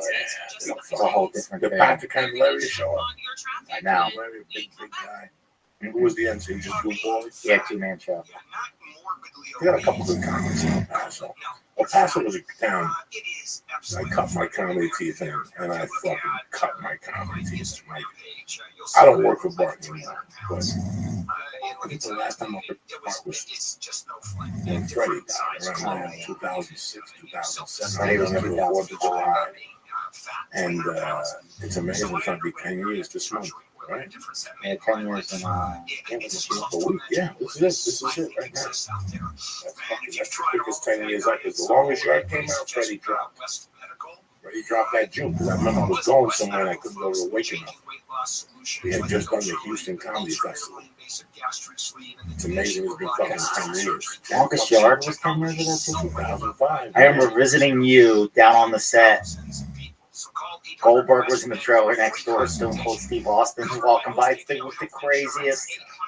Kevin Nash. He came down a couple times. Yes. Yeah. I know Ari came down a couple times. You know what? That was incredible. For me, it was a great experience to turn you guys on to it. I was watching this every day. And my head would listen. The first time I walked into the table read, my head I just kept sitting there going, I wish there was Periscope, because nobody's ever going to believe me. I wish I had Periscope right now, because nobody's ever going to believe what I'm looking at. Nobody, coming where I came from, nobody would believe when I walked into that room how my value in life was garbage, and I felt even more garbagey. Because he walked, first of all, the guy, when the limo pulled up, Adam Sandler greeted me. So let me take that and put my luggage in, flip-flops on, and pair of shorts. Wow. And I'll never forget looking at this guy. So this isn't your get-up just in movies. This is your get-up in real life. You guys just don't get. You got a flannel shirt on and some broken front trunk. And some fucked up sneakers on. And let's go upstairs. And upstairs is like a fucking table like a spread of last summer. Yeah. Packed with food. And all the savages are eating the food. They're getting the dishes. It's terrible. They're getting the dishes. They're like, go help yourself. And take a piece of salmon.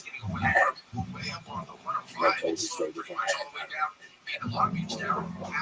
had left a pack of cigarettes and maybe 3 or 4 joints, maybe 2 joints. And I had left to tip the fuck. Yeah, I tipped the limo driver $5. And that's all I had. I was sorry. And I had like $20.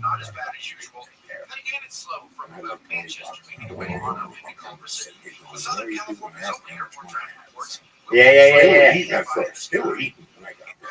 So I just went over and took them the first. And I saw this woman. I had back. So I looked up again. There was a big Indian with warriors. When I saw warriors come out to play in the room, I couldn't even look up and even like these guys are fired. They're doing a background check as we speak. And that guy couldn't. This is just. I was like, "Hey, how you doing?" I'm like, "Great." You know, he's like, "Sit down next to me. Come on, boy, sit down next to me. Let's do this together." Now, so I had him, Irvin. Wow. I had Irvin to one side. I had Irvin to the left of me, and fucking Bert to the right of me. I had Nick Totoro across from me. I had the Warriors come out to play, and I had Kevin Nash. That's who was right in my view. And I kept looking for my scene. You know, like you got to yellow it, and then every time I had to speak, I was like, "What are they going to find?" Yeah. And then when I walked out, they go, Smith was like, "Oh, there you go. They're going to find me." I go, "Hey, you got to go to the doctor for a physical, and you have to go sign a contract. We'll only sign you for 4 years." That was the deal. I was like, something was going to happen at the prison. Yeah. I wasn't going to be able to play something. But after I was there for 1 week, they paid me to do Fugats. I would take the fucking limo. No, they gave me a rental car. I would take the rental car down and eat their lunch. Wow. You know, like the lunch at 1, I would go right down there and eat fucking chicken, rice and beans. The first couple of weeks, we did everything at the high school gym. And the tables were like, you know, they're fucking professional football players. They want to eat everything. I mean, there was everything. Yeah. Eggs, oatmeal, you know, there was everything. A little bit of everything. Yeah. And I would go there and eat and see these guys. And go, they're going to fire me. The first week when I didn't work, oh my God, I was in my room going, they know I kidnapped somebody. They're getting the paperwork ready right now. For a week, every time I got high, I would get paranoid. They were going to find me. Then the second week, I didn't work Monday, but Tuesday I did something. We did who were going to kill the guard? Who were going to rip the guard? Then we did the opening scene, meatball, whatever. What's the line I said? What's the one? The beginning, the first line, tryout, football tryouts. Football tryouts. Then the next day, I did the stuff. And they're like, "No, just talk." And I'm like, "Don't you fucking cut me, cocksuckers." No, you can't say cocksuckers. Don't you cut me, you fuck. You can't say cocksuckers. Don't you cut me, assholes. I was out in the rain. In that scene, they had me on a tarp. It's so weird, like, you don't see it. They had me on a tarp. And it was fucking about to pour. I'm like, "Joey, what are you saying?" I'm like, "Let's shoot this." They're like, "Go." And Adam, Chris Rock, howl. They're on the sides fucking howling. And I'm like, "You motherfuckers, don't fucking cut me, you fuck." And I do it again. And the fucking sky blew up. And we all ran to the trailers and shit. We're all in there. They're all kicking at me, hitting me. And that was now everybody in the set was talking to me. Yeah. Everybody in the set was like, "Now you did the job." Yeah. Now, before, you can't say nothing. Until you rock them, you can't say nothing. You gotta sit there like you're retarded. Once I did that, you should have heard them. "Man, Joey, fuck, we were dying." Even Nick was like, "Oh, now it's raining." I mean, not regular rain. The sky is black right here. And we go to our trailers and they go, "Don't leave. Just stay in the trailer. We don't want to drive this way." We used to have a train. Everybody, the producers, yeah. And when I walked out there, I never said this song, but I could hear them laughing. And I said to myself, that's a shame. I only have 2 months time on day. We didn't get a chance to show them what I could really do. Once I get warmed up, comfortable. And now, when I got, they said, "Go eat dinner, and we'll talk to you." And at dinner, they came and go, "Adam wants to see you." And this is one of the issues that was argued in front of the Supreme Court during the argument phase when Elena Kagan says that means anything. And specifically, the things happening with his attorney. Now I'm going to get a little more. Tears in my eyes. But that's serious. That series is it's like a SAG contract with an ensemble cast. Oh. If you're part of the ensemble cast, they have different shooting things. Like you have to show up every day, you have to work. There's a lot of little variables. Unless you have permission not to be there. There's no time for. So it's just amazing. I went back to my training, but this is not happening. Does that mean he's never going to be charged? Next day I got there and they already had And Sauer said that's right. They had like a camera for me. You know, I don't want you know. Gee, what if? He really is the Yeah, sweetest it was like thing. $1,000. It was like t-shirts and underwear, brand new socks, a camera, accessories for your cell phone, and you were all out. They had tons of shit. And but that was the story. And then I would bring you guys when you were here. That was in New Mexico. If I could have brought you guys to New Mexico, your head really would have blown out. Because they had umbrella girls. They went to Albuquerque and hired strippers for $200 cash a day. And so what the court just Put did, them the up. Supreme Court just did, is say that the president has partial immunity, Put them up at the.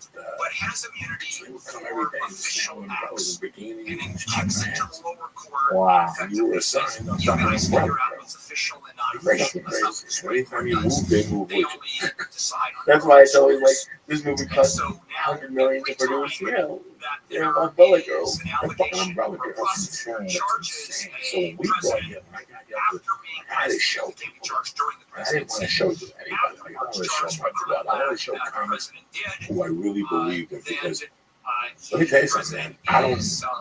If I wouldn't have done a warm up for that movie, I would have gotten fired. I tell people there's two projects that I should have gotten fired. That there's no way I could have come to the General Hospital. Fired. Fired. If I would have came here and they got, well, I would have got General Hospital from the jump. Fired. That's 101 acting. That's what you don't talk to nobody. They give you paperwork at the gate. All right, Joe D's it. They give you an envelope. They tell you what room to go, and they go, keep your eye on the wall. Because there's like a stock of change. Yeah. Or just move. It says, scene 38, come to the stage for rehearsal. They don't fuck you. You can't be on the stage. You just have to sit in your room dressed. Wow. There's a microphone and a like a thing. They'll go, scene 44, coming for rehearsal. You got to go in there, rehearse the scene, go put your clothes on, and you go back in there, and there ain't no cuts, there's no nut. Let's say the line is, I fucked you in the ass, Mildred, and you fucked everything else except Mildred. They go, pick it up from the top. And don't say, I fucked you in the ass, Mildred. They want you to pick it up from where you fucked up the line. That's how professional they are. They speed along. They don't have time. They don't have time to stop and train you. It's a 3-camera shoot against the wall. So they just move. They just move. So they call you up and they're like, Joe, you ready? Yeah. Scene 30, they don't even call you by your name. Scene 34, come out for rehearsal. Blah, blah, blah, blah. All right. We'll see you guys. Go back to your room and change. Look up the teleprompter. Scene 24, come back and shoot. You go up there. Beep, beep, beep, beep, beep. There's no turnarounds. There's no, let's do this. Let's do a halt from the top. We'll sit down for 45 minutes. No. They fucking burn right through the scene. When you go in there, you rehearse that motherfucker. You run back, you put your clothing on, and you come back. No other president's ever tried to overturn. No longer showing. If we got that right away. Yeah, couldn't handle it. There's no way. There was so many variables. The acting, like you have to remember tattoos, what tattoos you got and where. If they don't know, they just give the fucking guy a package every morning. Okay, so you have to tell them no, it's right fucking there. So you have to know exactly for the camera. And some of the PAs will come and fuck with you. Bro, you gotta go do that tattoo. Just close to your knuckle. And they'll have pictures from yesterday. Wow. Yeah, there was a lot of little things I couldn't get fucking used to. And plus my insecurities. Just your insecurity alone. You know, it's not a movie with 4 college kids. Right? This is Chris Rock looking at you and fucking, you know. Her Reynolds. What's the other guy? You know, Tracy Moore, all these fucking people. You can't fuck us. When they say, all right, ready, Joey? Yeah, action. There's 200 people watching. This isn't fucking 10 people in the room. There's 200 people going, come on, Joey. And you're like, it's like a fucking fist fight. It's like going to a school play. You know? So I wouldn't have made it. So when I brought you guys, I wanted you guys. I didn't bring you on. Wow. You want to maybe it was 2 other people. Dave, Crowder Brown's husband. I Oh, told Burt Reynolds that he was on probation officer. That's how I got him on the sick. You're on probation for what? Don't worry about it. What's his name? Why? And Burt Reynolds got him and did the interview for like 3 hours about why he wanted to go to law enforcement. So when Dave left there, because Dave was down having everything goes, Joey's all right. No more what happened. Because I took him on that set and fed him. He ate the fucking lunch. You ate too. Oh, it was amazing. Oh, you introduced me to Burt Reynolds, first person you introduced me to. Good. Uncle Burt. Here's Steve Simone of the Philadelphia Simones. And then you got him to start telling Steve McQueen stories about him and Steve McQueen at the Formosa. And I'm like, is this happening? So then that happens, and we're having laughs. You're making Burt Reynolds laugh. The whole time. So then Adam Sandler comes over. And Adam Sandler's like, wanted to be in the mix with you and Burt Reynolds. And I'm going, what am I doing here? Don't say anything. Don't say anything. And then you introduced me as a comic. And then Sandler told me a story about when he had a big, huge showcase at the Ice House. And he bombed and forgot everything. And he was like, Joey, we're making movies now. He goes, it's so much easier than stand-up comedy. And I'm like, where am I? Where am I? I remember it all. You know, I love decent people. I love like Lee. When I call Lee, I'll fuck you up, motherfucker, doing heroin. And when he does, he knows I'm giggling in the background. When you went to Adam, hold on 1 second. Here's the script. Adam would look at me, and I could tell he was enjoying it. And why he was enjoying it, because I know how really a lot of people want. But you follow me? Like, that's why he loved me even more. Yeah. Because he knew I was rubbing the fucking producer wrong. He knew the director hated me. He knew the other producer hated me. He knew, like, everybody was like, we don't know, we should take Joe Diaz. He's like, I'm going to give this back. I'll watch in person with my nuts that out of my shorts. The first person that came over and said, let's get back in your shorts. It's fucking Adam Sandler. How cool is that? Most people come up there, what the fuck, you're not decent? Adam was howling. Adam and Joe Rogan are the same person. You know, and they're in the room serious, and people are like, listen, Joe, you really got to team it down. Joe goes crazy. And I go, why? You got to team it down. Why? That guy is fucking fun to have, you know. Joe goes on, and that's how Adam. That day, I he's talking all these fucking injuries. The day Nelly's album was double platinum. He sold the 2 albums the same day. Whatever. Yes, and he had that brand new Rolls Royce or Bentley. You have no idea, Lee. This is all going on this day. So they come in that morning and say to us, hey, now this is all the people in the movie, and we're in, that's the scene I took my pants off. Right? I walked back, I'm not dressing for this. No, you have to. Left and I waited for everybody left and I knew exactly how to get what I wanted. I knew exactly how to get how I wanted. Adam. I didn't fuck around with nobody else. I went right to Adam and fought my case. Like they wanted me to smoke. I was like, Adam, come on. I ain't smoke. He's like, you don't want to smoke. You do what you want. That, he loved it. The day he gave me the microphone, you know it was him that gave me the microphone with all his kids there. And then he ran away and I could see him with the microphone howling like a kid. Dante was there. That's Dante. They said, don't give Joey the microphone. Don't give him the microphone. Wait, I don't know if I know this story. What happened? It was crowd. The crowd warm up. You know, stuff? when the crowd warm up comes in, there's a warm up. Yeah. So like, Dante knew me. So Dante second round. I guess they went to Dante. Adam took it from Dante, gave it to Joey Diaz, and he's like, go up there and do 5 minutes. And people like, shut it down.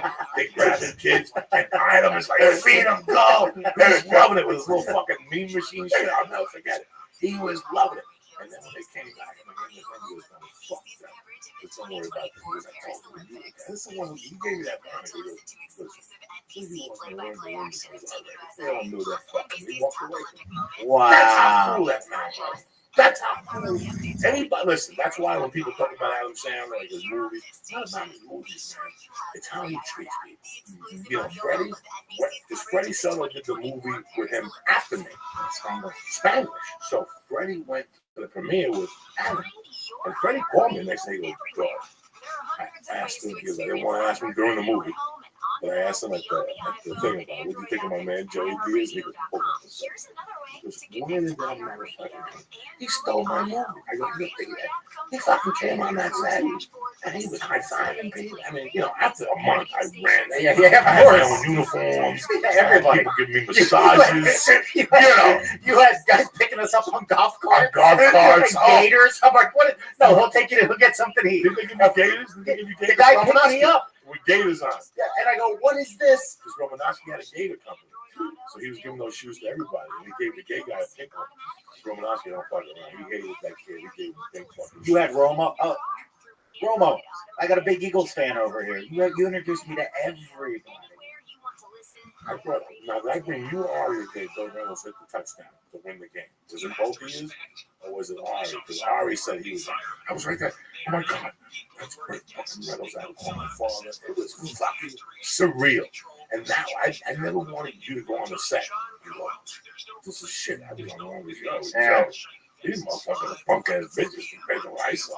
Oh, I remember telling people when I got back to the Comedy Store, they were like, I forget who it was. They were like, oh, really? Was that? And I go, you don't understand. And then I told everybody that me and you got into a chicken fight with Adam Sandler and Burt Reynolds. I was on your shoulders, and Burt Reynolds was on Adam Sandler's shoulders. People were like, no way. It was the best. He really, you know, I think Adam, like I watch Adam in other movies now. And they, Sohan was on yesterday. That's great. I love that. I watched it. I watched it because it was Adam. Because I was thinking how I went to audition. And I wrote him a letter. Well, if I want work, well, I do right out. So like I haven't seen him in 2 years. He just finished the Cowboy movie. I'm writing him a letter next week. I've been thinking about it for like a month. It's time for Adam Sandler letter. So maybe his next movie's in Hawaii. He shoots all those fucking movies in Hawaii. They want to shoot the longest shot in Hawaii. I think they would. But then they couldn't figure out how they were going to CGI the trees out. Oh my God. That was the problem. They didn't know how they were going to do it. Really? No, that's why I brought. It's weird. It's the friends. Fucking 12 years later, and I had the utmost respect. I knew you were going to do something with your life. I just wanted you to see that, so you could see what I was seeing through my eyes. And for that whole shooting, I was waiting to die. I'm not going to lie to any of you guys. I was waiting. I drove into Paul, and I was ready to accept it. I was that far. I was such a loser for such a long time. This didn't put me. You know, I never looked at it like that. That to me is the depth. None of it. I looked at it as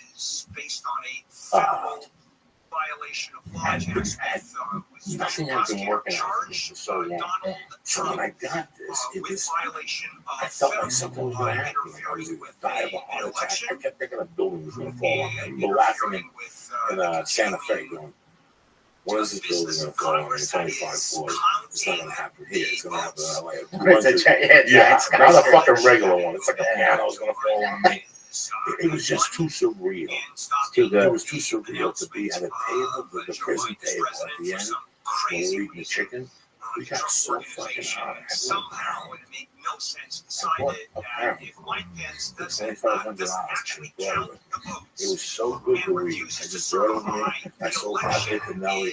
And I gave it to other people. I said, me and Nelly and the rest of us were so fucking smart. Now, what's the quarterback from the other team? He hates weed. They put him in Nelly's trailer by mistake. And from he had smoked weed in there, he got this. He didn't like drugs.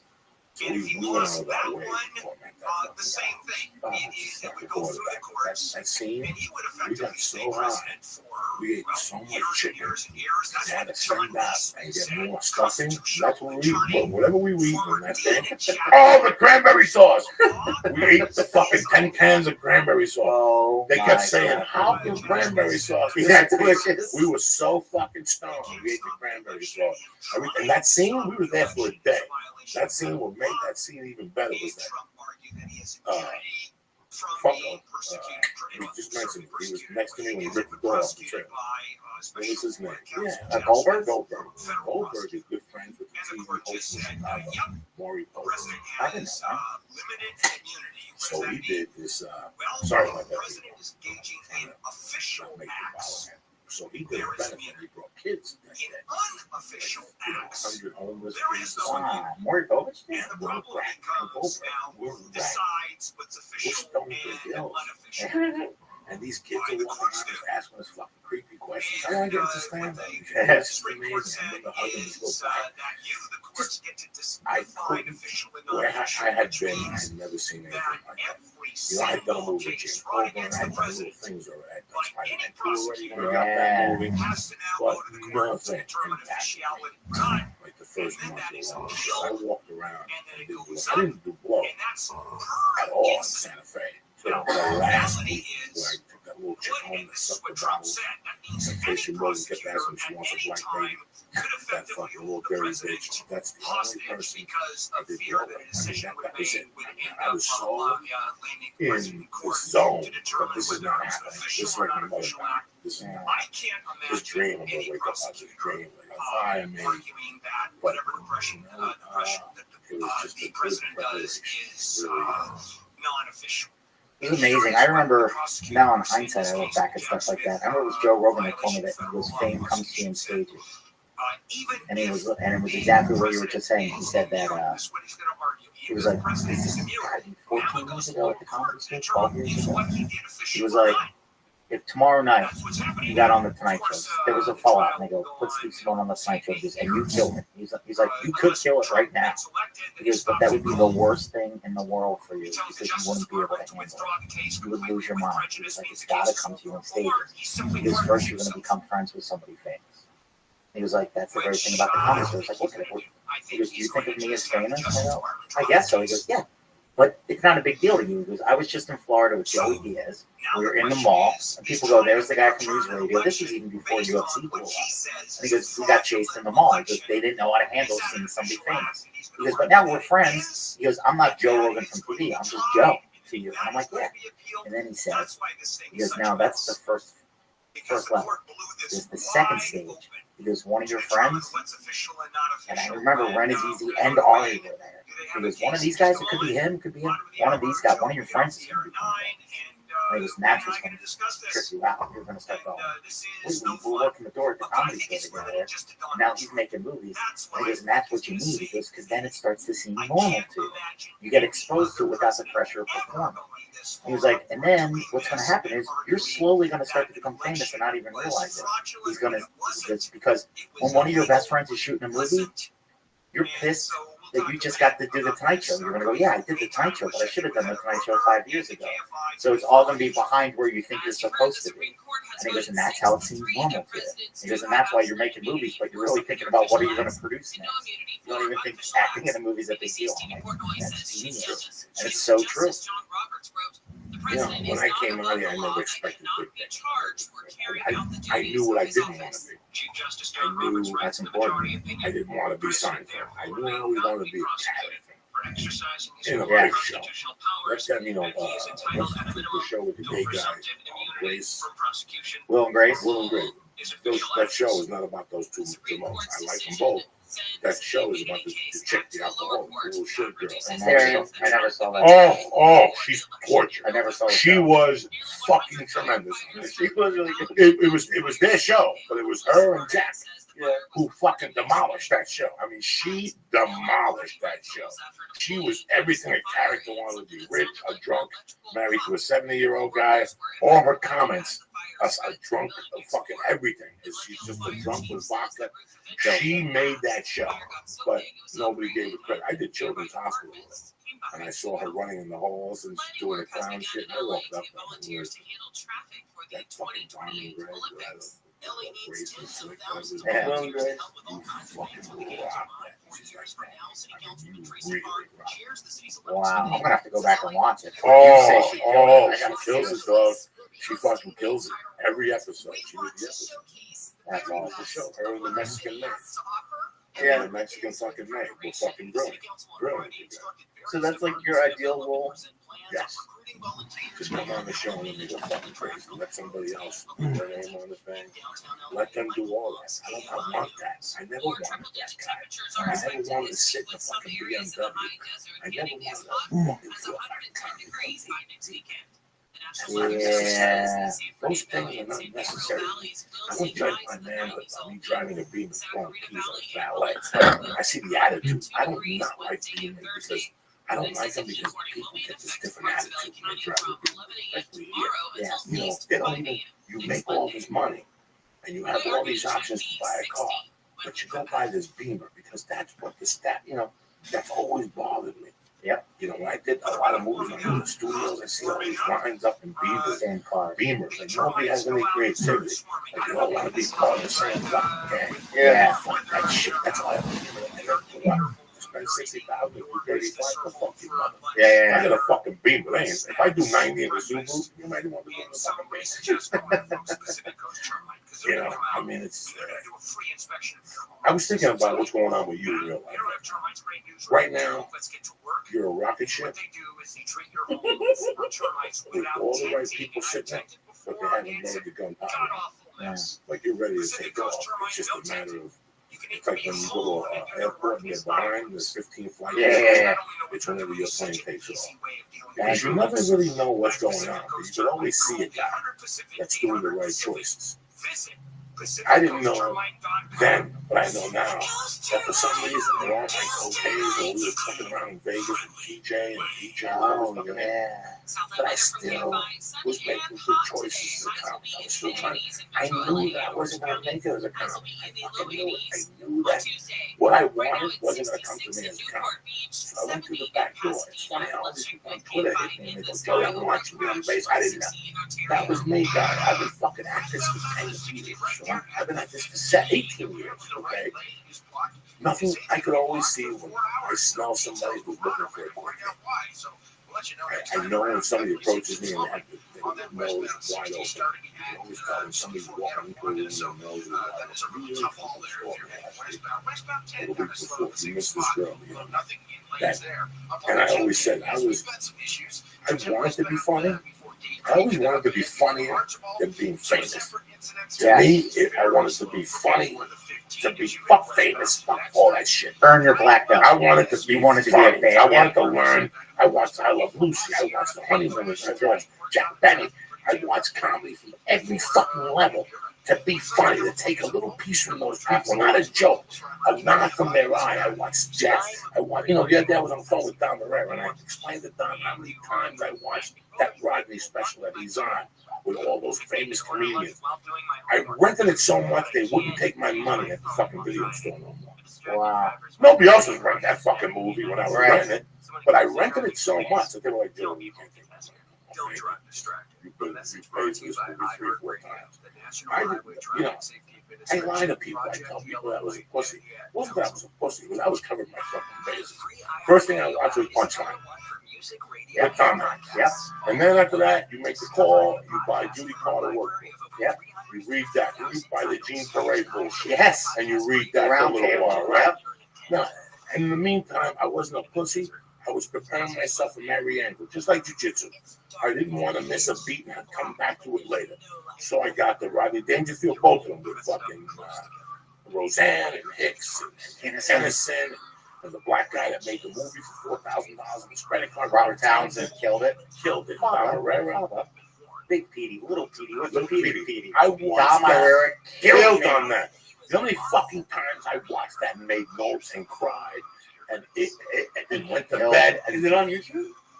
It's one of the best pieces of stand-up ever. Rodney Dangerfield's comedy special. Put that in there. I had no money at all. No money. When I was living with Fat James.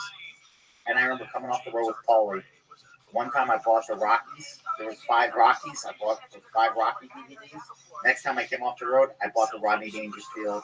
They did a collection of those. And it was all the special. It is... it was comedy, and I'm sorry I haven't spoken about this earlier. It was comedy 101. Rodney Dangerfield, no respect. Let's try that. Let's try it out. All right, Young comedian special. There it is. Yeah, look for Rodney Young Comedian Special. Sorry about that, guys. You really, if you've not seen this, try in 1884. Oh, Nelson! Shit. Have you seen Bob Nelson, Lee? No. Oh, he's so tap him, Bob. Right on top, right on the top one. That's Bob Nelson with the fucking the boxing gear on. You really never seen this? Yeah, what? All right, put this on, Lee, for the people at home. If you've ever wanted to be a professional boxer, or just look like one, come on down to Jiffy Jeff's gym in New York City. You never saw And this learn thing? how to become No, a I'm gonna boxer. shoot you in the fucking head. No, wait, no, you said And now part of here's it. the proprietor of Jiffy Jeff's gym, Jiffy Jeff himself, to give you a few free pointers on how to become a professional fighter.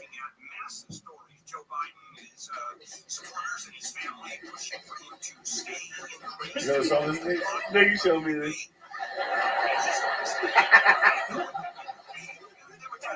Oh, am I on? Am I on? Hello. Hello. Hello. Hello. Hello. Welcome to Jiffy Jeff's gym. My name is Jeff. My name is Jeff. I own the gym, and I'm here to give you a few free tips on the professional fighter. Become a professional fighter. How to become a professional fighter. First of all, let me start off right off the bat. Let me start off. There's a lot of training, training every day. Training. But a lot of training. As a matter of fact, some of the guys take the train from their homes into the day, into the city, every day into the city, which is a lot of training itself as well. So you have to train. Get a monthly ticket if you take the train. I have a monthly ticket. I don't take the train, but it's such a fucking bargain. I get one anyway, you know? Okay, training, that's one. Now also, you need UV elemental P Q. You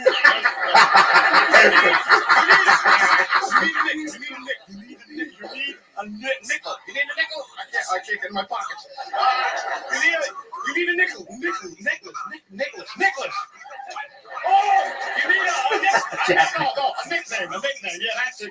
If you want to become a fighter. If you want to become a fighter, you need a good nickname. Okay, Jerry Cootie. He's got a good nickname. They call him Gentleman. Gentleman. That's your engines. They call him Gentleman. And do you know why? You know why they call him Gentleman? You know why? I have no fucking idea why. That's a good nickname. And then there's Marvelous. He's Marvelous Marvin Hagley. You know why they call him Marvelous? Because he looks damn good. That's why they call him that. I have a nickname. They call me Jeff. What? That's very nice. I'm sorry. I thought I heard somebody call me. Anyway, they call me Jeff. What? You're probably looking at me saying, who the hell are you to tell me about the fight game? Well, let me tell you right now, I've had alto training. I've had a lot of training. I'm sorry, I spelled it wrong. Alto, a lot. Okay, I fucked up. But anyway, I have had a lot of training. I was a professional fighter at one time. I had what? What the fuck do you want? Oh, I'm fucking you. Believe me, I had 6 professional fights, of which I lost 11. Fucking story. You want to hear a story? I'll tell you something. I was fighting with Bob. I was sparring. You ever spar with somebody sparring match? They pay you very well. $5 a shot. Every time they hit you, boom, $5. You know. So if you get hit 10 times, what is that? $35. Anyway, that's what happened. So I was sparring with this guy. I was sparring with Marvin Hagler. No, Marvin Hagler. One of those fucking guys. It doesn't matter. They're going the same way. Marvin was a lefty, was a righty, was a southpaw. I don't know. Anyway, I'm in the ring. I'm in the ring with this guy. I'm in the ring. Answer the fucking phone. Wait, come on. Anyway, I'm in the ring with Hagler, right? And he's hitting me. I count my money, $5. That's a good payday. $5. Now all of a sudden, he stops hitting me. I'm fighting with the guy. All of a sudden, he stops hitting me. I'm in the corner like this, coming up like that, you know. I can't see him, so after about 30 seconds, I'm thinking one of two things. Either he went home or he ran out of money. I don't know which. You know, I'm standing, so what do? I drop my thumbs down like that. Yeah. There he is, standing right in front of me doing this. This is brilliant, guys. Basically, well written. You know, I'm sorry I didn't talk about this for other people who wanted to stand up and start. Let's see what else they got on there. Okay. They got who else on? They have look for. Oh shit! Look for Andrew Dice Clay. He kills it. Oh, he fucking kills it. He follows Bill Hicks. Just scroll that down.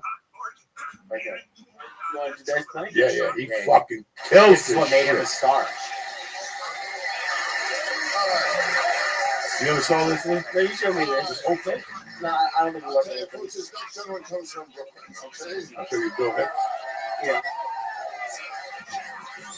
I guess the best way to describe him is to say he's the typical boy next door.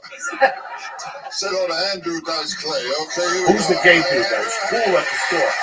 I love him. He always showed up with young boys. He opens up the shit. He opens all these up. It's cool. Yeah, they are cool. Guys, like I said, I'm sorry. Go on Amazon and look for Rodney's Young Comedian Special if you want to know Comedy 101. Because you got 10 of the best comics of all time to learn from Lenny Clark to fucking Dennis at the end. Yep. And you know Hicks how to follow this fucking animal. Yep. And he fucking follows him great. This is just Comedy 101, guys. When this Muffet sat on the puffet, eating, occurred some weight. Long came a Spidey, sat down beside him, said, "Hey, what's in the bowl, bitch?" It's still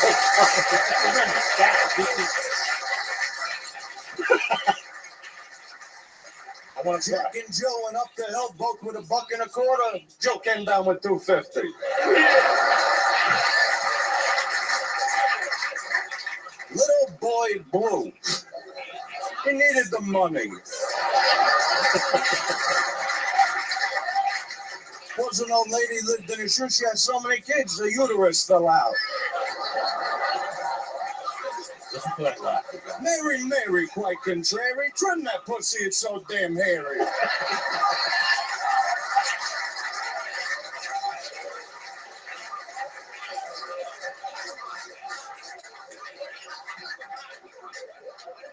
Old Mother Hubbard went to the cupboard to get her old dog a bone. She bent over. Rover took over. She got a bone of her own. I don't know.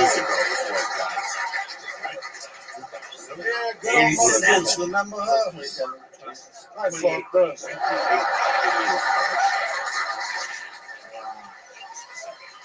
Like I said, if you really get a chance, you should watch this if you're into stand-up.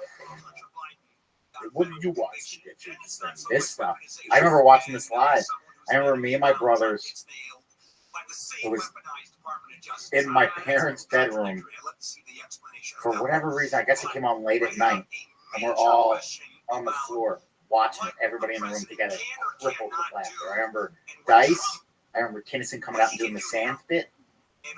Why you here? Yeah. This is sand. Yeah. Yeah. I remember seeing Eddie Murphy. I remember my parents going to see Pryor when I was 3. And I don't know why, but I remember I wanted to go see him. I grew up in one of those houses where, like, you know, some families are like the sports family where they know everything about sports and the kids are all athletic and that's it. And then there's other families where they're nerds, or there's other families. My family was the comedy family. You'd come over, watch rated R movies when I was 9. My parents didn't care. I was watching Eddie Murphy, Carlin. I remember seeing the Dice and then the special Dice Man comments after that. Oh my God, I was being in the halfway house. Watching that in the fucking halfway house, making them watch that New Year's Eve. Yeah. At that point, I knew. I'm like, this is what I want to do. I want to do what he's doing because he's saying half the shit I'm thinking. Yeah. You know, planting your ass and all that shit. he's saying half the things I'm fucking thinking anyway. So I want to give this a shot. Dice really was the one that pushed me over the ledge. Yeah. I like Rodney. I like Richard Pryor. Dice was the one that's a great. You know, when I watch Richard Pryor, I go, maybe I can do that. But when I watch Dice is going to be the thing. Yeah. Because my thoughts were like that. You know, people. It's just so many things that when I'm walking, and I was telling people on stage, the first reaction is your real reaction. Yeah. When you guys saw a picture of Caitlin last week and you said in your heart, Jesus Christ, fucking almighty. That's your first reaction. Yeah. Then your mind gets that reaction and makes it, society forms it. So you have an answer. When you go to Starbucks, you don't offend your friends and you don't offend your co-workers. Right. That's the problem with society today. Everybody can't offend and we can't say what's really on our mind. But your first reaction is, what the fuck is this? Yeah. What the fuck? There's so many things like that happen in today's society that we're not really fucking thinking about. Like, what the fuck is this? Yeah. What the fuck is this? You know, it even applies to the medical marijuana business. I just went to Denver and I'm like, what the fuck is this? You know, I like this. This is great, blah, blah, blah, but what the fuck is this? This is, this could not be. This could not be. You guys laughing. I don't know. There's a piece of fucking... No, I wasn't laughing at that. I was laughing at your reaction like, this is too good to be true. This is... No. Listen, I look at it from both perspectives. When I look at things like that, I'm not going to lie to you. I'm not going to lie to you. I'm a pop smoker. I've smoked pot for fucking 30-something fucking years. Am I proud? No, I'm not proud of it. All right, there's one part of that I see it weakening the moral fuck. I'm not going to lie to you. You know, this thing with Caitlin, that, okay, he had female feelings. I'm going to go out on the ledge here. He had female feelings. Whatever he had, he knew he was a female. I watched the whatever Diane showing. It was very touching. I cried myself. I get in the way what he's doing. Yes. I don't get the applaud for this. I think it's a fake applaud. You know, again, I'm going to go on the limb here. Two guys getting married. Listen, I got a gay cousin. I have fucking tons of friends that are gay, and I break their balls. I call them faggots. I say it on stage, but I have no hatred for gays or nothing like that. So I got to tell you something. Two guys walking down the street fucking married. So it doesn't bother me. It does not bother me. But I have to ask you, how is Lee and his wife and their attorneys and their straight-laced people? Lee wouldn't curse if he didn't have it. Lee wouldn't do half the fucking things. How would him and Paula, what would they talk about? How would they tell their son? They're going to have a nice son, a nice daughter. They're not going to curse. They're not going to drink in the house. They're two nice white fucking people. How do you explain to your son at 5 why Jim and fucking Pat are swapping spit down the fucking block? Because you're going to see it. You're going to fucking see it. Your daughter, who is 6, is going to go, Daddy, you told me mommy and daddy. It's already happening in the schools. It's happening. So I'm not mad at it, but this is something that America would have said, hey, man, what the fuck is going on here? There's pro and con to it. I understand you want a man and you want to make your fucking statement, but I still got to fucking tell people. I still got to talk to 6-year-olds that can't comprehend that type of shit. I always, listen, I saw Warren shoot whatever at 8. I'm telling you right here, guys, because it affected me in a lot of ways. I do not know. If you talk to psychiatrists, it did affect me somewhere. You know, but it give me PTSD. I don't know. Yeah, you don't know. But this morning's episode also on The Sopranos was very interesting. I got up early this morning. We're up to season 3. Wow. We haven't watched it in 5 or 6 years. Okay, great when you haven't it's seen just them. that's what I did. I go, let me turn these on. Wow. And that episode also is when Anthony figures out why he started fainting when he goes to Satrial's, and they take Satrial in the back and they cut his finger off. Okay, cut his finger off. He's fine. He gets in the car. He goes home. The guy who plays his father, great. It's fucking great. Have you seen him yet? No, he was in Carlito's Way. He's the brunette that chases Carlito to the train at the end. Get him! He's the son. He's the son. What's his name? Oh, yeah. Both of them. Him and the guy who plays young Junior are in Carlito's Way. That was a good movie. I gotta go back. Carlito's Way is a very fucking good movie, but Sopranos. How the childhood incident affected him as so a he went grown. to Satrial. The reason why they own Satrial is because Satrial killed himself. It's a great, interesting story. The Satrial. He killed himself because he owed bookie money. He lost the shot to gamble. That's why it's trying to take it over. Tony took it over, he owes it, whatever. But then he goes home, and that's when his father calls him. Most guys would have ran away like a little girl. You handled it. Nothing happened. I'm proud of you. Remember, like, don't get older and gamble. He breaks it down for me. He goes, I know you like Mr. Thatcher. He's a good man. But he has a very bad problem with gambling. He doesn't honor his debts. Man honors his debts. He breaks it down. I mean, you just cut off some guy's fucking finger. You break it down for your kid. And poor young Tony's like, yeah, whatever. Then they go in the kitchen and cut the roast. Yeah. And as he's cutting the roast, that's the first time he fainted when he got 4 stitches. You know, so, and then knocked him out. He tells him how it affected him, blah, blah, blah, blah. I don't know. I just don't know how that type of shit, you know, how it's going to affect the 7-year-old walking down the street. And this might not happen in their lifetime. Maybe I'm exaggerating. Maybe I'm over whatever. But these are little topics that, in my world, I got to say to me, and I'm telling you, even the fucking marijuana, all this free marijuana shit was not something I was into. This legalizing marijuana, it's not something I was into. I appreciate the money it's making, all this, and I smoked like with 3 hands. But I didn't like what it would do to the moral fabric. I didn't like it.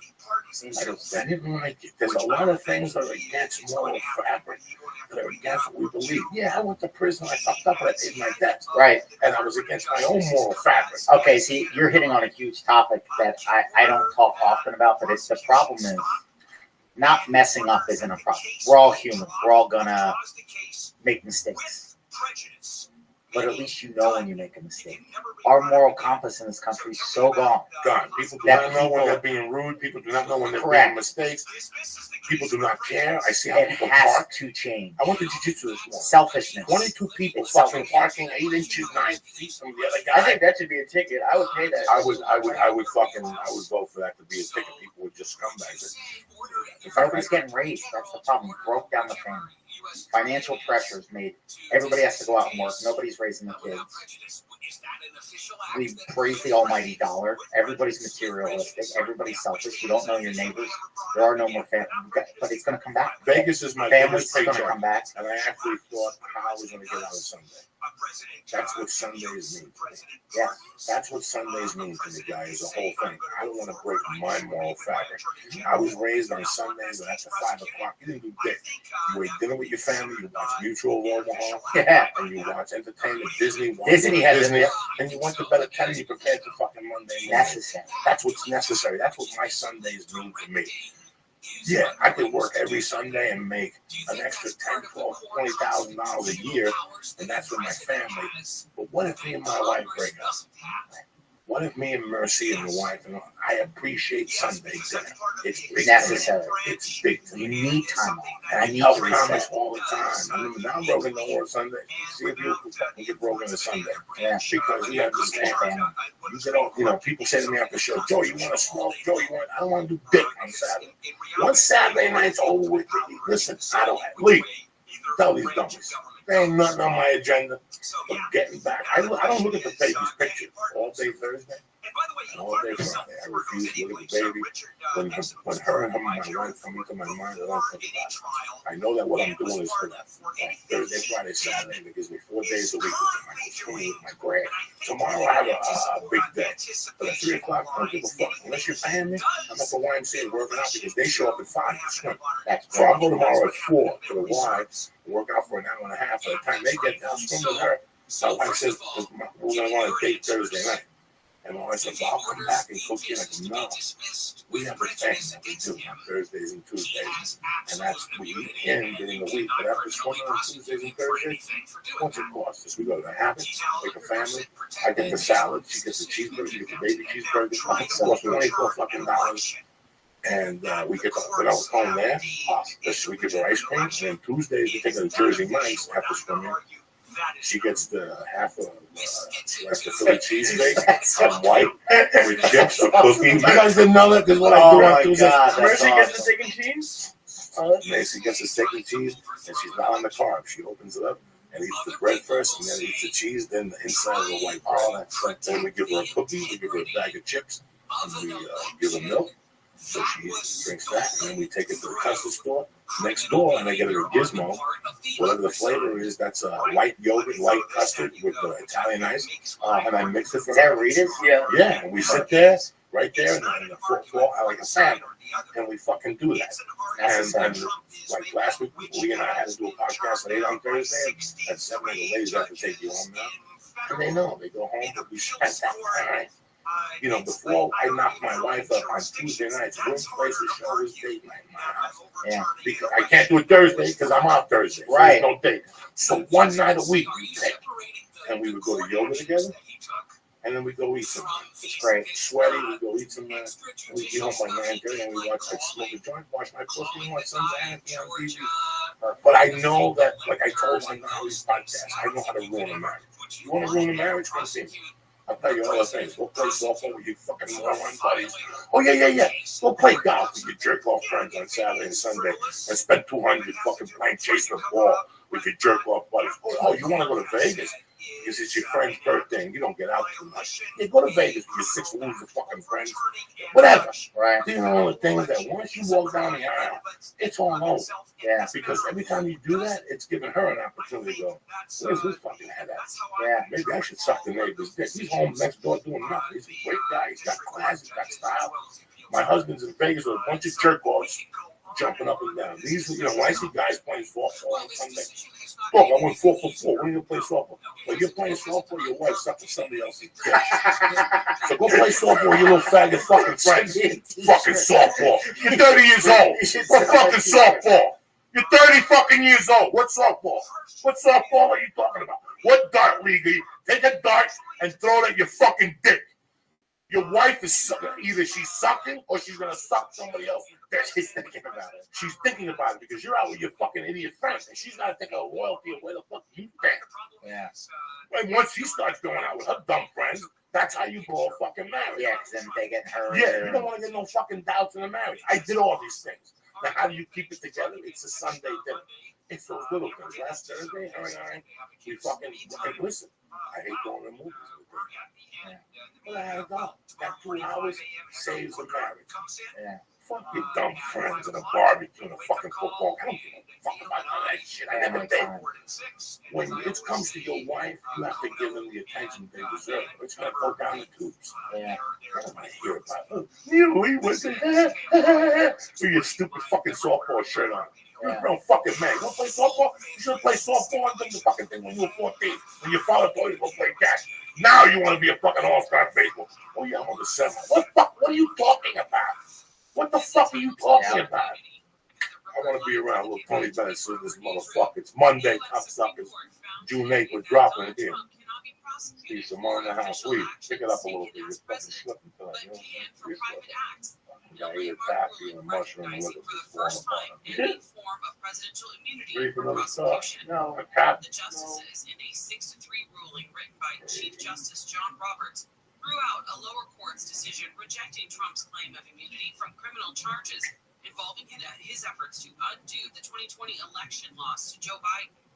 The 6 conservative justices were in the majority, and its 3 liberals dissented. Former President Trump called the Supreme Court's ruling a, quote, big win for the Constitution and democracy. Take your fucking Jewy fingers off that fucking thing, all right? The little fucking Pontius Pilate thing.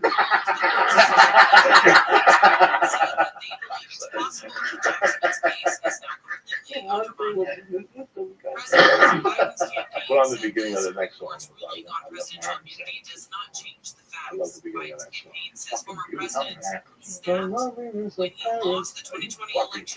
Fucking are you fucking kidding me, you motherfuckers?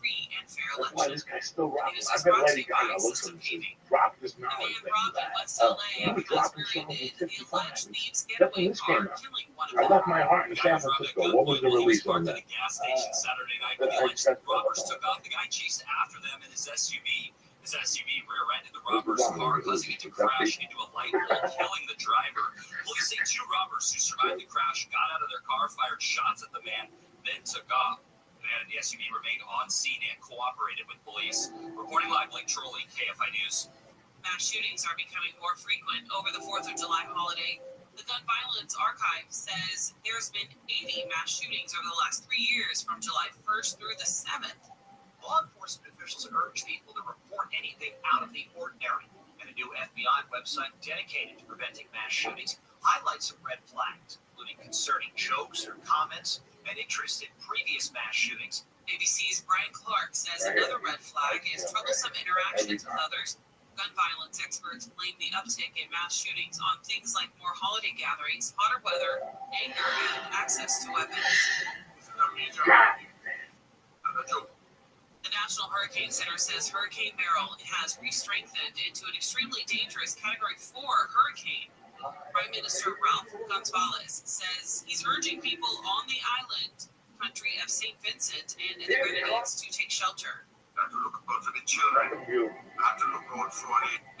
Fucking beautiful. I love all that. The National Hurricane Center That's says real Beryl is fucking brilliant. forecast Some to guy have fucking life-threatening lip winds and syncing. storm surge. Opening up his soul.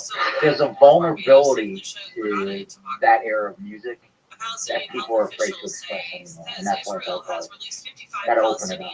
You gotta open up your soul. Including the director of the territory's main hospital. Put on people. One leader was detained in November when Israeli forces raided Shifa Hospital. He's accused Israeli authorities of mistreating Palestinian detainees. Israel accuses militants of sheltering in hospitals and using them for military purposes. Hospitals can lose their protections under international law in the case. An asteroid the size of a football stadium has whizzed by between Earth and the Moon. The asteroid Saturday came within 180,000 miles of Earth. I may believe I was spraying my nose because it was just overwhelmed. At the beginning of that fucking jam, I was thinking of Anthony. When we buried Anthony, that was a big fucking song. Oh my God, I just got like, God damn, this motherfucker's gonna send me a message. And he did, he got me on this. Wow, amazing! Fuck yeah! Isn't it amazing how all connected everything is? Beautiful fucking wonders in that blue spirit of fucking pepper nose. Let me read out some goddamn shout out to you, my main man Matthew Oliveris, whatever his name is. Oliveris, yeah, Jason Skinner, Sarah Hunt, you dirty bitch, Derek, Daniel, happy birthday on your 18th birthday, you little fucking crazy fuck. Joe Kenyon holding it down in New Jersey, cocaine tamales, you bad motherfucker. Jonathan Sirloin, McLeod Steen over there on Facebook. And my man Rob J244 sent me the best fucking picture of the day. Little white kid sent me a picture of Dunkin' Donuts, something with some shitty donuts. Dunkin' Donuts now offers chips Ahoy and Oreo flavored ice coffee. These fucking Gentiles. You gotta see this guy. I love it. There's a picture of the day. So where is this Dunkin' Donuts open in the valley? Yes, they did. Uh-oh. I'm just kidding. Let's see what. Doesn't matter because Yum Yum. Those Mexicans are Yum Yum. Shit. Those motherfucking Dunkin' Donut people. They'll rat those little immigrants out and shit. There'll be no more Yum Yum donuts. There'll be a white guy named Jim making donuts. Hello. It tastes like fucking assholes. Those Mexicans, they throw everything in them donuts. Chili Verdes. Over at Yum Yum. Me and Lee and his wife went to fucking Yum Yum. Where, Lee? Oh, yes. Lee, you're a fucking mutt. I'm telling you. I go out of town and you're supposed to stay on top of this. But you're home taking care of Paula. The first day, grand opening was donut day. I was out of town, and Lee, you were fucking dicking around. You should have been up there on line. Paul, he went. The guy that was a guest on the podcast. Yeah. Bunch of people up there getting free fucking donuts. I can't wait. Yeah, so we might have to make a run to donut and Italian sandwiches. Get some sausage sandwiches. How far from the fucking thing? Figure it out, Lee. God damn it. Now you're pissing me off. Domingos is at Ventura and White Oak. You're supposed to get Lee. I thought you were going to call me. I thought you were going to take my Google alert for donuts off. You did? No, but I can't go to donuts anymore. I just remembered that they put a Dunkin' Donut. Lee didn't say shit to me because he's fucking slipping. I've been telling you people for weeks he's slipping and you don't believe me. Not about the podcast. He's slipping in life. All right. So wait, this is a Ventura and he's really figuring it out. That's why I love this. It's like a mile away. What is it called? Domingo? Yeah, which is just do Ventura and White Oak. Oh shit! It's right around the corner. Yeah, the only fucking big donut, Dunkin' Donuts, I still go in there to use the apple spice. Yum Yum is too fucking strong. Yum Yum on how what's gross? It's close. It's 0.9. we're going to do it. What's what Domingos with the sausage? And take the car up, get a little coffee, that black Brazilian they got. The Brazilian, that is worse than meth. That's what Georgie's drinks. With like 3 fucking packs of fucking Marlboro Reds and shit. The loneliness of Paris. This is the best news ever. Yeah, nobody fucking knew. It was the grand. When was National Donut Day? 2 days ago. I don't even know Chicago. Chicago. I didn't eat nothing. But no, Yum Yum was That good. cocktail day. We went to immediately. Oh my god, that was so fun. And then, like, she's in the back. I'm doing 90. They couldn't figure out what my rush was. And I hit the left on Magnolia. I didn't miss the two. I didn't even fucking know. And I pulled into Yum Yum. She was quiet. The both of them went like I was taken to a horror movie. And it's like dark and there's lights in there. Like, when you walk into Yum Yum Donuts, you're a little high. I mean, it doesn't seem like the fucking Twilight Zone. It's just a thousand lights. When we caught there, it was terrifying. Who was we were? Yeah. Oh, you were. We got to start open mic at Yum Yum's on Monday nights at 10 after we get out of here. What do you think, Lisa? The church open mic. Just don't even tell Yum Yum because you don't need a microphone. You don't need no fucking microphone. What are you gonna do? Just start talking? Yeah, just get in the corner and pull some tables together and say we're doing a comedy show.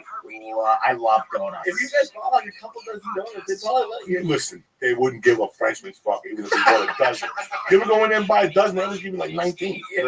Those Mexicans don't fuck around. They're nice. They're delicious. Guys, if you live in the valley, what is it? Magnolia and Colfax. Yeah. Oh, they're everywhere. Across from us. No, not as good as that one. one. That's a good one. Oh yeah. Go to that Oxnard one. It's by the high school. Go to the Oxnard That one. Oxnard one. You had it too? Yeah. Yeah. No. That one right there by the high school, they don't fuck around. And the place next to it ain't bad either, guys. That little cheesesteak place, that burger place, that fucking place ain't I bad always there. wanted to try that place. Me and my wife used to walk around the neighborhood. We moved here. We walked in there and then we got the burger. It wasn't bad. It was like, they had a special, like $5.99. I don't know. Sometimes when I get high, I look on Yelp and I start like cheeseburgers and stuff. So I just saw it on Yelp one day. And what they say about it. Decent. Yeah, it's not bad, but it's a high school one. But yeah, unless the kids get malaria and everybody pukes and shit. Look at these. That's so adorable. One other star. No. Some other people have to do that. Going over their high, just looking good for Look it. for food, just look for Yeah, yeah, That's what you do in the morning, Cox. Like you start getting sun. You're like a vampire. There's no juice for a vampire. Look at you. Speaking of food, there's a Grimaldi's down in by the airport. I heard something like that. And I had heard that rumor, and I was like, is that right? Because I always get Grimaldi's confused with the other ones from Chicago, so I just thought they were wrong. What's the one you went to a fall with the peppers and the fucking Portillo's? Portillo. So I just thought they were saying the wrong word. No, there's a Portillo's in Orange, and there's a Grimaldi's down in like Hermosa Beach, Redondo, Torrance, somewhere down there. South. I had never had like the Italian beef sandwich before. Oh, I just melt. And if you get the Italian beef, it's sausage in the and get that. You put sausage in the thing. That's how you do it. Oh, that's a fucking Yeah, that's so. When you put that in my fork, what's your name? My Fitness Tracker. The fat content. I remember Fuck you. one of my favorite Uncle Joey quotes is, he looked at me and goes, if we're going to get fat, we're going to get fat off the good stuff. And I think about that all the time. I've been telling you for 20 years, you don't want to go eat shit food and get pissed off. And I tell them it's not worth putting in your body. Right. I'll eat something healthy. Garbage. Right. Like I stopped eating Chinese. I had to stop. It was an insult to my fucking moral fiber. Yeah. It was a fucking insult. Every time I walked in there, the egg rolls shut. They don't know how to do it. No, and they're nice people. They're green apple. They're the nicest people in the world. The filet mignon, the Chinese style filet mignon is the best. But I stopped fucking going in there. That's what you do. I lost my big time. I stopped eating garbage. Yeah. I had to stop. I had to fucking stop eating. It's just go food is terrible. It'll fucking kill you. Yeah, and in this city, I think it's not good. So if it doesn't taste good on top of it, I'm like, forget it. Did you have the chili rellenos? Tell me about this. Oh my God! That's the first motherfucker I called because it said Divers Drives. Divers, Drive-Ins, and Dives, and it's right across from the hotel. And I ate every meal there. Lee, I was there for 2 weeks. I was there for 3 days, and I ate 8 meals in 3 days. Oh, I got up at 5 the one morning just to catch the breakfast before radio. Lee, you open up with a cup of green chili, because that's like a cup of green chili with 1 tortilla. They're like 1,000 fucking grams of carbohydrates tortillas. Yeah, I didn't know. I would take 3 of them and dip them in there. And I went up to my room, put it in fucking whatever, and I'm like, oh, what have I done? I'm over the fucking carbs with it. So for dinner, I was doing I would eat half a baked potato and mixed vegetables. But I wouldn't eat the bun, the fucking butter on the bun. Delicious. I ate a 6-ounce sirloin, all fucking cream ice and Sam's. Then at breakfast, all 3 mornings at Sam's with the cup of green chili. I wouldn't eat the potatoes. I would eat 1 piece of wheat bread with 2 eggs. That's beautiful. The bacon was fucking delicious. Lee, what did we spend for food? Tell Lee. Breakfast, ready? The number 4. Breakfast, that is 2 eggs, home fries, 2 pieces of toast, and coffee. Number 4. It's $4.49. My breakfast was every day except Saturday. It was $13. It was $9.80 every day.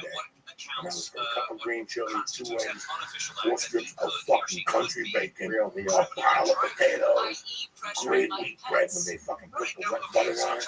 It soaks into your bread, so by the time you get it, the fucking milk just stays on that bread. Are you fucking kidding me? And I was going in there for dinner and people still having breakfast. Tell me about the motherfucking smoked burrito. It looks like. I kept dreaming about getting the ground beef. He called me saying I'm scared to get it. I work hard, but I'm trying to get under 300. And then we can get it. Right now, I can't stop every time.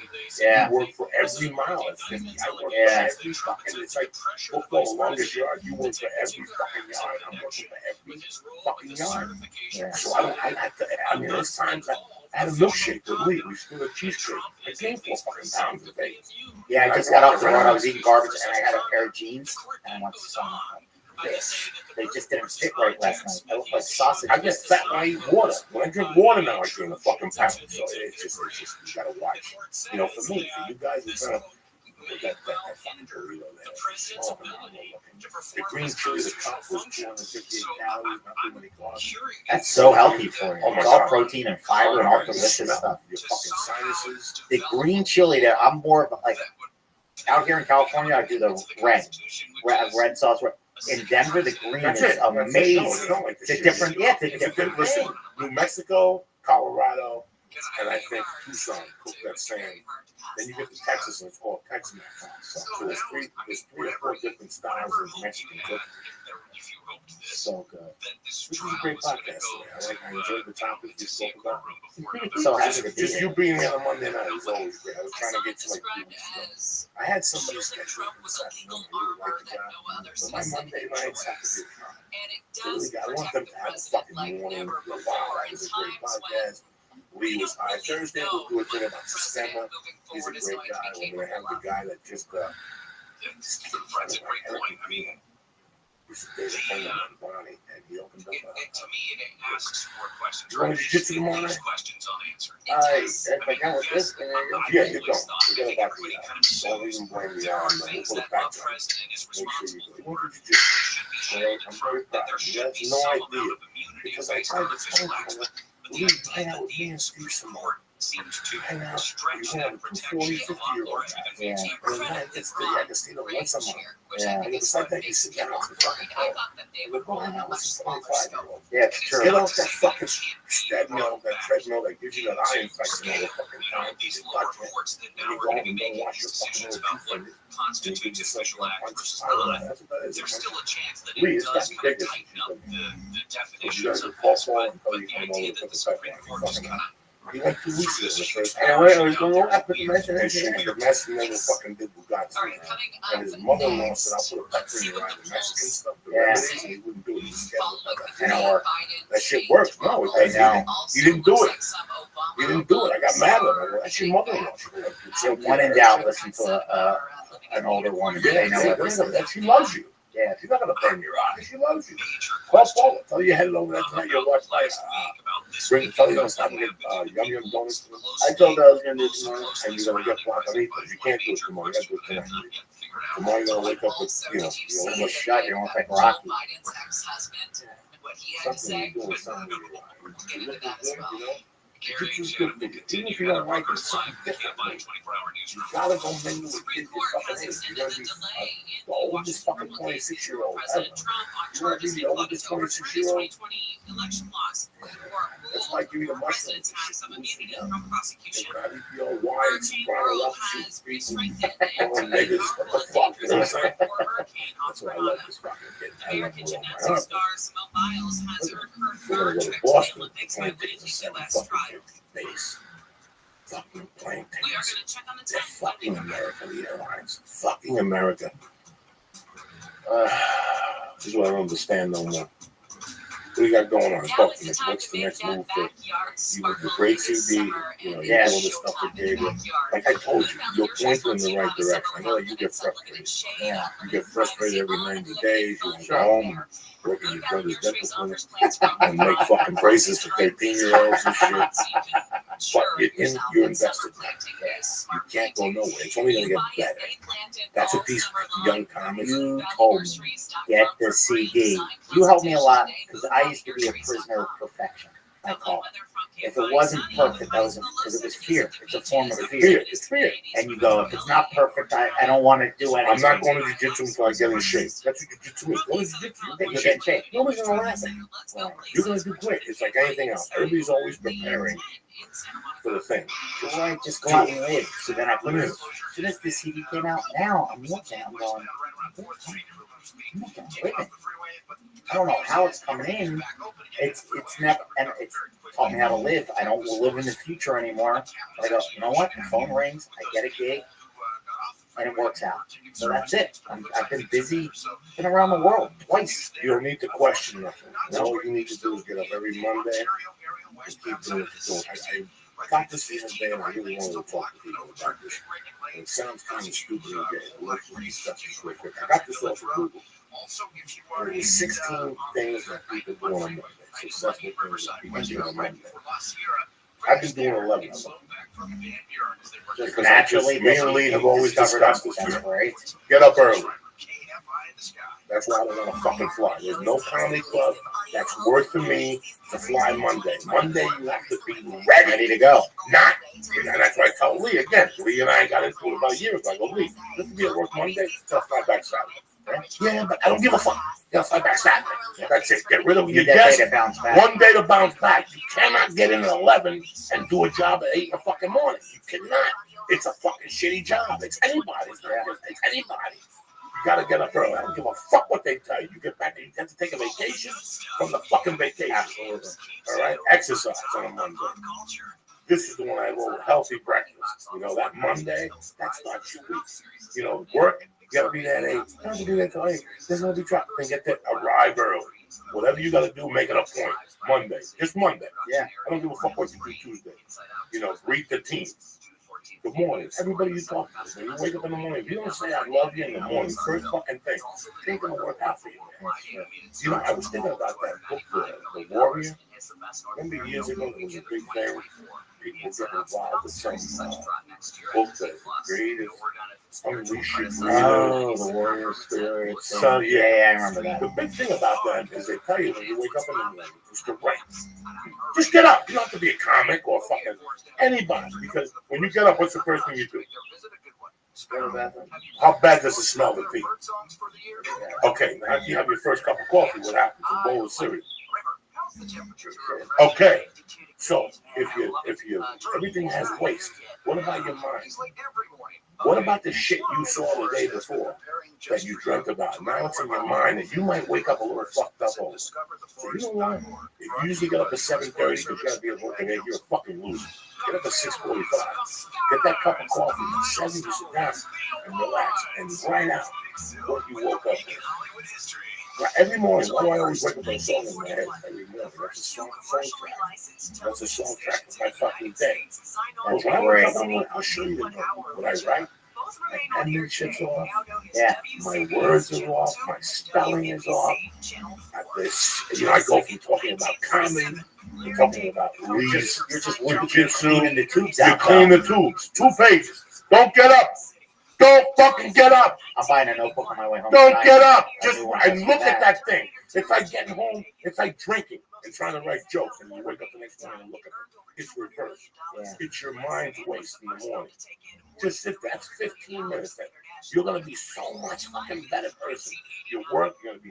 You're gonna write a lot and have to go on stage that night and you write your script. You're not writing time. You write your script. Yes. Go on stage and see what happens to you. You will bring down the fucking because it's still writing. It doesn't have to be comedy. You do better when you don't write comedy and get on stage. Yeah. But you write something. You write a chapter in your book. You write your bio. Whatever the fuck you write is gonna everything. You know, I remember going to karate once a week. I was 400 pounds. I struck the blow. And I saw him in jail. And I told him, I looked him in the face and said, I'm really sorry. I'm not going to my child. I made a bunch of excuses. If you go once a week, that's the thing. Because everything that if you go once, you're going to go far. Better habits, better. But what I tell Lee about jiu-jitsu, Lee, only one Tuesday. Only one Tuesday. Okay, one day you go. You know what? I'm sick of tired. I'm sick of this. I'm going to go big last week. That's when you go. No, he ain't going nowhere now. Look at him. He's sitting there like a dunce. He's sitting like one of Jerry's kids, staring out into fucking space, thinking when they're going to let him out of his cage. What are you giving me? Give me your fucking jamoke. I love you. Down 911. Where we going for donuts? Yeah. You can go for a couple of fucking youngins. All right, so where you at the next couple of weeks? I'm in town. I'm finally in town. And where you at this summer? June 30th, I'm doing a podcast show down at Nerd Melt on Sunset. Hopefully, the special guest will be Roddy Piper. Okay. There's a sponsor that's going to do a pizza party. They're like, let's throw a little kid birthday party for grown-ups. Good times. So I was like, you know what? It's going to be a party. I'm going to have the party started. Karen Carter, open up the show. I'll go out, do like 5 minutes. Thank everybody for being right there. Tuesday, June 30th. If you're into, that'll be the best. There's free pizza and we'll definitely be there. It's going to be great. And then, so I'm really looking forward to that. And then I'm going to do La Jolla Comedy Series 10th on the 11th. And then depending on the plane tickets, I'll probably be at Helium in Philly the week after that. And then Toronto in August. And that's my summer. I have 100 pages of a family-friendly feature comedy that I, God willing, next 3 weeks I'll have the time to look it over and get it good and send it out. Your eyes. What is an official versus an unofficial? The way that Sonia Sotomayor wrote the dissent, she says the president is the most powerful person in the country, possibly the world. When he uses his official powers in any way under this reason, the majority of the court, he will now be insulated from criminal prosecution. Orders the Navy's SEAL Team 6 to assassinate a political rival immune. It's an official act. Organizes a military coup to hold on to power immune. That's an official act. Well, and what if pressuring Mike Pence to overturn this election is an official act, then why should it be? He wasn't on. Yeah, he wasn't on opening. The way that I read it and understood it was they said yes, those things potentially could fall under official acts. Just the fact that we're still The way the Constitution is written, To me, that's everything. Just the fact that we're still in this fucking game, whether we're broke or how many people have gotten up and oh, it's compliance. You're going to be gay to be in LA. Fuck you, motherfucker. You didn't do the work. Now you're blaming it on whatever. You didn't do the work. I think the Raging Bull. He never had me down, right? He never had me down. Just keep on getting punched. Now, I gotta be honest, I believe now. I already feel like I made it because of me. Because of my friends. It's like, this is it. Every day's a gift. I'm paying my bills. What else do I want? I'm happy. I'm the happiest person I know. All thank you for keeping us as a family. Thank you for. I look at that picture and it's a great picture of us. It's the vibe. And we got Ari Shafir, we got Renazizi. Renazizi's moving out this summer. I can't wait for that. Then before you know it, Ari will be back on me. Yeah, he's moving to Pasadena. It's gonna be great. He hasn't sold the house yet. No, we straightened that out. He's a little girl like a doctor. God bless you. See you all depressed when I remember. You know what? That was the final piece where, not to get rid of it, but I'm starting to finally learn how to trust. And like when you were talking about being on the set of The Longest Yard and something about just almost didn't feel worthy to be there, I lived